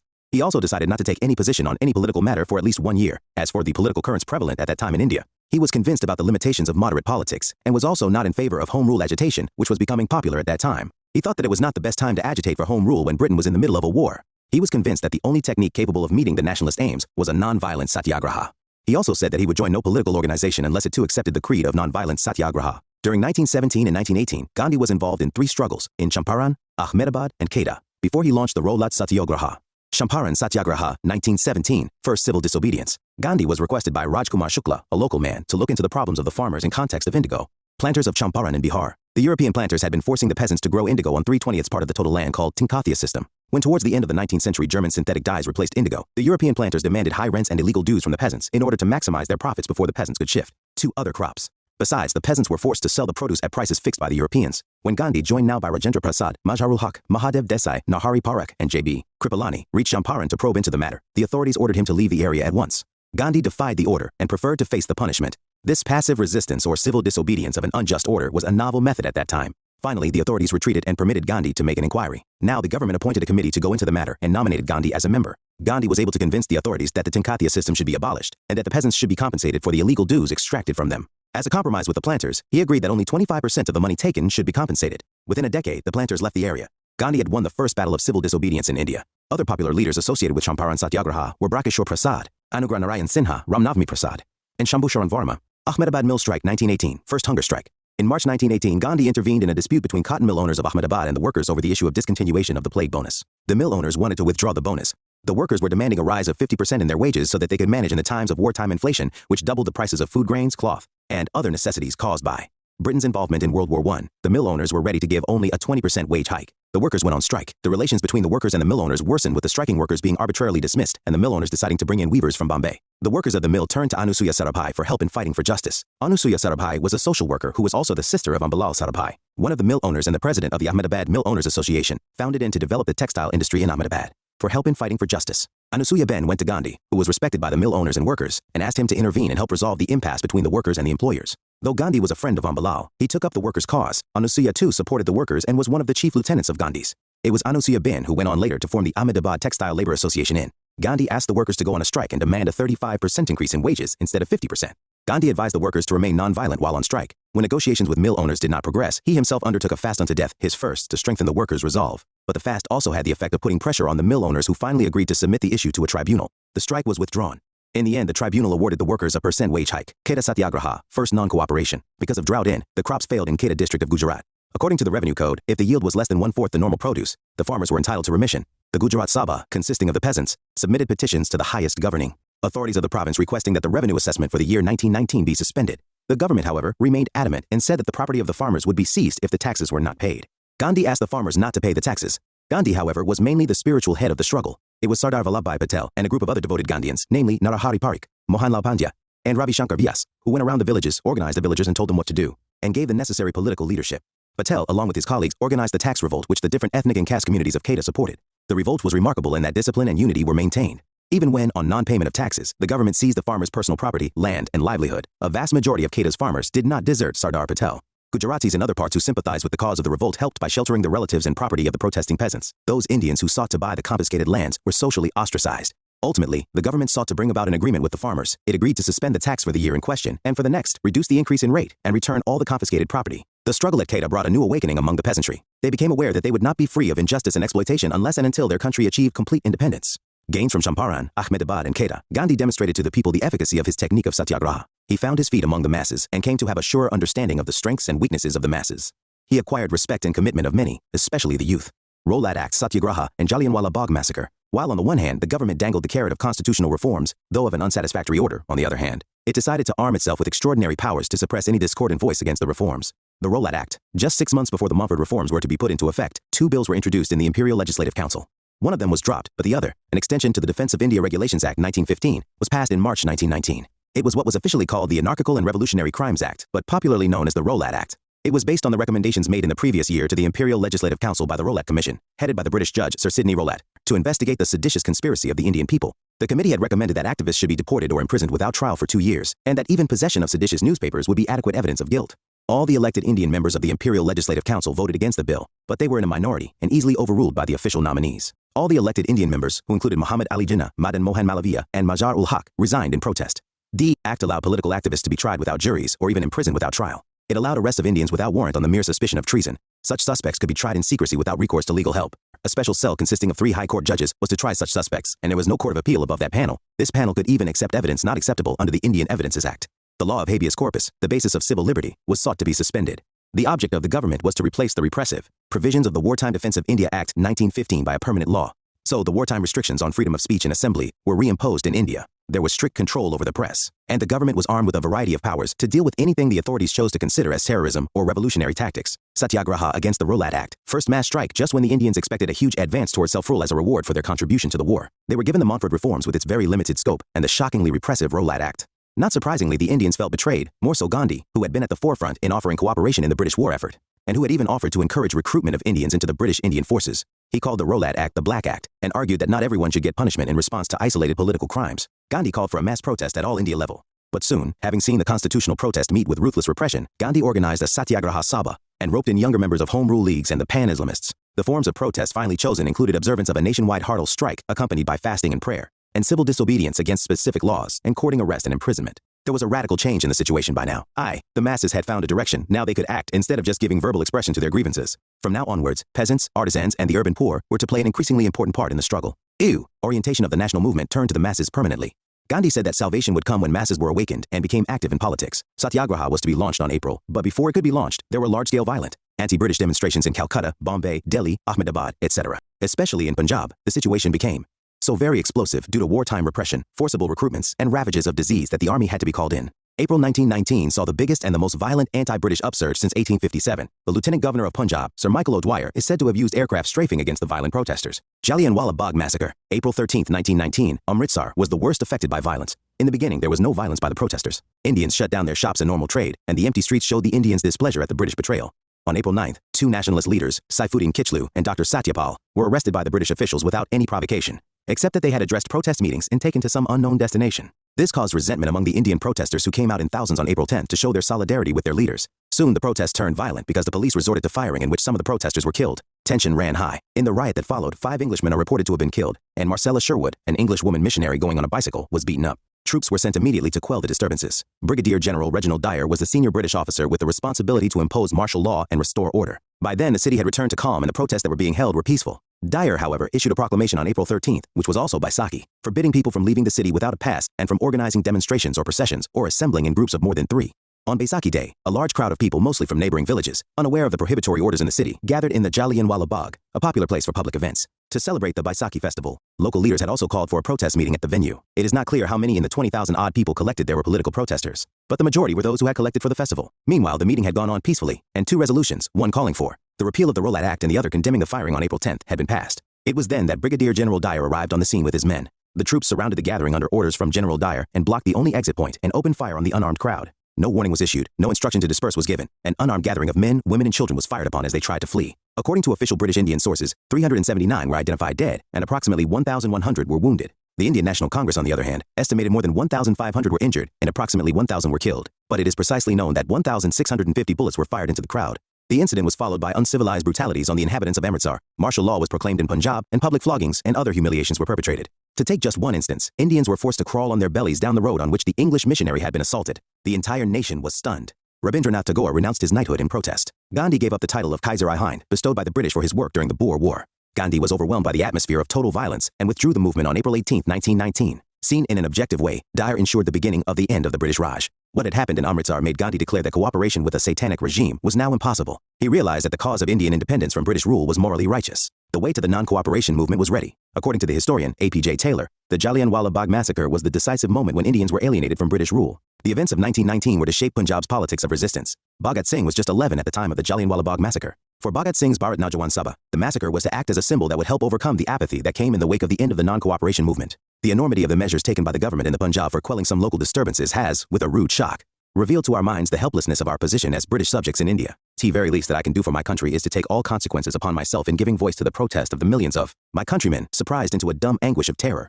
The time has come when badges of honor make our shame glaring in the incongruous context of humiliation. Rabindranath Tagore, in a letter to the Viceroy. No government deserves respect which holds cheap the liberty of its subjects. M.K. Gandhi in Young India, after the Jallianwala Bagh massacre. Udham Singh, who bore the name Ram Muhammad Singh Azad, later assassinated Michael O'Dwyer, the lieutenant governor who presided over the brutal British suppression of the 1,919 protests in Punjab. Udham Singh was hanged in 1940 for his deed. His ashes were returned to India in the Hunter Committee of Inquiry. The massacre at Jallianwala Bagh shocked Indians and many British as well. The Secretary of State for India, Edwin Montagu, ordered that a committee of inquiry be formed to investigate the matter. So, on October 14, 1919, the government of India announced the formation of the Disorders Inquiry Committee, which came to be more widely and variously known as the Hunter Committee Commission after the name of its chairman, Lord William Hunter, former Solicitor General for Scotland and Senator of the College of Justice in Scotland. The purpose of the commission was to investigate the recent disturbances in Bombay, Delhi and Punjab about their causes and the measures taken to cope with them. Were 3 Indians among the members, namely, Sir Chimanlal Harilal Settlebad, Vice-Chancellor of Bombay University and advocate of the Bombay High Court, Pandit Jagat Narayan, lawyer and member of the Legislative Council of the United Provinces, and Sardar Sahibzada Sultan Ahmad Khan, lawyer from Gwalior State. After meeting in Delhi on October 29, the committee took statements from witnesses called in from Delhi, Ahmedabad, Bombay, and Lahore. In November, the committee reached Lahore and examined the principal witnesses to the events in Amritsar. Dyer was called before the committee. He was confident that what he had done was only his duty. Dyer stated that his intentions had been to strike terror throughout the Punjab and, in doing so, reduce the moral stature of the rebels. Dyer is reported to have explained his sense of honor by saying, "I think it quite possible that I could have dispersed the crowd without firing, but they would have come back again and laughed, and I would have made what I consider a fool of myself." He also stated that he did not make any effort to tend to the wounded after the shooting, as he did not consider it his job. Though Dyer's statement caused racial tensions among the members of the committee, the final report, released in March 1920, unanimously condemned Dyer's actions. The report stated that the lack of notice to disperse from the bag in the beginning was an error. The length of firing showed a grave error. Dyer's motive of producing a sufficient moral effect was to be condemned. Dyer had overstepped the bounds of his authority. There had been no conspiracy to overthrow British rule in Punjab. The minority report of the Indian members further added that the proclamations banning public meetings were insufficiently publicized. There were innocent people in the crowd, and there had not been any violence in the bog beforehand. Dyer should have either ordered his troops to help the wounded or instructed the civil authorities to do so. Dyer's actions had been inhuman and un-British and had greatly injured the image of British rule in India. The Hunter Committee did not impose any penal or disciplinary action because Dyer's actions were condoned by various superiors, later upheld by the Army Council. Also, before the Hunter Committee began its proceedings, the government had passed an Indemnity Act for the protection of its officers. The Whitewashing Bill, as the Indemnity Act was called, was severely criticized by Motilal Nehru and others. In England, it fell to the Secretary of State for War at the time, Winston Churchill, to review the report of the commission. In the House of Commons, Churchill, no lover of Indians, condemned what had happened at Amritsar. He called it monstrous. A former Prime Minister of Britain, H. Asquith, called it one of the worst outrages in the whole of our history. The cabinet agreed with Churchill that Dyer was a dangerous man and could not be allowed to continue in his post. The decision that Dyer should be dismissed was conveyed to the Army Council. In the end, Dyer was found guilty of a mistaken notion of duty and relieved of his command in March 1920. He was recalled to England. No legal action was taken against him. He drew half pay and received his army pension. Dyer was not, however, universally condemned.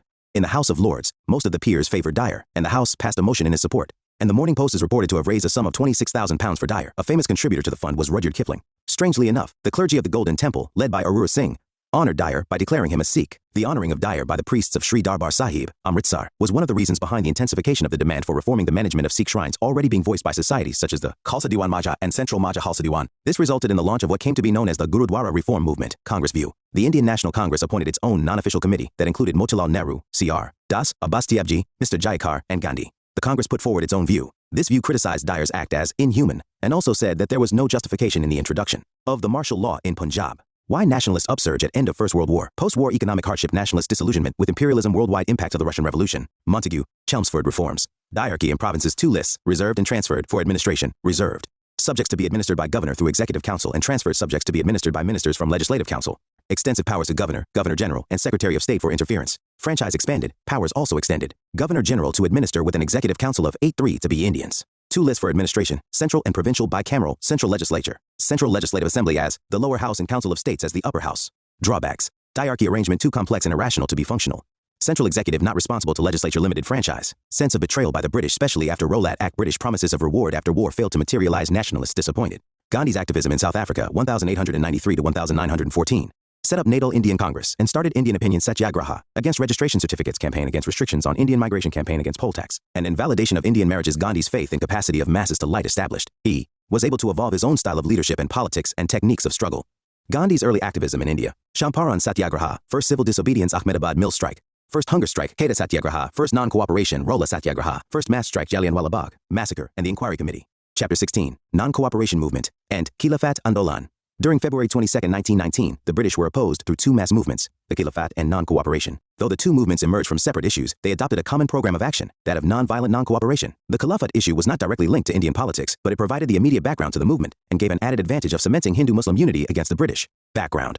The background to the 2 movements was provided by a series of events after the First World War, which belied all hopes of the government's generosity towards the Indian subjects. The year 1919 in particular saw a strong feeling of discontent among all sections of Indians for various reasons. The economic situation of the country in the post-war years had become alarming, with a rise in prices of commodities, decrease in production of Indian industries, increase in burden of taxes and rents, etc. Almost all sections of society suffered economic hardship due to the war, and this strengthened the anti-British attitude. The Revolt Act, the imposition of martial law in Punjab, and the Jallianwala Bagh massacre exposed the brutal and uncivilized face of the foreign rule. The Hunter Committee on the Punjab atrocities proved to be an eyewash.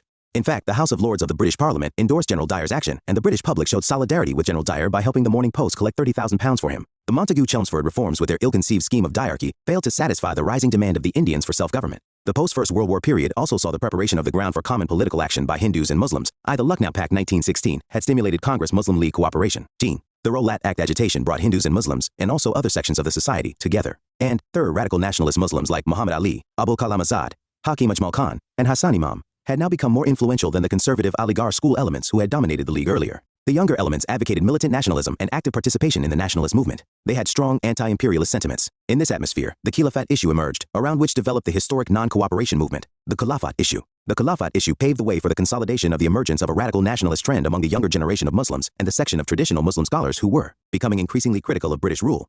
This time, they were angered by the treatment meted out to Turkey by the British after the First World War. The Muslims in India, as the Muslims all over the world, regarded the Sultan of Turkey as their spiritual leader, Khalifa, so naturally their sympathies were with Turkey. During the war, Turkey had allied with Germany and Austria against the British. When the war ended, the British took a stern attitude towards Turkey. Turkey was dismembered, and the Khalifa removed from power. This incensed Muslims all over the world. In India too, the Muslims demanded from the British that the Khalifa's control over Muslim sacred places should be retained, and the Khalifa should be left with sufficient territories after territorial arrangements. In early 1919, a Khilafat committee was formed under the leadership of the Ali brothers Shaukat Ali and Muhammad Ali, Maulana Azad, Ajmal Khan, and Hasrat Mohani, to force the British government to change its attitude towards Turkey. Thus, the ground for a country-wide agitation was prepared. Development of the Caliphate Non-Cooperation Program. For some time, the Khilafat leaders limited their actions to meetings, petitions, and deputations in favor of the Khilafat. Later, however, a militant trend emerged, demanding an active agitation such as stopping all cooperation with the British. Thus, at the All-India Khilafat Conference held in Delhi in November 1919, a call was made for the boycott of British goods. The Khilafat leaders also clearly spelt out that unless peace terms after the war were favorable to Turkey, they would stop all cooperation with the government.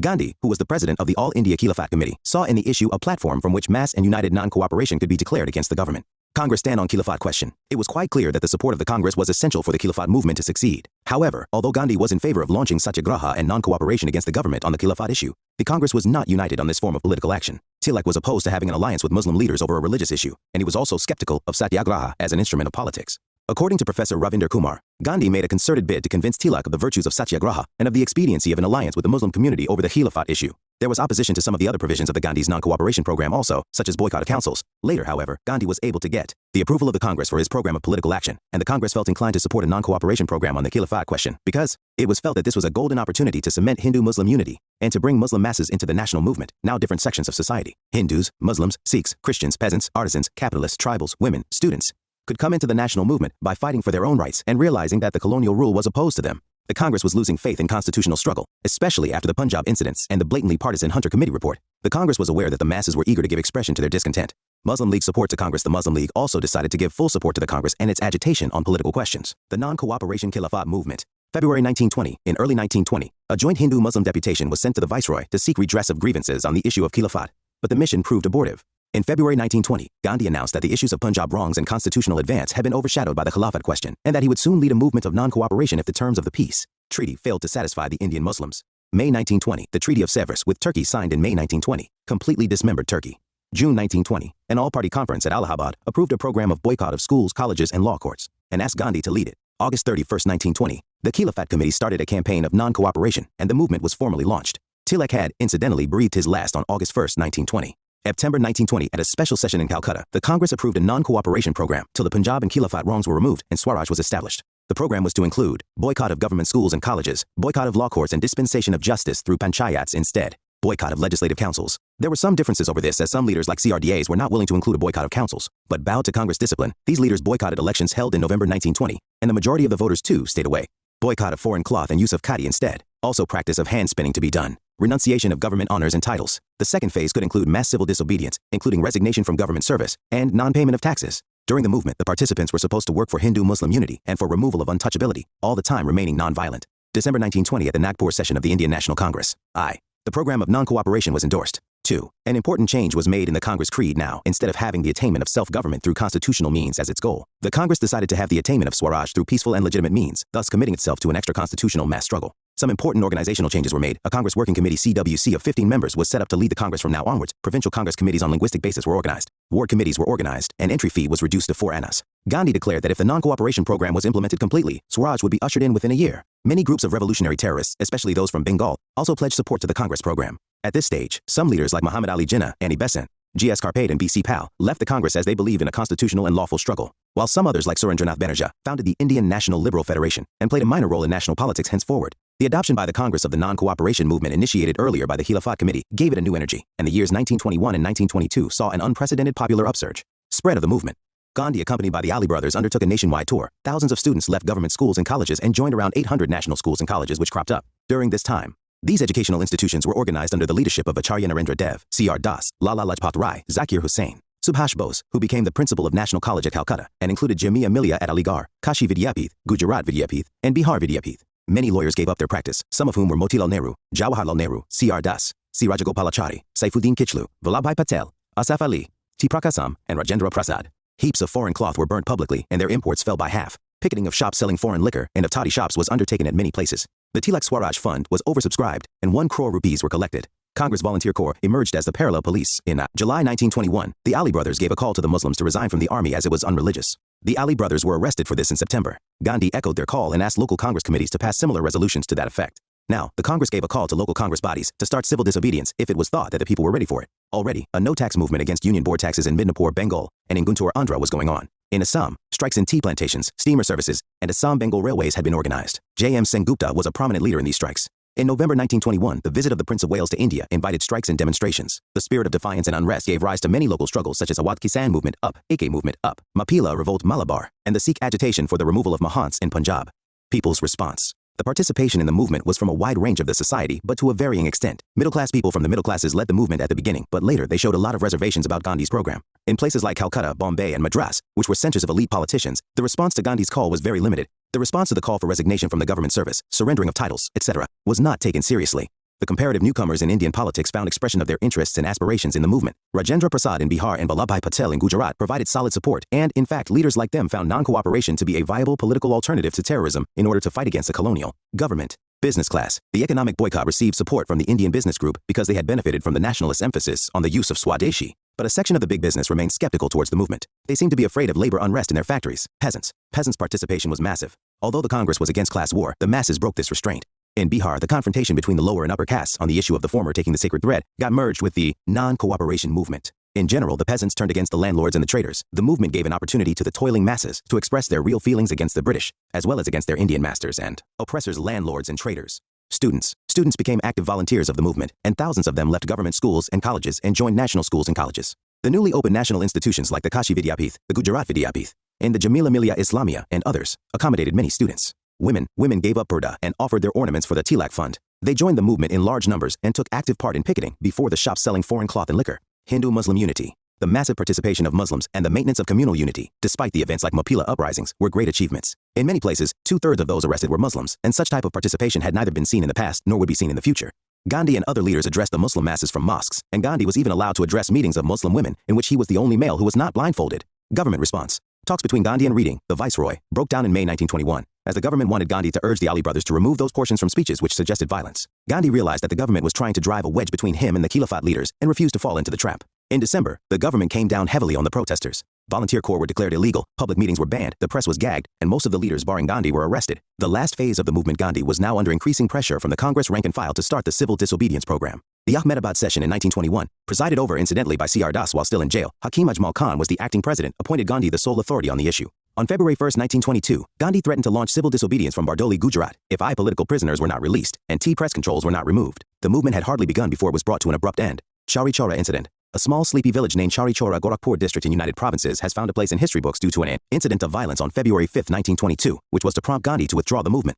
The police here had beaten up the leader of a group of volunteers campaigning against liquor sale and high food prices, and then opened fire on the crowd which had come to protest before the police station. The agitated crowd torched the police station with policemen inside who had taken shelter there. Those who tried to flee were hacked to death and thrown back into the fire. 22 policemen were killed in the violence. Gandhi, not happy with the increasingly violent trend of the movement, immediately announced the withdrawal of the movement. The Congress Working Committee met at Bardoli in February 1922 and resolved to stop all activity that led to sound the order of retreat just when public enthusiasm was reaching the boiling point was nothing short of a national calamity. The principal lieutenants of the Mahatma, Deshpandu Das, Pandit Motilal Nehru, and Lala Lajpat Rai, who were all in prison, shared the popular resentment. Subhas Chandra Bose, a mass wave of revolutionary unrest in India in 1919, evident from the labor unrest and strike wave of 1919-20 and peasant protests in Upan Bihar, worked as a kind of popular groundswell, virtually forcing the leadership to a radical posture.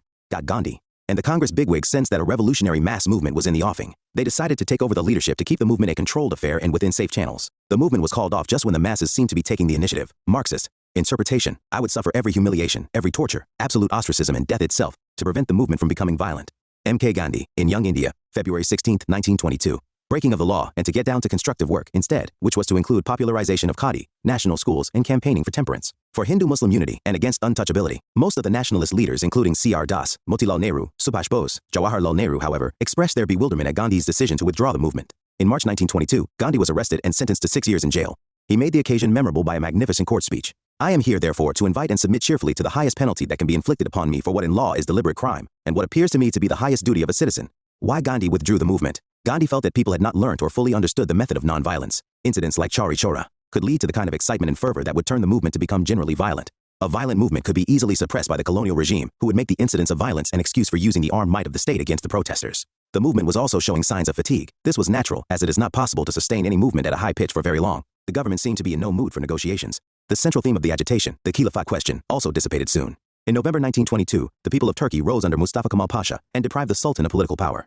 Turkey was made a secular state, thus the Khilafat question lost its relevance. A European style of legal system was established in Turkey and extensive rights granted to women. Education was nationalized and modern agriculture and industries developed. In 1924, the Caliphate was abolished. Evaluation of Khilafat non-cooperation movement. The movement brought the urban Muslims into the national movement, but at the same time, it communalized the national politics to an extent. Although Muslim sentiments were a manifestation of the spread of a wider anti-imperialist feeling, the national leaders failed to raise the religious political consciousness of the Muslims to a level of secular political consciousness. With the non-cooperation movement, nationalist sentiments reached every nook and corner of the country and politicized every strata of population, the artisans, peasants. View. It Khilafat movement was a purely retrograde and reactionary movement, and more importantly for Indian nationalism it was an intrinsically anti-nationalist movement pitting specifically Islamic interests against secular and non-Muslim interests. Dr. Cohenrod Elst. Students, urban poor, women, traders, etc. It was this politicization and activization of millions of men and women which imparted a revolutionary character to the national movement. Colonial rule was based on two myths: one, that such a rule was in the interest of Indians, and two, that it was invincible. The first myth had been exploded by the economic critique by moderate nationalists.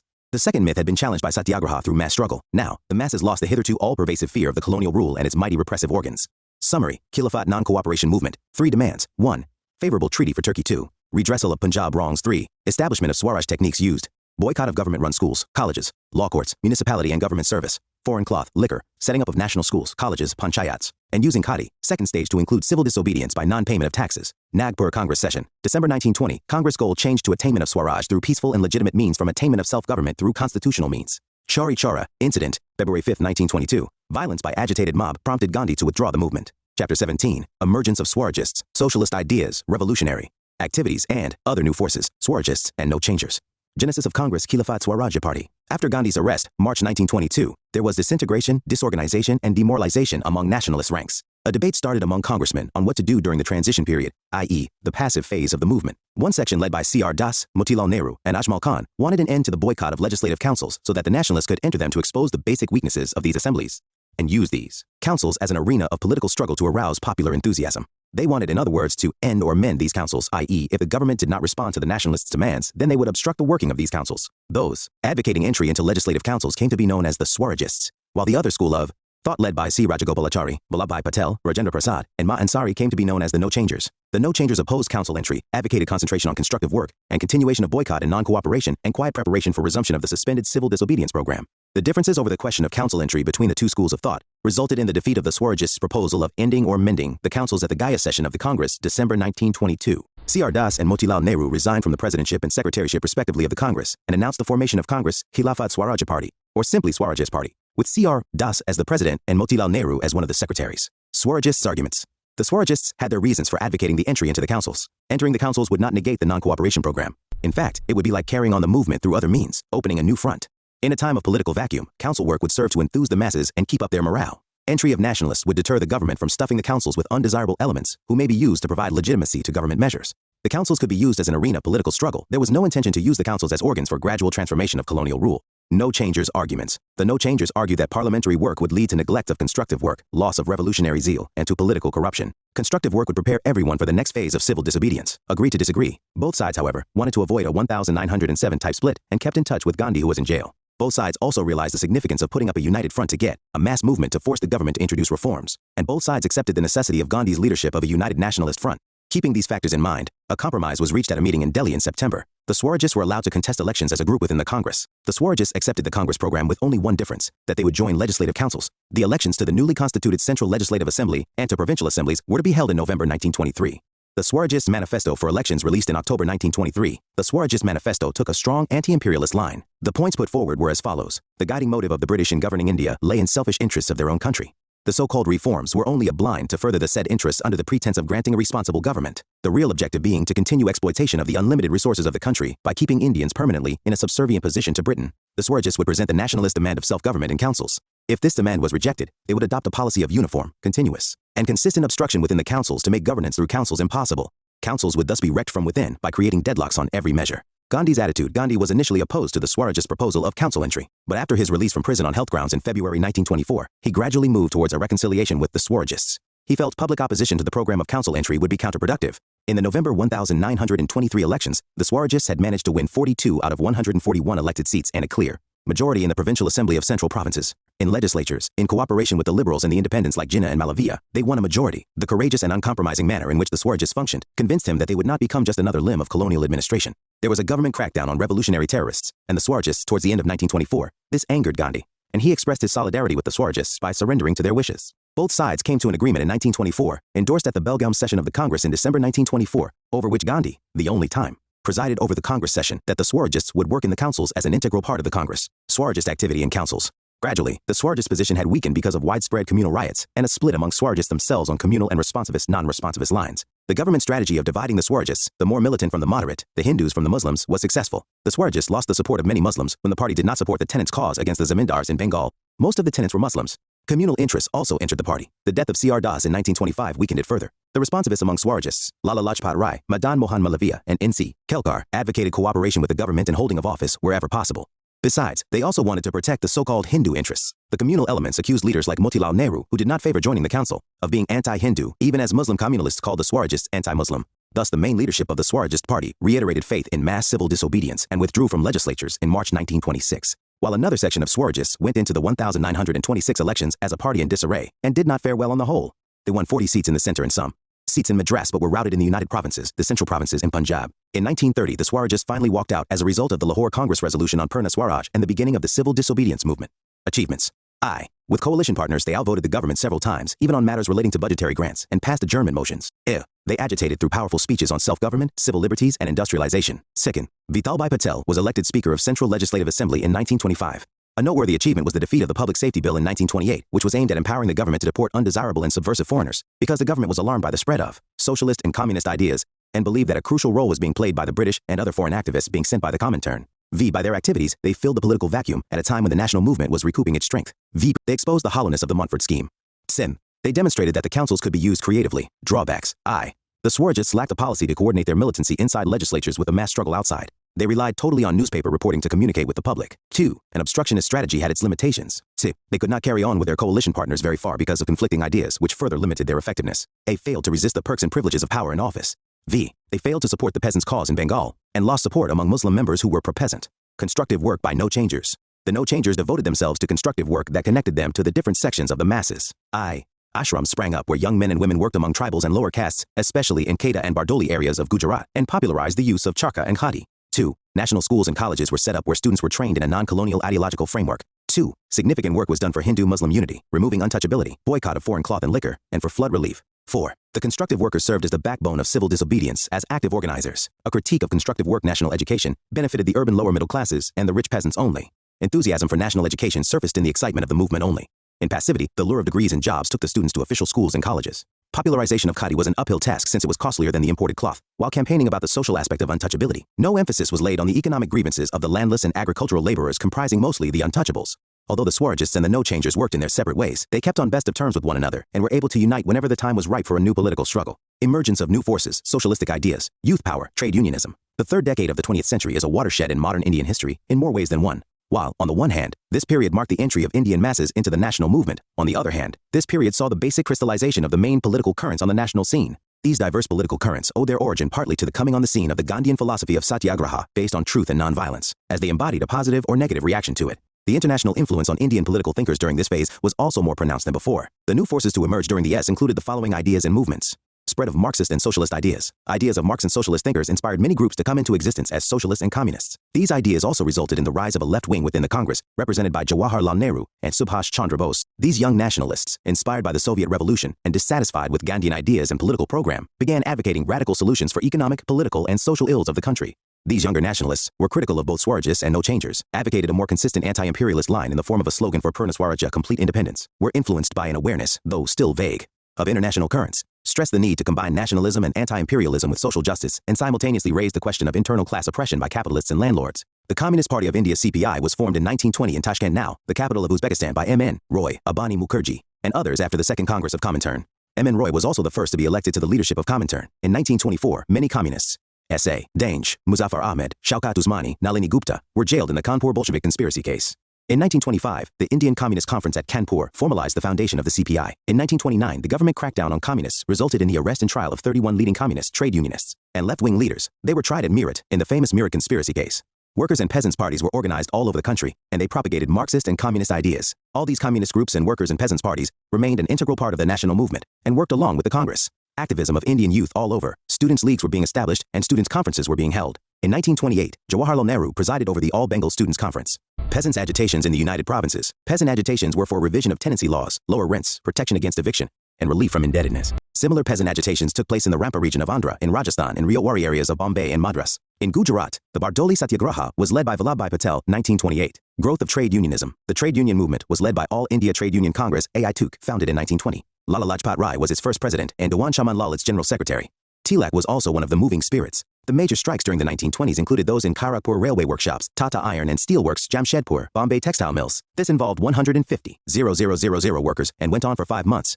And Buckingham Carnatic Mills. In 1928, there were a number of strikes involving 5 lakh workers. In 1923, the first May Day was celebrated in India, in Madras. Caste movements. As in earlier periods, the very contradictions of the Indian society found expression in caste associations and movements. These movements could be divisive, conservative, and at times potentially radical, and included Justice Party Madras, Self-Respect Movement 1925 under Periyar, E.V., Ramaswamy Nakar Madras, Satyashodhak activists in Satara Maharashtra, Bhaskar Rao Jadhav Maharashtra, Mahars under Ambedkar Maharashtra, Radical Ajavas under K. Ayappan and C. Kesavan in Kerala, Yadavs in Bihar for improvement in social status, Unionist Party under Fazlur Hussain Punjab, revolutionary activity with a turn towards socialism. This line was adopted by those dissatisfied with the nationalist strategy of the political struggle with its emphasis on non-violence. Here too, 2 strands developed, Hindustan Republican Association HRA in Punjab Bihar, Yugantar, Anushilan groups, and later Chittagong Revolt Group under Surya Sen in Bengal. Revolutionary activity during the 1920s. Why attraction for revolutionary activity after non-cooperation movement? The revolutionaries had faced severe repression during the First World War. But in early 1920, many were released by the government under a general amnesty to create a harmonious environment for the Montfort reforms to work. Soon, Gandhi launched the non-cooperation movement. Under the persuasion of Gandhi and C.R. Diaz, many revolutionary groups either agreed to join the non-cooperation program or suspended their activities to give the non-violent non-cooperation movement a chance. The sudden withdrawal of the non-cooperation movement, however, left many of them disillusioned. They began to question the basic strategy of nationalist leadership and its emphasis on non-violence and began to look for alternatives. But since these younger nationalists were not attracted to the parliamentary work of the Swarajists or to the patient, undramatic, constructive work of the no-changers, they were drawn to the idea that violent methods alone would free India. Thus, revolutionary activity was revived. Nearly all major leaders of revolutionary policies had been enthusiastic participants in the non-cooperation movement and included Yogesh Chandra Chatterjee, Surya Sen, Bhagat Singh, Sukhdev, Chandrasekhar Azad, Shiv Verma, Bhagwati Charan Vora, Jadav Kapoor, and Jatin Das. 2 separate strands of revolutionary groups emerged during this period, one operating in Punjab, Bihar, and the other in Bengal. Major influences. Upsurge of working-class trade unionism. After the war, the revolutionaries wanted to harness the revolutionary potential of the new emerging class for nationalist revolution. Russian Revolution 1917, and the success of the young Soviet state in consolidating itself. 2. Newly sprouting communist groups with their emphasis on Marxism, socialism, and the proletariat. Journals publishing memoirs and articles extolling the self-sacrifice of revolutionaries, such as Atma Sakti, Sarathi, and Bijoli. Novels and books such as Bandi Jiwan by Sachin Sanyal and Padar Dabi by Sharat Chandra Chatterjee, or Chattopadhyay, a government ban on which only enhanced its popularity. In Punjab United Provinces, Bihar, the revolutionary activity in this region was dominated by the Hindustan Republican Association, or HRA, later renamed Hindustan Socialist Republican Association, or HSRA. The HRA was founded in October 1924 in Kanpur by Ramprasad Bismal, Yogesh Chandra Chatterjee, and Sachin Sanyal, with an aim to organize an armed revolution to overthrow the colonial government and establish in its place the Federal Republic of United States of India, whose basic principle would be adult franchise. Kakori robbery, August 1925. The most important action of the HRA was the Kakori robbery. The men held up the 8-down train at Kakori, an obscure village near Lucknow, and looted its official railway cache.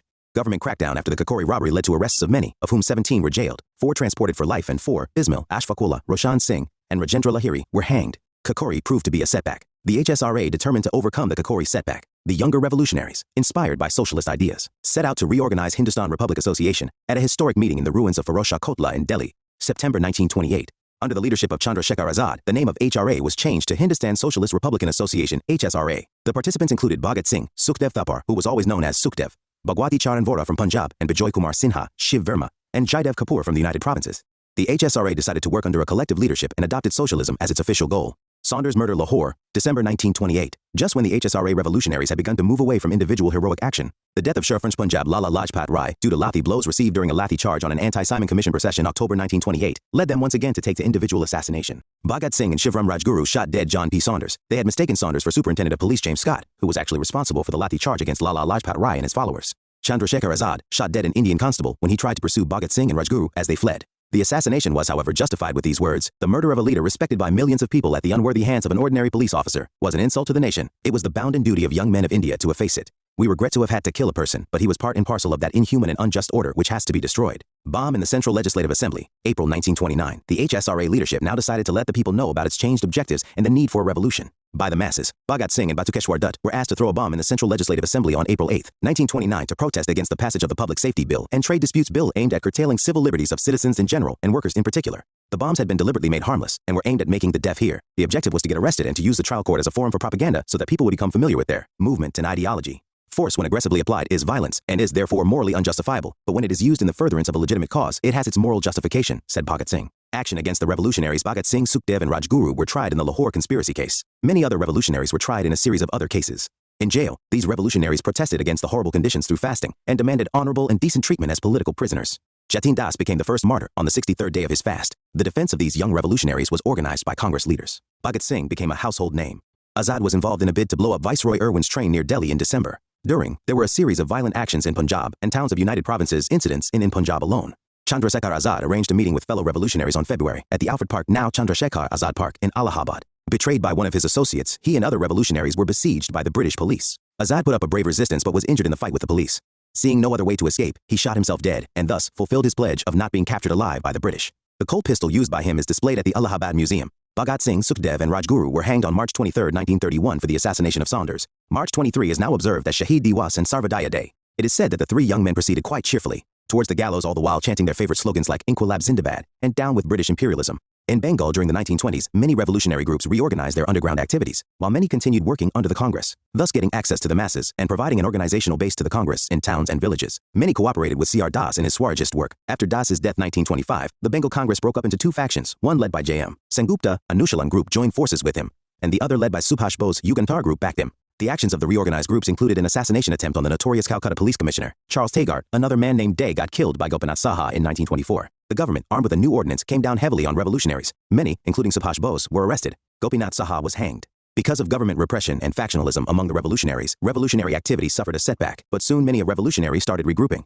Among the new revolt groups, the most active and famous was the Chittagong group under Surya Sen. Chittagong Armory raid, April 1930. Surya Sen had participated in the non-cooperation movement and had become a teacher in the National School in Chittagong. He was imprisoned from 1926 to 1928 for revolutionary activity and afterwards continued working in the Congress. He was a secretary of the Chittagong District Congress Committee. He used to say, humanism is a special virtue of a revolutionary. He was a lover of poetry and an admirer of Tagore and Qazi Nazrul Islam. Surya Sen decided to organize an armed rebellion along with his associates Anant Singh, Ganesh Ghosh, and Lokanath Ball to show that it was possible to challenge the armed might of the mighty British Empire. They had planned to occupy two main armories in Chittagong, to seize and supply arms to the revolutionaries, to destroy telephone and telegraph lines, and to dislocate the railway link of Chittagong with the rest of Bengal.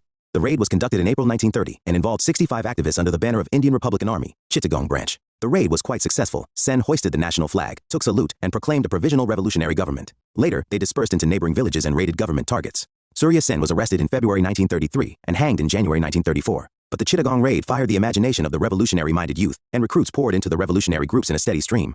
Aspects of the new phase of revolutionary movement in Bengal, some noteworthy aspects were as follows. There was a large-scale participation of young women, especially under Surya Sen. These women provided shelter, carried messages, and fought with guns in hand. Prominent women revolutionaries in Bengal during this phase included Prittilata Wadidar, who died conducting a raid, Kalpana Dutt, who was arrested and tried along with Surya Sen and given a life sentence, Santi Ghosh and Suniti Chandari, schoolgirls of Komila, who shot dead the district magistrate, December 1931, and Beena Das, who fired point blank at the governor while receiving her degree at the Convocation, February 1932. There was an emphasis on group action aimed at organs of the colonial state, instead of individual action.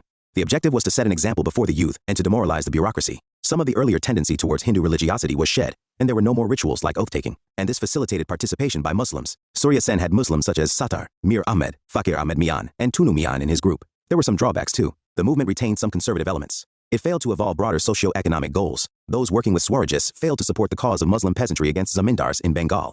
Official reaction there was panic at first and then severe government repression. Armed with 20 repressive acts, the government let loose the police on the revolutionaries. In Chittagong, several villages were burned and punitive fines imposed on many others. In 1933, Jawaharlal Nehru was arrested for sedition and given 2 years sentence because he had condemned imperialism and praised the heroism of the revolutionaries. Ideological rethinking, a real breakthrough was made by Bhagat Singh and his comrades in terms of revolutionary ideology, forms of revolutionary struggle, and the goals of revolution. The rethinking had begun in the mid-1920s. The founding council of HRA had decided to preach revolutionary and communist principles, and the HRA Manifesto 1925 declared that the HRA stood for abolition of all systems which made exploitation of man by man possible. The HRA's main organ revolutionary had proposed nationalization of railways and other means of transport and of heavy industries such as shipbuilding and steel. The HRA had also decided to start labor and peasant organizations and work for an organized and armed revolution. During their last days, late 1920s, these revolutionaries had started moving away from individual heroic action and violence towards mass politics. Bismarck, during his last days, appealed to the youth to give up pistols and revolvers, not to work in revolutionary conspiracies, and instead work in an open movement. He urged the youth to strengthen Hindu-Muslim unity,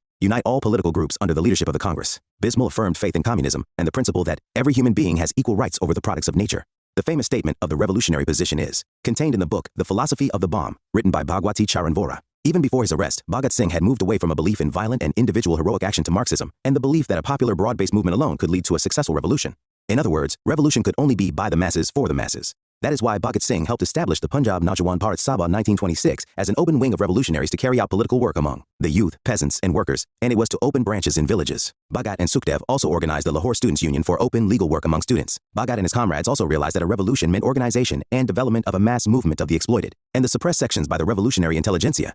Bhagat used to say, "But real revolutionary armies are in villages and factories." What then was the need for individual heroic action? Firstly, effective acquisition of new ideology is a prolonged and historical process, whereas the need of the time was a quick change in the way of thinking. Secondly, these young intellectuals faced the classic dilemma of how to mobilize people and recruit them. Here, they decided to opt for propaganda by deed, i.e., through individual heroic action, and by using courts as a forum for revolutionary propaganda. Redefining revolution. Revolution was no longer equated with militancy and violence. Its objective was to be national liberation. Imperialism was to be overthrown, but beyond that, a new socialist order was to be achieved, ending exploitation of man by man. As Bhagat Singh said in the court, revolution does not necessarily involve sanguinary strife, nor is there a place in it for personal vendetta. It is not the cult of bomb and pistol. By revolution, we mean the present order of things, which is based on manifest injustice, must change. Bhagat fully accepted Marxism and the class approach. To society, peasants have to free themselves not only from the foreign yoke, but also from the yoke of landlords and capitalists. He also said, the struggle in India will continue, so long as a handful of exploiters continue to exploit labor of common people to further their own interests. It matters little whether these exploiters are British capitalists, British and Indian capitalists in alliance, or even purely Indians. He defined socialism scientifically as abolition of capitalism and class domination. Bhagat was fully and consciously secular. 2 of the 6 rules drafted by Bhagat for the Punjab Naujawan Bharat Sabha were that its members would have nothing to do with communal bodies, and that they would propagate a general feeling of tolerance among people, considering religion to be a matter of personal belief. Bhagat Singh also saw the importance of freeing people from the mental bondage of religion and superstition. To be a revolutionary, one required immense moral strength, but one also required criticism and independent thinking. Summary. Swargists and no changers. Swargists advocated council entry after withdrawal of non-cooperation movement with an aim to end or mend the councils. No changers advocated constructive work during the transition period. Emergence of new forces during 1920s. 1. Spread of Marxism and socialist ideas. 2. Activism of Indian youth. 3. Peasants' agitations. 4. Growth of trade unionism. 5. Caste movements. 6. Revolutionary terrorism with a tilt towards socialism. Activities of HRA, HSRA. Established 1924 Kakori robbery, 1925 reorganized, 1928. Saunders murder, 1928 bomb in Central Legislative Assembly. 1929 bid to blow up Viceroy's train. 1929 Azad killed in police encounter. 1931 Bhagat Singh Rajguru, Sukhdev hanged 1931. Broadened view of HSRA. In later years, ideology moved away from individual action towards socialistic ideals. Revolutionaries in Bengal. Attempt on life of Calcutta Police Commissioner. 1924 Surya Sen's Chittagong Revolt Group and Chittagong robberies. 1930. Chapter 18. Simon Commission and the Nehru Report. Appointment of the Indian Statutory Commission. The Government of India Act, 1919 had a provision that a commission would be appointed 10 years from date to study the progress of the governance scheme and suggest new steps.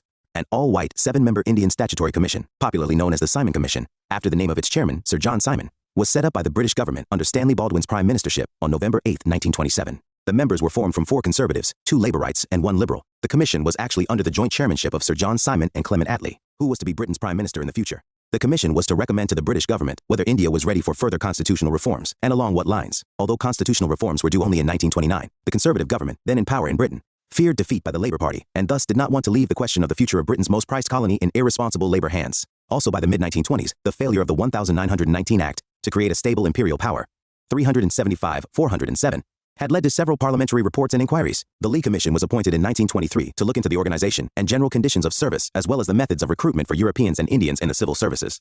Being concerned only with the superior civil services, it came to be known as the Royal Commission on the Superior Civil Services in India. The commission suggested that the Statutory Public Service Commission, as put forward by the Government of India Act 1919, needed to be established without delay.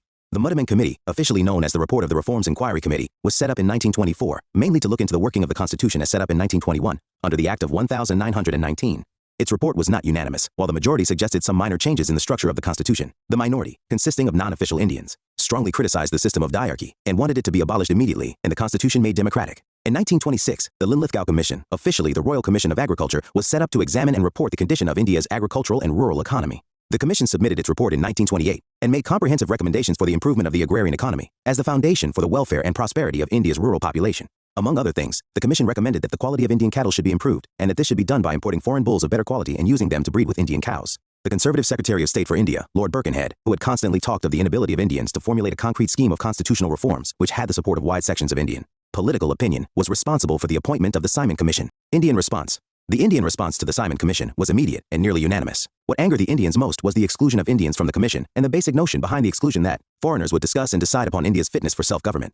This notion was seen as a violation of the principle of self-determination and as a deliberate insult to the self-respect of Indians. Congress response. The Congress session in Madras, December 1927 meeting under the presidency of Ma Ansari, decided to boycott the commission at every stage and in every form. Meanwhile, Nehru succeeded in getting a snap resolution passed at the session, declaring complete independence as the goal of the Congress. Other groups, those who decided to support the Congress call a boycott of the Simon Commission, included the liberals of the Hindu Mahasabha and the majority faction of the Muslim League under Jinnah. The Muslim League had two sessions in 1927, one under Jinnah at Calcutta where it was decided to oppose the Simon Commission, and another at Lahore under Muhammad Shafi, who supported the government. Some others, such as the Unionists in Punjab and the Justice Party in the South, decided not to boycott the commission. Public response. The commission landed in Bombay on February 3, 1928. On that day, a countrywide hartal was organized and mass rallies held. Wherever the commission went, there were black flag demonstrations, hartals, and slogans of Simon Go Back. As to who coined the catchy slogan, it is widely believed the Indian freedom fighter and member of Congress Socialist Party and mayor of Bombay, Yusuf Mehar Ali, did so. Some also believe it was Lala Lajpat Rai who came up with the slogan. Significant feature of this upsurge was that a new generation of youth got their first taste of political action. They played the most active part in the protests, giving it a militant flavor. The youth leagues and conferences got a real fillip.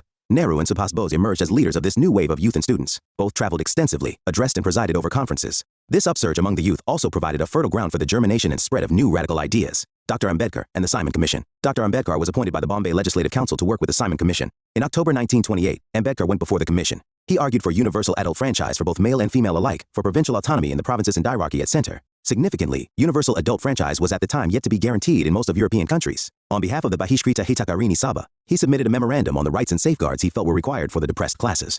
Ambedkar said that there was no link between the depressed classes and the Hindu community, and stated that the depressed classes should be regarded as a distinct and independent minority. He asserted that the depressed classes as a minority needed far greater political protection than any other minority in British India because of its educational backwardness, its economically poor condition, its social enslavement, and for the reason that it suffered from certain grave political disabilities, from which no other community suffered. In the circumstances, Dr. Ambedkar demanded, for the political protection of the depressed classes, representation on the same basis as the Mohammedan minority. He wanted reserved seats for the depressed classes if universal adult franchise was granted. In case universal franchise was not granted, Ambedkar said he would campaign for a separate electorate for the depressed classes. He also expressed the need to have certain safeguards either in the Constitution if it was possible, or else in the way of advice in the instrument to the governor regarding the education of the depressed classes and their entry into the public services. The report of the Simon Commission did grant reserved seats to the depressed classes, but the condition was that candidates who would take part in the elections would have, first of all, to get their competence endorsed by the governor of the province. Ambedkar was most displeased with this, but, in any case, this report remained a dead letter. Of socialism reflected in the emergence of groups such as the Punjab Naujawan Bharat Sabha, workers and peasants parties, and Hindustani Sewadal Karnataka. Police repression. The police came down heavily on demonstrators. There were lathicharges not sparing even the senior leaders. Jawaharlal Nehru and G.B. Pant were beaten up in Lucknow. Lala Lajpat Rai received severe blows on his chest in October 1928, which proved fatal, and he died on November 17, 1928. View. The blows which fell on me today are the last nails driven into the coffin of British imperialism. Lala Lajpat Rai. Impact of appointment of Simon Commission on the national movement. The impact of the appointment of the Simon Commission on Indian politics was twofold. It gave a stimulus to radical forces demanding not just complete independence but major socio-economic reforms on socialist lines. When the Simon Commission was announced, the Congress, which did not have any active program in hand, got an issue on which it could once again forge mass action. 2. The challenge of Lord Birkenhead to Indian politicians to produce an agreed constitution was accepted by various political sections, and thus prospects for Indian unity seemed bright at that point of time. The Simon Commission recommendations.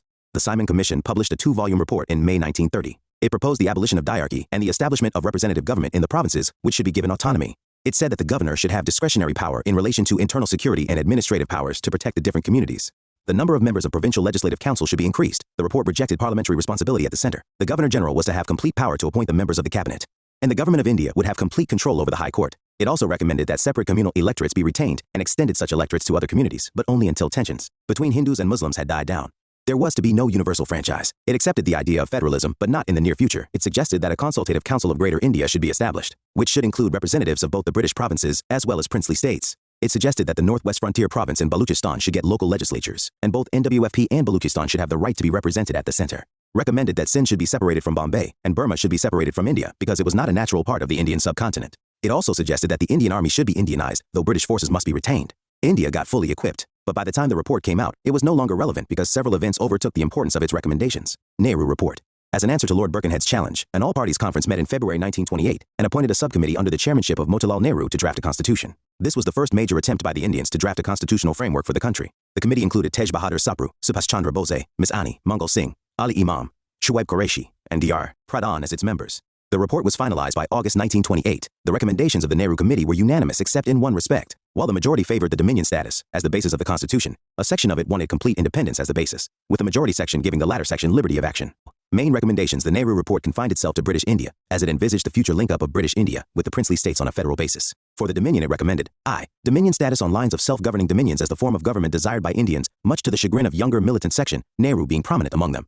Rejection of separate electorates, which had been the basis of constitutional reforms so far. Instead, a demand for joint electorates with reservation of seats for Muslims at the center and in provinces where they were in minority, and not in those where Muslims were in majority, such as Punjab and Bengal, in proportion to the Muslim population there, with right to contest additional seats. C. Linguistic provinces. IV. 19 fundamental rights including equal rights for women, right to form unions, and universal adult suffrage. V. Responsible government at the center and in provinces. A. The Indian Parliament at the center to consist of a 500-member House of Representatives elected on the basis of adult suffrage. A 200-member Senate to be elected by provincial councils, the House of Representatives to have a tenure of 5 years, and the Senate one of 7 years. The central government to be headed by a Governor-General, appointed by the British government, but paid out of Indian revenues, who would act on the advice of the Central Executive Council responsible to the Parliament.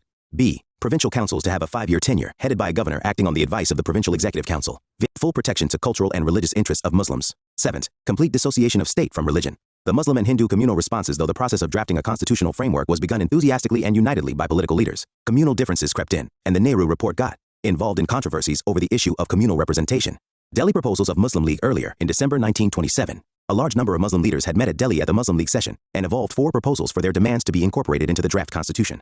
These proposals, which were accepted by the Madras session of the Congress, December 1927, came to be known as the Delhi proposals. These were joint electorates in place of separate electorates with reserved seats for Muslims, 1/3 representation to Muslims in Central Legislative Assembly, representation to Muslims in Punjab and Bengal in proportion to their population, formation of 3 new Muslim majority provinces, Sindh, Baluchistan, and Northwest Frontier Province. Hindu Mahasabha demands. The Hindu Mahasabha was vehemently opposed to the proposals for creating new Muslim majority provinces and reservation of seats for Muslims majorities in Punjab and Bengal, which would ensure Muslim control over legislatures in both.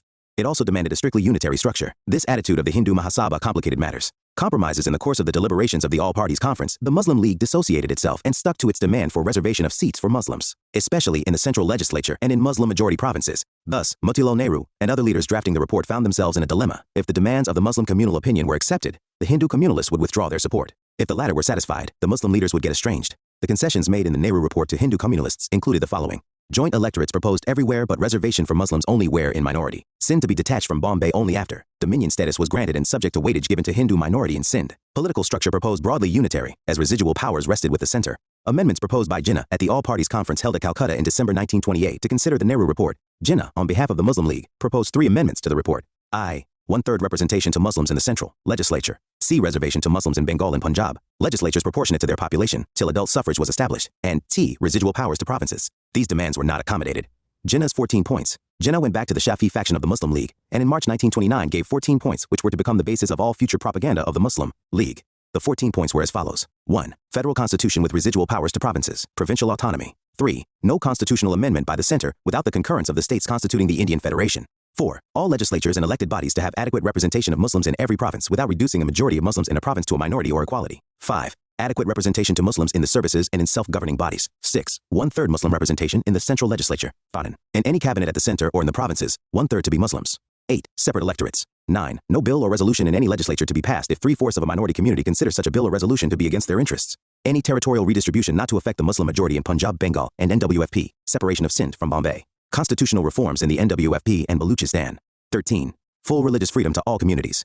14. Protection of Muslim rights in religion, culture, education, and language. Nehru report found unsatisfactory. Not only were the Muslim League, the Hindu Mahasabha, and the Sikh communalists unhappy about the Nehru report, but the younger section of the Congress led by Jawaharlal Nehru and Subhas Chandra Bose were also angered. The younger section regarded the idea of Dominion status in the report as a step backward, and the developments at the All-Parties Conference strengthened their criticism of the Dominion status idea. Nehru and Subhas Bose rejected the Congress's modified goal and jointly set up the Independence for India League. Summary. Simon Commission came in 1928 to explore possibility of further constitutional advance boycotted by Indians because no Indian represented in the Commission responses of various groups. Ambedkar's Memorandum Impact of Simon Commission. Nehru Report 1928. First Indian effort to draft constitutional scheme. Recommended Dominion status not separate electorates but joint electorates with reserved seats for minorities. Linguistic provinces. 19 fundamental rights. Responsible government at center and in provinces. Responses of various groups. Chapter 19. Civil disobedience movement and round table conferences. The run-up to civil disobedience movement. Calcutta session of Congress. It was at the Calcutta session of the Congress in December 1928 that the Nehru report was approved. But the younger elements led by Jawaharlal Nehru, Subhas Chandra Bose and Satyamurthy expressed their dissatisfaction with Dominion status as the goal of Congress. Instead, they demanded that the Congress adopt Purna Swaraj, or complete independence, as its goal. The older leaders like Gandhi and Motilal Nehru wished that the dominion status demand not be dropped in haste, as consensus over it had been developed with great difficulty over the years.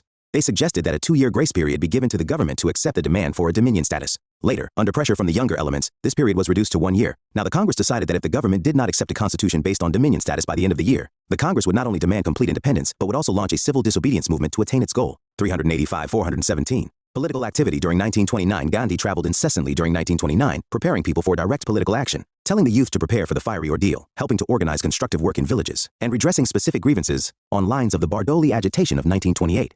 The Congress Working Committee, CWC, organized a foreign cloth boycott committee to propagate an aggressive program of boycotting foreign cloth and public burning of foreign cloth. Gandhi initiated the campaign in March 1929 in Calcutta and was arrested. This was followed by bonfires of foreign cloth all over the country. Other developments which kept the political temperature high during 1929 included the Meerut conspiracy case, March, bomb explosion in Central Legislative Assembly by Bhagat Singh and B.K. April, and the coming to power of the minority Labour government led by Ramsay MacDonald in England in May. And Wedgwood Ben became the Secretary of State for India. Irwin's Declaration, October 31, 1929. Before the Simon Commission report came out, the declaration by Lord Irwin was made. It was the combined effort of the Labour government, always more sympathetic to Indian aspirations than the Conservatives, and a Conservative viceroy. The purpose behind the declaration was to restore faith in the ultimate purpose of British policy. The declaration was made in the form of an official communiqué in the Indian Gazette on October 31, 1929. It said, in view of the doubts which have been expressed both in Great Britain and in India regarding the interpretations to be placed on the intentions of the British government in enacting the statute of, I am authorized on behalf of His Majesty's government to state clearly that in their judgment it is implicit in the Declaration of 1917 that the natural issue of India's constitutional progress as they contemplated is the attainment of dominion status. However, there was no timescale. The dominion status promised by Irwin would not be available for a long time to come. There was, in reality, nothing new or revolutionary in the declaration. Lord Irwin also promised a roundtable conference after the Simon Commission submitted its report. Delhi Manifesto. On November 2, 1929, a conference of prominent national leaders issued a Delhi Manifesto, which put forward certain conditions for attending the Roundtable Conference. 1. That the purpose of the Roundtable Conference should be not to determine whether or when dominion status was to be reached, but to formulate a constitution for implementation of the dominion status, thus acting as a constituent assembly, and the basic principle of dominion status should be immediately accepted. 2. That the Congress should have majority representation at the conference, and 3. There should be a general amnesty for political prisoners and a policy of conciliation. Gandhi, along with Motilal Nehru and other political leaders, met Lord Irwin in December 1929, after the viceroy had narrowly escaped after a bomb was detonated, meaning to hit the train he was traveling in. They asked the viceroy for assurance that the purpose of the Roundtable Conference was to draft a constitutional scheme for dominion status. That was not the purpose of the conference, said Irwin. Viceroy Irwin rejected the demands put forward in the Delhi Manifesto. The stage for confrontation was to begin now. Lahore Congress and Purna Swaraj. Jawaharlal Nehru, who had done more than anyone else to popularize the concept of Purna Swaraj, was nominated the president for the Lahore session of the Congress, December 1929. Mainly due to Gandhi's backing, 15 out of 18 provincial Congress committees had opposed Nehru. Nehru was chosen because of the appositeness of the occasion, Congress's acceptance of complete independence as its goal, and to acknowledge the upsurge of youth which had made the anti-Simon campaign a huge success. Nehru declared in his presidential address, "We have now an open conspiracy to free this country from foreign rule, and you, comrades, and all our countrymen and countrywomen are invited to join it." Further explaining that liberation did not mean only throwing off the foreign yoke, he said, "I must frankly confess that I am a socialist and a republican, and am no believer in kings and princes, or in the order which produces the modern kings of industry, who have greater power of the lives and fortunes of men than even the kings of old, and whose methods are as predatory as those of the old feudal aristocracy." Spelling out the methods of struggle, he said, "Any great movement for liberation today must necessarily be a mass movement, and mass movements must essentially be peaceful, except in times of organized revolt." The following major decisions were taken at the Lahore session. The Roundtable Conference was to be boycotted. Complete independence was declared as the aim of the Congress.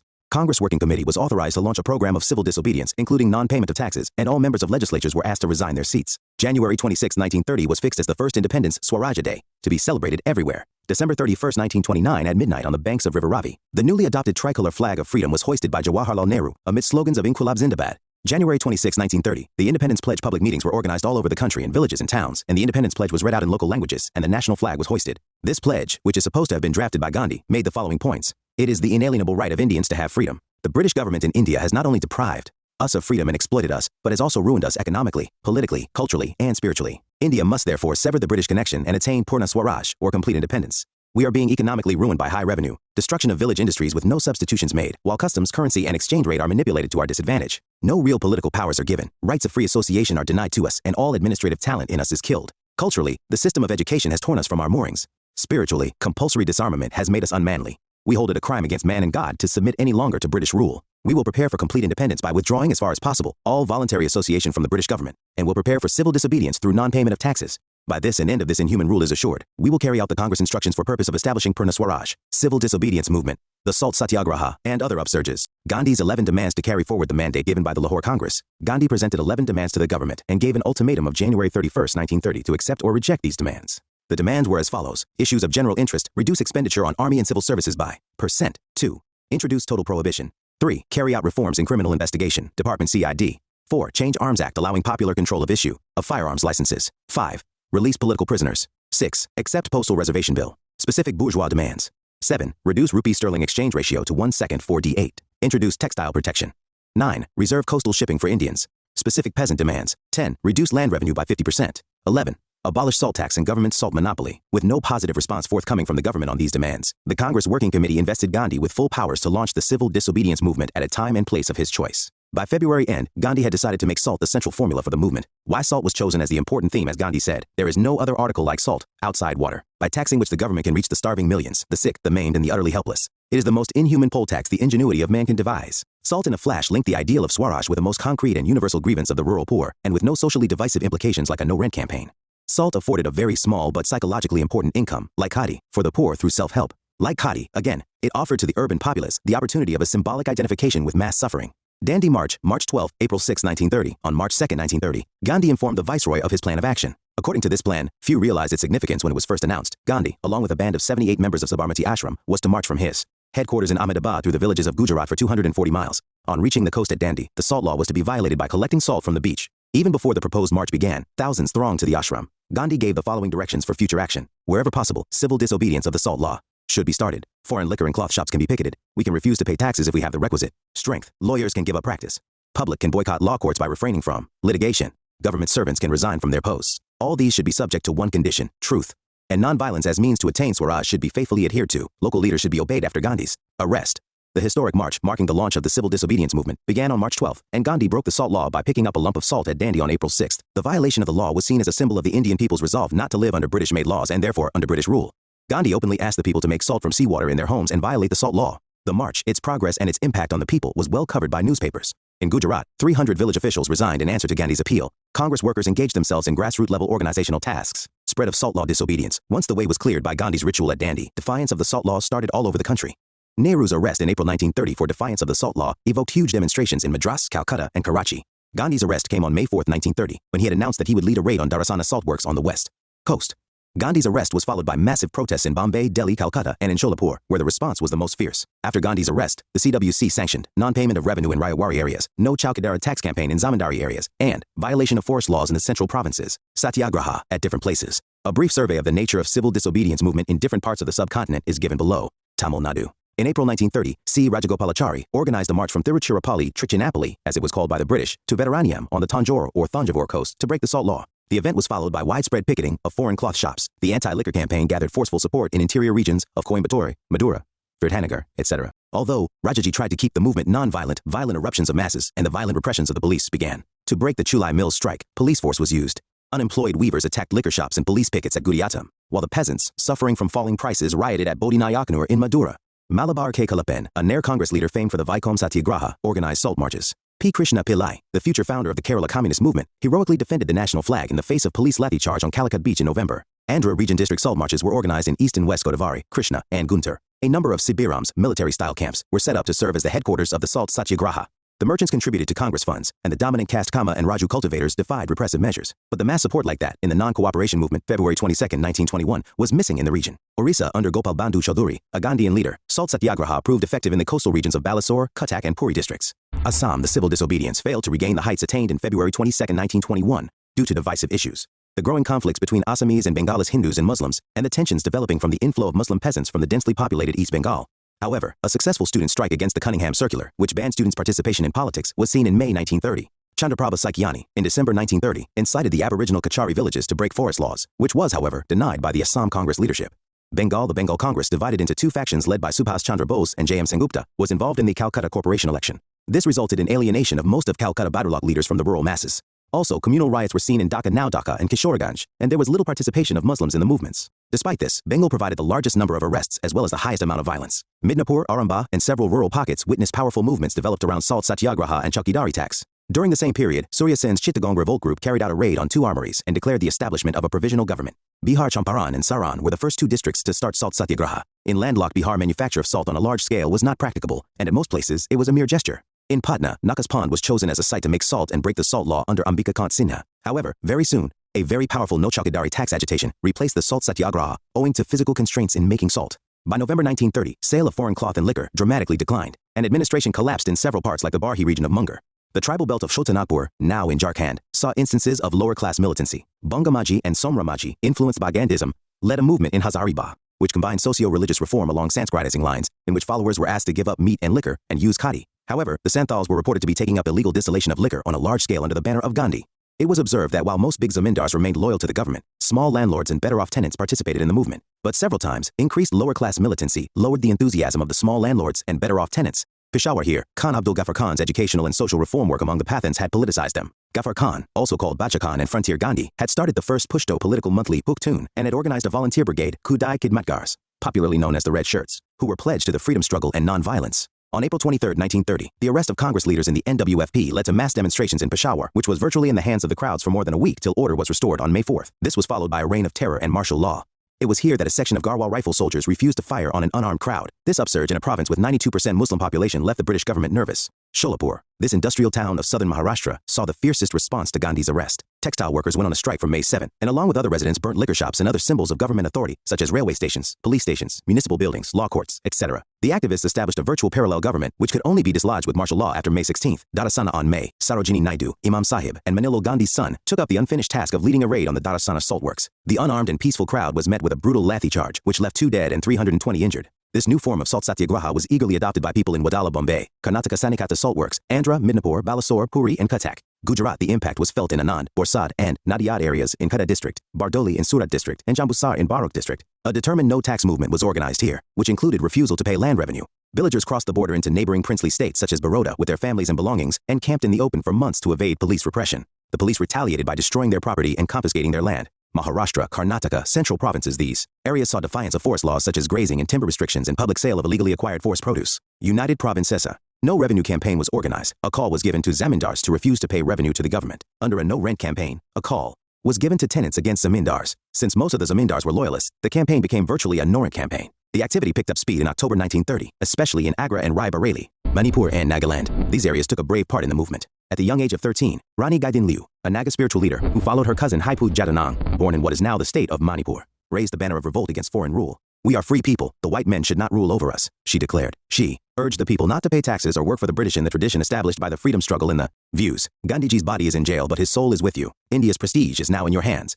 You must not use any violence under any circumstances. You will be beaten but you must not resist. You must not even raise a hand to ward off blows. Sarojini Naidu, on the eve of Dharasana. Saul Satyagraha. Although everyone knew that within a few minutes he would be beaten down and perhaps killed, I could detect no signs of wavering or fear. They marched steadily with heads up. Webb Miller, an American journalist, reporting on Dharasana Salt Satyagraha, rest of India. As the reformist religious movement steadily turned political, the British authorities caught Haipu Jadanang and hanged him on charges of treason in 1931. A manhunt was launched for Rani Gaidin Liu. She outwitted the British till October 1932 when she was finally captured. She was later sentenced to life imprisonment. It was the interim government of India set up in 1946 that finally ordered her release from Tura jail. Forms of mobilization. Mobilization of masses was also carried out through Prabhat Feris, Vanar Senas, Manjari Senas, secret patrikas, and magic lantern shows. Impact of agitation. 1. Imports of foreign cloth and other items fell. 2. Government suffered a loss of income from liquor, excise, and land revenue. 3. Elections to Legislative Assembly were largely boycotted. Extent of mass participation. Several sections of the population participated in the civil disobedience movement. Women. Gandhi had specially asked women to play a leading part in the movement. Soon they became a familiar sight, picketing outside liquor shops, opium dens, and shops selling foreign cloth. For Indian women, the movement was the most liberating experience and can truly be said to have marked their entry into the public sphere. Students along with women, students and youth played the most prominent part in the boycott of foreign cloth and liquor. Muslims. The Muslim participation was nowhere near the level because of appeals by Muslim leaders to stay away from the movement and because of active government encouragement to communal dissension. Still, some areas such as the NWFP saw an overwhelming participation. Middle-class Muslim participation was quite significant in Sanhata, Tripura, Gabanda, Bagura, and Noakhali. In Dhaka, Muslim leaders, shopkeepers, lower-class people and upper-class women were active. The Muslim weaving community in Bihar, Delhi, and Lucknow were also effectively mobilized. Merchants and petty traders. They were very enthusiastic. Traders' associations and commercial bodies were active in implementing the boycott, especially in Tamil Nadu and Punjab. Tribals. Tribals were active participants in central provinces, Maharashtra, and Karnataka. Workers. The workers participated in Bombay, Calcutta, Madras, Sholapur, etc. Peasants were active in the United Provinces, Bihar, and Gujarat. Government response. Efforts for truce. The government's attitude throughout 1930 was ambivalent as it was puzzled and perplexed. It faced the classic dilemma of, damned if you do, damned if you don't. If force was applied, the Congress cried repression, and if little action taken, the Congress cried victory. Either way, the government suffered an erosion of power. Even Gandhi's arrest came after much vacillation, but once the repression began, the ordinances banning civil liberties were freely used, including the press being gagged. Provincial governments were given freedom to ban civil disobedience organizations. The Congress Working Committee was, however, not declared illegal till June. There were lathi charges and firing on unarmed crowds, which left several killed and wounded, while thousands of satyagrahis besides Gandhi and other Congress leaders were imprisoned. The government repression and publication of the Simon Commission report, which contained no mention of dominion status and was in other ways also a regressive document, further upset even moderate political opinion. In July 1930, the Viceroy, Lord Irwin, suggested a round-table conference and reiterated the goal of dominion status. He also accepted the suggestion that Tej Bahadur Sapru and Mr. Jayakar be allowed to explore the possibility of peace between the Congress and the government. In August 1930, Motilal and Jawaharlal Nehru were taken to Yerwada jail to meet Gandhi and discuss the possibility of a settlement. The Nehrus and Gandhi unequivocally reiterated the demands of 1. Right of secession from Britain, 2. Complete national government with control over defense and finance, and 3. An independent tribunal to settle Britain's financial claims. Talks broke down at this point. Gandhi-Irwin Pact on January. Gandhi and all other members of the Congress Working Committee (CWC) were released unconditionally. The CWC authorized Gandhi to initiate discussions with the Viceroy. As a result of these discussions, a pact was signed between the Viceroy, representing the British Indian government, and Gandhi, representing the Indian people in Delhi, on March 5, 1931.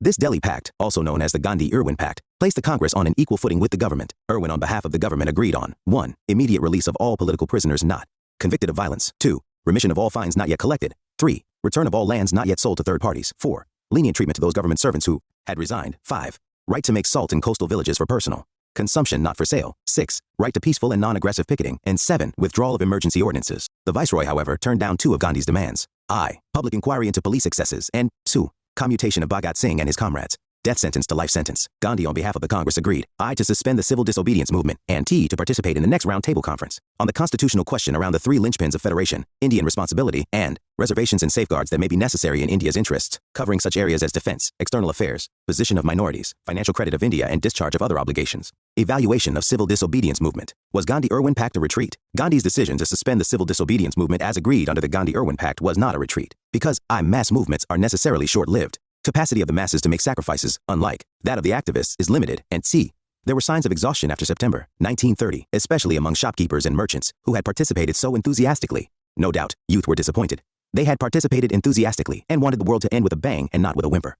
Peasants of Gujarat were disappointed because their lands were not restored immediately. Indeed, they were restored only during the rule of the Congress ministry in the province. But many people were jubilant that the government had been made to regard their movement as significant and treat their leader as an equal and sign a pact with him. The political prisoners, when released from jails, were given a hero's welcome. Comparison to non-cooperation movement, there were certain aspects in which the civil disobedience movement differed from the non-cooperation movement. 1. The stated objective this time was complete independence and not just remedying 2 specific wrongs and a vaguely worded Swaraj. 2. The methods involved violation of law from the very beginning and not just non-cooperation with foreign rule. 3. There was a decline in forms of protest involving the intelligentsia, such as lawyers giving up practice, students giving up government schools to join national schools and colleges. Muslim participation was nowhere near that in the non-cooperation movement level. India is one vast prison house. I repudiate this law. M.K. Gandhi to Lord Irwin. Gandhi was the best policeman the British had in India. Ellen Wilkinson. Dandy March is the kindergarten stage of revolution, based on the notion that King Emperor can be unseated by boiling seawater in a kettle. Brailsford, an English journalist. 5. No major labor upsurge coincided with the movement. The massive participation of peasants and business groups compensated for decline of other features. The number of those imprisoned was about 3 times more this time. The Congress was organizationally stronger. Karachi Congress session. In March, a special session of the Congress was held at Karachi to endorse the Gandhi-Irwin Pact.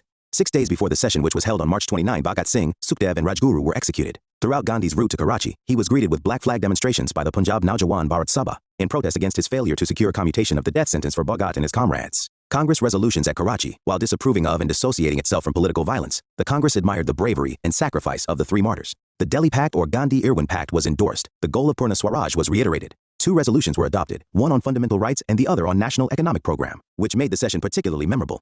The resolution on fundamental rights guaranteed free speech and free press, right to form associations, right to assemble, universal adult franchise, equal legal rights irrespective of caste, creed, and sex neutrality of state in religious matters, free and compulsory primary education, protection to culture, language, script of minorities, and linguistic groups. The resolution on national economic program included substantial reduction in rent and revenue in the case of landholders and peasants, exemption from rent for uneconomic holdings, relief from agricultural indebtedness, control of usury, better conditions of work, including a living wage, limited hours of work and protection of women workers in the industrial sector, right to workers and peasants to form union state ownership and control of key industries, mines, and means of transport. This was the first time the Congress spelt out what Swaraj would mean for the masses. In order to end exploitation of masses, political freedom must include economic freedom of starving millions. The Karachi resolution was to remain, in essence, the basic political and economic program of the Congress in later years. The Round Table Conferences. The Viceroy of India, Lord Irwin, and the Prime Minister of Britain, Ramsay MacDonald, agreed that a round-table conference should be held, as the recommendations of the Simon Commission report were clearly inadequate. First Round-Table Conference. The first Round-Table Conference was held in London between November 1930 and January 1931. It was opened officially by King George V on November 12, 1930, and chaired by Ramsay MacDonald. This was the first conference arranged between the British and the Indians as equals. The Congress and some prominent business leaders refused to attend, but many other groups of Indians were represented at the conference.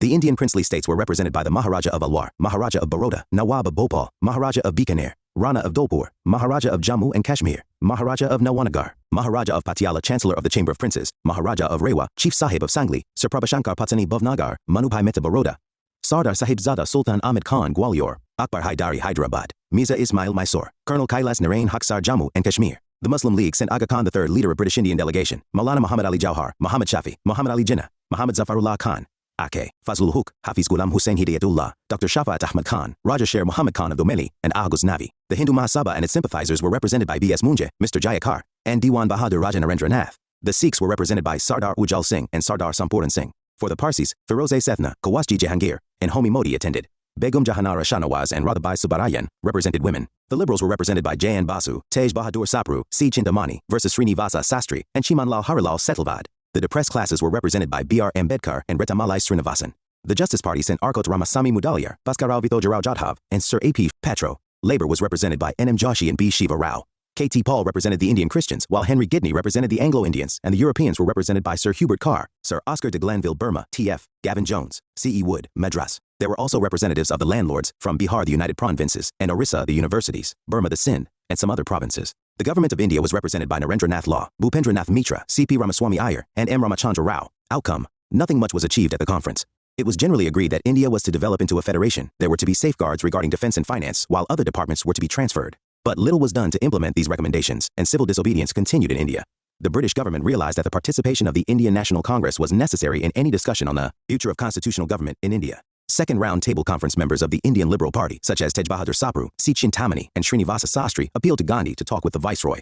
Gandhi and Irwin reached a compromise which came to be called the Gandhi-Irwin Pact, the Delhi Pact. The second round table conference was held in London from September 7, 1931 to December 1, 1931. The Indian National Congress nominated Gandhi as its sole representative. Arangaswamy Iyengar and Madan Mohan Malaviya were also there. There were a large number of Indian participants besides the Congress. The princely states were represented by Maharaja of Alwar, Maharaja of Baroda, Nawab of Bhopal, Maharaja of Bikaner, Maharao of Kuch, Rana of Dholpur, Maharaja of Indore, Maharaja of Jammu and Kashmir, Maharaja of Kapurthala, Maharaja of Nawanagar, Maharaja of Patiala, Maharaja of Rewa, Chief Sahib of Sangli, Raja of Sarila, Sir Prabhashankar Patani Bhavnagar, Manubhai Mehta Baroda, Sardar Sahibzada Sultan Ahmed Khan Gwalior, Sir Muhammad Akbar Haidari Hyderabad, Mirza Ismail Mysore, Colonel Kanan, Haksar Jammu and Kashmir, T. Raghavaya Travancore, Liaquat Hayat Khan Patiala. The Muslims were represented by Aga Khan III, Maulana Shaukat Ali, Muhammad Ali Jinnah, Akfaslul Huk, Muhammad Iqbal, Muhammad Shafi, Muhammad Zafarullah Khan Syed Ali Imam, Maulvi, Muhammad Shafi Daudi, Raja Sher Muhammad Khan of Domeli, Aguz Navi, Hafiz Hidayat Hussain, Syed Muhammad Pacha Sahib Bahadur, Dr. Shafat Ahmad Khan, Jamal Muhammad,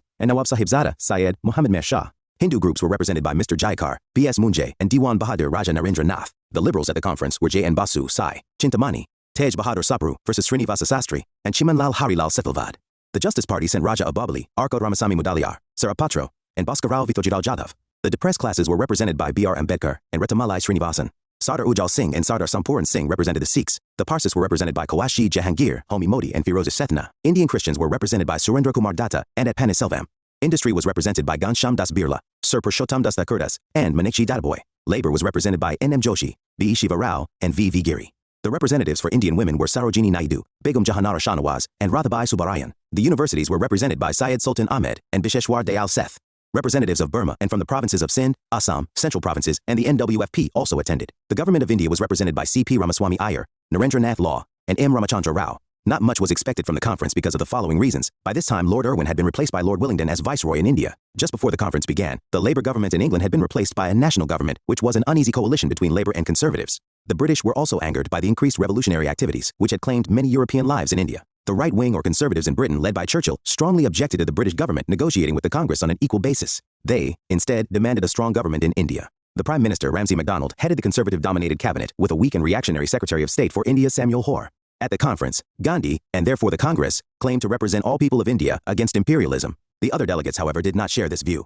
Historians point out that many of the delegates were conservative, government loyalists, and communalists, and these groups were used by the colonial government to neutralize the efforts of Gandhi. Because of the participation of a large number of groups, the British government claimed that the Congress did not represent the interests of all of India. Gandhi pointed out that there was a need of a partnership between Britain and India on the basis of equality. He put forward the demand for the immediate establishment of a responsible government at the center, as well as in the provinces. He also reiterated that the Congress alone represented political India. Saying that the untouchables were Hindus and thus not to be treated as a minority, he discarded the idea of a separate electorate for them. He also said there was no need for separate electorates or special safeguards for Muslims or other minorities. Many of the other delegates disagreed with Gandhi. The session soon got deadlocked on the question of the minorities. Separate electorates were being demanded by the Muslims, depressed classes, Christians, and Anglo-Indians. All these came together in a minorities pact. Gandhi fought desperately against this concerted move to make all constitutional progress conditional on the solving of this issue.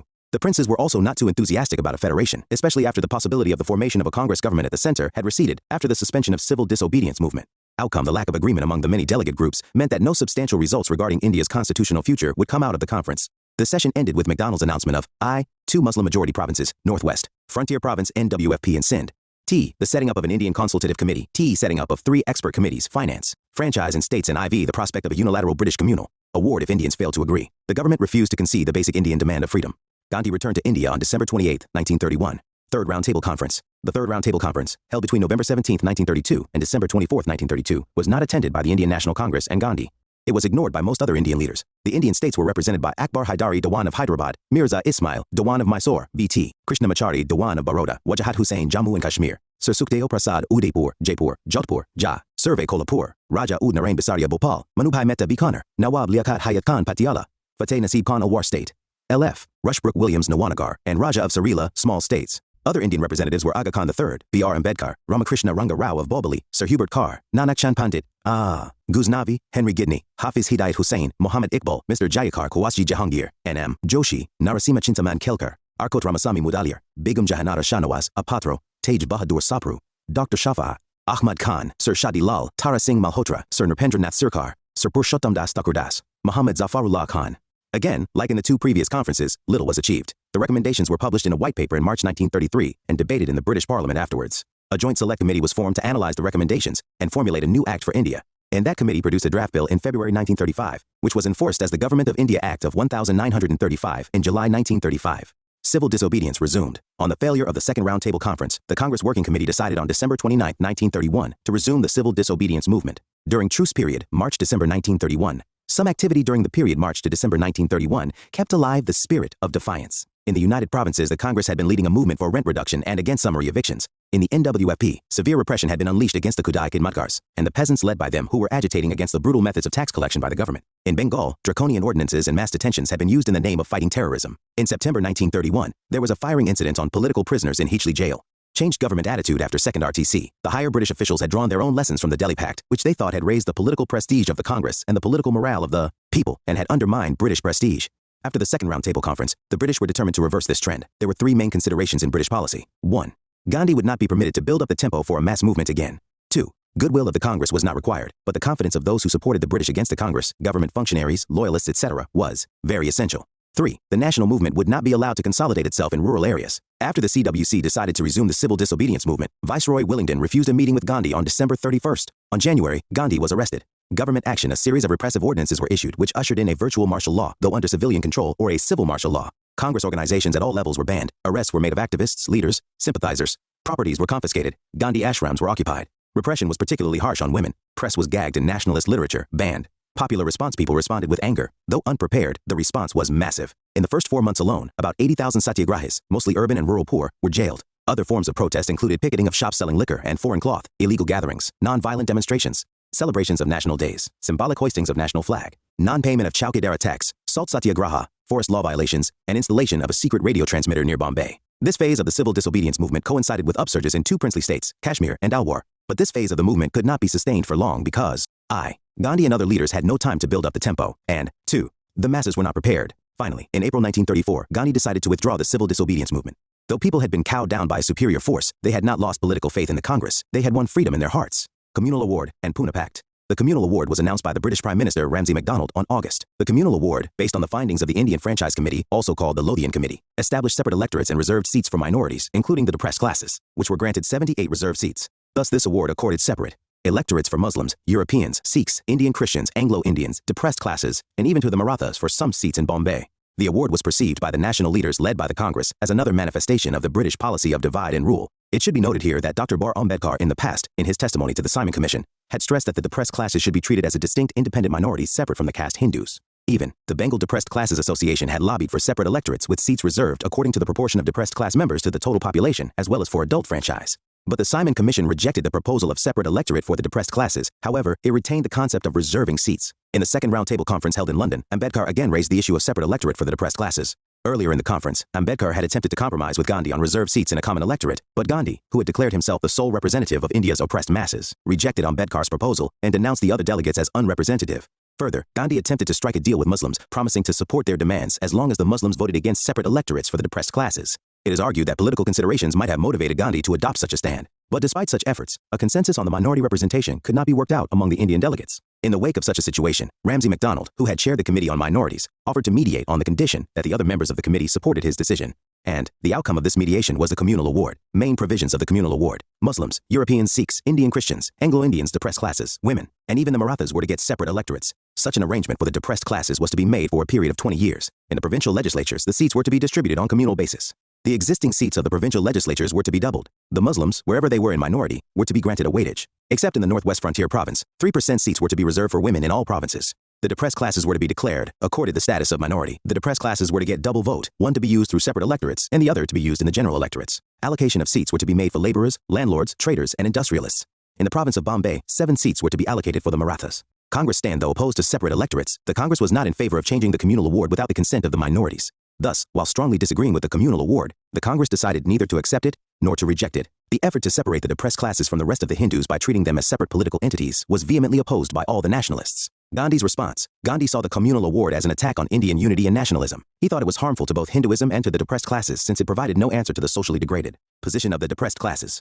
Once the depressed classes were treated as a separate political entity, he argued, the question of abolishing untouchability would get undermined, while separate electorates would ensure that the untouchables remained untouchables in perpetuity. He said that what was required was not protection of the so-called interests of the depressed classes, but root and branch eradication of untouchability. Gandhi demanded that the depressed classes be elected through joint and, if possible, a wider electorate through universal franchise, while expressing no objection to the demand for a larger number of reserved seats. And to press his demands, he went on an indefinite fast on September 20, 1932. Now leaders of various persuasions, including B.R. Ambedkar, M.C. Raja, and Madan Mohan Malaviya, got together to hammer out a compromise contained in the Pune Pact. Pune Pact signed by B.R. Ambedkar on behalf of the depressed classes. On September 24, 1932, the Pune Pact abandoned the idea of separate electorates for the depressed classes. But the seats reserved for the depressed classes were increased from 71 to 147 in provincial legislatures and to 18% of the total in the central legislature.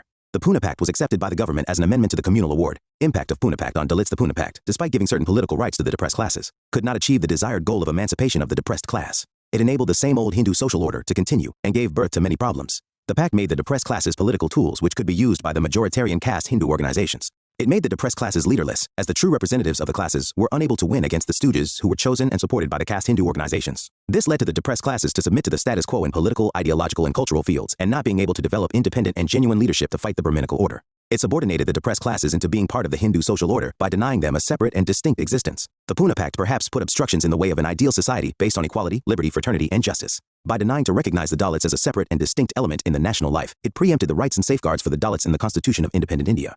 Joint electorates and its impact on depressed classes. The Working Committee of the All India Scheduled Caste Federation alleged that in the last elections held under the Government of India Act 1935, the system of joint electorates deprived the scheduled castes of the right to send true and effective representatives to the legislatures. The committee further said that the provisions of the joint electorate gave the Hindu majority the virtual right to nominate members of the scheduled castes, who were prepared to be the tools of the Hindu majority. The Working Committee of the Federation thus demanded for the restoration of the system of separate electorates and nullification of the system of joint electorates in reserved seats. Even after signing the Pune Pact, Dr. B.R. Ambedkar continued to denounce the Pune Pact till 1947. Gandhi's Harijan campaign and thoughts on caste, determined to undo the divisive intentions of the government's divide and rule policy. Gandhi gave up all his other preoccupations and launched a whirlwind campaign against untouchability, first from jail and then after his release in August 1933, from outside jail. While in jail, he set up the All India Anti-Untouchability League in September 1932 and started the Weekly Harijan in January 1933. After his release, he shifted to the Satyagraha Ashram in Wardha as he had vowed in 1930 not to return to Sabarmati Ashram unless Swaraj was won. Starting from Wardha, he conducted a Harijan tour of the country in the period from November to July, covering KMM, collecting money for his newly set up Harijan Sevak Sangh, and propagating removal of untouchability in all its forms. He urged political workers to go to villages and work for social, economic, political, and cultural upliftment of the Harijans. He undertook 2 fasts, on May 8 and August 16, 1934, to convince his followers of the seriousness of his effort and the importance of the issue. These fasts created consternation in nationalist ranks, throwing many into an emotional crisis. Throughout his campaign, Gandhi was attacked by orthodox and reactionary elements. These elements disrupted his meetings, held black flag demonstrations against him, and accused him of attacking Hinduism. They also offered support to the government against the Congress and the civil disobedience movement. The government obliged them by defeating the Temple Entry Bill in August 1934. Orthodox Hindu opinion in Bengal was against the acceptance of permanent caste Hindu minority status by the Pune Pact. Throughout his Harijan tour, social work and fasts, Gandhi stressed on certain themes. He put forward a damning indictment of Hindu society for the kind of oppression practiced on Harijans. He called for total eradication of untouchability, symbolized by his plea to throw open temples to the untouchables. He stressed the need for caste Hindus to do penance for untold miseries inflicted on Harijans. For this reason, he was not hostile to his critics such as Ambedkar. He said, "Hinduism dies if untouchability lives. Untouchability has to die if Hinduism is to live." His entire campaign was based on principles of humanism and reason. He said that the Shastras do not sanction untouchability, and if they did, they should be ignored as it was against human dignity. Gandhi was not in favor of mixing up the issue of removal of untouchability with that of intercaste marriages and interdining, because he felt that such restrictions existed among caste Hindus and among Harijans themselves, and because the All India campaign at the time was directed against disability specific to Harijans. Similarly, he distinguished between abolition of untouchability and abolition of caste system as such. On this point, he differed from Ambedkar, who advocated annihilation of the caste system to remove untouchability. Gandhi felt that whatever the limitations and defects of the Varnashram system, there was nothing sinful about it, as there was about untouchability. Untouchability, Gandhi felt, was a product of distinctions of high and low and not of the caste system itself. If it could be purged of this distinction, the Varnashram could function in such a manner that each caste would be complementary to the other rather than being higher or lower. Anyway, he hoped that believers and critics of the caste system would come together in the fight against untouchability. He believed that the removal of untouchability would have a positive impact on communal and other questions, since opposition to untouchability meant opposing the notion of highness and lowness. He was opposed to using compulsion against the orthodox Hindus, whom he called Sanatanis. They were to be won over by persuasion by appealing to their reason and their hearts. His fasts were aimed at inspiring friends and followers to redouble their work to abolish untouchability. Gandhi's Harijan campaign included a program of internal reform by Harijans covering education, cleanliness, hygiene, giving up eating of beef and carrion and consumption of liquor, and removing untouchability among themselves. Impact of the campaign. Gandhi repeatedly described the campaign as not a political movement, but as being primarily meant to purify Hinduism and Hindu society. Gradually, the campaign carried the message of nationalism to Harijans, who also happened to be the agricultural laborers in most parts of the country, leading to their increasing participation in the national and peasant movements. Ideological differences and similarities between Gandhi and Ambedkar. Gandhi, the principal architect of the Indian freedom struggle, and B.R. Ambedkar, the principal architect of the Constitution of Independent India, shared many ideas, though in many ways they held different beliefs. There is a striking similarity in the symbolism involved in some of the actions of both individuals. The burning of foreign cloth by Gandhi and the burning of Manusmriti by Ambedkar are not to be seen as mere acts of sentiment. Rather, foreign cloth and Manusmriti represented the bondage and slavery for India. So too, a pinch of salt from the ocean and a drop of water from the Mahad tank were acts of political catharsis and social philosophy. Gandhi believed that freedom was never to be bestowed but to be wrested from the authority by the people who desire it, whereas Ambedkar expected bestowing of freedom by the imperial rulers. The two leaders differed over the nature and scope of democracy as a method of government. Ambedkar advocated parliamentary system of government for independent India, but Gandhi had very little respect for the parliamentary system of governance. Gandhi believed that democracy tends to get converted into mass democracy, with a propensity for domination by leaders. Ambedkar was inclined towards mass democracy, as it could act as a pressure on the government with the advancement of the oppressed people. As a political and social activist, Ambedkar had certain principles which were very rigid, while Gandhi had no rigidities of ideology or principles except the uncompromising notion of nonviolence. Gandhi tried to put forward simple practical alternatives to the political streams of the 20th century, like liberalism, communism, and fascism. Ambedkar, on the other hand, had a natural inclination for liberal ideology and desired institutional framework and structures. Ambedkar's politics tended to highlight the aspect of Indian disunity, whereas the Gandhian politics tried to show the aspect of Indian unity. In Hind Swaraj, Gandhi tries to prove that India has always been a nation prior to the beginning of the imperial rule, and it was the British rule who broke this cultural unity. Ambedkar, on the other hand, believed in the notion that Indian unity was the byproduct of the legal system introduced by the imperial state. For Gandhi, Gramraj was Ramraj and real independence for Indians. But for Ambedkar, the status quo nature of the Indian villages denied equality and fraternity and also liberty. As the scourge of casteism and untouchability was most dominant in the rural areas of India, Ambedkar believed that Gramraj would continue the social hierarchy based on discrimination and inequality. So, he vehemently propagated that there was nothing to be proud of the Indian village system. The idea of the use of compulsion or force for social integration, as well as social reforms, was negated by Ambedkar. But the idea of proper education to make the individual desire for change, reform, and integration was the stance where the views of two leaders were the same. The two leaders also differed in their views and approaches in respect of the context of development for deprived classes. For instance, when Gandhi named the depressed classes and the untouchables as Harijan, Ambedkar denounced it as a clever scheme. Thus, when the Depressed Classes League was renamed as Harijan Sevak Sangh by Gandhi, Ambedkar left the organization by claiming that for Gandhi removal of untouchability was only a platform, not a sincere program. Ambedkar held that the center of religion must be between man, and not between man and God alone, as preached by Gandhi. In the beginning, Ambedkar too wanted to cast away the evil practices prevalent in Hinduism, in an attempt to reform and reconstruct, rather than destroy it fully. But in the later phase of his life, he left Hinduism, denouncing it as an entity which couldn't be reformed. Ambedkar denounced the Vedas and other Hindu scriptures. He believed that the Hindu scriptures do not lend themselves to a unified and coherent understanding, and reflect strong contradictions within and across sects, and the caste system and untouchability were the manifestations of the Hindu religious scriptures. On the contrary, Gandhi held that caste system in Hinduism has nothing to do with religious precepts and spirituality. For Gandhi, caste and varna are different, and caste is perversive degeneration. In political precepts, Ambedkar believed in freedom of religion, free citizenship, and separation of state and religion. Gandhi also endorsed the idea of freedom of religion, but never approved a separation of politics and religion. But religion as an agent of social change was well accepted by both leaders. Both denounced in theory and thinking anything that either decried or diminished the role of religion in the life of an individual or in the life of society. Ambedkar envisaged limited sovereign power of the state and, following from that, limited authority for the government. According to him, legal sovereign power should be limited and people should be the ultimate sovereign. Gandhi too believed in limited sovereign power of the state. According to him, absolute sovereign power of the state would annihilate the spirit and personality of an individual. Gandhi, in fact, believed in least governance being the best governance. The notions of violence and nonviolence got differing explanations from Gandhi and Ambedkar. Ambedkar held absolute nonviolence as an end and relative violence as a means, whereas Gandhi never made such a distinction and was an avowed opponent of violence of any kind. Ambedkar believed in purity of ends and justified means as just when the ends were just, whereas in Gandhian perception, it was purity of means that determined the end. Gandhi and Ambedkar differed greatly in their views concerning mechanization of production and utilization of heavy machinery.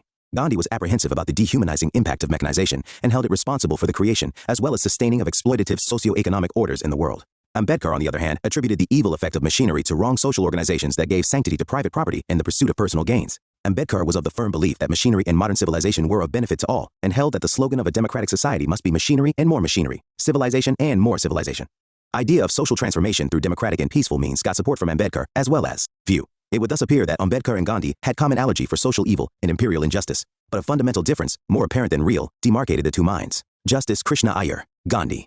They never sought a violent overthrow of any kind. Ambedkar desisted from pleading a blunt destruction of the social order, however evil it was. And like Gandhi, he wanted to solve the problem of social disharmony and disintegration through peaceful rehabilitation of the oppressed classes. The target groups of Ambedkar and Gandhi were different, even though they converged at certain points. The methods and skills of communication and mobilization of both were different. Gandhi spoke in plain local vernacular, whereas Ambedkar spoke in English. To disobey the law to make the law more just was a Gandhian principle. Its outward manifestations were non-cooperation, hartal, satyagraha, and civil disobedience. Ambedkar was more inclined towards the observance of law and constitutionality in the political process. Gandhi viewed the untouchables as an integral part of the Hindu whole, whereas Ambedkar had an ambivalent stand on the issue. Ambedkar regarded the untouchables as a religious minority and not a part of the Hindu community, and preferred to call them a political minority or minority by force. To Gandhi, untouchability was one of the many problems confronted by Indian society. To Ambedkar, untouchability was the major problem that captured his sole attention.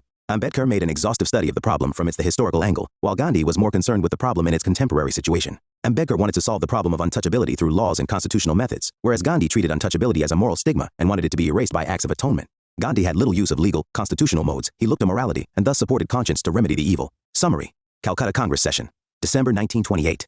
1-year ultimatum to government to accept dominion status or else civil disobedience to be launched for complete independence. Lahore Congress Session. December 1929. Congress adopted complete independence as its goal. Congress decided to launch a civil disobedience movement. January 26, 1930 was celebrated as the first Independence Day all over the country. Dandi March-April, led by Gandhi, resulted in spread of salt satyagraha to Tamil Nadu, Malabar, Andhra, Assam, Bengal. Spread of the movement with additional avenues of protest. Kudai Khidmatgars, active in NWFP textile workers, active in Sholapur. Salt satyagraha in Dharasana. No Chowkidara tax campaign in Bihar. Anti-Chowkidara and anti-union board tax in Bengal. No tax movement in Gujarat civil. Disobedience of forest laws in Maharashtra, Karnataka, and central provinces. Agitation against Cunningham Circular in Assam. No rent campaign. In up mass participation of women, students, some sections of Muslims, merchants and petty traders, tribals, workers and peasants. Gandhi-Irwin Pact March. Congress agreed to attend second RTC and to withdraw CDM. Karachi Congress Session March. Endorsed Delhi Pact between Gandhi and Irwin. Passed resolutions on economic program and fundamental rights. The Round Table Conference. The second RTC right wing in Britain against concessions to Indians. Session got deadlocked on question of safeguards to minorities. December 1931, April 1934. Second phase of civil disobedience. Movement, Communal Award 1932, and Pune Pact. Provided separate electorates to depressed classes. Nationalists felt this to be a threat to national unity. Gandhi's fast unto death September 1932 led to Pune Pact, which abandoned separate electorates for depressed classes in favor of increased reserved seats for them. Impact of Pune Pact on depressed classes. Joint electorate and its impact on depressed classes. Differences and similarities between thoughts of Gandhi and Ambedkar. Chapter 20. Debates on the future. Strategy after civil disobedience movement. Following the withdrawal of the civil disobedience movement, there was a two-stage debate on the future strategy of the nationalists. The first stage was on what course the national movement should take in the immediate future, i.e., during the phase of non-mass struggle 1934-35, and the second stage, in 1937, considered the question of office acceptance in the context of provincial elections held under the autonomy provisions of the Government of India Act 1935. The first stage debate. 3 perspectives were put forward on what the nationalists should work on immediately after the end of the civil disobedience movement. The first 2 were traditional responses, while the third one represented the rise of a strong leftist trend within the Congress. The 3 perspectives were as follows. 1. There should be constructive work on Gandhian lines. There should be a constitutional struggle and participation in elections to the central legislature due in, as advocated by M.A. Ansari, Asaf Ali, Bhulabhai Desai, S. Satyamurthy, and B.C. Roy, among others. They argued that, in a period of political apathy, elections and council work could be utilized to keep up the political interest and morale of the people. Participation in elections and council work did not amount to faith in constitutional politics. Another political front would help build up Congress and prepare the masses for the next phase. This approach would give the Congress a certain amount of prestige and confidence, and a strong presence in councils would serve as an equivalent to the movement. 3. A strong leftist trend within the Congress, represented by Nehru, was critical of both constructive work and council entry, in place of the suspended civil disobedience movement, as that would sidetrack political mass action, and divert attention from the main issue of the struggle against colonialism. Instead, this section favored resumption and continuation of non-constitutionalist mass struggle, because the situation was still revolutionary owing to continued economic crisis and the readiness of the masses to fight. Nehru's vision. Nehru said, the basic goal before Indian people as before people of the world is abolition of capitalism and establishment of socialism. He considered the withdrawal of the civil disobedience movement and council entry a spiritual defeat, a surrender of ideals, and a retreat from revolutionary to reformist mentality. He suggested that the vested interests be revised in favor of the masses by taking up the economic and class demands of peasants and workers, and landlords and capitalists, organizing masses in their class organizations, Kisan Sabhas, and trade unions. He argued that these class organizations should be allowed to affiliate with the Congress, thus influencing its policies and activities. There could be no genuine anti-imperialist struggle, he said, without incorporating the class struggle of the masses. Nehru's opposition to struggle truce, struggle strategy. A large number of congressmen led by Gandhi believed that a mass phase of movement struggle phase had to be followed by a phase of reprieve truce phase before the next stage of mass struggle could be taken up. The truce period, it was argued, would enable the masses to recoup their strength to fight and also give the government a chance to respond to the demands of the nationalists. The masses could not go on sacrificing indefinitely. If the government did not respond positively, the movement could be resumed again with the participation of the masses. This was the struggle truce struggle or STS strategy. Criticizing the STS strategy, Nehru argued that the Indian national movement had reached a stage, after the Lahore Congress call for Purna Swaraj program, in which there should be a continuous confrontation and conflict with imperialism till it was overthrown. He advocated maintenance of a continuous direct action policy by the Congress and without the interposition of a constitutionalist phase. Real power, he said, cannot be won by 2 annas and 4 annas. Against an STS strategy, he suggested a struggle victory SV strategy. Finally, yes to council entry nationalists with apprehension and British officials with hope expected a split in the Congress on Surat lines sooner or later, but Gandhi conciliated the proponents of council entry by acceding to their basic demand of permission to enter the legislatures. He said, parliamentary politics cannot lead to freedom, but those congressmen who could not, for some reason, offer satyagraha or devote themselves to constructive work should not remain unoccupied and could express their patriotic energies through council work, provided they are not sucked into constitutionalism or self-serving. Assuring the leftists, Gandhi said that the withdrawal of the civil disobedience movement did not mean bowing down before opportunists or compromising with imperialism. In May 1934, the All India Congress Committee, AICC, met at Patna to set up a parliamentary board to fight elections under the aegis of the Congress itself. Gandhi was aware that he was out of tune with powerful trends in the Congress. A large section of the intelligentsia favored parliamentary politics with which he was in fundamental disagreement. Another section was estranged from the Congress because of Gandhi's emphasis on the spinning wheel as the second lung of the nation. The Socialists led by Nehru also had differences with Gandhi. In October 1934, Gandhi announced his resignation from the Congress to serve it better in thought, word, and deed. Nehru and the Socialists thought that the British must first be expelled before the struggle for socialism could be waged, and in an anti-imperialist struggle unity around the Congress. Still, the only anti-imperialist mass organization was indispensable. Thus it was better, they felt, to gradually radicalize the Congress than to get isolated from the masses. The right wing was no less accommodating. In the elections to the Central Legislative Assembly held in November 1934, the Congress captured 45 out of 75 seats reserved for Indians. Government of India Act. Amidst the struggle of, the third RTC was held in November, again without Congress participation. The discussions led to the formulation of the Act of 1935. Main features. The Government of India Act was passed by the British Parliament in August 1935. Its main provisions were as follows. 1. An all-India federation. It was to comprise all British Indian provinces, all chief commissioners' provinces, and the Indian states, princely states.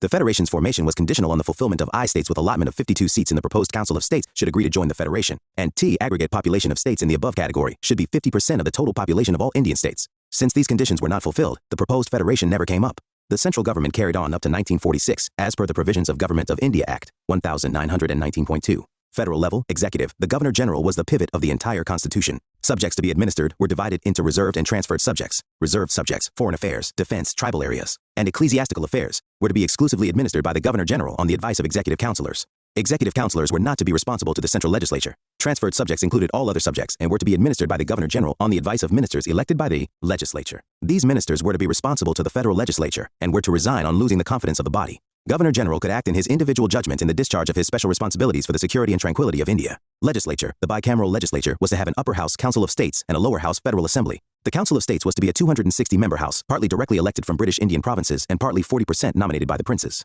The Federal Assembly was to be a 375-member house, partly indirectly elected from British Indian provinces and partly 1/3 nominated by the princes. Oddly enough, election to the Council of States was direct, and that to the Federal Assembly indirect. Council of States was to be a permanent body, with 1/3 members retiring every 3rd year. The duration of the Assembly was to be 5 years. The 3 lists for legislation purposes were to be federal, provincial, and concurrent. Members of Federal Assembly could move a vote of no confidence against ministers. Council of States could not move a vote of no confidence. The system of religion-based and class-based electorates was further extended. 80% of the budget was non-votable.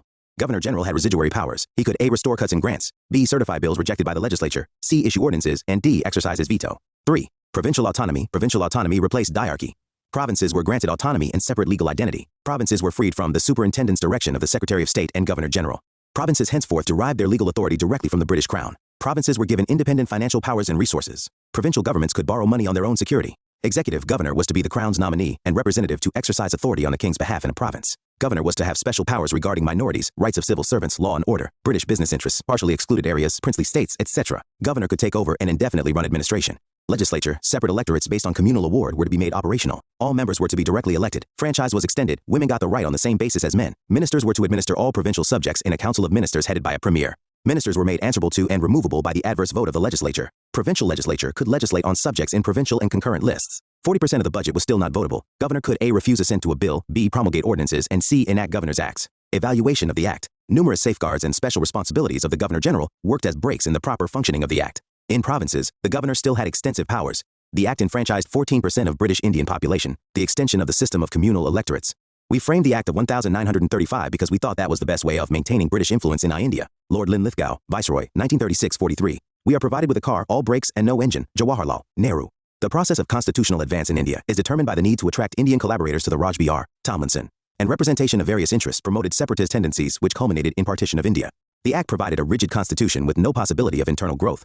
Right of amendment was reserved with the British Parliament. The long-term British strategy, suppression, could only be a short-term tactic. In the long run, the strategy was to weaken the national movement and integrate large segments of the movement into colonial, constitutional, and administrative structure. Reforms would revive the political standing of constitutionalist liberals and moderates who had lost public support during the civil disobedience movement.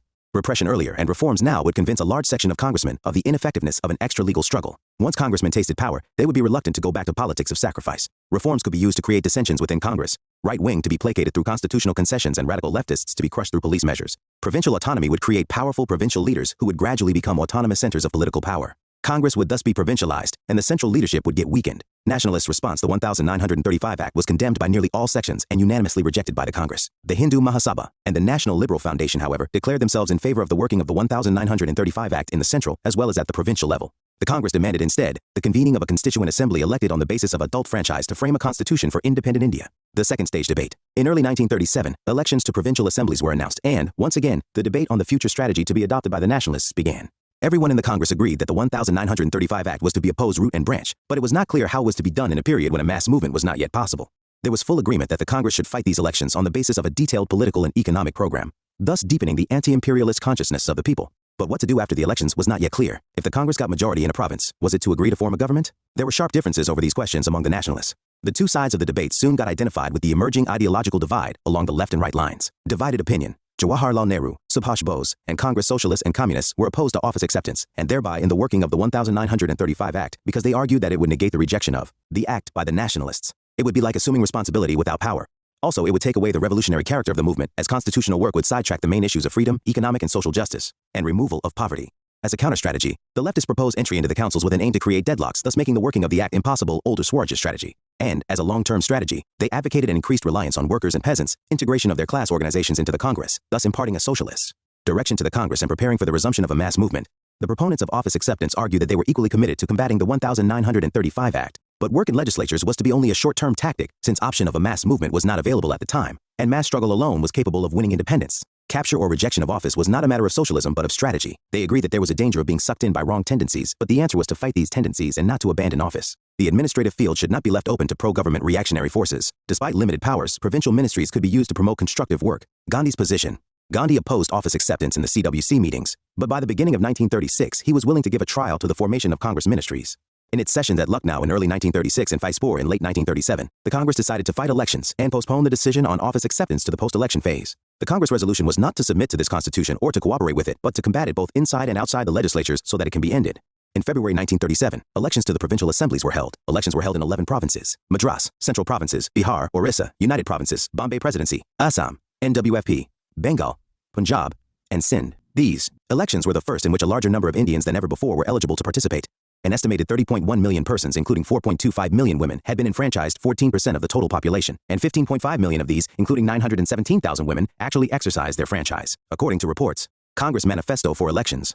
The Congress Manifesto reaffirmed total rejection of the 1935 Act and promised release of prisoners, removal of disabilities on the basis of gender and caste, radical transformation of the agrarian system, substantial reduction of rent and revenue, scaling down of rural debts, cheap credit, and right to form trade unions and to strike. Gandhi did not attend a single election meeting. Congress's performance. The Congress won out of seats it contested. There were 1,585 seats in the legislative assemblies of the 11 provinces. It got a majority in all provinces, except in Bengal, Assam, Punjab, Sindh, and the NWFP, and emerged as the largest party in Bengal, Assam, and the NWFP. Because of this performance, the prestige of the Congress rose and Nehru was reconciled to the dominant strategy of STS. Summary. First stage debate on constructive work on Gandhian lines. 2.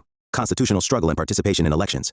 T. Rejection of constructive work in constitutional struggle. Continuation of CDM. Government of India Act, 1935 proposed, an All India Federation, bicameral legislature at the center, provincial autonomy, 3 lists for legislation, federal, provincial, and concurrent. At center, subjects to be administered divided into reserved and transferred categories. Provincial, legislators to be directly elected. Early 1937, elections to provincial assemblies held.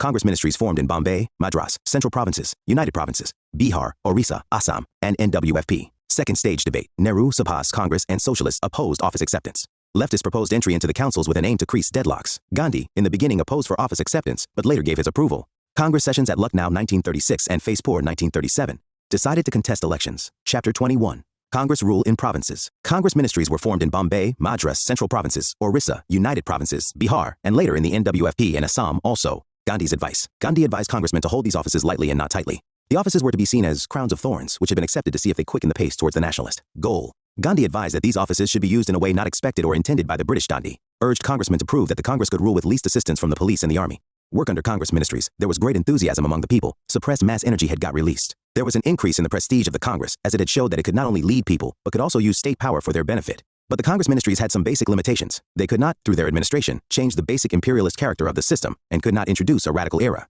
In the 28 months of Congress rule in the provinces, there were some efforts made for people's welfare. Civil liberties. The Congress ministries did much to ease curbs on civil liberties. Laws giving emergency powers were repealed. Ban on illegal organizations such as the Hindustan Seva Dal and youth leagues, and on certain books and journals was lifted. Press restrictions were lifted. Newspapers were taken out of blacklists. Confiscated arms and arms licenses were restored. Police powers were curbed, and the CID stopped shadowing politicians. Political prisoners and revolutionaries were released, and deportation and internment orders were revoked. In Bombay, lands confiscated by the government during the civil disobedience movement were restored. Pensions of officials associated with the civil disobedience movement were restored, but there were certain blemishes in the performance of the Congress ministries regarding civil liberties. Yusuf Maherli, a socialist, was arrested by the Madras government for inflammatory speeches and later released. S.S. Batliwala, a socialist, was arrested by the Madras government for seditious speech and given a 6-month sentence. Then, K. Munshi, the Bombay Home Minister, used the CID against communists and leftists. Agrarian reforms. There were certain basic constraints due to which the Congress ministries could not undertake a complete overhaul of the agrarian structure by completely abolishing zamindari. These constraints were: I. The ministries did not have adequate powers. 2. There were inadequate financial resources as a lion's share was appropriated by the government of India. Strategy of class adjustments was another hurdle since zamindars, etc. had to be conciliated and neutralized. 4.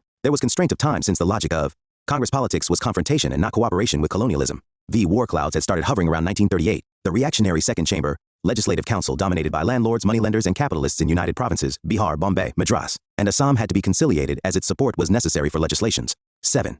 The agrarian structure was too complex. In spite of these constraints, the Congress ministries managed to legislate a number of laws relating to land reforms, debt relief, forest grazing fee, arrears of rent, land tenures, etc. But most of these benefits went to statutory and occupancy tenants, while subtenants did not gain much. Agricultural laborers did not benefit as they had not been mobilized. Attitude towards labor. The basic approach was to advance workers' interests while promoting industrial peace. This was sought to be achieved by reducing strikes as far as possible and by advocating compulsory arbitration prior to striking before the established conciliation machinery. Goodwill was sought to be created between labor and capital with mediation of ministries, while at the same time efforts were made to improve workers' condition and secure wage increases for them.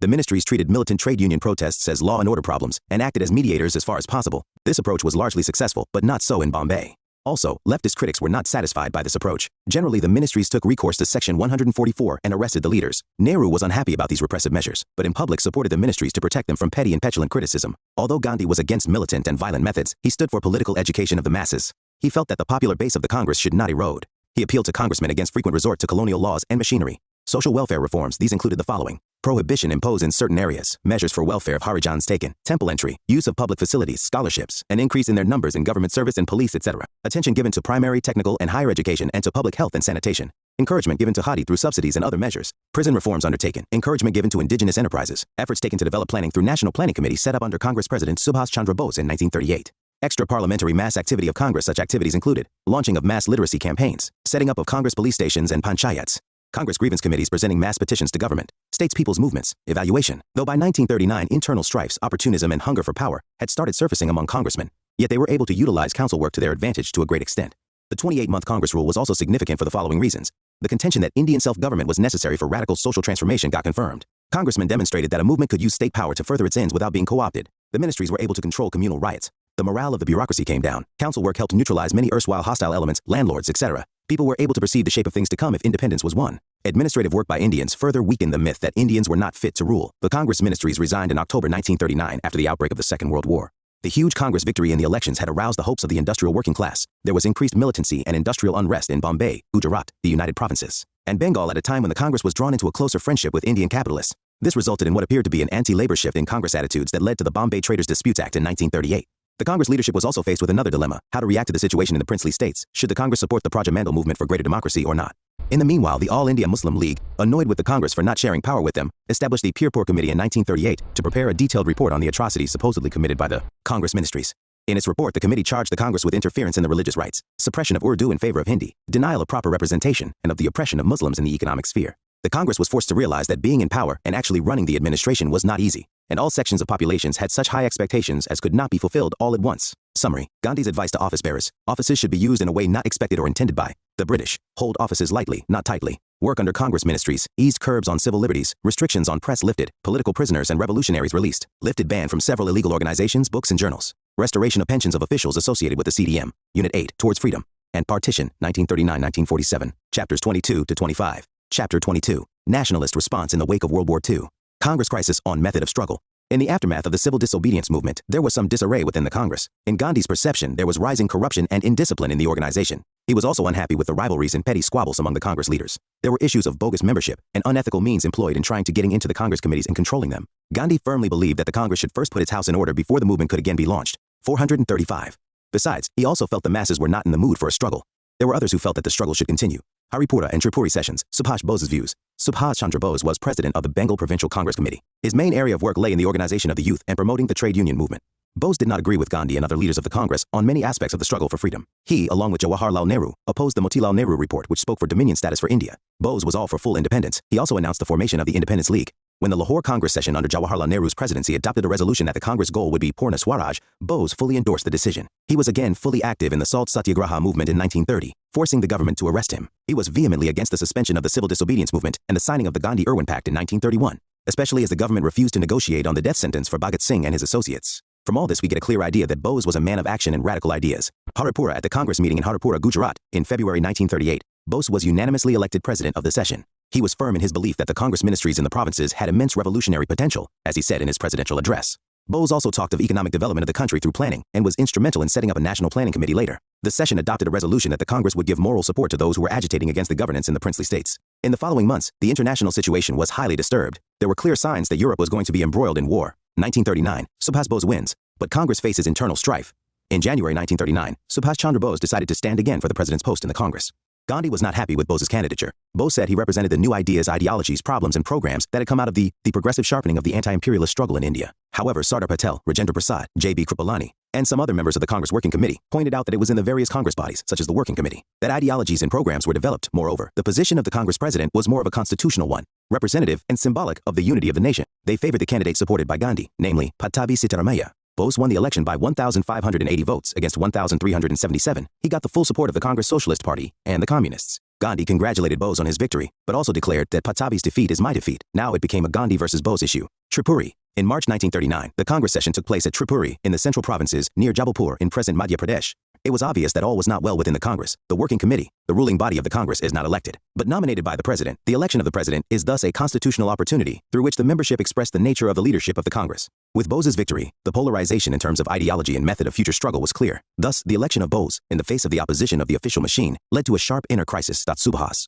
Chandra Bose had accused the Working Committee leaders of being ready to reach a compromise with the government on the matter of federation. Now, those leaders felt they could not work with a president who had publicly cast doubts on their nationalistic principles and resigned from the Working Committee.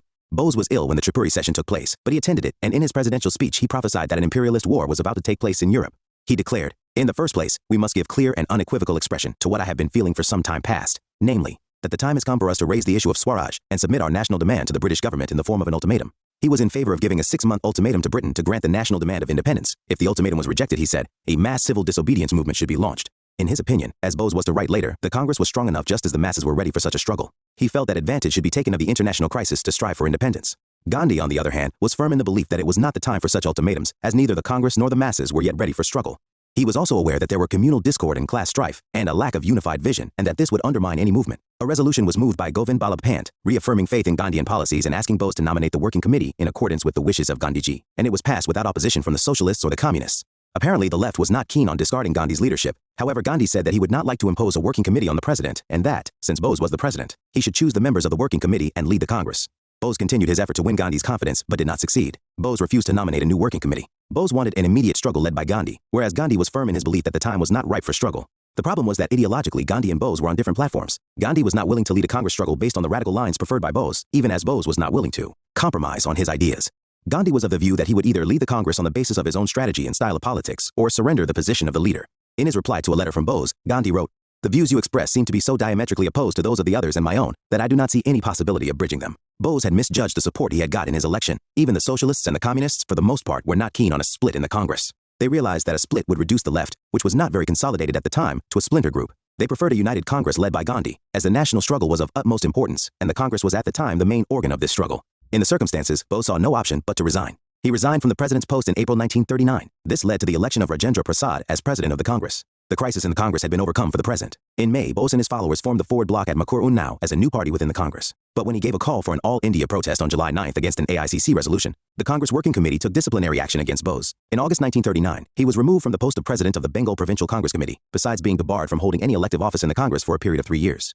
Among the resolutions at Tripuri was an interesting one relating to China. The Congress sends its greetings to the people of China and its deepest sympathy in their trials and privations in their struggle against ruthless and inhuman imperialism. It congratulates them on their heroic resistance. The Congress expresses its approval of the sending of a medical mission on its behalf to the people of China and trusts that this mission will continue to receive full support so that it may carry on its work of succor effectively and be a worthy symbol of Indian solidarity with China. Gandhi and Bose. Ideological differences.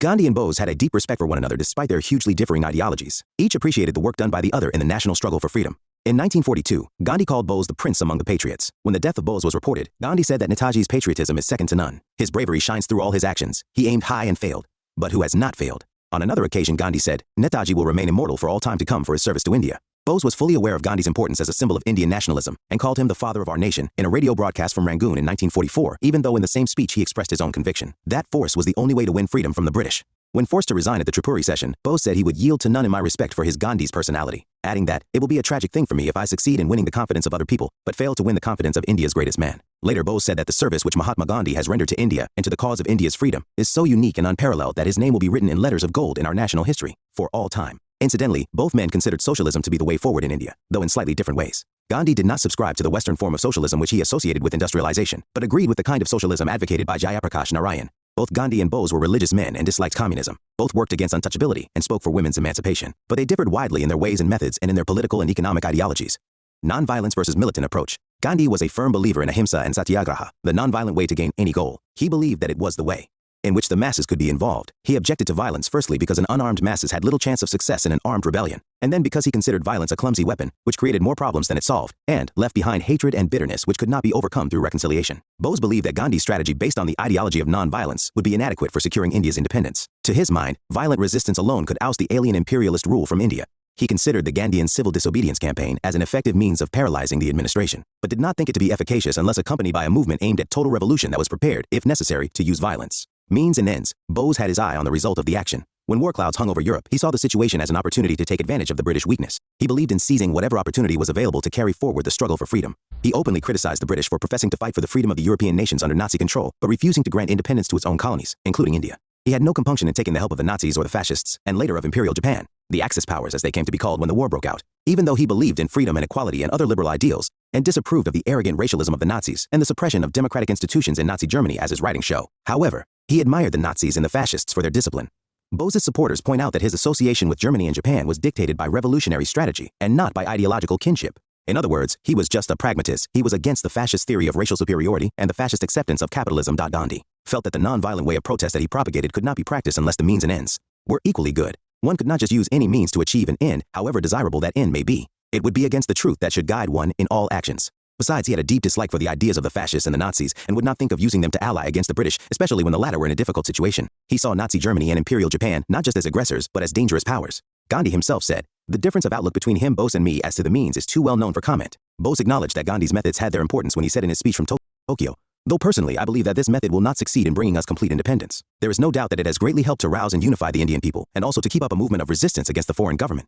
Form of government. In his early writings, Bose expressed the opinion that democracy was the acceptable political system for India. But later, he seemed to have veered towards the idea that, at least in the beginning, a democratic system would not be adequate for the process of nation rebuilding and the eradication of poverty and social inequality. In an address to students in Tokyo University in 1944, Bose is quoted as saying, "You cannot have a so-called democratic system if that system has to put through economic reforms on a socialistic basis. Therefore, we must have a political system, a state, of an authoritarian character." When Bose proclaimed, on October 21, 1943, the formation of the Provisional Government of Azad Hind Free India, He held on to his post as Supreme Commander of the Indian National Army, and also named himself Head of State, Prime Minister, and Minister for War and Foreign Affairs. He anticipated retaining the position of Head of State in a free India. This, say some scholars, indicated the authoritative streak in Bose. As early as, Bose expressed the opinion that in India there should be a synthesis of what modern Europe calls socialism and fascism. We have here the justice, the equality, the love, which is the basis of socialism, and combined with that we have the efficiency and the discipline of fascism as it stands in Europe today. He called this Samyavada. Bose admired discipline and orderly approach to anything. He admired these qualities in the fascists of Italy and in the Nazis of Germany. Indeed, it is clear from his letters that, despite his dislike of colonial power and his desire to oust the alien British rule from India, he was impressed by the methodical and systematic approach of the British and their disciplined way of life. Bose, however, was not a Nazi or a fascist, for he supported empowerment of women, secularism, and other liberal ideas. Neither was Bose a communist. He considered himself a socialist, but that was a very different thing from being a communist. He laughed at the idea of internationalism as espoused by the communists. He said nationalism was important before going on to internationalism. He also felt that the theoretical ideals found in Marx's writings could not be applied in India without a lot of modification, nor did he discard religion, which was important to him. Bose was a leftist in the sense that he was an anti-imperialist and believed in attaining complete independence. After the achievement of independence, Bose considered leftism would mean socialism. The reconstruction of national life would have to be on a socialist basis. Indeed, it would appear from many of his writings that, after an initial stage of authoritarian rule, there could be formed a new India and a happy India on the basis of the eternal principles of liberty, democracy, and socialism. Gandhi's ideas on government can be found in the Hind Swaraj 1909. It was the nearest he came to producing a sustained work of political theory. Gandhi's idealized state, his Ramrajya, a utopia in fact, did not need a representative government, a constitution, an army, or a police force.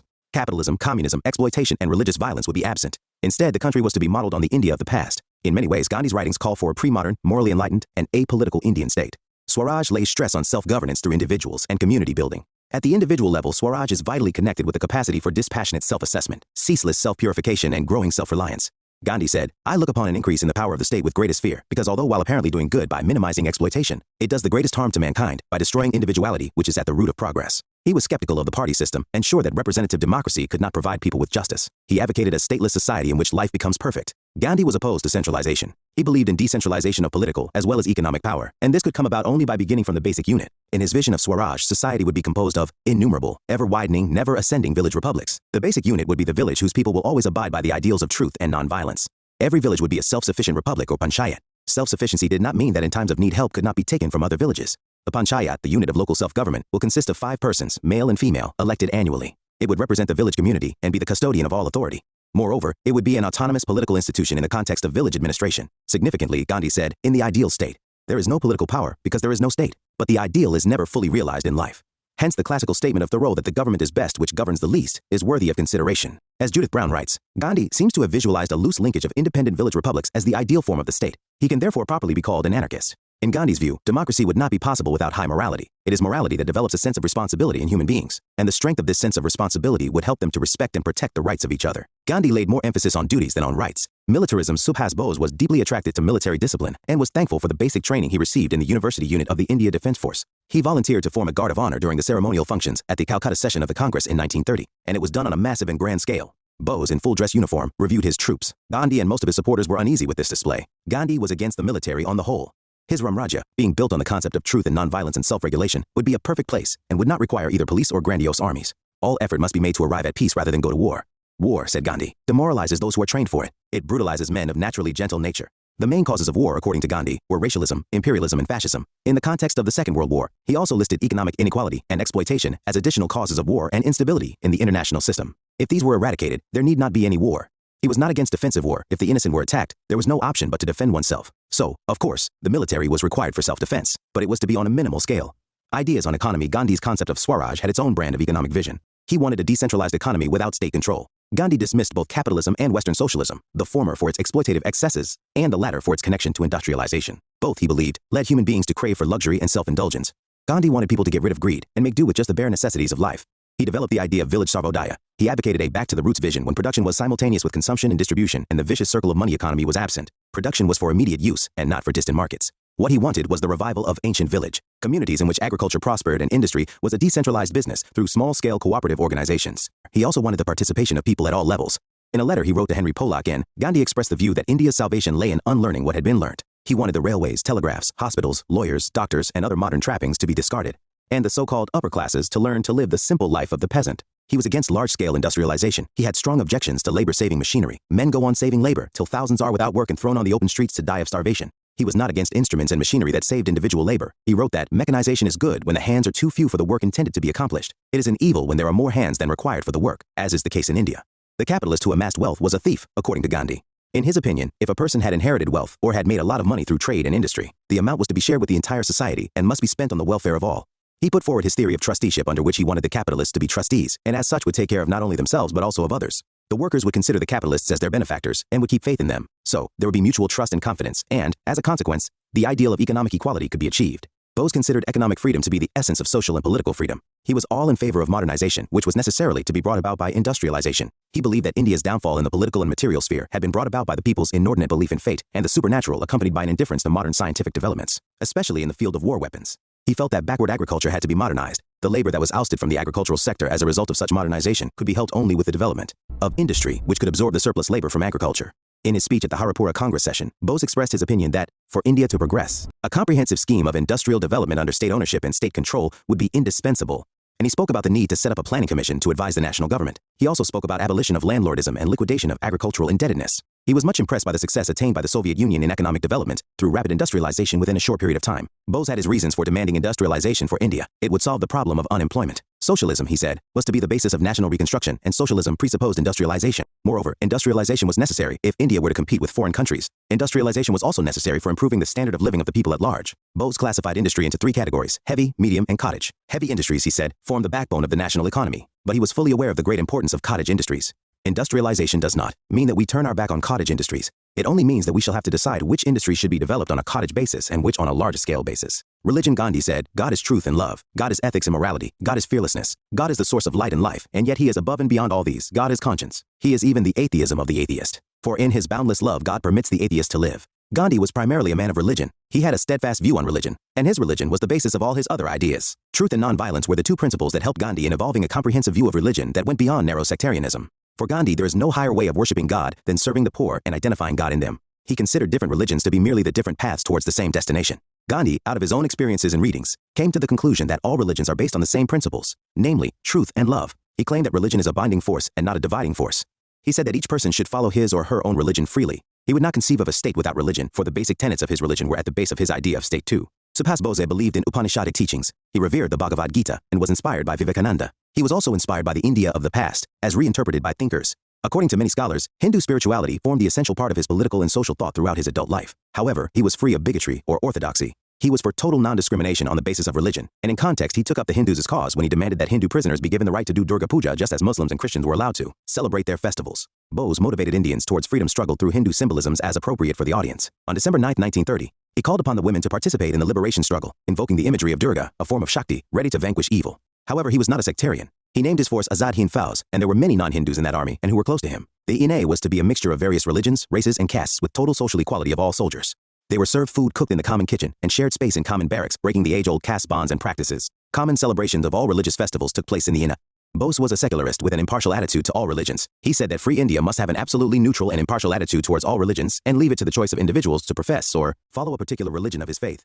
Religion is a private matter. The state has nothing to do with it. He opined that economic issues cut across communal divisions and barriers. Caste and untouchability. Gandhi's goals for society were mainly three: eradicating untouchability, maintaining the Varna distinctions of the caste system, and strengthening tolerance, modesty, and religiosity in India. Gandhi believed that one way of reinvigorating India was to wipe out untouchability, which he considered to be a pernicious practice preventing millions of peasants from realizing their dreams and aspirations.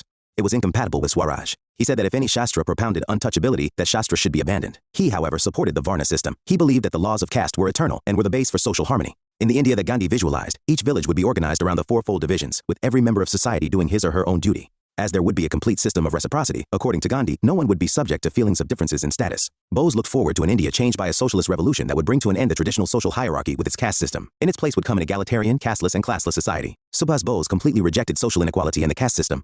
He spoke in favor of intercaste marriages. In his public speeches, Bose spoke vehemently against untouchability. He was inspired by Vivekananda in his belief that the progress of India would be possible only with uplift of the downtrodden and the so-called untouchables. Women, in Gandhi's words, to call women the weaker sex is a libel. It is man's injustice to women. Gandhi played an important role in uplifting the status of women in India. Gandhi was instrumental in bringing women out of their homes to take part in the struggle for freedom. It was, as scholars point out, the most radical of his ideas.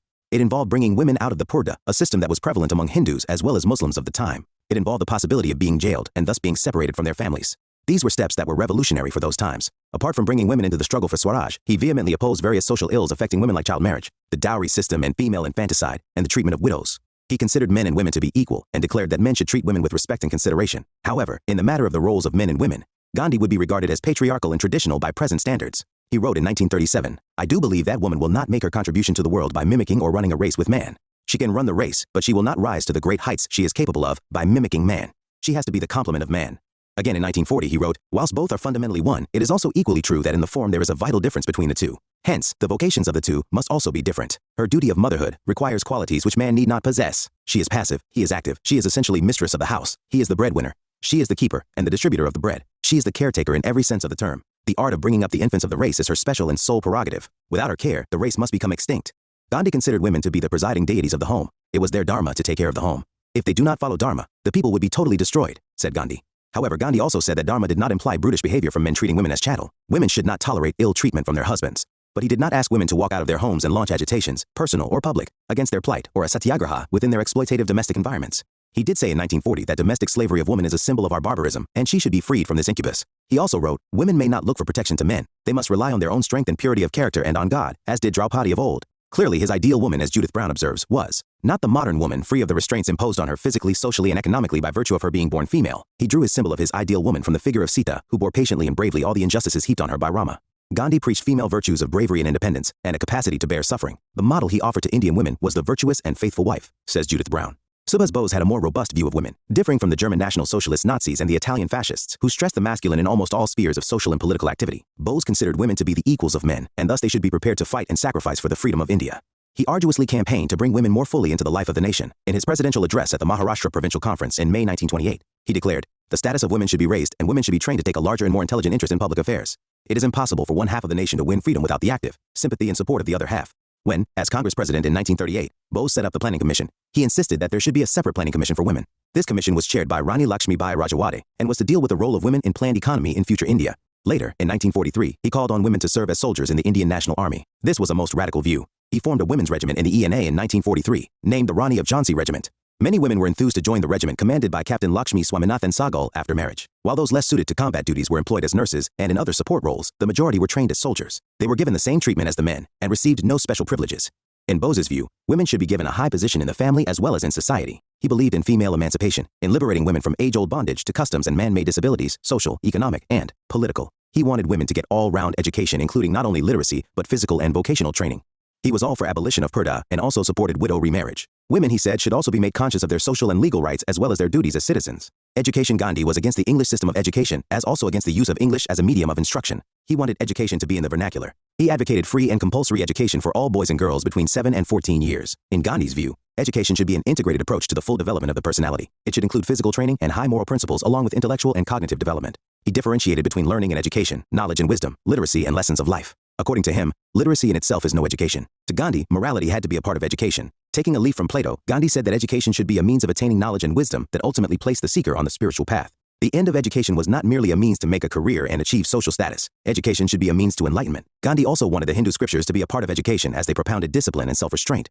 He conceived his Nai Talim, or basic education for all, in 1937. Nai Talim aimed to impart education that would lead to freedom from ignorance, illiteracy, superstition, psyche of servitude, and many more taboos that inhibited free thinking of a free India. This scheme of education was to emphasize on holistic training of mind and body, so along with academics there was to be purposeful manual labor. Handicrafts, art, and drawing were the most fundamental teaching tools in Nai Talim.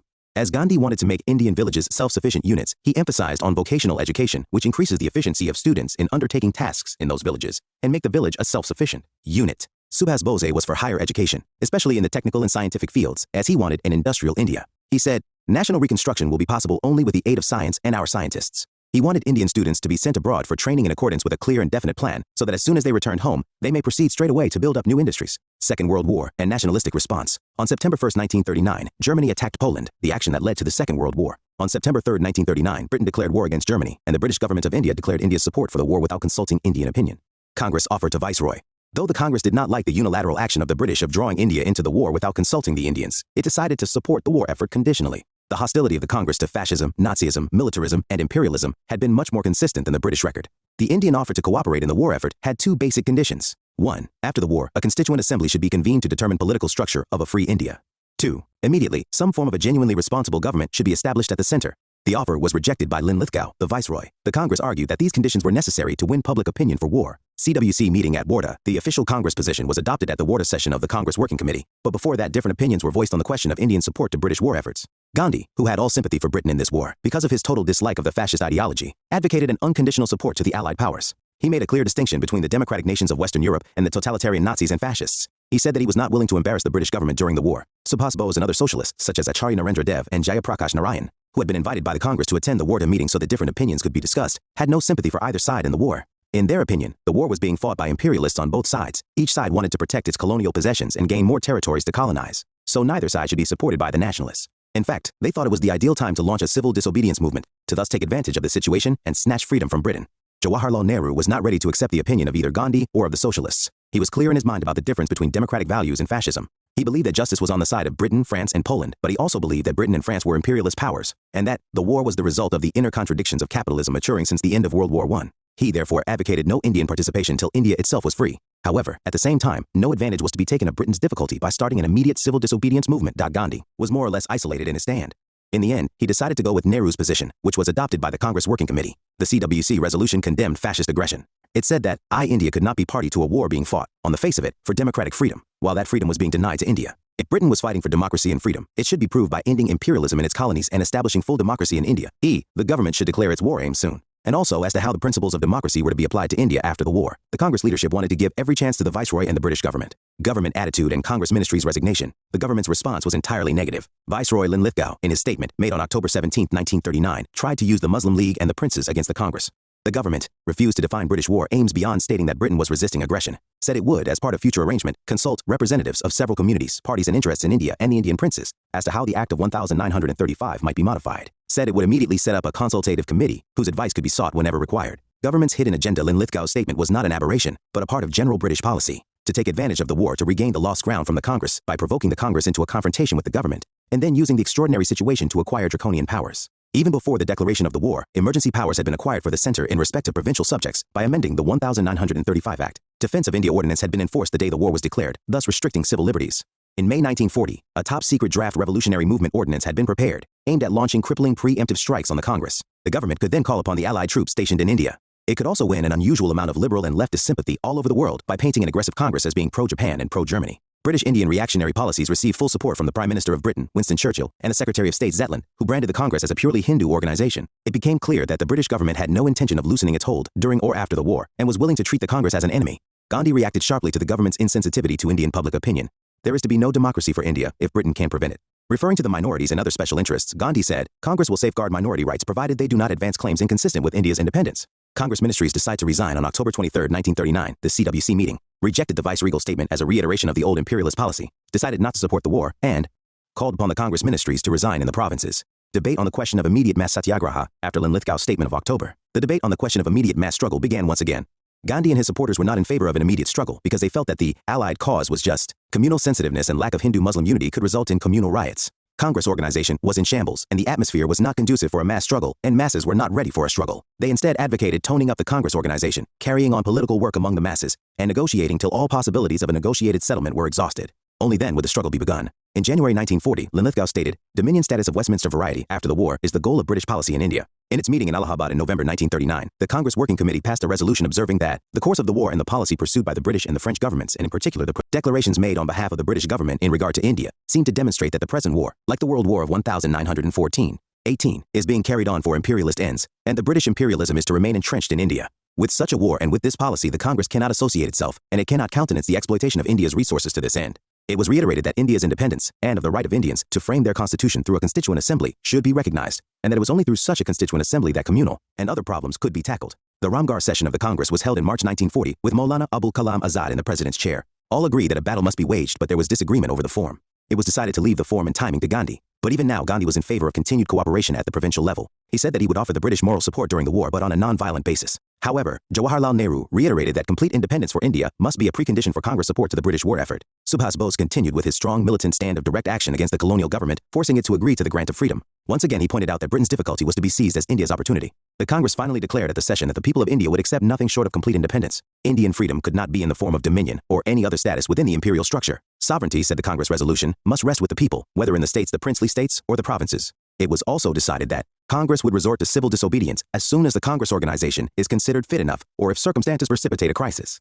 Pakistan Resolution, Lahore, March 1940. The Muslim League passed a resolution calling for grouping of geographically contiguous areas where Muslims are in majority northwest. east into independent states in which constituent units shall be autonomous and sovereign, and adequate safeguards to Muslims where they are in minority. August offer. Hitler's astounding success and the fall of Belgium, Holland, and France put England in a conciliatory mood. As the war in Europe had undertaken a new turn, the dominant Congress leadership was again in a dilemma. Both Gandhi and Nehru strongly opposed the idea of taking advantage of Britain's position. The Congress was ready to compromise, asking the British government to let it form an interim government during the war period, but the government was not interested. The government came up with its own offer to get the cooperation of India in the war effort. Linlithgow announced the August offer August 1940, which proposed Dominion status as the objective for India, expansion of Viceroy's Executive Council which would have a majority of Indians who would be drawn from major political parties, setting up of a constituent assembly after the war where mainly Indians would decide the constitution according to their social, economic, and political conceptions, subject to fulfillment of the obligation of the government regarding defense, minority rights, treaties with states, all India services, and no future constitution to be adopted without the consent of minorities. Responses: the Congress rejected the August offer. Nehru said, Dominion status concept is dead as a doornail.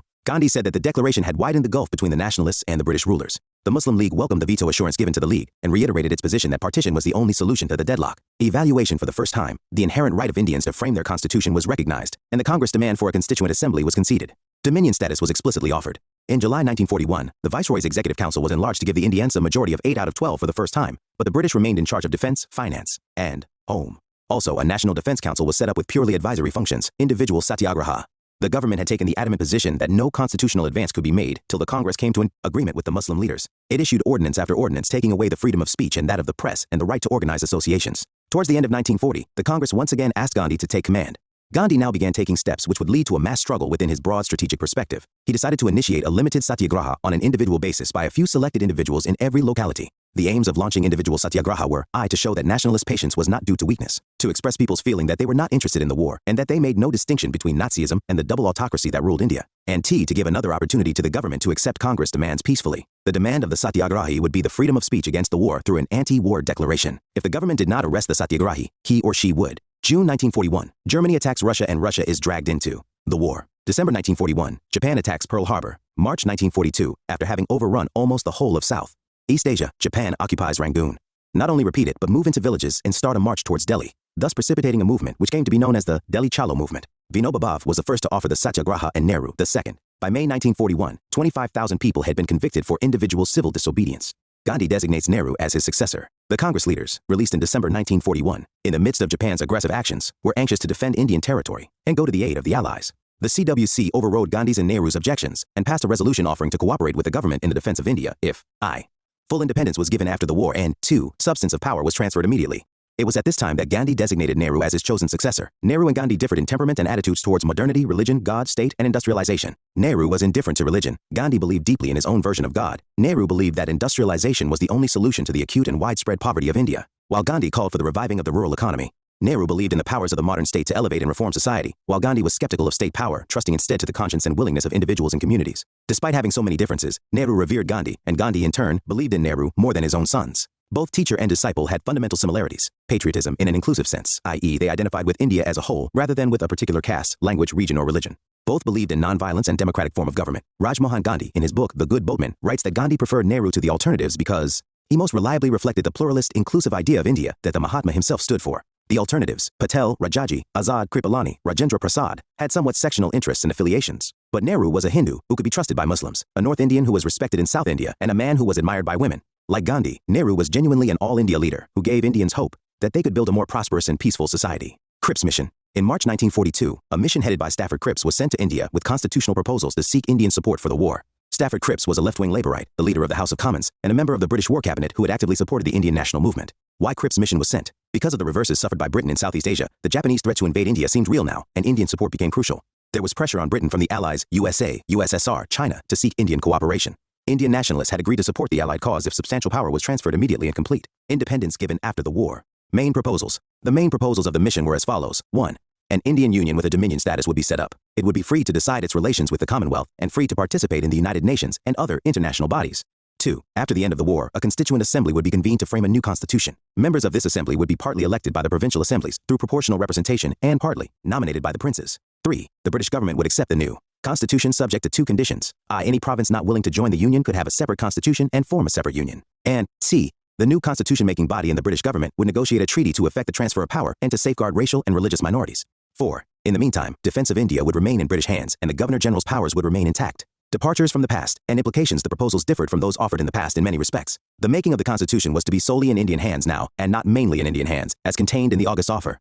A concrete plan was provided for the Constituent Assembly. Option was available to any province to have a separate constitution. A blueprint for India's partition.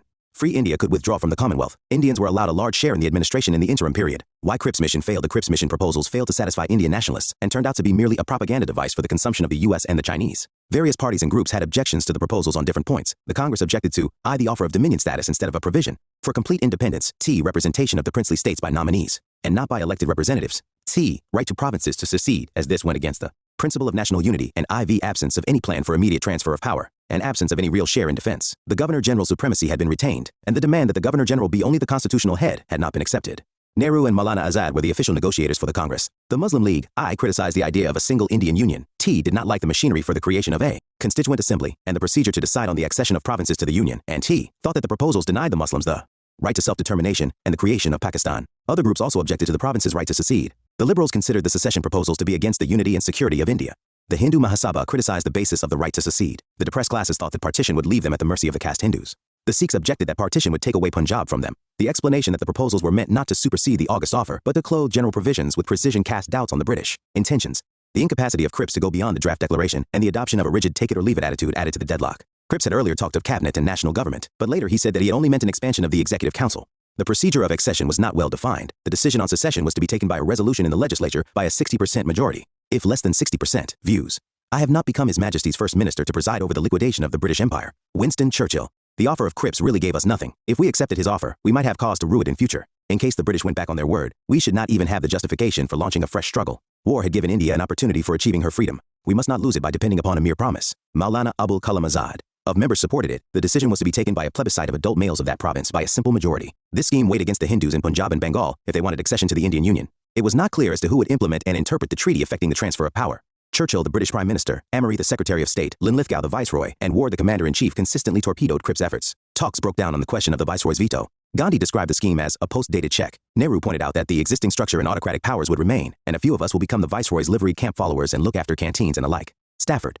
Cripps returned home leaving behind a frustrated and embittered Indian people who, though still sympathizing with the victims of fascist aggression, felt that the existing situation in the country had become intolerable and that the time had come for a final assault on imperialism. Summary. Congress stand on World War II. It would cooperate in the war effort if I.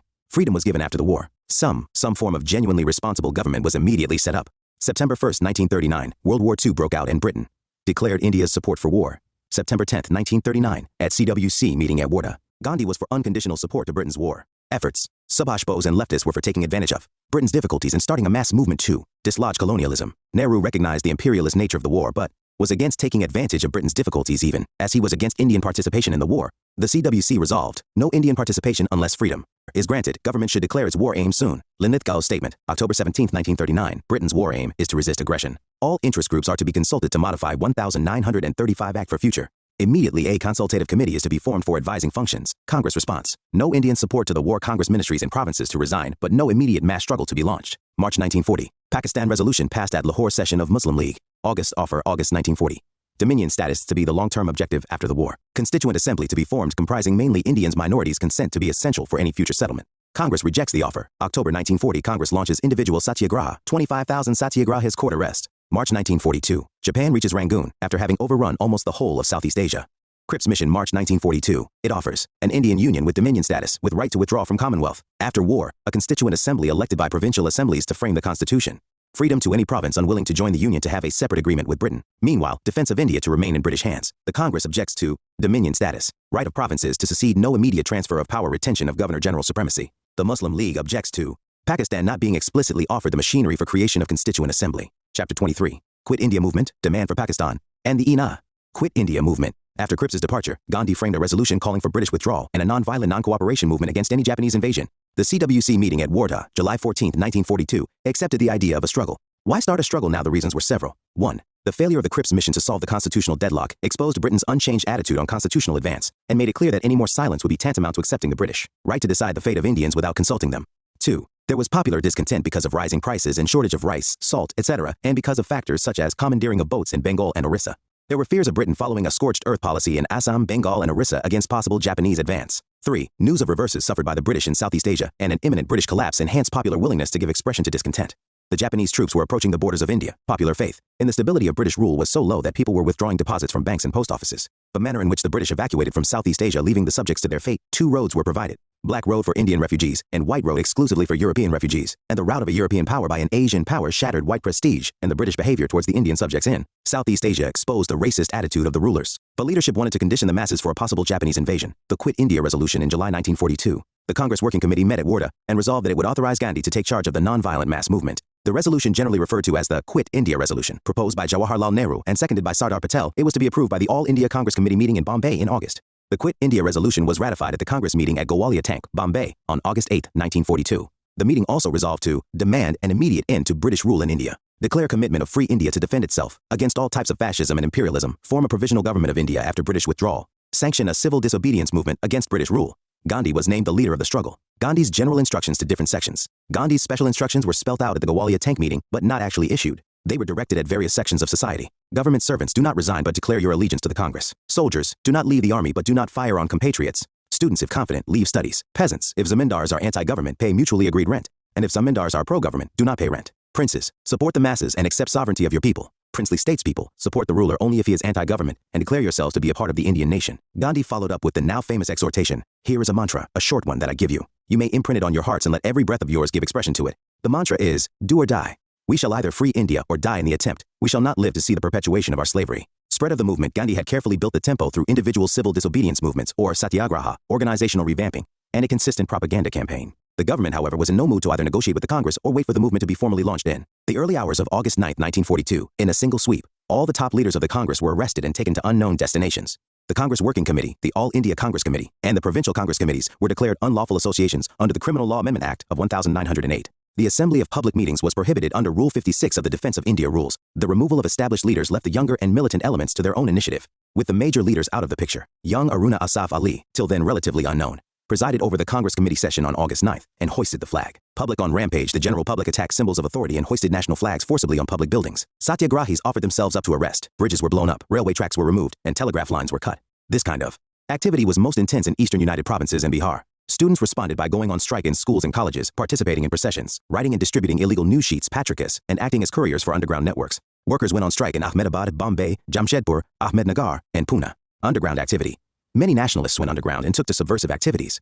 The participants in these activities were the Socialists, Forward Bloc members, Gandhi Ashramites, Revolutionary Nationalists, and local organizations in Bombay, Pune, Satara, Baroda, and other parts of Gujarat, Karnataka, Kerala, Andhra, United Provinces, Bihar, and Delhi. The main personalities taking up underground activity were Ramanohar Lohia, Jayaprakash Narayan, Aruna Asaf Ali, Usha Mehta, Biju Patnaik, Chotupai Puranik, Akyu Patwardhan, Sucheta Kripalani, and R.P. Goenka.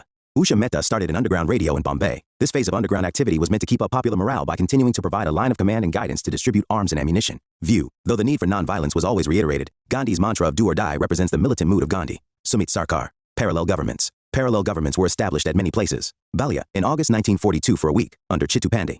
He got many Congress leaders released. Tamluk, Midnapore, from December 1942 to September 1944. Jatiya Sarkar undertook cyclone relief work, sanctioned grants to schools, supplied paddy from the rich to the poor, organized Vidyut Vahinis, etc. Satara, mid-1943 to 1945, named Prati Sarkar, was organized under leaders like Y.B. Chavan, Nana Patil, etc. Village libraries and Yayadan mandals were organized. Prohibition campaigns were carried on, and Gandhi marriages were organized. Active help was provided by businessmen through donations, shelter, and material help. Students acting as couriers, simple villagers by refusing information to authority, pilots and train drivers by delivering bombs and other material, and government officials including police who passed on secret information to the activists. Extent of mass participation. The participation was on many levels. Youth, especially the students of schools and colleges, remained in the forefront. Women, especially school and college girls, actively participated and included Aruna Asaf Ali, Sucheta Kripalani, and Usha Mehta. Workers went on strikes and faced repression. Peasants of all strata were at the heart of the movement. Even some zamindars participated. These peasants concentrated their offensive on symbols of authority, and there was complete absence of anti-zamindar violence. Government officials, especially those belonging to lower levels in police and administration, participated, resulting in erosion of government loyalty. Muslims helped by giving shelter to underground activists. There were no communal clashes during the movement. The communists did not join the movement in the wake of Russia, where the communists were in power, being attacked by Nazi Germany. The communists began to support the British war against Germany, and the imperialist war became the People's War. The Muslim League opposed the movement, fearing that if the British left India at that time, the minorities would be oppressed by the Hindus. The Hindu Mahasabha boycotted the movement. The princely states showed a low-key response. Government repression. Although martial law was not applied, the repression was severe. Agitating crowds were lathi-charged, tear-gassed, and fired upon. The number of those killed is estimated at 10,000. The press was muzzled. The military took over many cities. Police and secret service reigned supreme. Rebellious villages were fined heavily, and in many villages, mass flogging was done. Estimate. Left without leaders, there was no restraint and violence became common. Main storm centers of the movement were in eastern United Provinces, Bihar, Midnapur, Maharashtra, Karnataka. Students, workers, and peasants were the backbone of the movement, while the upper classes and the bureaucracy remained largely loyal. Loyalty to government suffered considerable erosion. This also showed how deep nationalism had reached. The movement established the truth that it was no longer possible to rule India without the wishes of Indians. The element of spontaneity was higher than before, although a certain degree of popular initiative had been sanctioned by the leadership itself, subject to limitations of the instructions. Also, the Congress had been ideologically, politically, and organizationally preparing for the struggle for a long time. The great significance was that the movement placed the demand for independence on the immediate agenda of the national movement. After Quit India, there could be no retreat. In this struggle, the common people displayed unparalleled heroism and militancy. The repression they faced was the most brutal, and the circumstances under which resistance was offered were most adverse. Gandhi fasts. In February 1943, Gandhi started a fast as an answer to an exhortation by the government to condemn violence. The fast was directed against the violence of the state. The popular response to the news of the fast was immediate and overwhelming. Protests were organized at home and abroad through hurdles, demonstrations, and strikes. 3 members of the Viceroy's Executive Council resigned. The fast achieved the following. Public morale was raised. Anti-British feeling was heightened. An opportunity was provided for political activity. Government's high-handedness was exposed. Gandhi got the better of his opponents and refused to oblige by dying. On March 23, 1943, Pakistan Day was observed. Famine of 1943. The horror and inconveniences of war were increased by the famine of 1943. The worst affected areas were southwest Bengal, comprising the Tamil-Kontai Diamond Harbor region, Dhaka, Faridpur, Tipura, and Noakhali. Around 1.5 to 3 million people perished in this basically man-made famine. The epidemics, malaria, cholera, and smallpox, malnutrition, and starvation. The fundamental causes of the famine were as follows. 1. The need to feed a vast army diverted foodstuffs. 2. Rice imports from Burma and Southeast Asia had been stopped. 3. The famine got aggravated by gross mismanagement and deliberate profiteering. Rationing methods were belated and were confined to big cities. Rajagopalachari formula. Meanwhile, efforts were on to solve the ongoing constitutional crisis, and some individuals also tried to come up with constitutional proposals. The formula. C. Rajagopalachari Cr., the veteran Congress leader, prepared a formula for Congress-League cooperation in 1944. It was a tacit acceptance of the League's demand for Pakistan. Gandhi supported the formula. The main points in the CR plan were Muslim League to endorse Congress' demand for independence, League to cooperate with Congress in forming a provisional government at center. After the end of the war, the entire population of Muslim-majority areas in the northwest and northeast India to decide by a plebiscite whether or not to form a separate sovereign state. In case of acceptance of partition, agreement to be made jointly for safeguarding defense, commerce, communications, etc. The above terms to be operative only if England transferred full powers to India. Objections. Jinnah wanted the Congress to accept the two-nation theory. He wanted only the Muslims of northwest and northeast to vote in the plebiscite and not the entire population. He also opposed the idea of a common center. While the Congress was ready to cooperate with the League for the independence of the Indian Union, the League did not care for independence of the Union. It was only interested in a separate nation. Hindu leaders led by Veer Savarkar condemned the CR plan. Desai-Liaquat Pact. Efforts continued to end the deadlock. Bhulabhai Desai, leader of the Congress Party in the Central Legislative Assembly, met Liaquat Ali Khan, deputy leader of the Muslim League in that assembly, and both of them came up with the draft proposal for the formation of an interim government at the center, consisting of an equal number of persons nominated by the Congress and the League in the Central Legislature, 20% reserved seats for minorities. No settlement could be reached between the Congress and the League on these lines, but the fact that a sort of parity between the Congress and the League was decided upon had far-reaching consequences. Revolt plan. Although the war in Europe came to an end in May 1945, the Japanese threat still remained. The Conservative government in Britain led by Churchill was keen to reach a solution on the constitutional question in India. The Viceroy, Lord Revolt, was permitted to start negotiations with Indian leaders.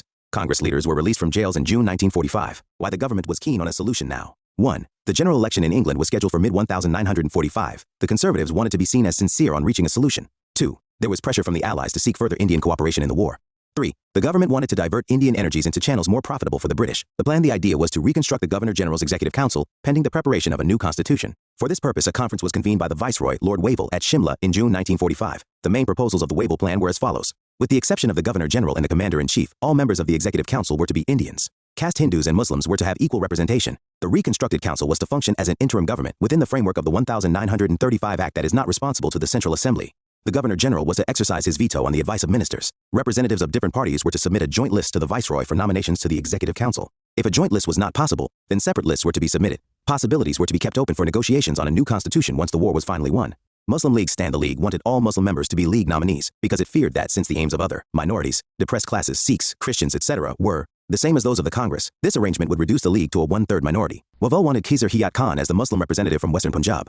The League claimed some kind of veto in the council, with decisions opposed to Muslims needing a two-thirds majority for approval. The Congress objected to the plan as an attempt to reduce the Congress to the status of a purely caste Hindu party, and insisted on its right to include members of all communities among its nominees. Revolt's mistake. Revolt announced a breakdown of talks, thus giving the League a virtual veto. This strengthened the League's position, as was evident from the elections in, and boosted Jinnah's position, and exposed the real character of the conservative government of Churchill. The Indian National Army and Subhash Chandra Bose was an intrepid man. He had always shown a militant streak and reacted violently to any insult of Indians by the Europeans. He passed the Indian Civil Services examination, securing 4th position, but resigned from the service in 1921 to join the struggle for freedom by becoming a member of the Congress.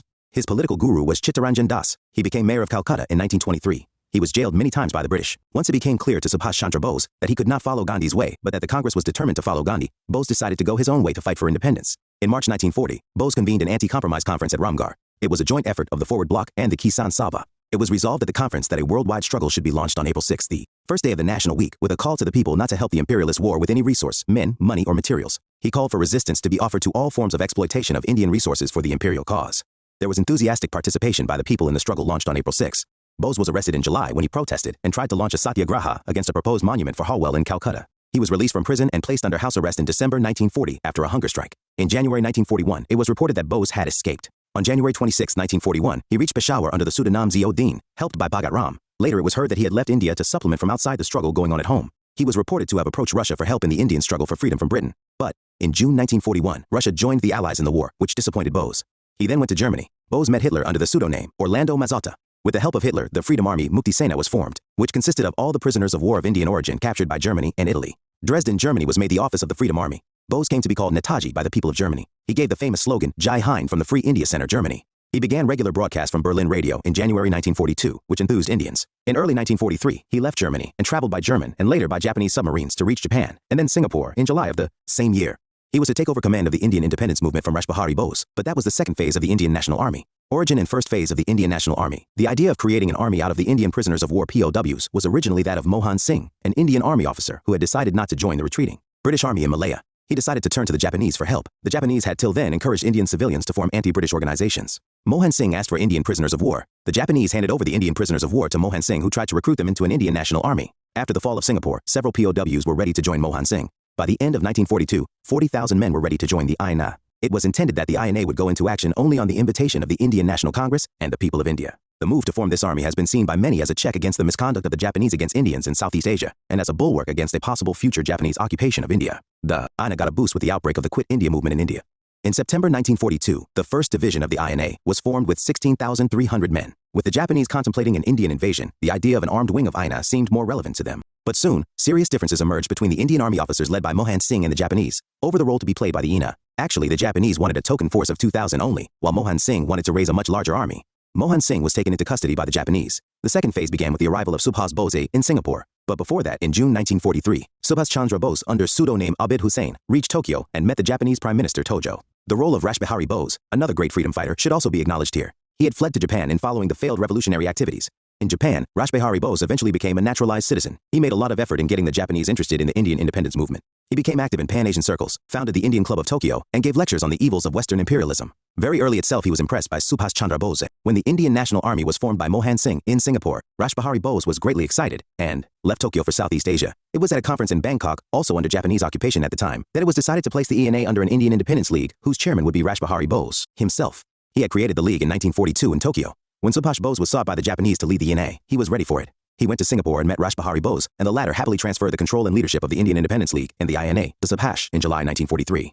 It must be noted that it was on the organizational spadework done by Rashbihari Bose that Subhas Bose could build up the Indian National Army. Subhas Bose became supreme commander of the ENA on August 25.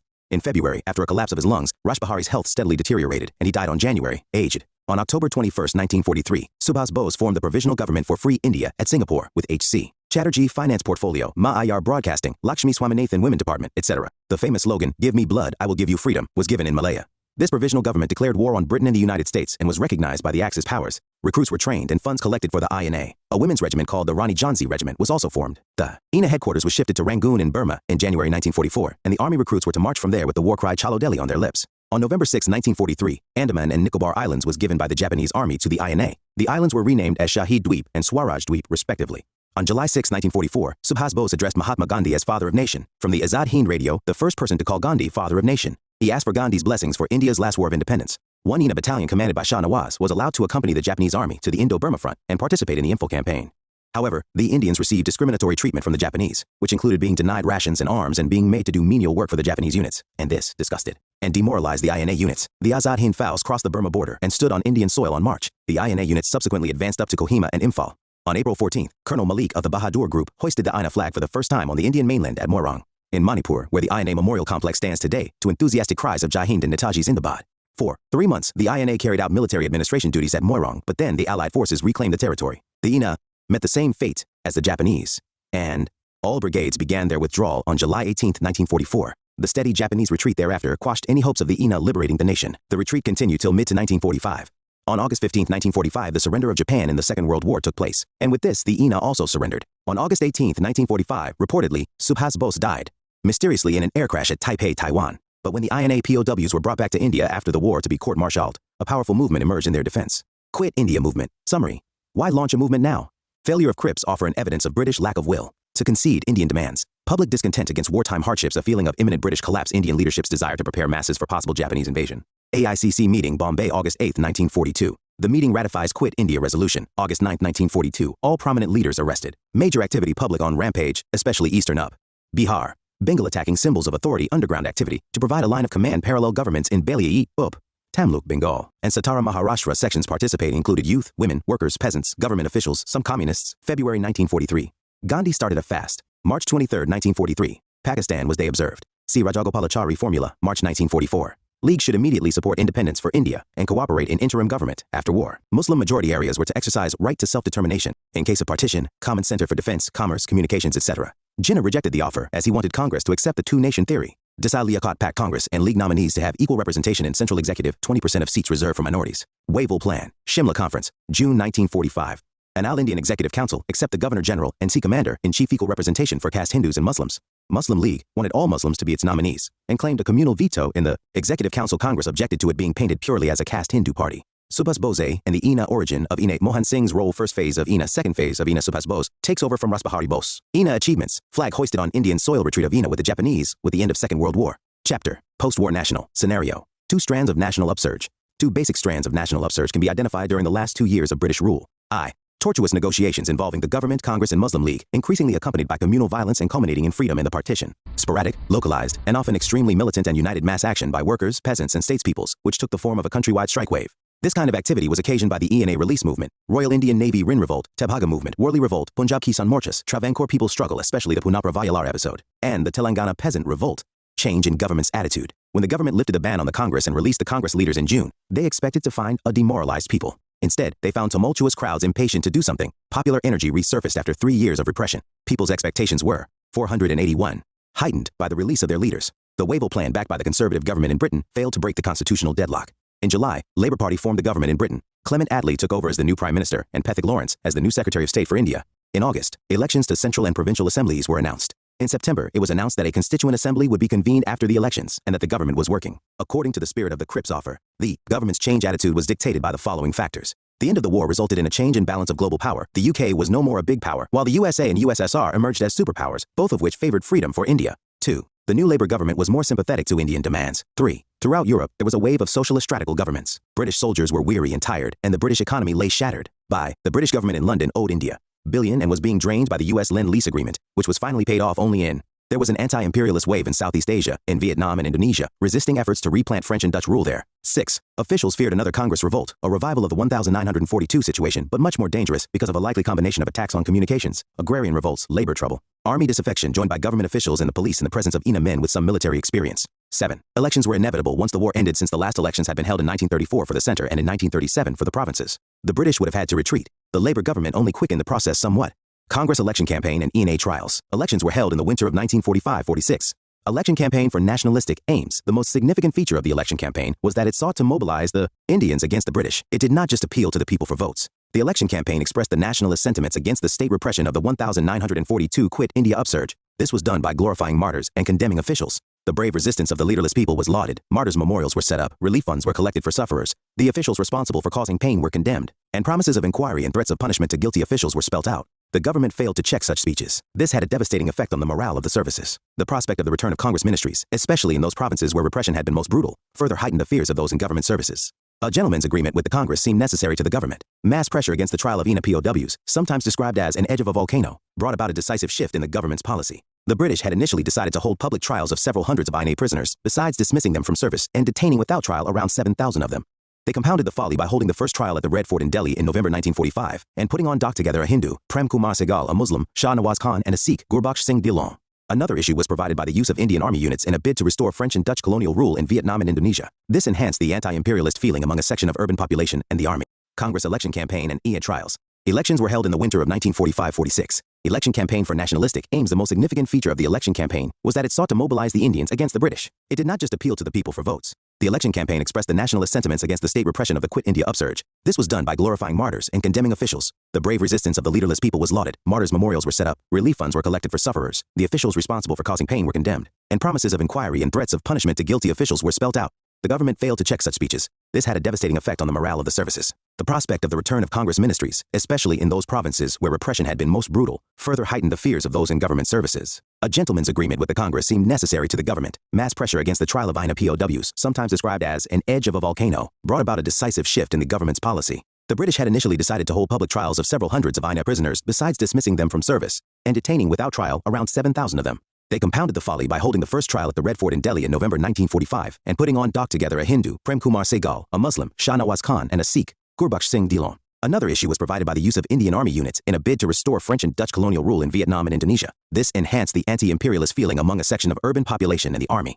Congress support for INA prisoners. At the first post-war Congress session in September 1945 at Bombay, a strong resolution was adopted declaring Congress support for the INA cause. Defense of INA prisoners in the court was organized by Vallabhbhai Desai, Tej Bahadur Sapru, Kailash Nath Kechu, Jawaharlal Nehru, and Asaf Ali. INA Relief and Inquiry Committee distributed small sums of money and food and helped arrange employment for the affected. Fund collection was organized. The INA agitation, a landmark on many counts. The high pitch and intensity at which the campaign for the release of INA prisoners was conducted was unprecedented. The agitation got wide publicity through extensive press coverage with daily editorials, distribution of pamphlets often containing threats of revenge, graffiti conveying similar messages, holding of public meetings, and celebrations of INA Day, November 12, 1945, and INA Week, November 5, 11. Campaign spread over a wide area of the country and witnessed the participation of diverse social groups and political parties. While the nerve centers of the agitation were Delhi, Bombay, Calcutta, Madras, United Provinces towns, and Punjab, the campaign spread to distant places such as Coorg, Baluchistan, and Assam.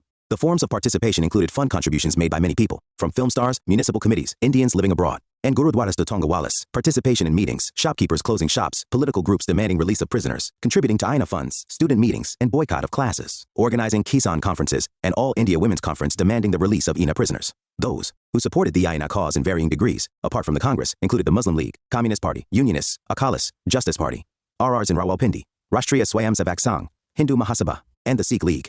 Pro-INA sentiments surfaced in traditional bulwarks of the Raj. Government employees collected funds. The loyalists, the gentlemen with titles, appealed to the government to abandon the trials for good Indo-British relations. Men of the armed forces were unexpectedly sympathetic and attended meetings, received those released often in uniforms, and contributed funds. The central theme became the questioning of Britain's right to decide a matter concerning Indians. Britain realized the political significance of the INA issue, which with each day assumed more and more of an Indian versus British color. 3 upsurges. Winter of 1945-46. The nationalist sentiment, which reached a crescendo around the INA trials, developed into violent confrontations with the authority in the winter of 1945-46. There were 3 major upsurges: November 1, 1945, in Calcutta over the INA trials; February 2, 1946, in Calcutta against the 7-year sentence to INA officer Rashid Ali; February 3, 1946, in Bombay, strike by the Royal Indian Navy ratings. 3-stage pattern. All 3 upsurges showed a similar 3-stage pattern. Stage 1. When a group defies authority and is repressed in the first instance of this stage, November 21, 1945, a student procession comprising some forward bloc sympathizers, Student Federation of India SFI activists, and Islamia college students who had joined up with the League in the Congress, tied flags as a symbol of anti-imperialist unity, marched to Dalhousie Square, the seat of government in Calcutta.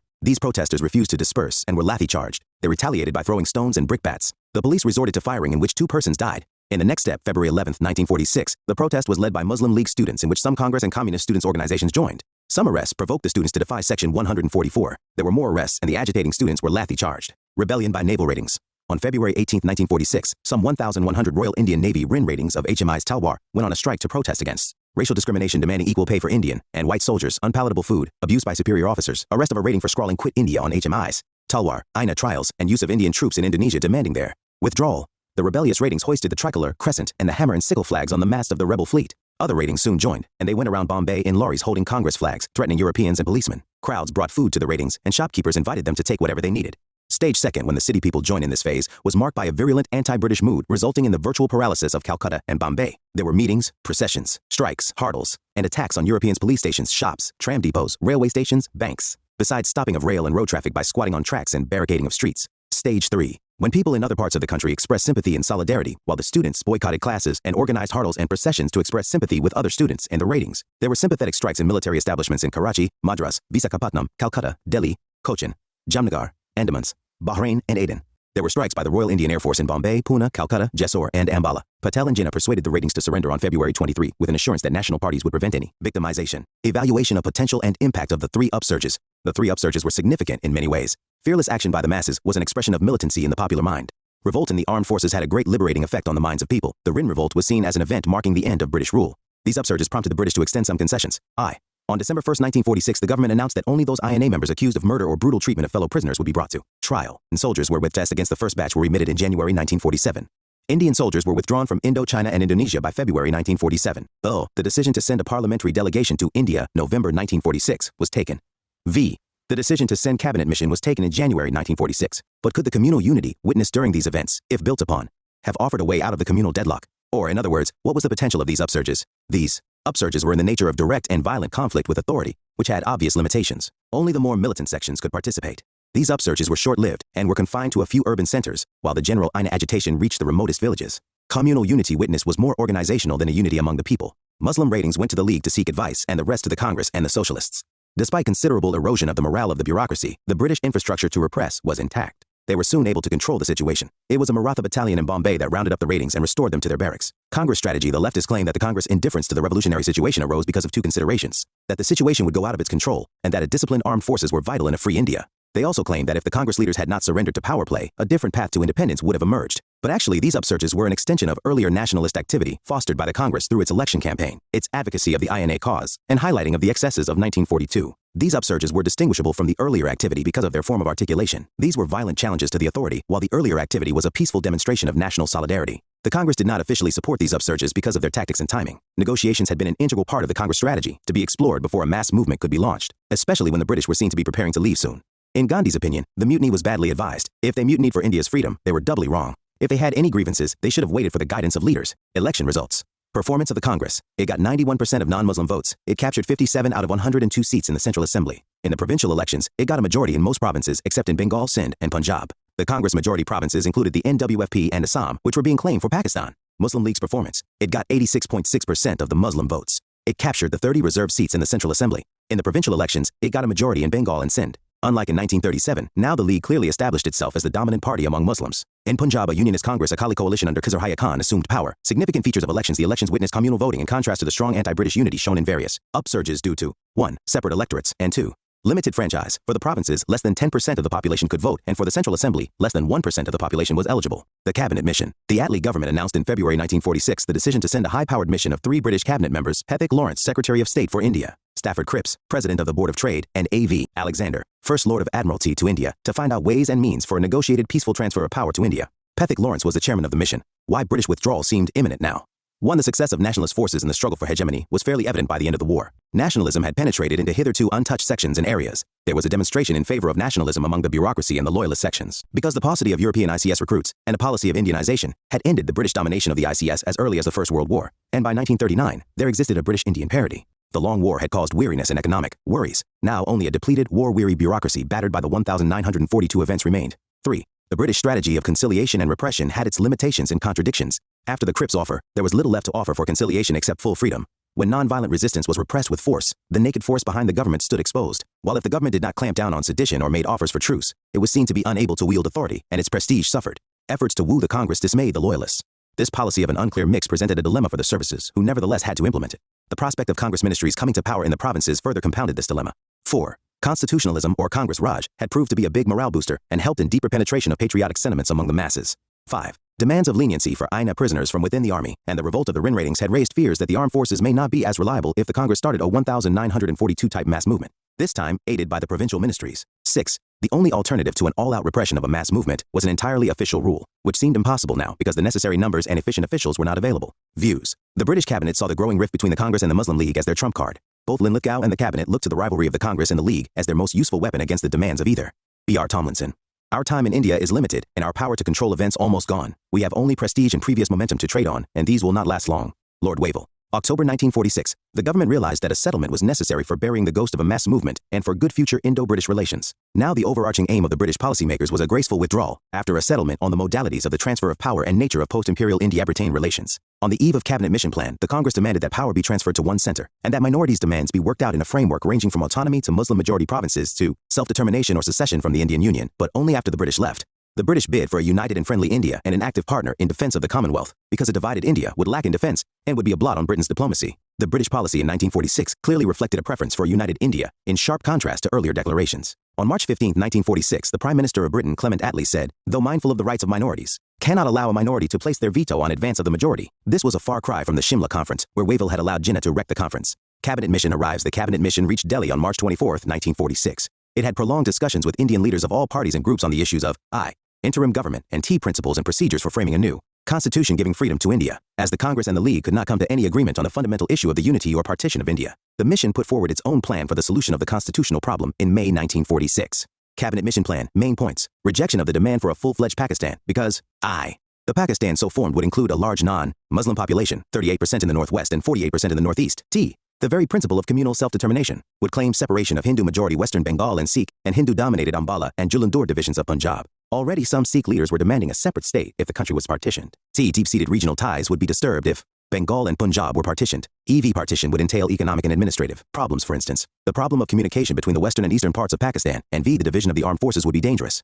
Grouping of existing provincial assemblies into 3 sections. Section A, Madras, Bombay, Central Provinces, United Provinces, Bihar, and Orissa, Hindu-majority provinces. Section B, Punjab, Northwest Frontier Province, and Sindh, Muslim-majority provinces. Section C, Bengal and Assam, Muslim-majority provinces. 3-tier executive and legislature at provincial, section, and union levels. A constituent assembly was to be elected by provincial assemblies by proportional representation, voting in 3 groups: general, Muslims, Sikhs. This constituent assembly would be a 389-member body, with provincial assemblies sending 292, chief commissioners provinces sending 4, and princely states sending 93 members. This was a good democratic method not based on weightage. In the Constituent Assembly, members from groups A, B, and C were to sit separately to decide the constitution for provinces and, if possible, for the groups also. Then the whole Constituent Assembly, all 3 sections A, B, and C combined, would sit together to formulate the Union Constitution. A common censor would control defense, communication, and external affairs. A federal structure was envisaged for India. Communal questions in the central legislature were to be decided by a simple majority of both communities present and voting. Provinces were to have full autonomy and residual powers. Princely states were no longer to be under paramountcy of the British government. They would be free to enter into an arrangement with successor governments or the British government. After the first general elections, a province was to be free to come out of a group, and after 10 years, a province was to be free to call for a reconsideration of the group or the Union Constitution. Meanwhile, an interim government was to be formed from the Constituent Assembly. Different interpretations of the grouping clause. Each party or group looked at the plan from its own point of view. Congress. To the Congress, the Cabinet Mission Plan was against the creation of Pakistan since grouping was optional. One Constituent Assembly was envisaged, and the League no longer had a veto. Muslim League. The Muslim League believed Pakistan to be implied in compulsory grouping. The mission later clarified that the grouping was compulsory. Main objections. Different parties objected to the plan on different grounds. Congress. Provinces should not have to wait till the first general elections to come out of a group. They should have the option of not joining a group in the first place. Congress had the Congress-ruled provinces of NWFP and Assam in mind, which had been included in groups B and C respectively. Compulsory grouping contradicts the oft-repeated insistence on provincial autonomy. Absence of provision for elected members from the princely states in the Constituent Assembly. They could only be nominated by the princes was not acceptable. League. Grouping should be compulsory, with sections B and C developing into solid entities, with a view to future secession into Pakistan. The League had thought that the Congress would reject the plan, thus prompting the government to invite the League to form the interim government. Acceptance and rejection. The Muslim League on June 6 and the Congress on June 24, 1946 accepted the long-term plan put forward by the Cabinet Mission. July 1946 elections were held in provincial assemblies for the Constituent Assembly. July 10, 1946, Nehru stated, "We are not bound by a single thing except that we have decided to go into the Constituent Assembly," implying that the Constituent Assembly was sovereign and would decide the rules of procedure. The big probability is that there would be no grouping, as NWFP and Assam would have objections to joining sections B and C. July 29, 1946, the League withdrew its acceptance of the long-term plan in response to Nehru's statement and gave a call for direct action from August 16 to achieve Pakistan. Wavell's breakdown plan. Wavell presented his plan to the Cabinet Mission in May 1946. It visualized a middle course between repression and scuttle. This plan envisaged the withdrawal of the British Army and officials to the Muslim provinces of Northwest and Northeast, and handing over the rest of the country to the Congress. Though superseded by the Cabinet Mission Plan, Wavell's plan was an evidence of British recognition of the impossibility of suppressing any future Congress-led rebellion, and desire in some high official circles to make a Northern Ireland of Pakistan. Communal holocaust in the interim government. From August 16, 1946, the Indian scene was rapidly transformed. There were communal riots on an unprecedented scale, which left around several thousands dead. The worst hit areas were Calcutta, Bombay, Noakhali, Bihar, and Garhmukteshwar United Provinces. Changed government priorities. Wavell was now eager to somehow get the Congress into the interim government, even if the League stayed out, a departure from Wavell's stand during the Shimla Conference. This attitude was against the League's insistence that all settlements be acceptable to it, and also against earlier government postures of encouraging communal forces, of denying the legitimacy of nationalism, and of denying the representative nature of Congress. Thus, continuance of British rule had demanded one stance from Britain, and the withdrawal and post-imperial links dictated a contrary posture. Interim government. Fearing mass action by the Congress, a Congress-dominated interim government headed by Nehru was sworn in on September, with Nehru continuing to insist on his party's opposition to the compulsory grouping. Despite the title, the interim government was little more than a continuation of the old executive of the Viceroy. Wavell overruled the ministers on the issue of the release of INA prisoners in his very last cabinet meeting. In March 1947, Wavell quietly brought the Muslim League into the interim government on October 26, 1946. The League was allowed to join, without giving up the direct action, despite its rejection of the Cabinet Mission's long-term and short-term plans, and despite insistence on compulsory grouping with decisions being taken by a majority vote by a section, as a whole, which would reduce the opponents of Pakistan in Assam and NWFP to a position of helpless minority. Ministers of Interim Government September, August. Jawaharlal Nehru, Vice President of Executive, Council, External Affairs and Commonwealth Relations 2, Vallabhbhai Patel, Home, Information and Broadcasting 3, Baldev Singh, Defense 4, Dr. John Mathai, Industries and Supplies 5, C. Rajagopalachari, Education 6, C.H. Bhabha, Works, Mines and Power 7, Rajendra Prasad, Agriculture and Food 8, Jajivan Ram, Labor 9, Asaf Ali, Railway 10, Liaquat Ali Khan, Muslim League, Finance 11, Ibrahim Ismail Shunjigar, Muslim League, Commerce 12, Abdur Rab Nishtar, Muslim League, Communications 13, Ghazanfar Ali Khan, Muslim League, Health 14, Yogendra Nath Mandal, Muslim League, Law. Obstructionist approach and ulterior motives of the League. A League did not attend the Constituent Assembly, which had its first meeting on December 9, 1946. Consequently, the Assembly had to confine itself to passing a General Objectives Resolution, drafted by Jawaharlal Nehru, stating the ideals of an independent sovereign republic with autonomous units, adequate minority safeguards and social, political and economic democracy. The League refused to attend informal meetings of the Cabinet to take decisions. The League questioned the decisions and appointments made by the Congress members. Liaquat Ali Khan, as the finance minister, restricted and encumbered the efficient functioning of other ministries. The League had only sought a foothold in the government to fight for Pakistan. For them, it was a continuation of the civil war by other means.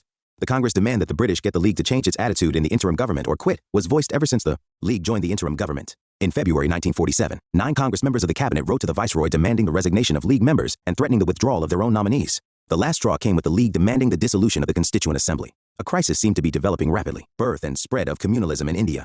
With the rise of nationalism, communalism appeared around the end of the 19th century. It proved to be a huge threat to the unity of the Indian people and the national movement. The legacy, unfortunately, continues. Characteristic features of Indian communalism. Communalism, more accurately sectarianism, is basically an ideology, which gives more importance to one's own ethnic religious group rather than to the wider society as a whole, evolved through 3 broad stages in India.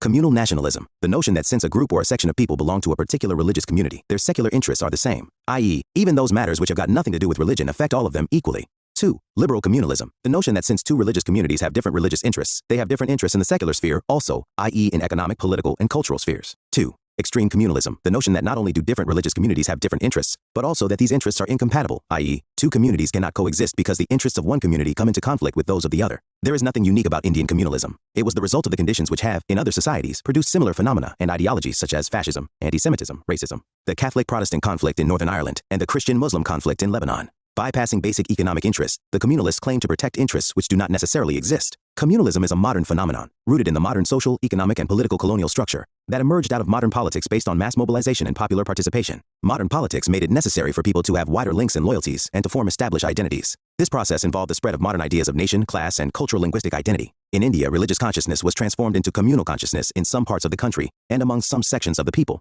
Its social roots lay in the rising middle classes who propagated imaginary communal interests to further their own economic interests. Communalism was a bourgeois question par excellence, according to the left. Communalists were backed in their communal campaign by the colonial administration. It was the channel through which colonialists expanded their social base. Communalists and colonialists were helped in their sinister motives by the fact that often socio-economic distinctions in Indian society coincided with religious distinctions. The inherent class contradictions were given a post facto communal coloring by the vested interests. Conservative social reactionary elements gave full support to communalism. Religiosity itself did not amount to communalism, but in a country where lack of education and low awareness of the outside world was a sad reality, religion had the potential of becoming, and was used as, a vehicle of communalism. Reasons for growth of communalism. Communalism grew in the modern economic, political, and social institutions where new identities were emerging in a haphazard manner, even as the old pre-modern identities had not diminished. A clash of this fundamental dichotomy gave rise to a communal ideology. Socio-economic reasons. Religion did not actually dictate the economic and political interests of the Hindus and Muslims. One community, consisting of Hindus as well as Muslims, differed from another, also consisting of Hindus and Muslims, by language, culture, caste, social status, food and dress habits, social practices or customs, and so on. Even socially and culturally, the Hindu and the Muslim masses had developed common ways of life. A Bengali Muslim has much more in common with a Bengali Hindu than with a Punjabi Muslim. Moreover, Hindus and the Muslims were equal victims of oppression and exploitation by British imperialism. Modern Western thought and scientific ideas were not absorbed by Muslim intellectuals, who remained traditional and backward. Even when, as a result of the efforts of reformers, modern education spread among Muslims, the proportion of the educated was far lower among Muslims than among Hindus, Parsis, or Christians. The Muslims also lagged behind as participants in the growth of trade and industry, as the number of educated persons and men of trade and industry among the Muslims was rather small. It was easy for the reactionary big landlords and the richer classes to continue to wield influence over the Muslim masses. Landlords and zamindars, whether Hindu or Muslim, supported the British rule out of self-interest. But, among the Hindus, the modern intellectuals and the rising commercial and industrialist class had taken over the leadership from the old order of landlords. Educated Muslims found few opportunities in business or the professions. They inevitably looked for government employment. The British officials and the loyalist Muslim leaders incited the educated Muslims against the educated Hindus. Syed Ahmad Khan and others demanded special treatment for the Muslims in the matter of government service on the one hand, and on the other told the Muslims that if the educated Muslims remained loyal to the British, The latter would reward them with government jobs and other special favors. The same arguments were used by some loyalist Hindus and Parsis with regard to their people, but they were in a small minority. As a result of the underdevelopment due to colonial policies, there was a lack of industrial development. Hence, unemployment was an acute problem in India, especially for the educated, and there was an intense competition for existing jobs. In the circumstances, there were advocates of short-sighted and short-term solutions, such as reservation in jobs on communal, provincial, or caste lines. These persons aroused communal and religious, and later caste and provincial passions in an attempt to get a larger share of the existing limited employment opportunities. It was easy for those desperately searching for jobs for employment to fall prey to such ideas. Because of the economic backwardness of India and rampant unemployment, there was ample scope for the colonial government to use concessions, favors, and reservations to fuel communal and separatist tendencies. Also, modern political consciousness was late in developing among the Muslims, and the dominance of traditional reactionary elements over the Muslim masses helped a communal outlook to take root. There was talk of Hindu nationalism and Muslim nationalism, politically immature, many Hindus as well as views. There has been a difference of a generation or more in the development of the Hindu and the Muslim middle classes, and that difference continues to show itself in many directions: political, economic, and other. It is this lag which produces a psychology of fear among the Muslims. Jawaharlal Nehru in The Discovery of India. He who does what is beneficial to the people of this country, be he a Mohammedan or an Englishman, is not alien. Alienness has to do with interests. Alienness is certainly not concerned with white or black skin or religion. Bal Gangadhar Tilak. Muslims did not realize that the economic, educational, and cultural difficulties they were experiencing were born out of their subjection to foreign rule and because of economic underdevelopment. British policy of divide and rule Muslims were generally looked upon with suspicion initially, especially after the Wahhabi and 1857 revolts, and were subjected to repression and discrimination by the British government. Also, the introduction of English education had undermined Arabic and Persian learning, which added further to the economic backwardness and exclusion of the Muslims from service. After the 1870s, with signs of the emergence of Indian nationalism and growing politicization of the educated middle classes, the government reversed its policy of repression of Muslims, and, instead, decided to rally them behind the government through concessions, favors, and reservations, and use them against nationalist forces. The government used persons like Sir Syed Ahmed Khan to counter the growing influence of the Congress. Syed Ahmed Khan had a broad-minded and reformist outlook initially, but later he started supporting the colonial government, exhorting the Muslim masses to stay away from the Congress and not to get politicized. He also started talking of separate interests of Hindus and Muslims. Communalism in history writing initially suggested by imperialist historians and later adopted by some chauvinist Indian historians. The communal interpretation of Indian history portrayed the ancient phase as the Hindu phase and the medieval phase, which included the rule of the Turks, the Afghans, and the Mughals as the Muslim phase. The conflicts of ruling classes during the medieval phase were distorted and exaggerated as Hindu-Muslim conflicts. Historians ignored the fact that politics, ancient and medieval as of all times and anywhere, was based on economic and political interests and not on religious considerations. It was in the interest of the British and communal historians to refuse to acknowledge the notion of communal harmony could not be permanently established in our country so long as highly distorted versions of history were taught. In her schools and colleges, through the history textbooks, M.K. Gandhi, A Composite Culture in India. On its part, the Hindu communal view of history chose to project the view that Indian society and culture had reached ideal heights in the ancient period from which they began to decay in the medieval period because of Muslim rule. In this, there was a refusal to acknowledge how Indian economy and technology, religion and philosophy, arts and literature, culture and society had developed and been enriched in the medieval period. Side effects of socio-religious reform movements such as the Wahhabi movement among Muslims and Shuddhi among Hindus with their militant overtones made the role of religion more vulnerable to communalism. Reforms, at times, were seen as a process of insulating one community from the influence of another religious community. Side effects of militant nationalism. The early nationalists made conscious efforts to remove minority fears. Dadabhai Naoroji, presiding over the Second Congress Session 1886, declared the intentions of the Congress not to raise socio-religious questions in its forums. In 1889, the Congress decided not to take up any issue opposed by the Muslims. But later, with the coming of militant nationalism, a distinct Hindu nationalist tinge was palpable in the nationalist politics.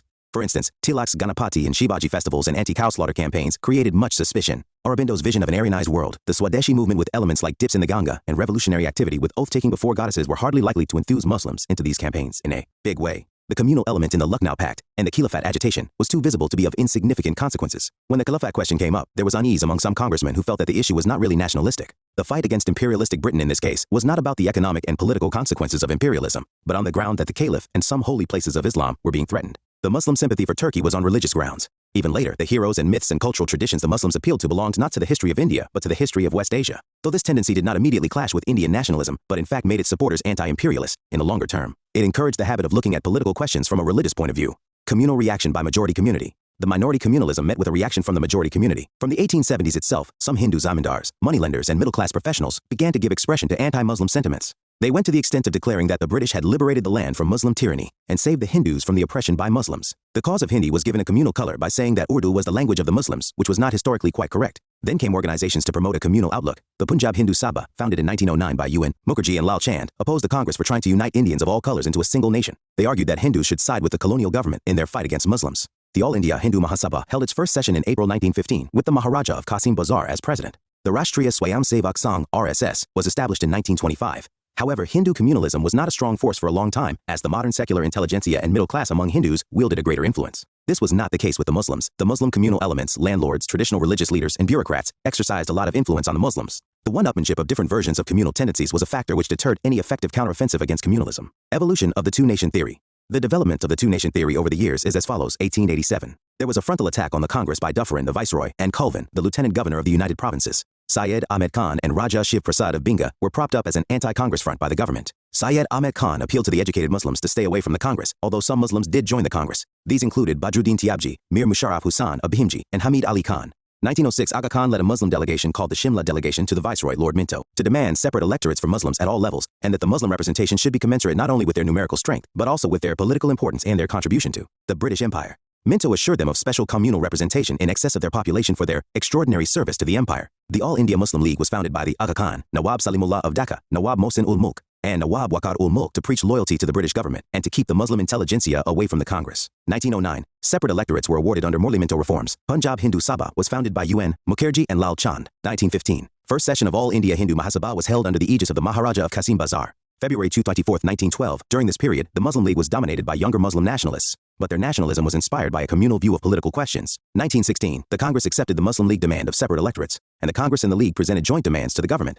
But the Congress and the League came together as separate political entities, and the Congress gave political legitimacy to the existence of the Muslim League. February 22, 1920, Muslims participated in the Rolat and Khilafat non-cooperation agitations, but there was a communal element in the political outlook of the Muslims. 1920s, the shadow of communal riots loomed large over the country. The Arya Samajas started Shuddhi purification and Sangathan organization movements. The Shuddhi movement was aimed at reconverting to Hinduism those who had converted to Islam. The Muslims started the Tabligh and Tanzim movements in retaliation. Some nationalists also turned communal. The Swarajists were divided along communal lines, and many of the responsivists among them joined the Hindu Mahasabha. The Ali brothers, after having put up a spectacular united front with the Congress, accused the Congress of protecting only Hindu interests. The Congress failed to evolve a suitable strategy to counter the rise of communalism. 1928, the Nehru Report on Constitutional Reforms as suggested by the Congress was opposed by Muslim hardliners and the Sikh League. Jinnah proposed 14 points demanding separate electorates and reservation for Muslims in government service and self-governing bodies. By negotiating with the Muslim League, the Congress made a number of mistakes. 1. It gave legitimacy to the politics of the League, thus giving recognition to the division of society into separate communities with separate interests. 2. It undermined the role of secular, nationalist Muslims. 3. Concessions to one community prompted other communities to demand similar concessions. 4. Launching an all-out attack on communalism became difficult. 1930-34. Some Muslim groups such as the Jamati Ulama-i Hind, State of Kashmir, and Khudai Khidmatgars participated in the civil disobedience movement, but overall, the participation of Muslims was nowhere near the level of the Khilafat agitation. While the Congress stayed away from 2 of the 3 round-table conferences held in London to discuss further constitutional reforms, the Communalists attended all 3 of them. 1932, the Communal Award accepted all Muslim communal demands contained in the 14 points. After 1937, after the Muslim League performed badly in the 1,937 provincial elections, it decided to resort to extreme communalism. There began a tendency to project the Muslims, not as a minority, but as a separate nation. In the early 1930s, this idea of a separate Muslim nation was proposed by a young Muslim intellectual Rahmat Ali and later developed further by the poet Iqbal. From now onwards, communalism was organized as a mass movement with its base among middle and upper classes. Vicious propaganda was launched against the Congress by Zah Suleri, F.M. Durrani, Fazlul Haq, etc. Extreme communalism was based on fear, hatred, and violence of word and deed. Till 1937, there had been liberal communalism, centered around safeguards and reservations. It was communal while upholding certain liberal, democratic, humanistic, and nationalistic values, and the notion that these diverse communities could be welded together into one nation in one national interest. The extreme communalism of Muslims found its echo in the militant communal nationalism of Hindus, represented by organizations such as the Hindu Mahasabha and RSS, and in the thoughts of leaders like Golwalkar. There were several reasons for the advent of extreme communalism. 1. With increasing radicalization, the reactionary elements searched for a social base through channels of communalism. 2. The colonial administration had exhausted all other means to divide nationalists. 3. Earlier failures to challenge communal tendencies had emboldened the communal forces. The question of majority and minority community is a creation of the British government and would disappear with their withdrawal. We divide and they rule. M.K. Gandhi, Maulana Muhammad Ali. After 1940, it was clear as daylight to the Muslims that their real destiny was neither a second-class citizenship in a uni-national Hindu state, nor even the doubtful partnership in a multinational India, but a separate nationhood with a separate homeland. History of Freedom Movement of Pakistan. The independent sovereign nation of Pakistan was born in the Muslim University of Aligarh. Aga Khan, 1937-39. Jinnah blocked all avenues for conciliation by forwarding the impossible demand that the Congress should declare itself a Hindu organization and recognize the Muslim League as the sole representative of the Indian Muslims. March 24, 1940, the Pakistan Resolution was passed. At the Lahore session of the Muslim League calling for grouping of all geographically contiguous Muslim majority areas, mainly northwestern and eastern India, into independent states in which the constituent units shall be autonomous and sovereign, and adequate safeguards to Muslims in other areas where they are in a minority. During Second World War, the British India government gave a virtual veto to the League on political settlement. The League made full use of this privilege and stuck to its demand of a separate Pakistan throughout the negotiations under the August Offer, Cripps proposals, Shimla Conference, and Cabinet Mission Plan. Finally, it got what it had aspired for: an independent Pakistan comprising Muslim-majority areas of Punjab, Sindh, Baluchistan, Northwest Frontier Province, and Bengal in last 2 years of British rule. 2 basic strands on tortuous negotiations resulting in freedom and partition, accompanied by communal violence. 2. Sporadic localized mass action. July Labour government comes to power in Britain. August elections to central and provincial assemblies announced. September announcement of a constituent assembly after war, a change in government's attitude due to change in global power equations. UK no longer a power Labour government sympathetic to India tired British soldiers and shattered British economy. Anti-imperialist wave throughout Asia. Officials feared another Congress revolt. 2 main election planks for Congress. 1. Repression of 1942. 2. Mass pressure against trial of INA POWs. INA agitation. Main features had unprecedented high pitch and intensity, had wide geographical and social spread, penetrated traditional bulwarks of Raj. Government employees and loyalists with each day became a purely India versus Britain issue. 3 upsurges. November, in Calcutta over INA trials. February, in Calcutta over 7-year sentence to an INA officer. February 18, 1946 in Bombay, strike by Royal Indian Navy ratings. Congress did not support these upsurges because of their timing. And tactics. Election results. Congress won 57 out of 102 seats in Central Assembly. Got majority in Madras, Bombay, Up, Bihar, Orissa, and Central Provinces, and coalition partner with Unionists and Akalis in Punjab. Muslim League won 30 reserved seats in Central Assembly. Got majority in Bengal. Sindh. Why British withdrawal seemed imminent by 1946. 1. Success of nationalist forces in struggle for hegemony. 2. Demoralization among bureaucracy and the loyalist. Sections 3. Limitations of British strategy of conciliation and repression. 4. Demands of leniency for INA by army men in RIN. Ratings. Revolt. 5.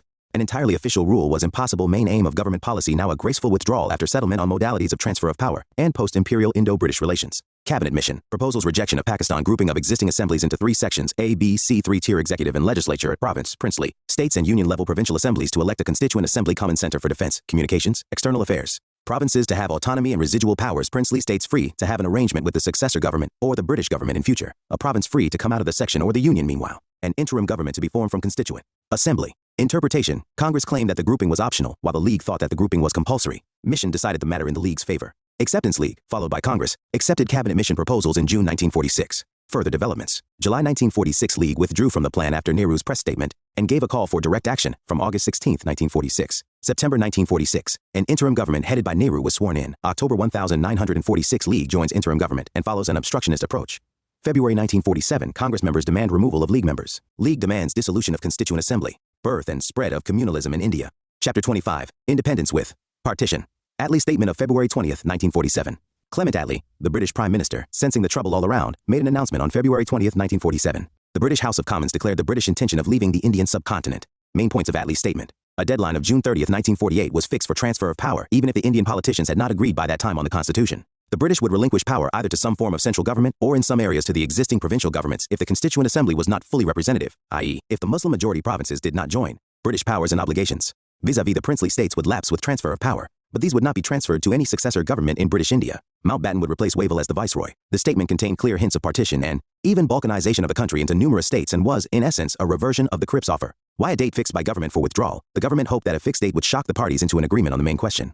The government was keen to avert the developing constitutional crisis. The government hoped to convince the Indians of British sincerity. The truth in Wavell's assessment could no longer be denied, that an irreversible decline of the government's authority had taken place. Congress stand the provision of transfer of power to more than one center was acceptable to Congress, because it meant that the existing assembly could go ahead and frame a constitution for the areas represented by it, and it offered a way out of the existing deadlock. But the illusory hopes of a settlement were soon shattered, as the statement proved to be a prelude to the final showdown. The League launched a civil disobedience movement to overthrow the coalition government in Punjab, as it felt emboldened by the statement. Independence and partition. The communal riots and the unworkability of the Congress League coalition compelled many in early to think in terms of accepting the so far unthinkable idea of partition. The most insistent demand now came from the Hindu and Sikh communal groups in Bengal and Punjab, who were alarmed at the prospect of compulsory grouping, which might find them in Pakistan. The Hindu Mahasabha in Bengal was assessing the feasibility of a separate Hindu province in West Bengal. On March 10, 1947, Nehru stated that the cabinet missions was the best solution. If carried out, the only real alternative was the partition of Punjab and Bengal. In April 1947, the Congress President, Kripalani, communicated to the Viceroy, "Rather than have a battle, we shall let them have their Pakistan provided you allow Bengal and Punjab to be partitioned in a fair manner." Mountbatten as the Viceroy. Mountbatten proved more firm and quick in taking decisions than his predecessors because he was informally given more powers to decide things on the spot. He also had the advantage of the firm decision of the British government to quit at the earliest. His task was to explore the options of unity and division till October 1947 and then advise the British government on the form of transfer of power. But he soon discovered that the broad contours of the scenario to emerge were discernible even before he came to India. The cabinet mission plan was a dead horse, and Jinnah was obstinate about not settling for anything less than a sovereign state. But a serious attempt at unity would involve supporting those forces which wanted a unified India and countering those who opposed it. Mountbatten preferred to woo both sides. Mountbatten Plan, June 3, 1947. The freedom with partition formula was coming to be widely accepted well before Mountbatten arrived in India. One major innovation actually suggested by VP Menon was the immediate transfer of power on the basis of grant of dominion status with a right of secession, thus obviating the need to wait for an agreement in the Constituent Assembly on a new political structure. Main points. The important points of the plan were as follows. Punjab and Bengal legislative assemblies would meet in two groups, Hindus and Muslims, to vote for partition. If a simple majority of either group voted for partition, then these provinces would be partitioned. In case of partition, two dominions and two constituent assemblies would be created. Sindh would take its own decision. Referendums in NWFP and Sylhet district of Bengal would decide the fate of these areas. There is, however, no basis for the claim that the civil disobedience movement directly led to independence. The campaigns of Gandhi came to an ignoble end about 14 years before India achieved independence. During the First World War, the Indian revolutionaries sought to take advantage of German help in the shape of war materials to free the country by armed revolt, but the attempt did not succeed. During the Second World War, Subhas Bose followed the same method and created the INA. In spite of brilliant planning and initial success, the violent campaigns of Subhas Bose failed. The battles for India's freedom were also being fought against Britain, though indirectly, by Hitler in Europe and Japan in Asia. None of these scored direct success, but few would deny that it was the cumulative effect of all the three that brought freedom to India. In particular, the revelations made by the INA trial and the reaction it produced in India made it quite plain to the British, already exhausted by the war, that they could no longer depend upon the loyalty of the sepoys for maintaining their authority in India. This had probably the greatest influence upon their final decision to quit India. R.C. Mazumdar. Since the Congress had conceded a unified India, all their other points would be met, namely, I. Independence for princely states ruled out, they would join either India or Pakistan. C. Independence for Bengal ruled out. G. Accession of Hyderabad to Pakistan ruled out. Mountbatten supported the Congress on this. V. Freedom to come on August 15, 1947, and V. A boundary commission to be set up if partition was to be effected.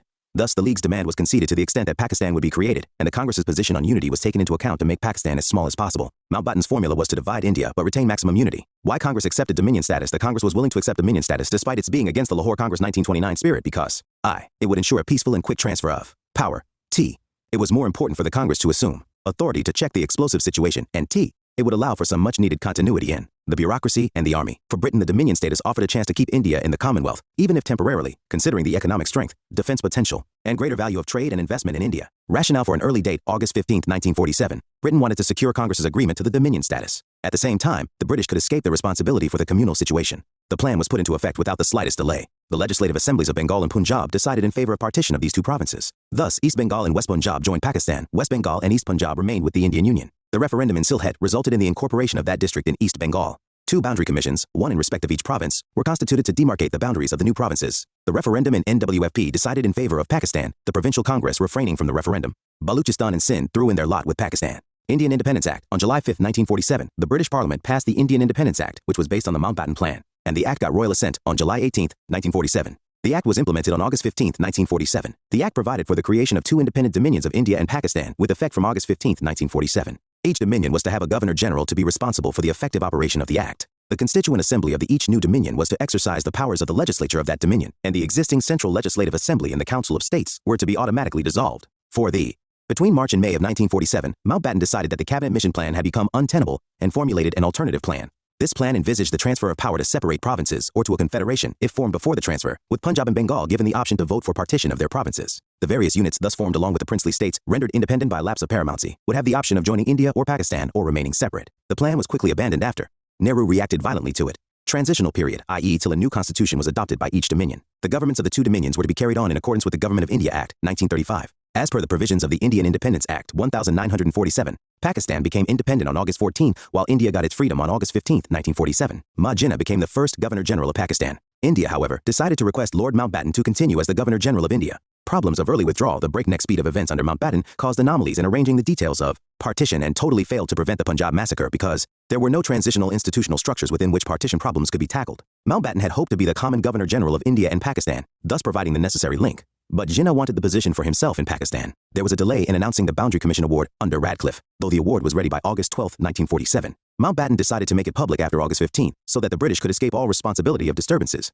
Integration of states. During 1946-47, there was a new upsurge of the state people's movement demanding political rights and elective representation in the Constituent Assembly. Nehru presided over the All India State People's Conference sessions in Udaipur, 1945, and Gwalior, April 1947. He declared that the states refusing to join the Constituent Assembly would be treated as hostile. In July 1947, Vallabhbhai Patel took charge of the new States Department.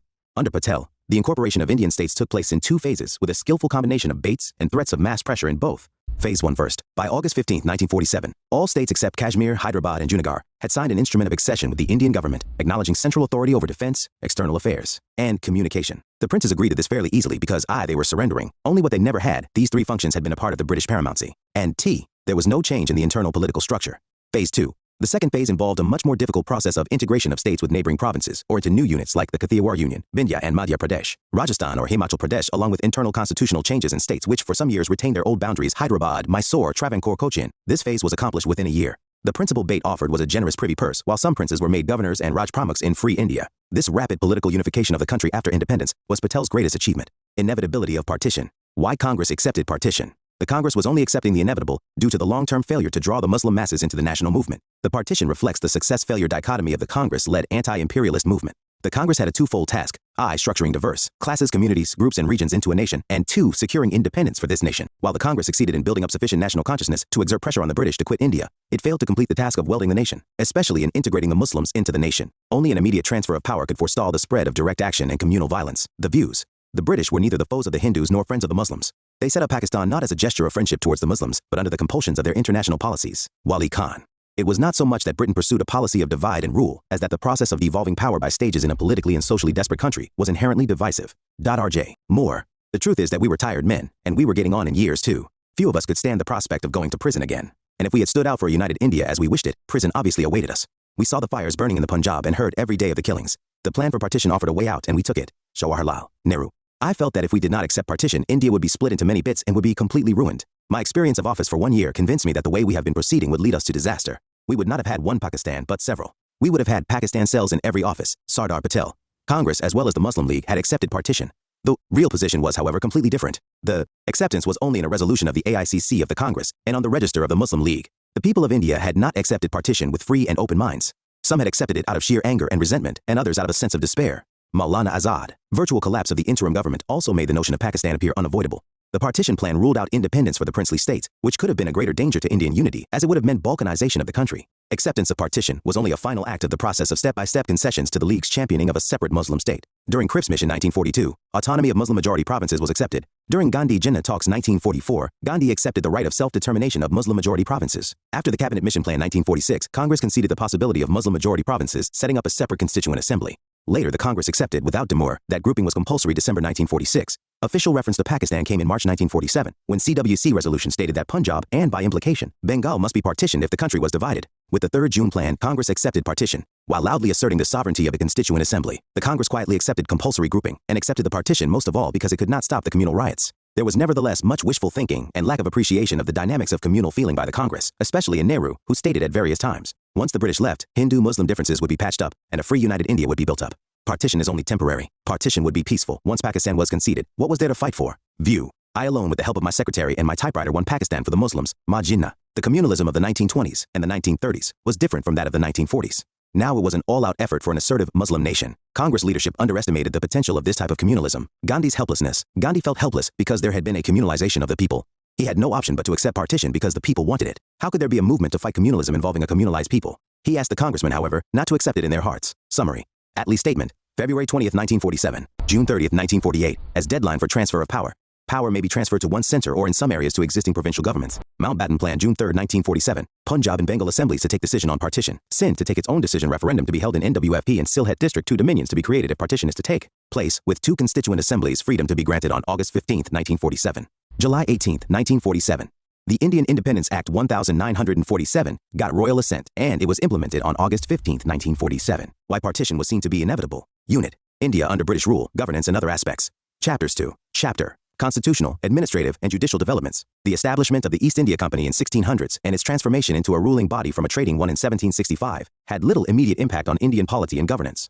But the period between 1773 and 1858 under the company rule, and then under the British Crown till 1947, witnessed a plethora of constitutional and administrative changes. The nature and objective of these changes were to serve the British imperial ideology, but, unintentionally, they introduced elements of the modern state into India's political and administrative system. Constitutional development between and after the Battle of Buxar, the East India Company got the Diwani right to collect revenue of Bengal, Bihar, and Orissa. An annual subsidy was to be paid to the Mughal Emperor, Shah Alam II, and an annual pension to the Nawab of Awadh, Shuja-ud-Dawla. The company appointed 2 Indians as the deputy Diwans, Muhammad Reza Khan for Bengal and Raja Shitab Rai for Bihar. 1767. The first intervention in Indian affairs by the British government came in 1767. It demanded 10% share in the plunder, amounting to £4 million annually. 1765. 72. The dual system of government where the company had the authority but no responsibility, and its Indian representatives had all the responsibility but no authority continued for 7 years. This period was characterized by rampant corruption among servants of the company, who made full use of private trading to enrich themselves, excessive revenue collection and oppression of peasantry, and the company's bankruptcy while the servants were flourishing.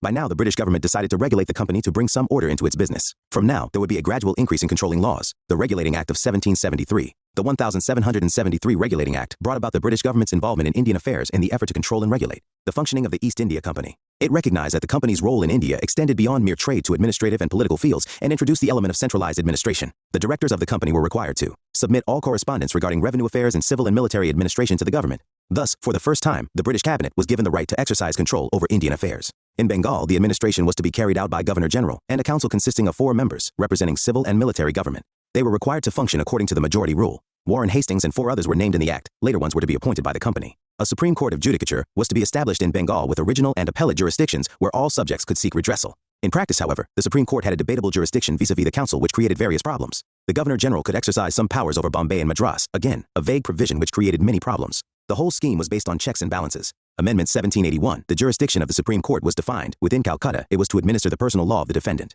The servants of the government were immune if they did anything while discharging their duties. Social and religious usages of the subjects were to be honored.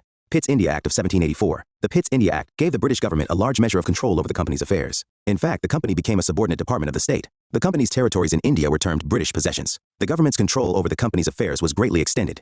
A board of control consisting of the Chancellor of Exchequer, a Secretary of State, and 4 members of the Privy Council to be appointed by the Crown were to exercise control over the company's civil, military, and revenue affairs. All dispatches were to be approved by the board. Thus, a dual system of control was set up. In India, the Governor General was to have a council of 3, including the Commander-in-Chief, and the presidencies of Bombay and Madras were made subordinate to the Governor General. A general prohibition was placed on aggressive wars and treaties breached often. The Act of 1786. Cornwallis wanted to have the powers of both the Governor General and the Commander-in-Chief. The new act conceded this demand and also gave him the power. Cornwallis was allowed to override the council's decision if he owned the responsibility for the decision. Later, this provision was extended to all the governors general. The Charter Act of 1793. The act renewed the company's commercial privileges for the next 20 years. The company, after paying the necessary expenses, interest, dividends, salaries, etc. from the Indian revenues, was to pay £5,00,000 annually to the British government. The royal approval was mandated for the appointment of the Governor General, the governors, and the Commander-in-Chief. Senior officials of the company were debarred from leaving India without permission. Doing so was treated as resignation. The company was empowered to give licenses to individuals, as well as the company's employees, to trade in India. The licenses, known as privilege or country trade, paved the way for shipments of opium to China.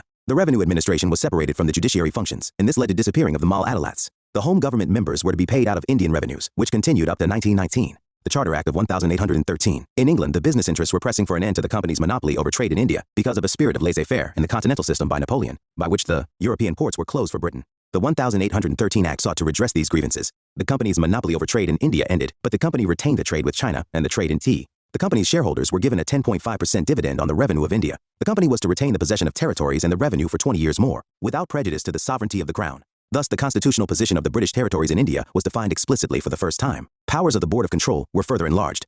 A sum of 1 lakh rupees was to be set aside for the revival, promotion, and encouragement of literature, learning, and science among the natives of India every year. This was an important statement from the point of state's responsibility for education. The regulations made by the councils of Madras, Bombay, and Calcutta were now required to be laid before the British Parliament. The constitutional position of the British territories in India was thus explicitly defined for the first time. Separate accounts were to be kept regarding commercial transactions and territorial revenues.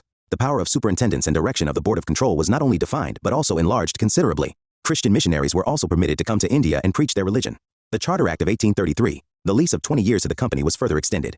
Territories of India were to be governed in the name of the Crown. The company's monopoly over trade with China and in tea also ended. All restrictions on European immigration and the acquisition of property in India were lifted. Thus, the way was paved for the wholesale European colonization of India. In India, a financial, legislative, and administrative centralization of the government was envisaged. The Governor General was given the power to superintend, control, and direct all civil and military affairs of the company. Bengal, Madras, Bombay, and all other territories were placed under complete control of the Governor General. All revenues were to be raised under the authority of the Governor General, who would have complete control over the expenditure too. The governments of Madras and Bombay were drastically deprived of their legislative powers and left with a right of proposing to the Governor General the projects of law which they thought to be expedient. A law member was added to the Governor General's Council for professional advice on lawmaking. Indian laws were to be codified and consolidated. No Indian citizen was to be denied employment under the company on the basis of religion, color, birth, descent, etc. Although the reality was different, this declaration formed the sheet anchor of political agitation in India. The administration was urged to take steps to ameliorate the conditions of slaves and to ultimately abolish slavery. Slavery was abolished in the Charter Act of 1853. The company was to continue possession of territories unless the Parliament provided otherwise. The strength of the Court of Directors was reduced to the company's patronage over the services was dissolved. The services were now thrown open to a competitive examination. The law member became the full member of the Governor General's Executive Council. The separation of the executive and legislative functions of the government of British India progressed with the inclusion of 6 additional members for legislative purposes. Local representation was introduced in the Indian legislature. The legislative wing came to be known as the Indian Legislative Council. However, a law to be promulgated needed the assent of the Governor General, and the Governor General could veto any bill of the Legislative Council. The Act for Better Government of India 1858, the 1857 Revolt, had exposed the company's limitations in administering under a complex situation. Till then, there had not been much accountability. The 1858 Act sought to rectify this anomaly. India was to be governed by and in the name of the Crown through a Secretary of State and a Council of 15. the initiative and the final decision was to be with the Secretary of State, and the council was to be just advisory in nature. Thus, the dual system introduced by the Pitt's India Act came to an end. Governor General became the viceroy. His prestige, if not authority, increased. The assumption of power by the crown was one of formality rather than substance. It gave a decent burial to an already dead horse, the company's administration. Developments after 1858 till independence. Indian Councils Act 1861. The 1861 Act marked an advance in that the principle of representatives of non-officials in legislative bodies became accepted. Laws were to be made after due deliberation, and as pieces of legislation they could be changed only by the same deliberative process. Lawmaking was thus no longer seen as the exclusive business of the executive. The portfolio system introduced by Lord Canning laid the foundations of cabinet government in India, each branch of the administration having its official head and spokesman in the government, who was responsible for its administration. The act, by vesting legislative powers in the governments of Bombay and Madras, and by making provision for the institution of similar legislative councils in other provinces, laid the foundations of legislative devolution. However, the legislative councils established by the Act of 1861 possessed no real powers and had many weaknesses. The councils could not discuss important matters and no financial matters at all without the previous approval of government. They had no control over budget. They could not discuss executive action. Final passing of the bill needed Viceroy's approval. Even if approved by the Viceroy, the Secretary of State could disallow legislation. Indians associated as non-officials were members of elite sections only. Indian Councils Act 1892. In 1885, the Indian National Congress was founded. The Congress saw reform of the councils as the root of all other reforms. It was in response to the Congress' demand that the legislative councils be expanded that the number of non-official members was increased both in the central, imperial, and provincial legislative councils by the Indian Councils Act 1892. The Legislative Council of the Governor General, or the Indian Legislative Council as it came to be known, was enlarged. The universities, district boards, municipalities, zamindars, trade bodies, and chambers of commerce were empowered to recommend members to the provincial councils. Thus was introduced the principle of representation. Though the term election was firmly avoided in the Act, an element of indirect election was accepted in the selection of some of the non-official members. The members of the legislatures were now entitled to express their views upon financial statements, which were henceforth to be made on the floor of the legislatures. They could also put questions within certain limits to the executive on matters of public interest, after giving 6 days' notice. Indian Councils Act 1909. Popularly known as the Morley-Minto Reforms, the act made the first attempt to bring in a representative and popular element in the governance of the country. The strength of the Imperial Legislative Council was increased, with regard to the central government. An Indian member was taken for the first time in the Executive Council of the Governor General. Satyendra Prasad Sinha was the first Indian to join the Governor General's or Viceroy's Executive Council as law member. The members of the Provincial Executive Council were increased. The powers of the legislative councils, both central and provincial, were increased. Under this act, the real power remained with the government, and the councils were left with no functions but criticism. The introduction of separate electorates for Muslims created new problems. Besides separate electorates for the Muslims, representation in excess of their population strength was accorded to the Muslims. Also, the income qualification for Muslim voters was kept lower than that for Hindus. The system of election was very indirect. Thus, the representation of the people at large remained remote and unreal. Government of India Act 1919. This act was based on what are popularly known as the Montagu-Chelmsford reforms. In August 1917, the British government for the first time declared that its objective was to gradually introduce responsible government in India, but as an integral part of the British Empire. The Act of 1919 clarified that there would be only a gradual development of self-governing institutions in India, and that the British Parliament, and not self-determination of the people of India, would determine the time and manner of each step along the path of constitutional progress. Under the 1919 Act, the Indian Legislative Council at the center was replaced by a bicameral system consisting of a Council of State, upper house, and a Legislative Assembly, lower house. Each house was to have a majority of members who were directly elected, so direct election was introduced, though the franchise was much restricted, being based on qualifications of property, tax, or education. The principle of communal representation was extended with separate electorates for Sikhs, Christians, and Anglo-Indians, besides Muslims. The act introduced diarchy in the provinces, which indeed was a substantial step towards transfer of power to the Indian people. The provincial legislature was to consist of one house-only legislative council. The act separated for the first time the provincial and central budgets, with provincial legislatures being authorized to make their budgets. A High Commissioner for India was appointed, who was to hold his office in London for 6 years, and whose duty was to look after Indian trade in Europe. Some of the functions hitherto performed by the Secretary of State for India were transferred to the High Commissioner. The Secretary of State for India, who used to get his pay from the Indian revenue, was now to be paid by the British Exchequer, thus undoing an injustice in the Charter Act of 1793. Though Indian leaders for the first time got some administrative experience in a constitutional setup under this act, there was no fulfillment of the demand for responsible government. Though a measure of power devolved on the provinces with demarcation of subjects between center and provinces, the structure continued to be unitary and centralized. Diarchy in the provincial sector failed. The central legislature, though more representative than the previous legislative councils and endowed for the first time with power to vote supplies, had no power to replace the government, and even its powers in the field of legislation and financial control were limited and subject to the overriding powers of the Governor General.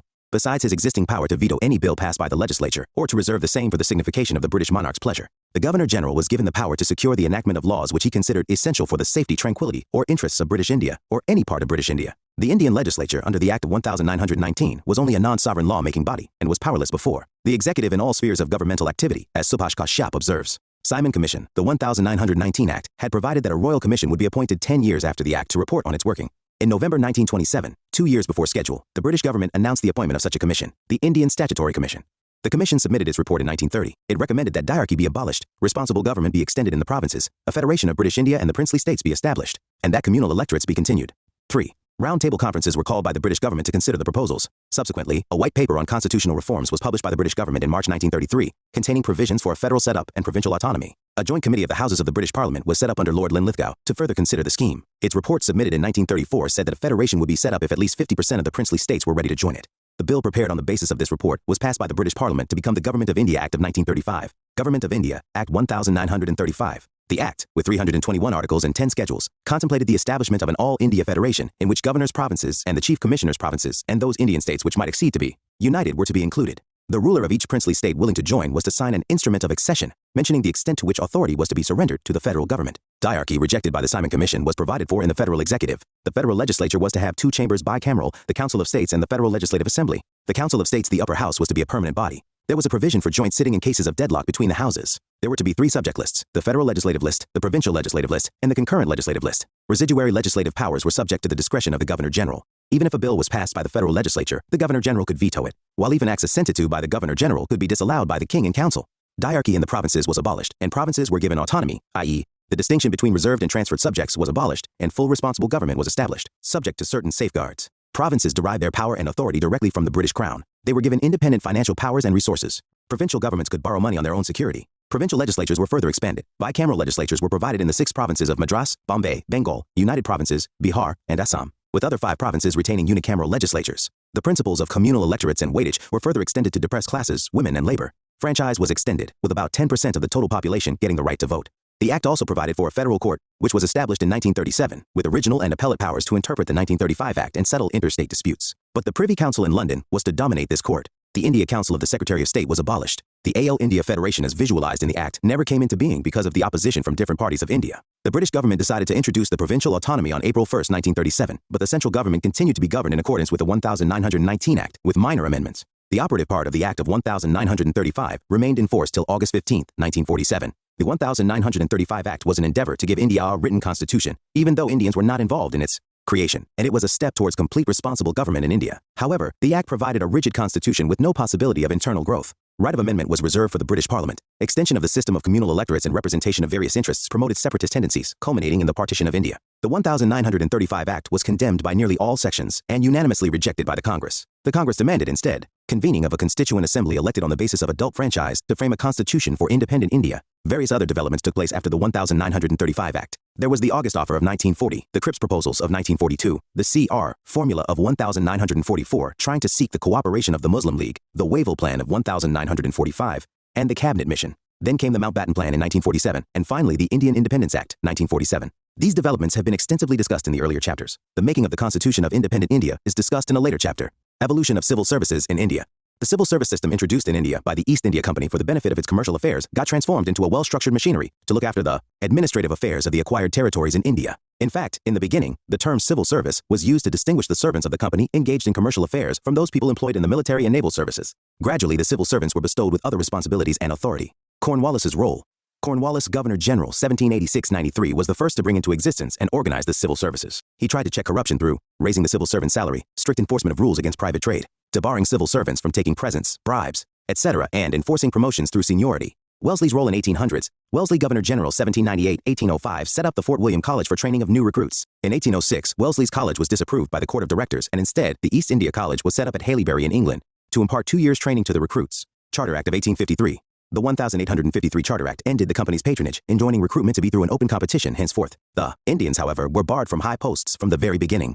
Cornwallis thought every native of Hindustan is corrupt. The Charter Act of 1793 had reserved all posts worth £500 per annum for the covenanted servants of the company. The reasons for exclusion of Indians were the belief that only the English could establish administrative services serving British interests, the belief that the Indians were incapable, untrustworthy, and insensitive to the British interests, the fact that there was high competition among the Europeans themselves for lucrative posts, so why offer them to the Indians? Although the Charter Act of 1833 theoretically threw open the services to the Indians, the relevant provisions were never really implemented. After 1857, when the Indians claimed a share in higher services, the Proclamation of 1858 declared the British intention of including the Indians, freely and impartially, in offices under the civil service. Indian Civil Service Act of 1861. This act reserved certain offices for convenanted civil servants, but the examination was held in England in the English language, based on classical learning of Greek and Latin. The maximum permissible age was gradually reduced, from 23 in 1859 to 22 in 1860 to 21 in 1866 and to 1878. 1863. Satyendra Nath Tagore became the first Indian to qualify for the Indian Civil Service. Statutory Civil Service. In 1878-79, Lytton introduced the statutory civil service consisting of 1/6 of covenanted posts to be filled by Indians of high families through nominations by local governments, subject to approval by the Secretary of State and the Viceroy. But the system failed and was abolished. Congress demanded an Aitchison Committee. The Indian National Congress raised the demand, after it was set up in 1885, for lowering of age limit for recruitment and holding the examination simultaneously in India and Britain. The Aitchison Committee on Public Services, 1886, set up by Dufferin, recommended dropping of the terms covenanted and uncovenanted classification of the civil service into Imperial Indian Civil Service Examination in England, Provincial Civil Service Examination in India, and Subordinate Civil Service Examination in India, and raising the age limit to 23. In 1893, the House of Commons in England passed a resolution supporting holding of simultaneous examination in India and England, but the resolution was never implemented. Kimberley, the Secretary of State, said, "It is indispensable that an adequate number of members of civil service shall always be Europeans." Montfort Reforms, 1919. The Montfort Reforms stated a realistic policy: if a responsible government is to be established in India, the more Indians we can employ in public service, the better. Recommended holding of simultaneous examination in India and England, and recommended that 1/3 of recruitments be made in India itself to be raised annually by 1.5%. Lee Commission, 1924. The Lee Commission recommended that the Secretary of State should continue to recruit the ICS, the irrigation branch of the Service of Engineers, the Indian Forest Service, etc. The recruitments for the transferred fields like education and civil medical service be made by provincial governments. Direct recruitment to ICS on the basis of 50% parity between the Europeans and the Indians be reached in 15 years, and a public service commission be immediately established as laid down in the Government of India Act, 1919. Government of India Act, 1935. The 1935 Act recommended the establishment of a Federal Public Service Commission and Provincial Public Service Commission under their spheres. But the positions of control and authority remained in British hands, and the process of Indianization of the civil service did not put effective political power in Indian hands, since the Indian bureaucrats acted as the agents of colonial rule. Evaluation of civil services under British rule. Just as Indians were systematically excluded from law and policy-making bodies, they were mostly kept out of the institutions responsible for policy implementation. European supremacy was assured in the civil service as in other spheres of governance. This was done in mainly two ways. Firstly, although Indians had begun to enter the coveted ranks of the Indian Civil Services, ICS, ever since 1863, entering the civil services was still extremely difficult for the Indians. The entrance examination for the ICS was held in London in English medium only, and the subjects included classical Greek and Latin learning. Moreover, the maximum age for appearing at the examination was reduced from 23 in 1859 to 19 in 1878 under Lytton. Secondly, all key positions of power and authority, and those which were well paid, were occupied by the Europeans. Though a slow process of Indianization occurred after 1918 under nationalist pressure, important and senior positions continued to be occupied by Europeans. But gradually, the Indians came to realize that Indianization of civil service had not in any way transferred effective power into Indian hands. The Indian members of the civil service continued to serve the imperialist interests of their British masters. Evolution of police system in modern India. In pre-colonial India, the governments, under the Mughals and other native states, were autocratic in nature and lacked a separate or formal police system. However, there have been watchguards since time immemorial protecting villages at night. Later, under the Mughal rule, there were the Faujdars, who helped in maintaining law and order, and Emils, who were basically revenue collectors but had to contend with rebels, if any. The Kotwal was responsible for maintenance of law and order in the cities. Even during the dual rule in Bengal, Bihar, and Orissa between and the Zamindars were expected to maintain the staff, including Thanadars, for law and order duties and for maintaining peace, as well as dealing with crime and criminals. But very often, the Zamindars neglected their duties. They are even said to have colluded with dacoits and shared their loot. In 1770, the institution of the Faujdar and Amils were abolished. However, in 1774, Warren Hastings restored the institution of Faujdars and asked the Zamindars to assist them in suppression of dacoits, violence, and disorder. In 1775, Faujdar Thanas were established in the major towns of large districts and were assisted by several smaller police stations. An account of steady developments in the police system under the British have been given below. Cornwallis organized a regular police force to maintain law and order by going back to and modernizing the old Indian system of Thanas circles in a district under a Daroga, an Indian, and a superintendent of police, SP, at the head of a district. He relieved the Zamindars of their police duties. 1808, Mayo appointed an SP for each division helped by a number of spies, goyendas, but these spies committed depredations on local people. 1814, by an order of the Court of Directors, the appointment of darogas and their subordinates was abolished in all possessions of the company except in Bengal. Bentinck, Governor General, 1828-35, abolished the office of the SP. The collector magistrate was now to head the police force in his jurisdiction, and a commissioner in each division was to act as the SP. This arrangement resulted in a badly organized police force, putting a heavy burden on the collector magistrate. Presidency towns were the first to have the duties of collector magistrates separated. The recommendations of the Police Commission, 1860, led to the Indian Police Act, 1861. The commission recommended a system of civil constabulary, maintaining the village setup in the present form, a village watchman maintained by the village but in direct relationship with the rest of the constabulary, Inspector General as the head in a province, deputy Inspector General as the head in a range, and SP as the head in a district. The police gradually succeeded in curbing criminal acts such as dacoity, thuji, etc. But, while dealing with the public, the attitude of the police was unsympathetic. The police was also used to suppress the national movement. The British did not create an all-India police. The Police Act, 1861, presented the guidelines for a police setup in the provinces.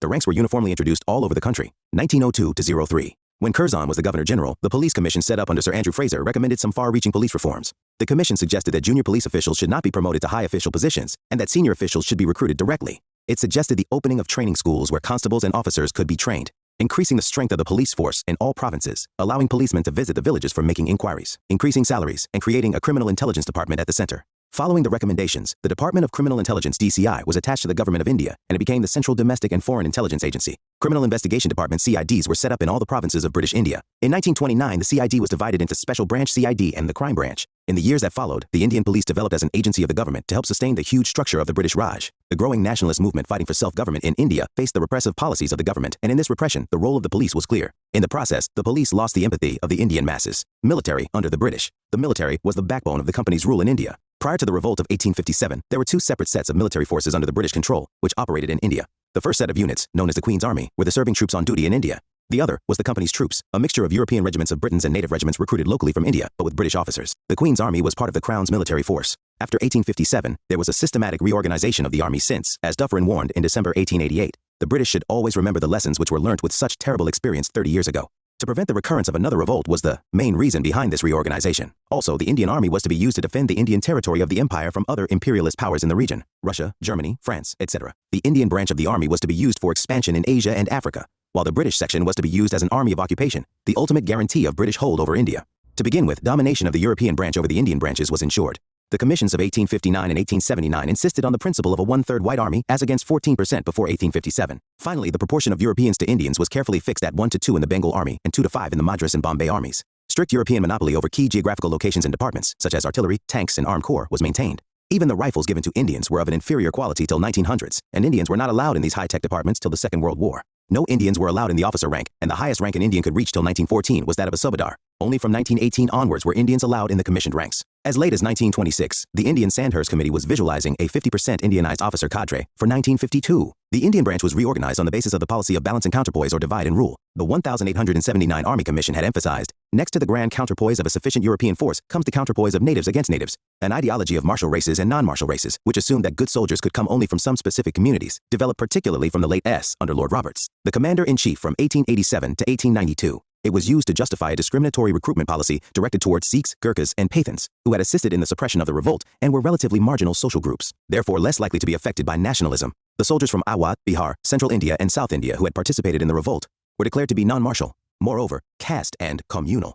Companies were introduced in all the regiments, and Indian regiments were made a mixture of various socio-ethnic groups so as to balance each other. Communal, caste, tribal, and regional consciousness was encouraged to check the growth of nationalist feelings among soldiers. Charles Wood, the Secretary of State for India, said, "I wish to have a different and rival spirit in different regiments, so that Sikh might fire into Hindu, Gorkha into either, without any scruple in case of need." Finally, conscious efforts were made to isolate the soldiers from life and thoughts of rest of the population through measures such as preventing newspapers, journals, and nationalist publications from reaching them. On the whole, the British Indian Army remained a costly military machine. Development of judiciary in British India. In the India of pre-colonial times, in the Mughal era, or even prior to that, including the ancient period, the judicial system as a whole neither adopted proper procedures, nor had proper organization of the law courts in a regular gradation from the highest to the lowest, nor had any proper distribution of courts in proportion to the area to be served by them. The bulk of the litigation among the Hindus was decided by caste elders, or village panchayats, or zamindars. For Muslims, the unit of judicial administration was the qazi, an office held by religious persons located in provincial capitals, towns, and kasbahs, large villages. The rajas and badshahs were considered as the fountainhead of justice, and the process of dispensing justice could be arbitrary. The beginning of a common law system, based on recorded judicial precedents, can be traced to the establishment of mayors' courts in Madras, Bombay, and Calcutta in 1726 by the East India Company. With the company's transformation from a trading company into a ruling power, new elements of judicial system replaced the existing Mughal legal system. A brief survey of those changes has been discussed below. Reforms under Warren Hastings 1772-85. District Diwani Adalats were established in districts to try civil disputes. These Adalats were placed under the collector and had Hindu law applicable for Hindus and the Muslim law for Muslims. The appeal from District Diwani Adalats led to the Sadar Diwani Adalat, which functioned under a president and 2 members of the Supreme Council. District Fauzdari Adalats were set up to try criminal disputes and were placed under an Indian officer assisted by qazis and muftis. These Adalats also were under the general supervision of the collector. Muslim law was administered in Fauzdari Adalats. The approval for capital punishment and for acquisition of property lay to the Sadar Nizamat Adalat at Murshidabad, which was headed by a deputy Nizam, an Indian Muslim, assisted by Chief Qazi and Chief Mufti. Under the Regulating Act of 1773, a Supreme Court was established at Calcutta, which was competent to try all British subjects within Calcutta and the subordinate factories, including Indians and Europeans. It had original and appellate jurisdictions. Often, the jurisdiction of the Supreme Court clashed with that of other courts. Reforms under Cornwallis 1786-93, separation of powers, the district Fauzdari courts were abolished, and instead circuit courts were established at Calcutta, Dhaka, Murshidabad, and Patna. These circuit courts had European judges and were to act as courts of appeal for both civil and criminal cases. The Sadar Nizamat Adalat was shifted to Calcutta and was put under the Governor General and members of the Supreme Council assisted by the Chief Qazi and the Chief Mufti. The District Diwani Adalat was now designated as the district, city, or the Zila court and placed under a district judge. The collector was now responsible only for the revenue administration with no magisterial functions. A gradation of civil courts was established for both Hindu and Muslim laws. Munsif's Court under Indian officers, T. Registrar's Court under a European judge, T. District Court under the district judge, Ivor Circuit Courts as provincial courts of appeal, v. Sardar Diwani Adalat at Calcutta, and Vi King and Council for Appeals of £5,000 and above. The Cornwallis Code was laid out. There was a separation of revenue and justice administration. European subjects were also brought under jurisdiction. Government officials were answerable to the civil courts for actions done in their official capacity. The principle of sovereignty of law was established. Reforms under William Bentinck 1828-33. The 4 circuit courts were abolished, and their functions transferred to collectors under the supervision of the Commissioner of Revenue and Circuit. Sardar Diwani Adalat and the Sadar Nizamat Adalat were set up at Allahabad for the convenience of the people of upper provinces. Till now, Persian was the official language in courts. Now, the suitor had the option to use Persian or a vernacular language, while in the Supreme Court, English language replaced Persian. 1833, a law commission was set up under Macaulay for codification of Indian laws. As a result, a civil procedure code, an Indian penal code, and a criminal procedure code were prepared. Later developments. It was provided that the Europeans can claim no special privileges except in criminal cases, and no judge of an Indian origin could try them. 1865, the Supreme Court and the Sadar Adalats were merged into 3 high courts at Calcutta, Bombay, and Madras. 1935, the Government of India Act provided for a federal court set up in 1937, which could settle disputes between governments and could hear limited appeals from the high courts. Evaluation. Positive aspects of judiciary under the British, the rule of law was established. The codified laws replaced the religious and personal laws of the rulers. Even European subjects were brought under the jurisdiction, although in criminal cases, they could be tried by European judges only. Government servants were made answerable to the civil courts. The negative aspects, the judicial system became more and more complicated and expensive. The rich could manipulate the system. There was ample scope for false evidence, deceit, and chicanery. Dragged-out litigation meant delayed justice. Courts became overburdened as litigation increased. Often, the European judges were not familiar with the Indian usage and traditions. Major changes in administrative structure after 1857. Genesis of administrative changes, new stage of colonialism. The British were quick to learn from their experience of 1857. An organized mass action could pose a serious challenge to the existence of British rule in India. The ruler-subject gap was sought to be narrowed so as to reduce, if not eliminate altogether, the alienation of the masses from the administration. Also, association of natives in administration could give the rulers an opportunity to have a better idea of the customs, traditions, and values of the people they were supposed to rule. This could help them handle more tactfully an 1857-like situation. The second half of the 19th century saw further spread and intensification of the Industrial Revolution. The emergence of new industrial powers, the USA, Japan, and European countries, and a cutthroat competition for colonies and subcolonies for raw materials. Markets for manufactured goods and capital investment were the highlights of this new phenomenon. The British supremacy in the world in finance and manufactured goods trade came to an end. At this point, there were large-scale British capital investments in railways and loans to the government of India, and to a smaller extent in tea plantations, coal mining, jute mills, shipping, trade, and banking. Not all. These factors combined to inaugurate a new stage of colonialism in India. The prime concern of the colonial authority in India was to consolidate its position here, to secure British economic and commercial interests against political dangers, and to extend its sphere to other parts of the world, wherever and whenever possible. There was a renewed upsurge of imperial control and imperialist ideology, which was reflected in the reactionary policies during the viceroyalties of Lytton, Dufferin, Lansdowne, Elgin, and above all, Curzon. The changes in the governmental structure and policies in India were to shape the destiny of modern India in many ways. Administration, central, provincial, local, central government. The Act for Better Government of India, 1858, transferred the power to govern from the East India Company to the British Crown. The company's limitations in administering the country in complex situations had been exposed by the Revolt of 1857. Besides, there was not much accountability. Now, the power to govern was to be wielded through a Secretary of State. Earlier, this power was exercised by directors of the company and the Board of Control. The Secretary of State was to be a member of the British Cabinet and was to be assisted by a council of 15. He was answerable to the British Parliament. All initiatives and final decisions rested with the Secretary, and the council was only advisory in nature. Thus, the dual system introduced by Pitt's India Act, 1784, came to an end. Also, the ultimate power over India remained with Parliament. The government in India was to be carried on, as before, by the Governor-General, whose prestige, if not authority, increased with the new title of Viceroy given to him. The Viceroy was to be assisted by an executive council whose members were to act as the heads of various departments, as well as Viceroy's official advisors. The concentration of the main authority in the hands of the Secretary of State based in London, on the one hand, gradually reduced the Viceroy to a subordinate status and further alienated the Indian public opinion from the government policy-making. On the other hand, it had the effect of increasing the influence of British industrialists, merchants, and bankers over government policy in India. This made the Indian administration even more reactionary than it had been before 1858. By the Indian Councils Act, 1861, a fifth member, who was to be a jurist, was added to Viceroy's executive council. For legislative purposes, the Viceroy could add 6 to 12 additional members, of whom at least half had to be non-officials who could be either Indian or English. The Legislative Council so constituted possessed no real powers and was merely advisory in nature. Its weaknesses were as follows. It could not discuss important matters, and no financial matters at all without previous approval of the government. It had no control over the budget. It could not discuss executive action. Final passing of the bill needed the Viceroy's approval. Even if approved by the Viceroy, the Secretary of State could disallow a legislation. Indians associated as non-officials were members of elite sections only, princes, landlords, diwans, etc., and were not representative of the Indian opinion. The Viceroy could issue ordinances of 6 months' validity in case of emergency. The only important function of the Legislative Council was to endorse official measures and give them the appearance of having been passed by a legislative body. The British government in India remained, as before, an alien despotism. Provincial government. The Indian Councils Act, 1861, returned the legislative powers to provinces of Madras and Bombay, which had been taken away in 1833.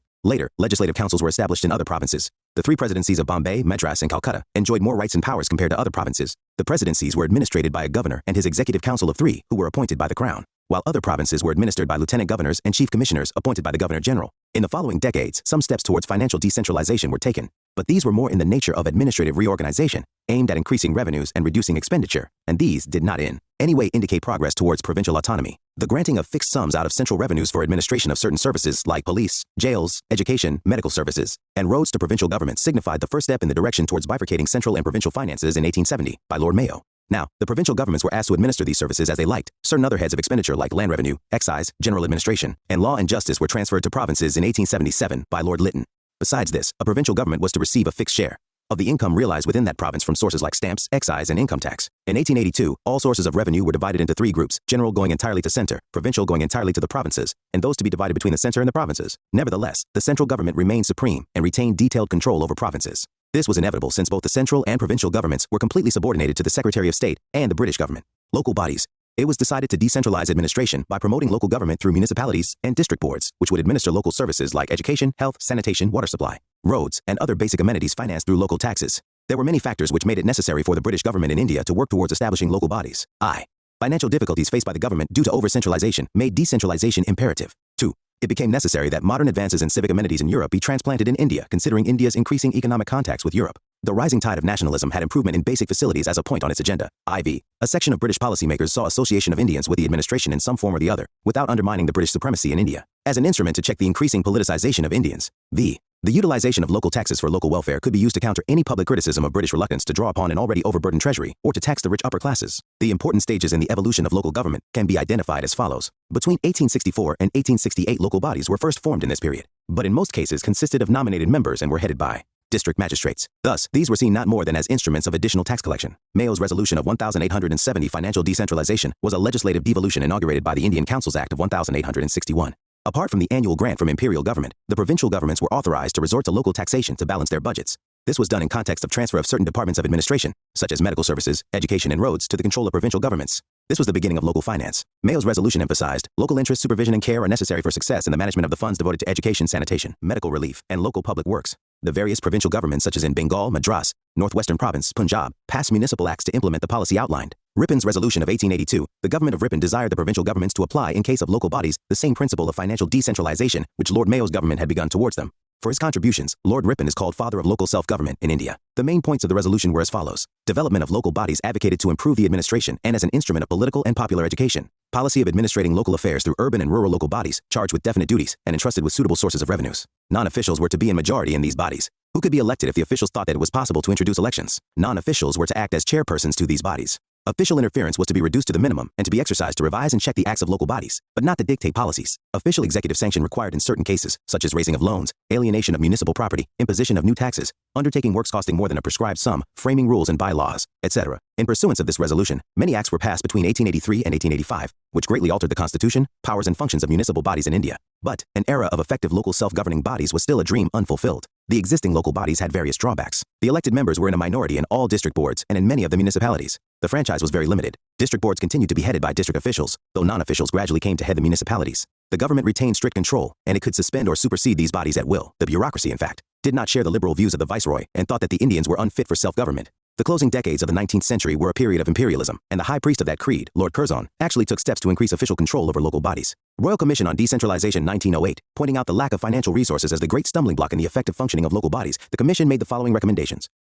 It emphasized that village panchayats should be entrusted with more powers like judicial jurisdiction in petty cases, incurring expenditure on minor village works, village schools, small fuel and fodder reserves, etc. The panchayats should be given adequate sources of income. 2. It emphasized the importance of sub-district boards to be established in every taluka or tahsil, with separate spheres of duties and separate sources of revenue for sub-district boards and the district boards. 2. It urged the withdrawal of existing restrictions on their powers of taxation and also the stoppage of regular grants and aid from provincial governments except for undertaking large projects. 4. The municipalities might undertake the responsibility for primary education and, if willing, for middle vernacular schools. Otherwise, the government should relieve them of any charges in regard to secondary education, hospitals, relief, police, veterinary works, etc. The Government of India Resolution of 1915.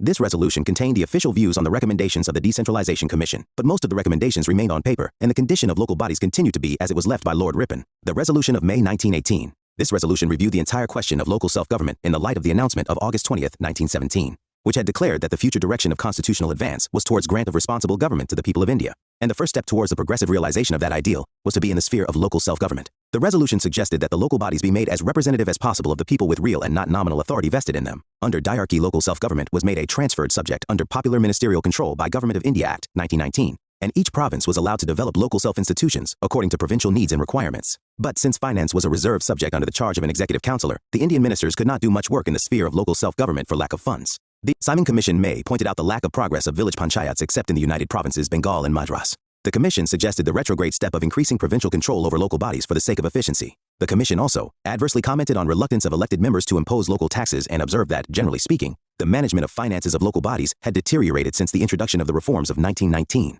The Government of India Act, 1935, and after the provincial autonomy ushered in by the Government of India Act, 1935 gave further impetus to the development of local self-governing institutions in India. Portfolio finance being under the control of popular ministries, now the funds could be made available for development of local bodies. Further, the demarcation of taxation between provincial and local finance, which prevailed since the reforms of 1919, was scrapped. New acts were passed in the provinces, giving more authority to local bodies. However, financial resources and power of taxation of local institutions remain more or less at the same level as in the days of Ripon. Rather, after 1935, certain new restrictions were placed on powers of local bodies to levy or enhance terminal taxes on trades, callings, and professions and municipal property. The provincial government seemed to have ignored the liberal policy of granting wide powers of taxation to local institutions, as recommended by the Decentralization Commission, 1908. The Constitution of Free India directs the state governments to organize village panchayats as effective organs of local self-government. Article 40. The 73rd and 74th Amendments are aimed at plugging the loopholes in the structure of local self-governing institutions in rural and urban areas.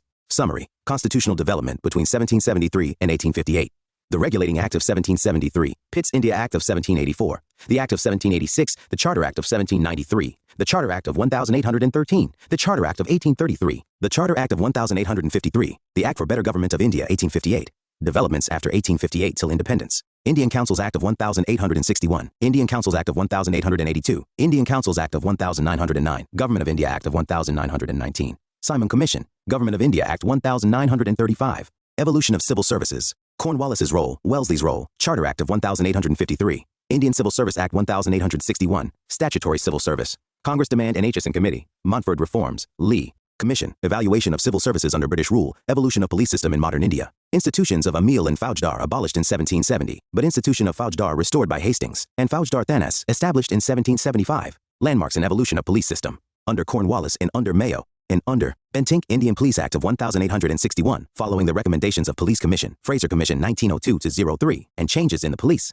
Police becomes an imperialist agency and loses touch with the common masses. Military, under the British. The backbone of the British Empire, reorganization after 1857. The Indian branch of the army reduced in strength and used for expansion of British power. European branch of army gets to dominate and Indians discriminated against. The Indian branch of the army reorganized on the basis of divide and rule policy. Attempt to isolate the soldiers from the rest of the population. Judiciary. Beginnings of a common law system with the establishment of mayor's courts in 1726, reforms under Warren Hastings, reforms under Cornwallis, separation of powers, reforms under Bentinck, later developments and evaluation of the judicial system established by the British, changes in administrative structure after 1857, new stage of colonialism including efforts to the alienation of the masses from the administration, policy directed towards consolidating British position to secure commercial interests against political dangers, administration at different levels, central government changes through the acts of, the provincial government evolution with the act of, and various steps in, and central government, however, retains overall control over the provinces, decentralization of administration at local level, factors necessitating the establishment of local bodies, important stages in the evolution of local government, Mayo's Resolution of 1878, Ripon's Resolution of 1882, Royal Commission on Decentralization of 1908, Resolutions of 1915 and 1918, under diarchy, the 1935 Act and after. Chapter 27, Survey of British Policies in India, Administrative Policies contrary to their pre-1857 intentions of trying to modernize India on progressive lines. Now the administration adopted blatantly reactionary policies on the pretext that Indians were not fit for self-governance and needed British presence in their lives. Divide and rule determined to avoid a united mass action challenging their authority. The British rulers in India decided to practice a naked policy of divide and rule by putting princes against statespeople, region against region, province against province, caste against caste, and Hindus against Muslims. After an immediate spell of repression against Muslims following the 1857 revolt, the authorities decided after 1870 to use the middle and upper educated classes among Muslims against the rising tide of nationalism, using conflicts over scarce resources in education, administrative jobs, and later political spoils, which were inherent in the very logic of colonial underdevelopment, as a tool to create a split along religious lines among educated Indians. Hostility towards educated Indians. The emerging middle-class nationalist leadership was analyzing the exploitative, colonial character of British rule and demanding Indian participation in administration. At a time, all experience teaches us that where a dominant race rules another, the mildest form of government is despotism. Charles Wood, the Secretary of State for India. Systems of nomination, representation, and election were all means of enlisting Indians to work for imperial ends. And Neil Seal. When the nationalist movement was born, Indian National Congress was founded in 1885. The British interpreted the moves as a challenge to their authority and adopted a hostile attitude to such leadership. In fact, from then onwards, they opposed all those who stood for modern education. Attitude towards the zamindars in their pursuit of reactionary policies and hope to expand their social base. The British looked for alliances with the most reactionary of social groups, the princes, zamindars, etc. The British intended to use them as a counterweight against nationalist-minded intelligentsia. Now the zamindars and landlords were hailed as the natural and traditional leaders of people. Lands of most of the Awad talukdars confiscated prior to 1857 were restored to them. The interests and privileges of zamindars and landlords were protected in opposition to those of the peasants. The former in turn saw the British as guarantors of their very existence and became their firm supporters. Attitude towards social reforms. Having decided to side with the reactionary elements of Indian society, the British withdrew support to social reforms, which they felt had aroused the wrath of orthodox sections against them. Also, by encouraging caste and communal consciousness, the British helped the reactionary forces. Underdeveloped social services, a disproportionately large expenditure on army and civil administration, and the cost of wars left little to be spent on social services like education, health, sanitation, physical infrastructure, etc., a legacy which still haunts this country. And whatever facilities were established catered to the elite sections and urban areas. Labor legislations, as in the early stages of industrial revolution in Europe, the working conditions in factories and plantations in the 19th century India were miserable. Working hours were long, for women and children as well as for men, and wages were low. In overcrowded, poorly ventilated, and poorly lighted working places, the safety measures were practically non-existent. Ironically, the first ever demand for regulation of the condition of workers in factories in India came from the Lancashire textile capitalist lobby. Apprehending the emergence of a competitive rival in the Indian textile industry under conditions of cheap and unregulated labor, they demanded the appointment of a commission for investigation into factory conditions. The first commission was appointed in 1875, although the first Factory Act was not passed before 1881. The Indian Factory Act, 1881, dealt primarily with the problem of child labor between 7 and 12 years of age. Its significant provisions were employment of children under 7 years of age prohibited, working hours restricted to 9 hours per day for children to get 4 holidays in a month, and hazardous machinery to be properly fenced off. The Indian Factory Act, 1891, increased the minimum age from 7 to 9 years and the maximum from 12 to 14 years for children. Reduced maximum working hours for children to 7 hours a day, fixed maximum working hours for women at 11 hours per day within 1.5 hour interval. Working hours for men were left unregulated, and provided weekly holiday for all. But these laws did not apply to British-owned tea and coffee plantations where the labor was exploited ruthlessly and treated like slaves. The government helped these planters by passing laws such as those which made it virtually impossible for a laborer to refuse to work once a contract was entered into. A breach of contract was a criminal offense, with a planter having the right to get the defaulting laborer arrested. I am sorry to hear of the increasing friction between the Hindus and Mohammedans in the Northwest and the Punjab. One hardly knows what to wish, for unity of ideas and action could be very dangerous politically. Divergence of ideas and collision are administratively troublesome. Of the two, the latter is least risky, though it throws anxiety and responsibility upon those on the spot where the friction exists. Hamilton, Secretary of State, 1897. The English were an imperial race, we were told, with God-given right to govern us and keep us in subjection. If we protested, we were reminded of the tiger qualities of an imperial race. Jawaharlal Nehru. More labor laws were passed under nationalist pressures in the 20th century, but the overall working conditions remained deplorable as ever. Restrictions on freedom of the press. The Nationalists had been quick to use new advancements in press technology to educate public opinion and influence government policies through criticism and censure, and later to arouse national consciousness. In 1835, Metcalfe had lifted restrictions imposed on the Indian press, but Lytton, fearing an increased influence of the nationalist press on public opinion, imposed restrictions on Indian language, press through the infamous Vernacular Press Act, 1878. This act had to be repealed under public protest in 1882. After that, the press enjoyed relative freedom for about 2 decades, but was under repression again in the wake of Swadeshi and anti-partition movements as restrictions were imposed in 1908 and 1910. Also refer to chapter Development of Press in India, White Racism. The notion of white superiority was maintained very carefully by the colonial rulers by systematically excluding the Indians from higher grades of services, both civil and military, from railway compartments, parks, hotels, clubs, etc., and by public display of racial arrogance through beatings, blows, and even murders, reported as accidents. As Elgin once wrote, we could only govern by maintaining the fact that we were the dominant race. Though Indians in services should be encouraged, there is a point at which we must reserve the control to ourselves, if we are to remain at all. Revenue policies. Agriculture has always been the main occupation of the people in rural India. When the British obtained the Diwani rights of Bengal in 1765, the agrarian economy was the mainstay of other sectors of the economy as well. The policies of the British changed the agrarian structure as they introduced new systems of land tenures and policies of revenue administration. The main aim was to extract maximum income from land, with little care about the interests of the cultivators. Hastings' system, the rapacity and corruption of the employees of the company were partly responsible for one of the worst famines in Bengal in 1769-70. When Warren Hastings became the Governor-General, he adopted the Izaradari system, also called the farming system, to bring some order to the revenue collection. The power to collect land revenue was given to contractors called farmers, chosen on the basis of the highest bids, i.e., those who offered to pay the largest amount from a particular district or subdivision. The land, in other words, was farmed out to the highest bidders. The power of revenue collection was for 5 years at a time, quinquennial settlement. The collection was made annual in 1777. The system resulted in extortion and oppression in the collection of revenue as the contractors were merely revenue farmers interested in their profit and did not care for the peasants' welfare, and the large amounts promised by the contractors far exceeded the production capacity of the land. The policy was based on the assumption that the traditional zamindars were mere tax gatherers with no proprietary rights, so the zamindars were even discouraged from bidding. As a result, many hereditary zamindars were ousted. Also, corruption reduced the amount of revenue actually going to the government. The country was impoverished, and as agriculture diminished, so did many items that the British traded in. Silk and cotton, for example. The surplus the British expected from the land revenue did not materialize. Permanent settlement in 1776 itself. Philip Francis, a member of Hastings Council, recommended a permanent settlement in land revenue. In the end, Lord Cornwallis was sent as Governor General, with instructions that the land revenue settlements with the zamindars be made permanent. Lord Cornwallis set up a committee consisting of himself, Sir John Shore, and James Grant to examine the issue. Cornwallis, himself a member of the landed aristocracy of Britain, favored giving the right of ownership to the zamindars, who he hoped would improve the land as English landlords did. Also, the number of cultivators being too large, it was seen to be simpler to collect the revenue from the smaller number of zamindars. So, every piece of land in the areas where the permanent settlement was promulgated became a part of some zamindari or other. The permanent settlement or zamindari system covered around 19% of the territory under British rule. Introduced in Bengal and Bihar, it was extended to Orissa, Banaras, Varanasi, and northern Madras. Features: the zamindars were given proprietary rights over their land. In 1790, a 10-year settlement of tax to be paid was made with the zamindars, and in 1793, the settlement was made permanent. A fixed tax on the land had to be paid by the zamindar, and the revenue was to be collected by him from the cultivators who would now become tenants, the ryots or rayats. The zamindar was allowed to keep 1/10 to 1/11 of the revenue and give the rest to the company government. The zamindar, as the owner of the land, could sell, mortgage, or transfer it. His heirs could inherit the land along with rights and liabilities. But under the sunset clause introduced in 1794, if the tax due was not paid by sunset of a certain date, the zamindari would be taken over by the government and auctioned, and the rights would be transferred to the new owner. Regulations made in 1793, 1799, and 1812 empowered the zamindar to seize the tenant's property if the rent had not been paid, and for this, he did not need the permission of any court of law. Shortcomings: the revenue was fixed at a very high rate, leaving many of the zamindaris with very little or no margin for shortfalls in times of flood, drought, or other calamity. This resulted in the takeover and sale of many zamindaris in the years following the permanent settlement. Absentee landlordism grew as merchants and government officials, besides other zamindars, bought these lands. The high rates forced many zamindars to divide up their estates into small lots of land called patni taluk and rent them out permanently to holders patnidar on the promise that they would pay a fixed rent. Thus began the process of subinfeudation. Under the settlement, zamindars were required to issue written agreements patas to each cultivator, specifying what tenant was to pay. However, no such agreements were made. The result was that the peasants were at the mercy of the zamindars to be exploited and harassed for more rent, driving the cultivators into the clutch of moneylenders. The peasantry was reduced to serfdom.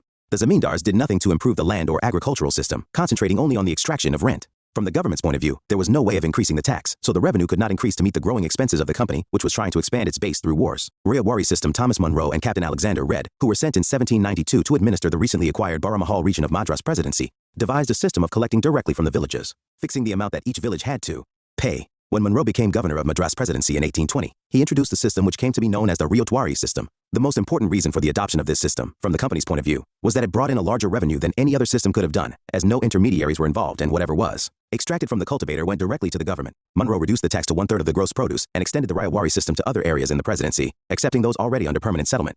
Unfortunately, this 1/3 of gross produce was nearly equal to the economic rental, and the state wanted its money regardless of the actual yield of the holding and the prices prevailing in the market. This continued for nearly 30 years, with the peasants getting deeply mired in poverty. As the system was extended to many districts that had not been surveyed, there was no clear picture of how much land a peasant cultivated or how much it would produce. The tax was fixed arbitrarily, often on the basis of what the ryot had paid in earlier years. This was known as a put-cut assessment. The tax was so high that very often it was beyond the ryot's capacity to pay. But the ryots were coerced and even tortured to extract revenue. Many ryots were forced into the clutch of moneylenders. In 1855, the Madras Torture Commission report revealed the practices of coercion, bribery, and corruption by the subordinate officials of the collectorate. It was from 1855 that a scientific survey of land and a fresh assessment of revenue were undertaken, resulting in a decline in the actual burden of tax. Now it was decided that the revenue rate would be half of the net value of the produce of the land, and the settlement would be made for 30 years. The reformed system of settlement was introduced in 1864, which led to agricultural prosperity and extension of agriculture in coming years, although interrupted by two famines in 186,566 and 1876-78. In the Bombay Presidency, beginning in Gujarat, the British began collecting directly from the peasants in 1813-14. After 1818, when the British conquered the Peshwa's territory, the Rayawari system on the Madras pattern was also introduced there, under the supervision of Elphinstone, a disciple of Munro and governor of Bombay from 1819 to 1827. On the basis of a survey carried out in 1824-28, the state demand was fixed at 55% of the net produce. However, most of the surveys were faulty, and the estimates of produce erroneous, leading to overassessment. The harassment of the peasantry reached such levels that the cultivators deserted their fields, and large tracts of land remained fallow. Around 1836, Wingate and Goldsmith improved the system. This modified assessment covered most of the Deccan by 1865. Each field was to be assessed on the basis of its soil and location. The land revenue was somewhat reduced, and land that had become devalued acquired some saleable value. The system was extended to Berar, East Bengal, parts of Assam, and Coorg. It may be noted that the system was devised at a time when utilitarian ideas had begun to influence policy planning in India, among which was David Ricardo's theory of rent. Features: ownership and occupancy rights of land were vested in the Rayo, and there was no limit on the extent of land they could own. They were free to sublet, transfer, or sell their land. Ryots paid the tax directly to the company. The revenue to be paid was in the range of 45% to 55%, based on an estimated production of the land. Revenue was not fixed, so it could be raised when production was higher. The settlement was not permanent and could be revised periodically. In theory, the Ryo were allowed to cultivate the land of their choice, but in practice, they were more or less forced to cultivate land even if they did not want to do so. Barren land under government control was allowed to be cultivated, and the revenue generated would have to be shared with the government. Land could be confiscated if the revenue was not paid. Shortcomings: overassessment of revenue was a major problem. The land revenue fixed was often more than the capacity of land. The method of collection was inflexible, often involving torture to extract tax. Corruption grew as the officers could be bribed while assessing the land. It was possible for non-cultivating landlords to get registered as the owners of particular holdings, with the actual cultivator being reduced to becoming their tenants, servants, or even bonded laborers. The high tax and the harassment and collection devalued land value as not many wanted to buy it. Mahawari system. The adoption of Mahawari system in parts of northern India began to be considered in 1819 when Holt Mackenzie, the secretary to the Board of Commissioners, recommended this form of the settlement of land revenue. The recommendation was formalized by the Regulation 7 of 1922. The complex method of survey, high revenue demand, and harsh methods of extraction led to a breakdown of the scheme. The situation was worsened by the agricultural depression of 1828. Even as arrears began to accumulate, land remained uncultivated and there were few buyers of land. It was in 1833, when William Bentinck was Governor General, that the Regulation of 1833 simplified the procedure for estimating the produce. Mertens Bird, regarded as the father of land settlements in northern India, supervised the new scheme. It consisted of a survey of a tract of land showing field boundaries of cultivated and fallow lands. The state share was fixed at 66% of the rental value, and the settlement was made for 30 years. Even this rate was too high, so Lord Dalhousie issued fresh directions to the settlement officers in 1855, under which the state demand was limited to 50% of the rental value. This system came to be known as a modified zamindari system, because the village headman was a link between the individual cultivator and the government. However, he did not have the rights that the zamindar had. It is to be noted that the settlement had different versions and operated with different names at different places. In the northwestern provinces, it went under the name of Mauzawar. In the region of the central provinces, its name was Maguzari. The system was a dual system in which settlement was done collectively with the whole community and also with the individual landlords. Features. Mahal, a Hindi word denoting a house or by extension an estate, was the basis of revenue assessment in this system. In the Mahawari system, a mahal could be a village or a group of villages and was considered as the unit for assessment of tax. Revenue was determined on the basis of the produce of a mahal. The village community was considered the owner of the land. Individual ownership rights lay with the cultivator. Each individual farmer gave his share of the tax. The responsibility of collection of the tax and payment of that tax to the company government lay with the village headman called Lambardar, or a community of village leaders. Under Bentinck, the state's revenue share was 66% of the rental value. Later this was modified to 50%. The concept of average rents for different soil classes was introduced. In the Mahawari regions, the land revenue was revised periodically. Shortcomings, the system required the government officials to record all the rights of cultivators, zamindars, and others, and fix the tax payable on every piece of land. This was practically impossible to implement. The calculations the officials made were often quite inaccurate, often being based on guesswork, and the collectors usually manipulated them to increase the revenue due to the government. There was scope for corruption too. It hardly favored the village communities. It in fact ruined them by imposing exorbitant tax assessments that could not be complied with. In the face of inability of cultivators and landholders to meet the rates of taxation, large tracts of land went to moneylenders and merchants who ousted the old cultivating proprietors or turned them into tenants. On the whole, the settlement system led to the impoverishment and larger-scale dispossession of the cultivating communities of North India, and their resentment and discontent found expression in the popular uprisings in 1857. From the company point of view, more was spent for the collection than the revenue collected. Overall impact of the British land revenue systems. The Mahawari settlement was introduced in about 30% of the total area under British rule, i.e., in major parts of the northwestern provinces, central provinces, and the Punjab with some variations. The Rayatwari system covered about 51% of the area under British rule, comprising part of the Bombay and Madras presidencies, Assam, and certain other parts of British India. All these revenue settlements proved disastrous for farmers and zamindars too. As the revenue fixed by the system was too high, many zamindars defaulted on payments and their property was seized. High rates of land revenue indebted the farmers for lifelong.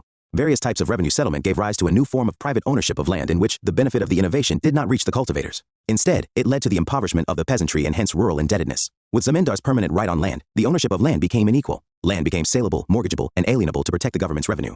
The village community was divided into two hostile groups, land-owning class and landless peasantry. The stability and continuity of the Indian village was shaken. The village artisans became jobless and were converted into landless laborers. Under these systems, law courts, lawyers' fees, and formal procedures replaced the old body of customs. The British land revenue systems exposed the Indian peasantry to the exploitations of the moneylenders and the middlemen. The government demand of revenues was arbitrarily high.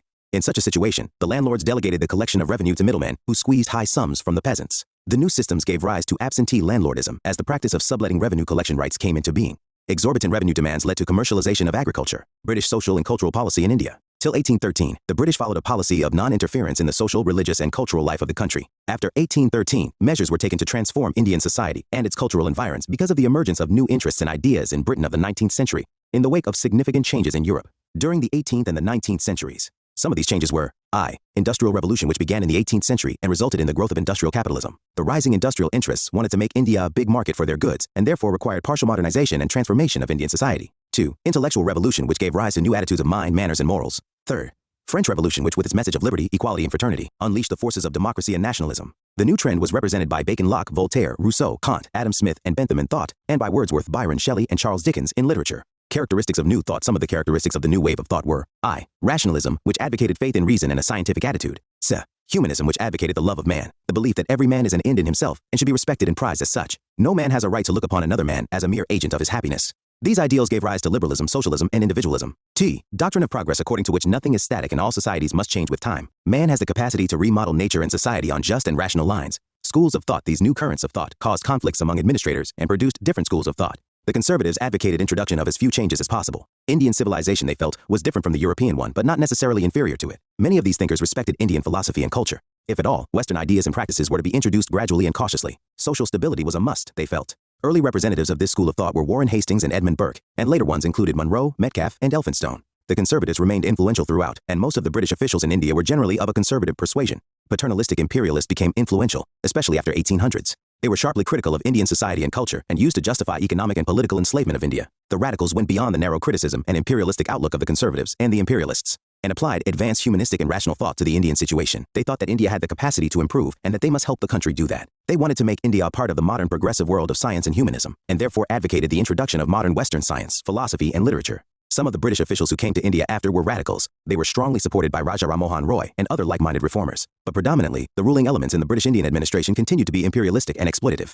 They thought that the modernization of India had to occur within broad limits imposed by the needs of an easier and more thorough exploitation of its resources. In this respect, often the radicals also towed a conservative line. They desired most of all the safety and perpetuation of the British rule in India. Every other consideration was secondary. Indian Renaissance. There were many Indians who instigated social reform and caused legislations to be brought about so as to control and eradicate social evils embedded in so-called tradition. Ram Mohan Roy, Ishwar Chandra Vidyasagar, B.M. Malabari, to name a few social reformers, worked hard to get legislation passed by the government to remove social evils. These aspects have been discussed in detail in the chapter on religious and social reform. Dilemma. Before the government feared that too much modernization might generate forces hostile to their interests. Thus it was thought to be appropriate to opt for partial modernization, introducing it in some respects and blocking it in others. In other words, a colonial modernization. Role of Christian missionaries. The missionaries regarded Christianity to be a superior religion and wanted to spread it in India through westernization, which, they believed, would destroy the faith of the natives in their own religion and culture. Towards this end, the Christian missionaries supported the radicals whose scientific approach, they believed, would undermine the native culture and beliefs.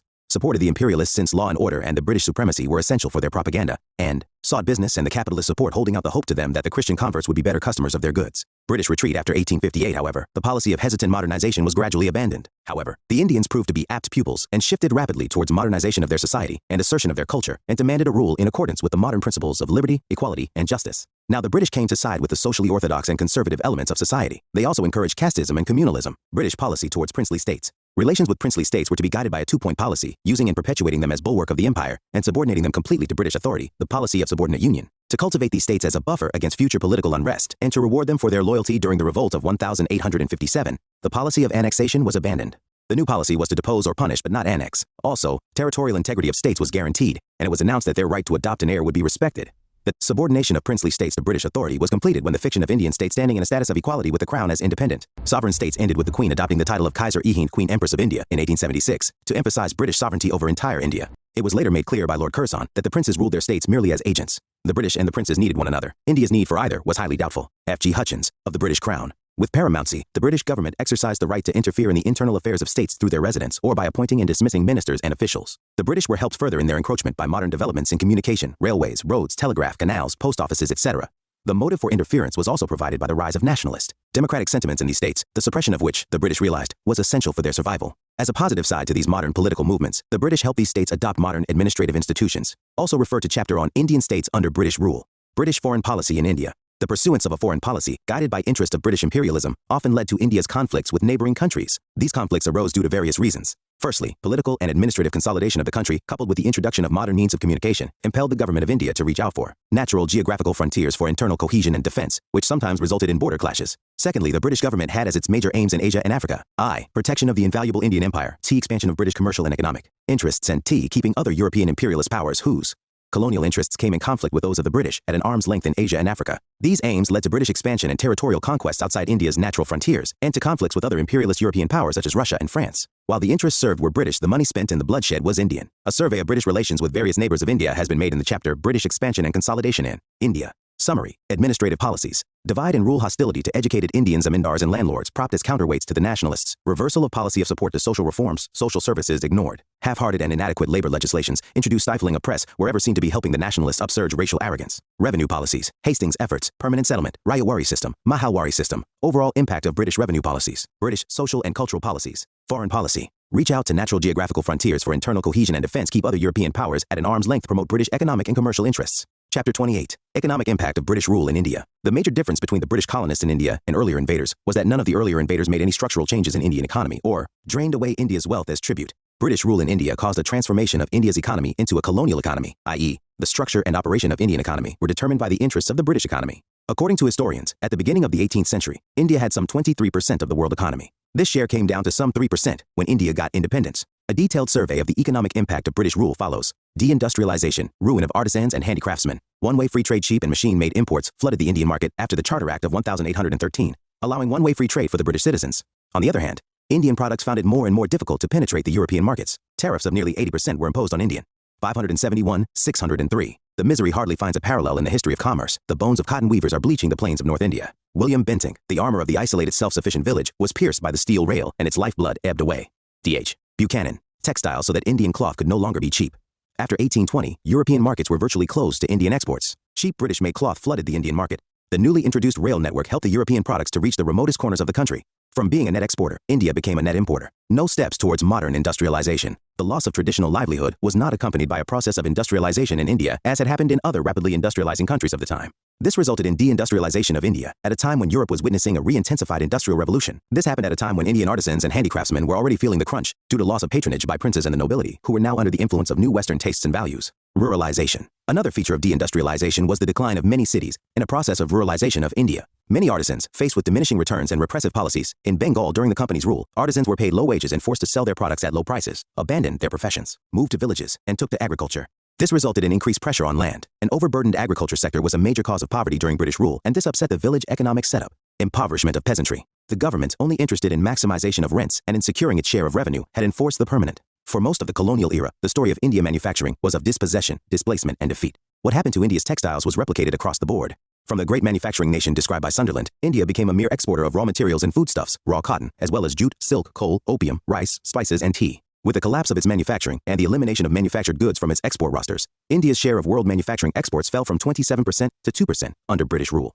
Shashi Tharoor in an era of darkness, settlement system in large parts. Transferability of land was one feature of the new settlement, which caused great insecurity to the tenants who lost all their traditional rights in land. There was little spending by the government on improvement of land productivity. The zamindars, with increased powers, resorted to summary evictions, demanded illegal dues and bigar to maximize their share in the produce, and as such, had no incentive to invest for the improvement of agriculture. The overburdened peasants had to approach the moneylenders to be able to pay their dues to the zamindars. The moneylender, who was often also the village grain merchant, forced the farmer to sell the produce at low prices to clear his dues. The powerful moneylender was also able to manipulate the judiciary and law in his favor. The peasant turned out to be the ultimate sufferer under the triple burden of the government, zamindar, and moneylender. His hardship increased at the time of famine and scarcity. This was as much true for the zamindari areas as for areas under Riyawari and Mahalwari systems. The peasant became landless, emergence of intermediaries, absentee landlordism, ruin of old zamindars. By 1815, half of the total land in Bengal had passed into new hands, merchants, moneylenders, and other moneyed classes living in towns. The new zamindars, with increased powers but with little or no avenues for new investments, resorted to land grabbing and sub-infeudation. Increase in number of intermediaries to be paid gave rise to absentee landlordism and increased the burden on the peasant.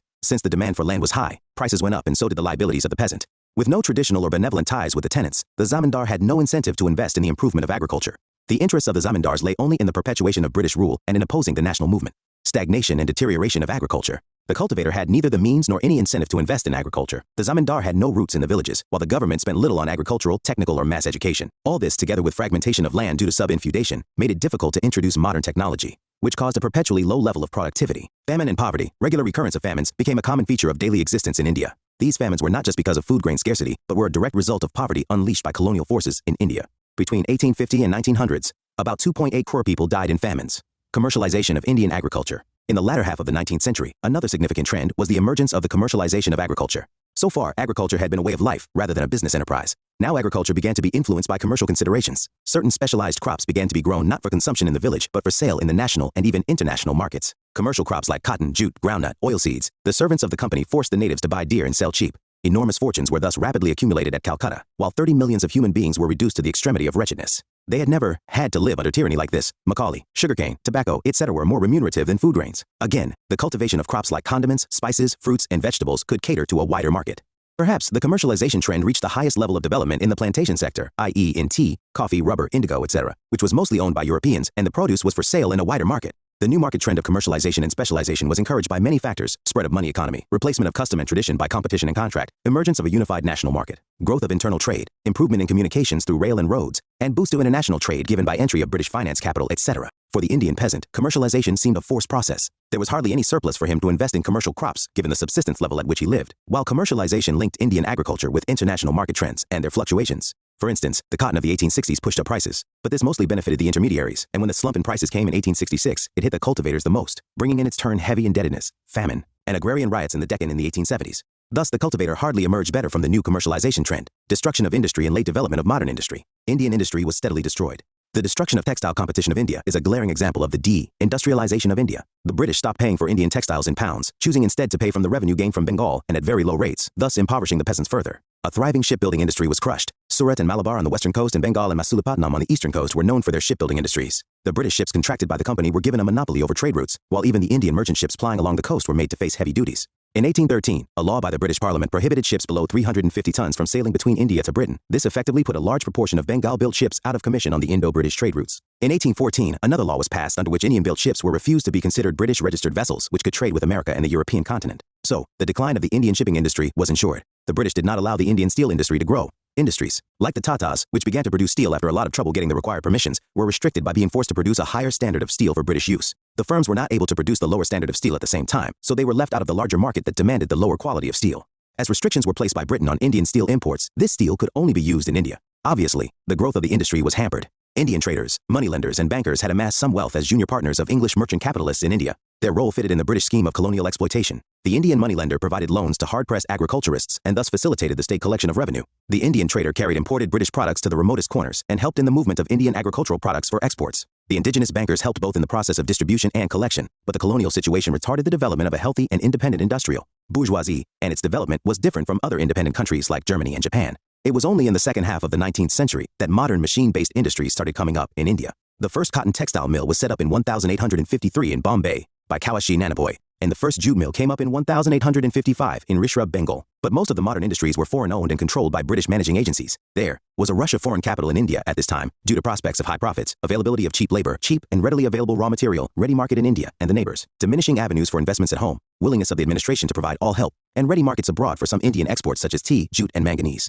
Indian-owned industries came up in cotton textiles and jute in the 19th century, and in sugar, cement, etc. in the 20th century. Indian-owned industries suffered from many handicaps, credit problems, no tariff protection by government, unequal competition from foreign companies, and stiff opposition from British capitalist interests who were backed by sound financial and technical infrastructure at home. The colonial factor also caused certain structural and institutional changes. The industrial development was characterized by a lopsided pattern. Core and heavy industries and power generation were neglected, and some regions were favored more than the others, causing regional disparities. These regional disparities hampered the process of nation building. In the absence of careful nurturing of technical industrialization was a deliberate British policy, not an accident. British industry flourished and Indian industry did not, because of systematic destruction abetted by tariffs and regulatory measures that stacked the decks in favor of British industry conquering the Indian market rather than the other way around. Shashi Tharoor in an era of darkness. Education. The industry lacked sufficient technical manpower. Socially, the rise of an industrial capitalist class and the working class was an important feature of this phase. Nationalist critique of colonial economy. The early intellectuals of the first half of the 19th century supported British rule under the impression that it would modernize the country based on latest technology and capitalist economic organization. After the disillusionment started to set in among the politically conscious, and they began to probe into the reality of British rule in India. The foremost among these economic analysts was Dadabhai Naoroji, the grand old man of India, who after a brilliant analysis of the colonial economy put forward the theory of economic drain and poverty and un-British rule in India. Other economic analysts included Justice Mahadev Govind Ranade, Ramesh Chandra Dutt. The economic history. Economic drain. The term economic drain refers to a portion of national product of India which was not available for consumption of its peoples, but was being drained away to Britain for political reasons, and India was not getting adequate economic or material returns for it.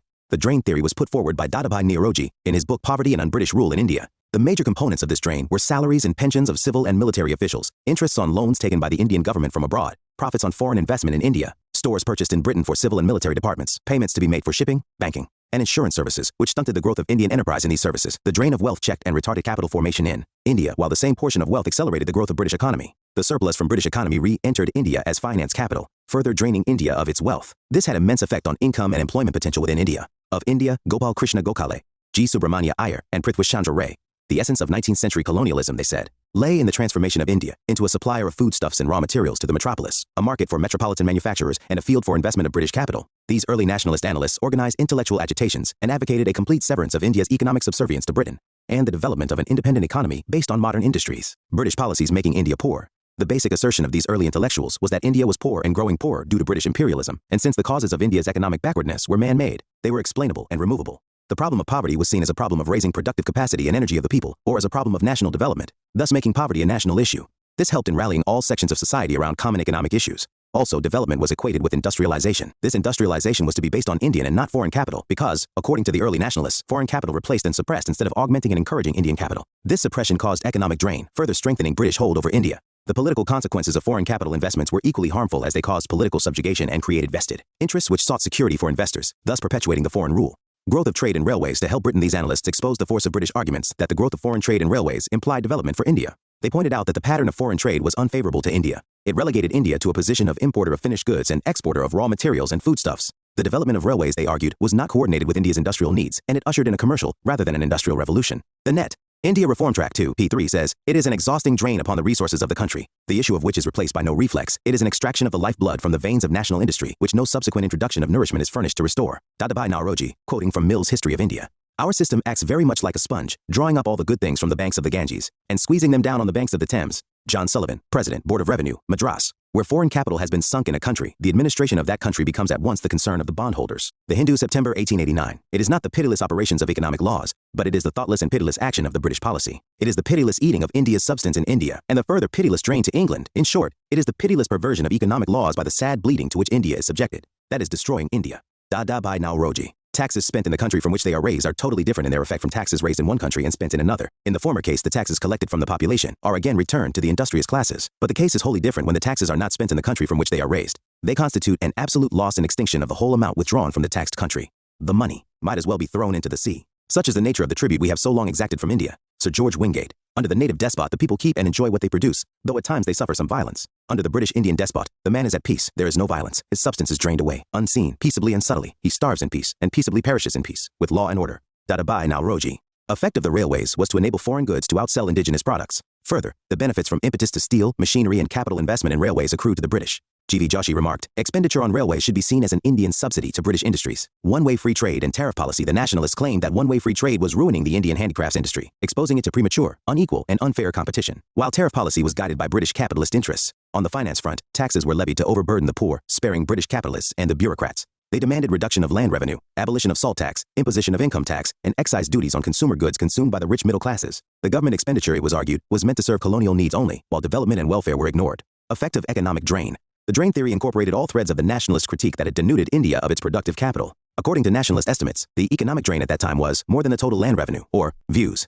There can be no denial that there was a substantial outflow which lasted for 190 years. If these funds had been invested in India, they could have made a significant contribution to raising income levels. Angus Madison. Taxation raised by the king, says the Indian poet, is like the moisture sucked up by the sun, to be returned to the earth as fertilizing rain, but the moisture raised from the Indian soil now descends as fertilizing rain largely on other lands, not on India. R.C. Dutt. Trade cannot thrive without efficient administration, while the latter is not worth attending to in the absence of profits of the former. So, always with the assent and often to the dictates of the Chamber of Commerce, the government of India is carried on, and this is the white man's burden. Sachidanand Sinha. Half the total government revenue, or 1/3 of the total savings in today's terms, it amounted to 8% of the national product. The concept of drain, one country taking away wealth from another country, was easily grasped by a nation of peasants for whom exploitation was a matter of daily experience. Economic issue a stimulant to national unrest. The nationalist agitation on economic issues served to undermine the ideological hegemony of alien rulers over Indian minds that the foreign rule was in the interest of Indians, thus exposing the myth of its moral foundations. It was also shown clearly that India was poor because it was being ruled for British interests. This agitation was one of the stimulants for intellectual unrest and spread of national consciousness during the moderate phase of freedom struggle, 1875-1905, the seed time of national movement.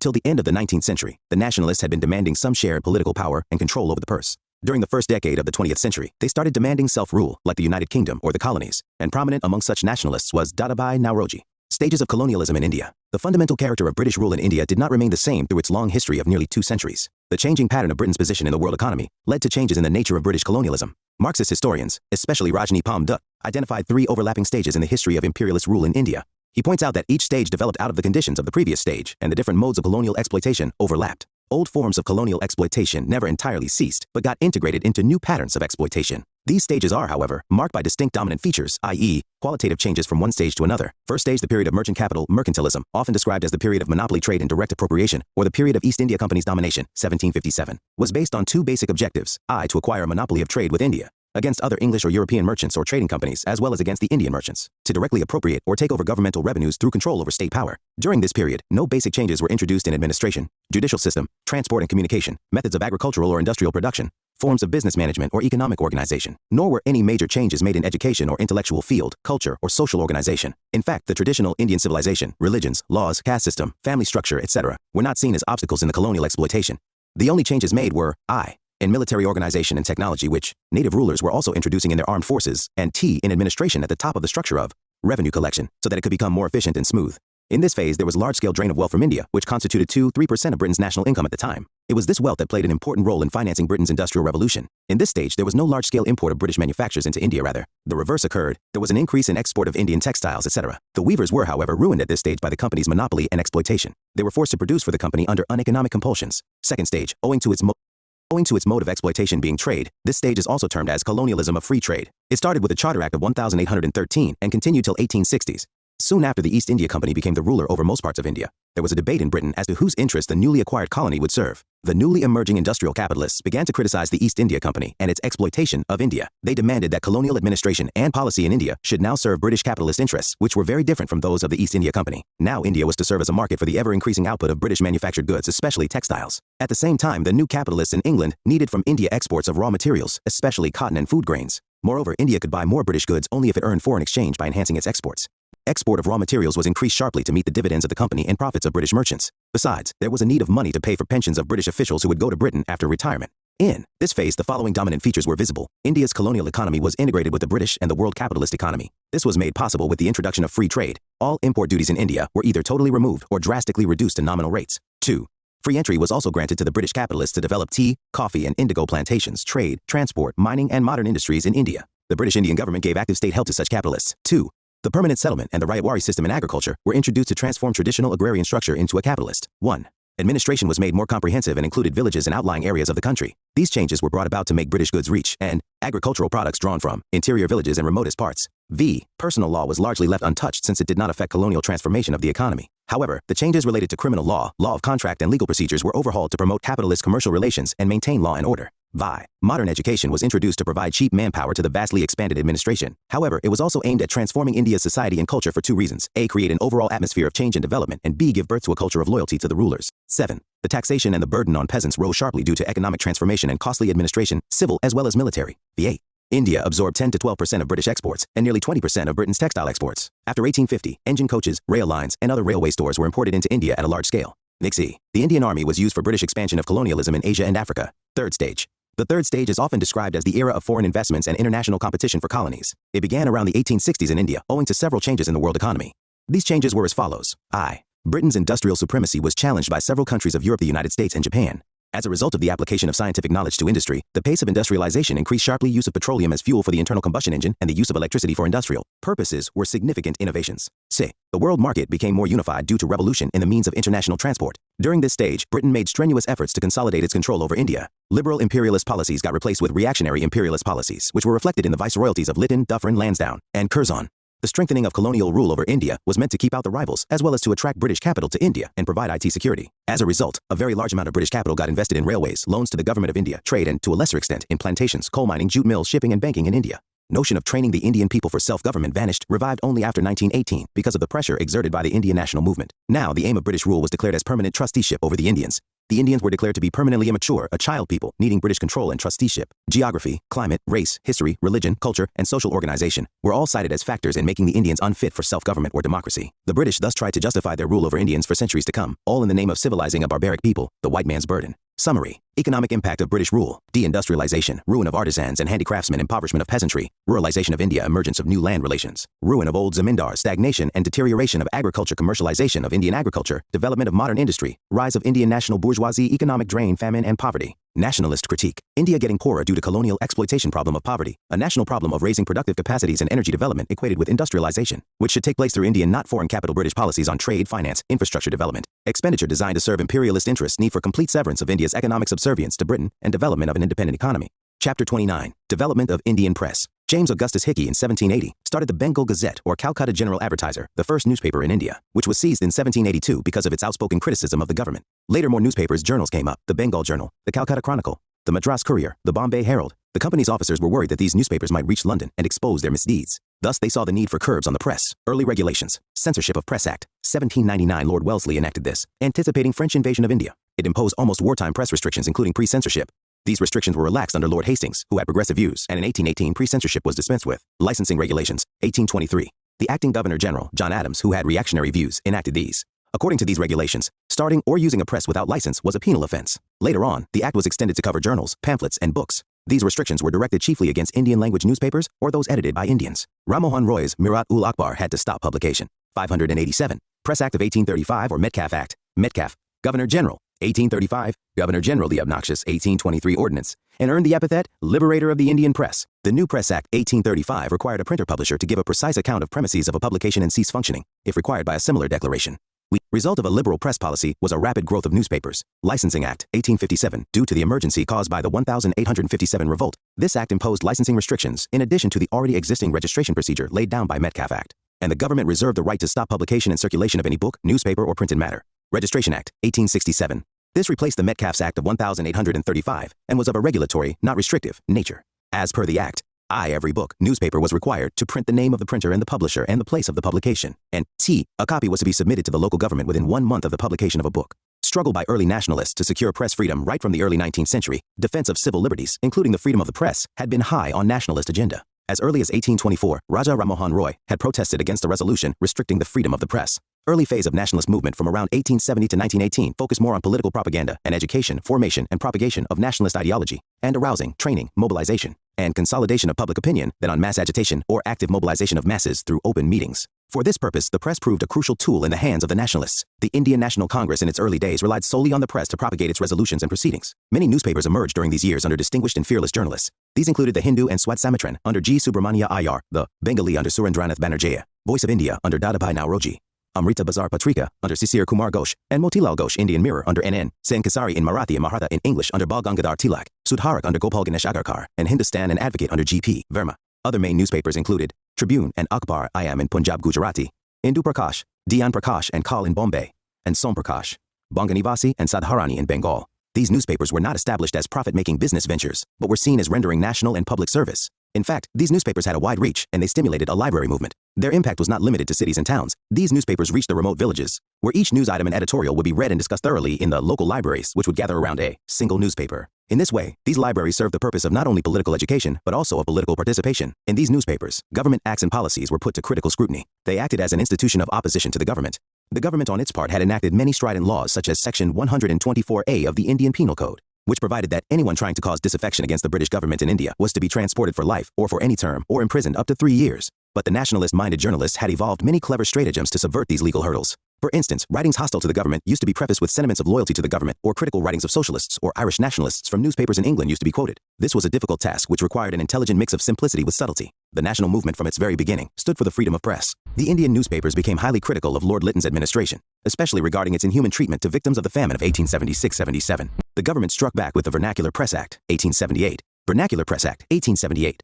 A bitter legacy of the 1857 revolt was the racial bitterness between the ruler and the ruled. After 1858, the European press always rallied behind the government in political controversies, while the vernacular press was critical of the government. There was a strong public opinion against the imperialistic policies of Lytton, compounded by terrible famine 1876-77 on the one hand, and lavish expenditure on the Imperial Delhi Durbar on the other. The Vernacular Press Act, VPA, was designed to better control the vernacular press and effectively punish and repress seditious writing in publications in Oriental languages. The provisions of the act included the following. 1. The district magistrate was empowered to call upon the printer and publisher of any vernacular newspaper to enter into a bond with the government undertaking not to cause disaffection against the government or antipathy between persons of different religions, caste, race through published material. The printer and publisher could also be required to deposit security, which could be forfeited if the regulations were contravened, and press equipment could be seized if the offense reoccurred. 2. The magistrate's action was final, and no appeal could be made in a court of law. 3. A vernacular newspaper could get exemption from the operation of the act by submitting proofs to a government censor. The act came to be nicknamed the Gagging Act. The worst features of this act were I. Discrimination between English and vernacular press. T. No right of appeal. Under VPA, proceedings were instituted against Som Prakash, Bharat Mihir, Dhaka Prakash, and Samachar.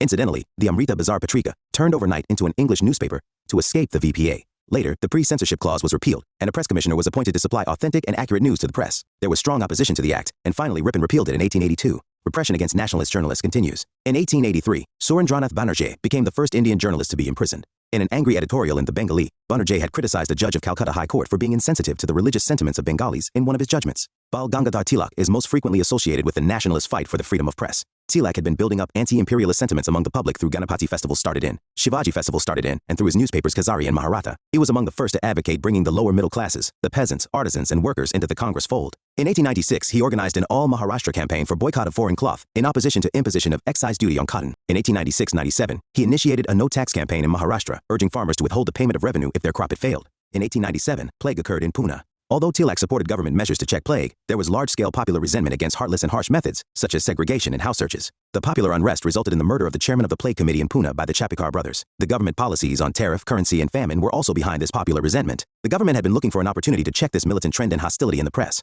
They decided to make Tilak a victim to set an example to the public. Tilak was arrested after the murder of Rand on the basis of the publication of a poem, Shivaji's Utterances, in Khazari, and a speech which Tilak had delivered at the Shivaji festival, justifying Afzal Khan's murder by Shivaji. Tilak's defense of Shivaji's killing of Afzal Khan was portrayed by the prosecution as an incitement to kill British officials. Tilak was held guilty and awarded rigorous imprisonment of 18 months. Simultaneously, several other editors in Bombay Presidency were tried and given similar harsh sentences. There were widespread protests against these measures. Overnight, Tilak became a national hero and was given the title of Lokmanya, respected and honored by the people, a new leader who preached with his deeds. In 1898, the government amended Section 124A and added another Section 153A to the Penal Code, which made it a criminal offense for anyone to bring into contempt the government has converted the entire nation into a prison, and we are all prisoners. Going to prison only means that from a big cell one is confined to a smaller one. Dabao, Gangadhar Tilak. Government of India, or to create hatred among different classes, that is, vis-a-vis the English in India. This also led to nationwide protests. During the Swadeshi and boycott movement, and due to rise of militant nationalist trends, several repressive laws were passed. Newspaper Incitement to Offences Act, 1908, aimed against extremist nationalist activity. The act empowered the magistrates to confiscate press property which published objectionable material likely to cause incitement to murder, acts of violence. Tilak, as the leader of militant nationalists, was tried on charges of sedition and transported to Mandalay, Burma for 6 years. This led to countrywide protests. In Bombay, textile workers and railway workshop workers took on the army in streets and went on strike for days. Lenin hailed this as the entrance of the Indian working class on the political stage. Indian Press Act, 1910. This act revived the worst features of the VPA. Local government was empowered to demand a security at registration from the printer-publisher and forfeit, deregister, if it was an offending newspaper. And the printer of a newspaper was required to submit 2 copies of each issue to the local government free of charge. According to Reba Chowdhury, the Press Association of India, in a memorandum on the operation of the Press Act of 1910, stated that nearly 1,000 papers had been prosecuted under the act. The total amount of securities and forfeitures which went into the hands of government during the first 5 years of the act was nearly Rs lakh, according to another official return made in. Over 500 publications were prescribed under the act. During and after the First World War, Defense of India rules were imposed for repression of political agitation and free public criticism during the First World War. In 1921, on the recommendations of a press committee chaired by Tej Bahadur Supru, the Press Acts of 1908 and 1910 were repealed. Indian Press Emergency Powers Act, 1931. This act gave sweeping powers to provincial governments to suppress propaganda for civil disobedience movement. It was further amplified in 1932 to include all activities calculated to undermine government authority during the Second World War. Under the Defense of India rules, pre-censorship was imposed and amendments made in Press Emergency Act and Official Secrets Act. At one time, publication of all news related to Congress activity was declared illegal. Summary. First newspapers in India. Early regulations. Censorship of Press Act 1799. Licensing regulations 1823. Press Act of 1835. Licensing Act 1857. Registration Act 1867. Early nationalist struggle for free press. Focus on political propaganda and education. Emergence of many nationalist-oriented newspapers. Journalism for public service and not for profit. Government efforts to suppress nationalist press. Vernacular Press Act. Features designed to control the vernacular newspapers. Nicknamed Gagging Act. Discriminated between the English language and vernacular press. Pre-censorship later repealed. Action against nationalist journals and journalists. Ripon repeals the act. Indian journalists continue to face repression. Surendranath Banerjee, first Indian journalist to be imprisoned. Bal Gangadhar Tilak as fighter for press freedom and government action against him. Further steps to suppress nationalist press. The Newspaper Incitement to Offences Act 1908 and Indian Press Act 1910. Chapter 30. Development of Education. Under company rule. For the first 60 years of its dominion in India, the East India Company, a trading and profit-making concern, took no interest in the promotion of education. Some minor exceptions were efforts by individuals. The Calcutta Madrasa was established by Warren Hastings in 1781 for the study of Muslim law and related subjects. The Sanskrit College was established by Jonathan Duncan, the resident, at Benares in 1791 for the study of Hindu law and philosophy. Fort William College was set up by Wellesley in 1800s for training of civil servants of the company in languages and customs of Indians, closed in 1802. The Calcutta Madrasa and the Sanskrit College were designed to provide a regular supply of qualified Indians to help the administration of law in the company's court. And the knowledge of classical languages and vernaculars was useful in correspondence with Indian states. Enlightened Indians and missionaries started exerting pressure on the government to promote modern secular Western education, as they thought that Western education was the remedy for social, economic, and political ills of the country. Missionaries thought that modern education would destroy the faith of Indians in their own religions and they would take to Christianity. Serampore missionaries were, in particular, very enthusiastic about the spread of education. A humble beginning by Charter Act of 1813. The Charter Act of 1813 incorporated the principle of encouraging learned Indians and promoting knowledge of modern sciences in the country. The act directed the company to sanction 1 lakh rupees annually for this purpose. However, even this petty amount was not made available till, mainly because of the controversy raised on the question of the direction that this expenditure should take. Meanwhile, efforts of enlightened Indians such as Raja Rammohan Roy bore fruit, and a grant was sanctioned for Calcutta College set up in 1817 by educated Bengalis, imparting English education in Western humanities and sciences. The government also set up 3 Sanskrit colleges at Calcutta, Delhi, and Agra. Orientalist-Anglicist controversy within the General Committee on Public Instruction. The Anglicists argued that the government spending on education should be exclusively for modern studies. The Orientalists said, while Western sciences and literature should be taught to prepare students to take up jobs, emphasis should be placed on expansion of traditional Indian learning. The Anglicists were divided over the question of medium of instruction. One faction was for English language as the medium, while the other faction was for Indian languages, vernaculars, for the purpose. Unfortunately, there was a great deal of confusion over English and vernacular languages as media of instruction and as objects of study. Lord Macaulay's Minute 1835, the famous Lord Macaulay's Minute, settled the row in favor of Anglicists. The limited government resources were to be devoted to teaching of Western sciences and literature through the medium of English language alone. Lord Macaulay held the view that Indian learning was inferior to European learning, which was true as far as physical and social sciences in the contemporary stage were concerned. The government soon made English as the medium of instruction in its schools and colleges, and opened a few English schools and colleges instead of a large number of elementary schools, thus neglecting mass education. The British planned to educate a small section of upper and middle classes, thus creating a class Indian in blood and color, but English in tastes, in opinions, in morals, and in intellect, who would act as interpreters between the government and masses, and would enrich the vernaculars by which knowledge of Western sciences and literature would reach the masses. This was called the downward filtration theory. Modern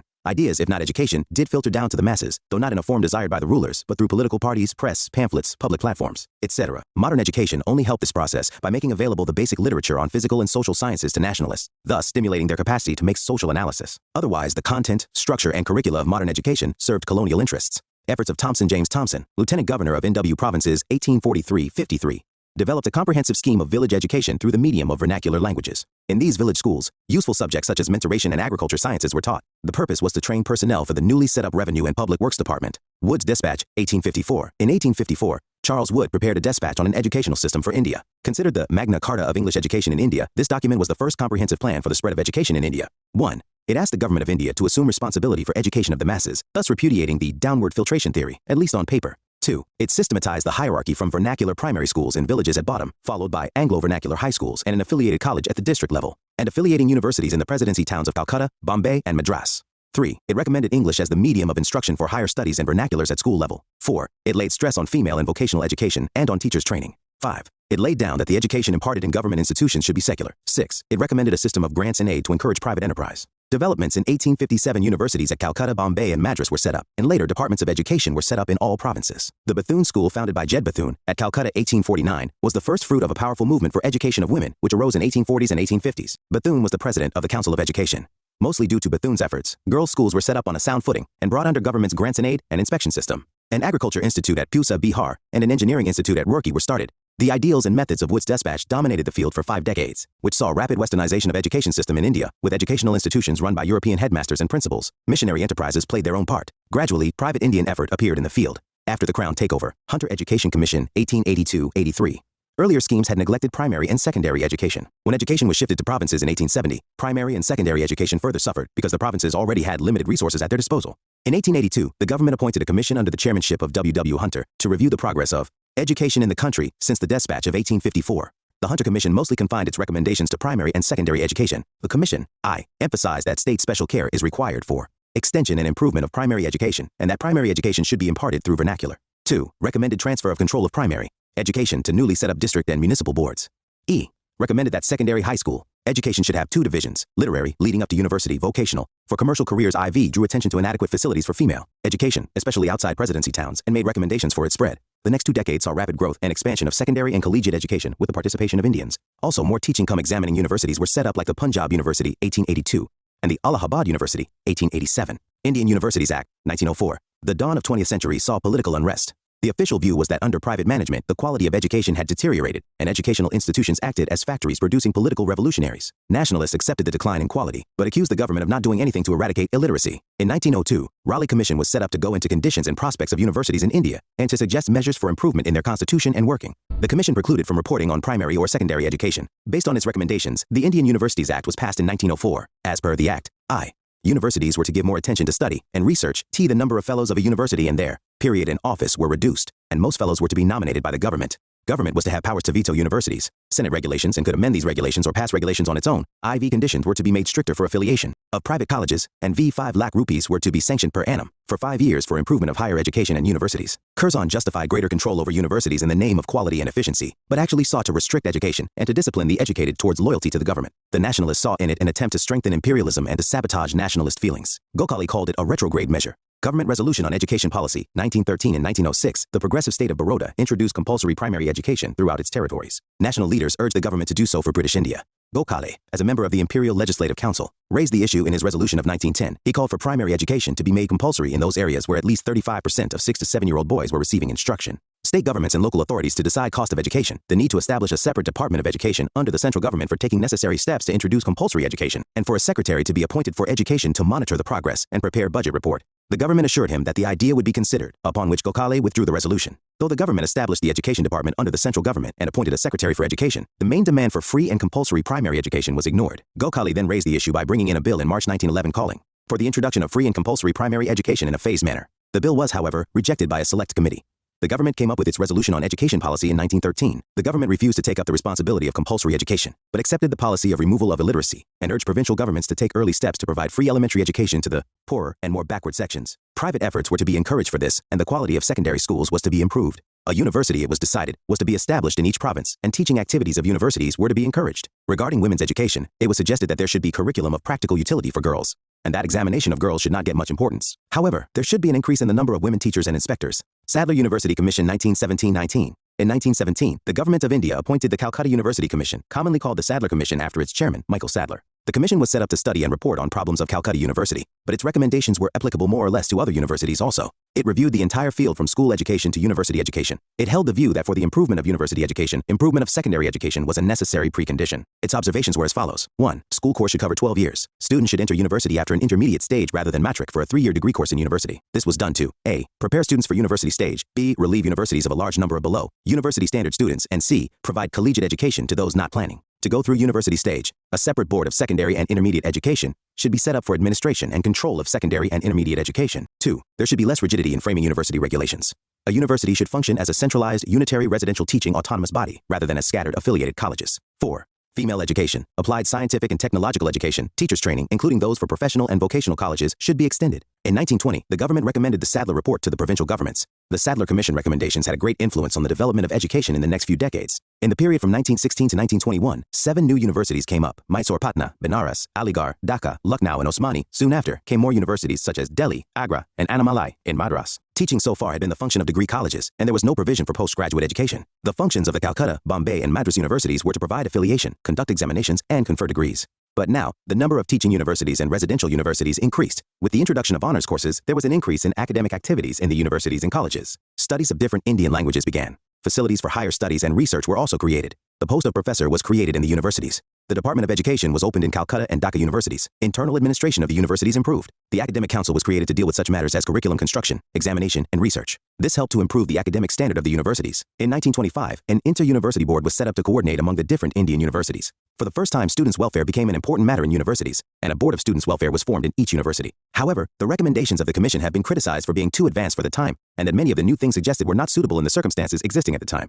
Education under diarchy, under Montagu-Chelmsford reforms. Education was shifted to provincial ministries, and the government stopped taking direct interest in educational matters, while government grants, liberally sanctioned since 1902, were now stopped. Financial difficulties prevented any substantial expansion, but still education grew, especially under philanthropic efforts. Hartog Committee, 1929, an increase in the number of schools and colleges had led to deterioration of education standards. The Hartog Committee was set up by the Simon Commission as an auxiliary committee under the chairmanship of Philip Hartog to prepare a report on education. The main findings and recommendations of the committee were as follows. Primary education. There were serious shortcomings in the primary education system as it existed. Quantitative expansion of primary schools was not enough. Improvement in their quality was necessary. There was a lot of wastage and stagnation. The withdrawal of children from a school at any stage constituted wastage, as the money and time spent had failed to give the children literacy. The reasons for children being withdrawn were mainly poverty, ignorance, caste barriers, religious conservatism, seasonal diseases, and agricultural failure. Stagnation meant the detention of children in the same classes for more than one academic year. This, in turn, led to withdrawal of the children from schools. The reasons for such stagnation were that most schools were run by just one teacher. Teachers were not well qualified. There was a lack of women teachers, schools were often short-lived, and there was a lack of school inspection. Recognizing that primary school education was of national importance, the committee recommended that the government should be responsible for the control and inspection of primary schools. It said that primary education should be for 4 years. The school timings and the curriculum should be such as to suit the environment and conditions of the locality where they are. and the subjects selected should have practical value for the students. There should be refresher courses and training programs to improve the quality of primary school teachers. School inspection should increase in number as well as in efficiency. Primary schools should serve as community centers that could provide adult education, medical relief, and facilities for recreation to the people of rural areas. Secondary school education. The defects of secondary education included the fact that it was highly examination-oriented, and there was a large number of failures in the matriculation examination. It recommended the introduction of a more diversified curriculum. Students would benefit from the introduction of alternative courses in the high schools, as the students could then choose courses according to their aptitude. The committee recommended the inclusion of industrial and commercial subjects. Higher education, though the focus of the committee was on primary education, it also evaluated the condition of higher education. It found that the standard of education was low, there was overcrowding in universities, and libraries were not well equipped. The committee suggested that affiliated universities be established besides unitary and residential universities, the condition of university libraries be improved, honors courses be opened, and students be admitted on the basis of abilities and aptitudes. The committee asserted the importance of developing learned and liberal-minded individuals who would be capable of undertaking responsibilities. Women's education. Regarding women's education, the committee recommended that the education of boys and girls should get equal importance. More primary schools for girls should be established, and the curriculum should include hygiene, home science, and music in secondary schools. Attention should also be given to the training of women for teaching jobs. The report of the Hartog Committee was effective to an extent in improving the quality of primary education. However, the quantitative expansion suffered. Secondary school education improved. The number of affiliated colleges also went up. Sargent Plan of Education. Sir John Sargent, the educational advisor to the government of India, was deputed to draw up a memorandum for the development of Indian education after the Second World War. His memorandum was submitted to the Central Advisory Board of Education in 1944. The report analyzed the prevailing situation in education and provided a long-term plan for educational development in India. It gave details of programs and schemes directed towards reconstructing the education system. The aim of the plan was to bring about universal literacy in India within 40 years of its introduction. The main recommendations made in the report were as follows. There should be free pre-primary education for children between the years of 3 and 6, the objective being to give the children social experience. The teachers in these nursery schools should be women adequately trained for the work. There should be universal, compulsory, and free education for the 6 to 14 years age group. This group would be divided into 2 stages, namely junior basic 6 to 11 and senior basic 11-14. The fundamental principle of education at this level should be learning through activity. There should be an emphasis on learning some basic craft or crafts suited to local needs and conditions. Activities at the senior basic level should include physical training and organized games. High school education should be for a period of 6 years for selected children from the age of 11 years. The selected students must be well above the average ability and have exceptional aptitude for higher studies. Fees may be charged, but there would also be studentships, and the poor could get scholarships. There were to be 2 streams in high schools, academic and technical vocational. The high schools in the academic sphere will impart instruction in the arts and pure sciences, while the high school in the technical sphere will provide training in applied sciences and industrial and commercial subjects. The curriculum in both spheres will include art and music, and all girls should be taught domestic science. The mother tongue would be the medium of instruction in all high schools, while English would be a compulsory second language. Students were not to leave school till the age of 14. As for university education, in the absence of suitable method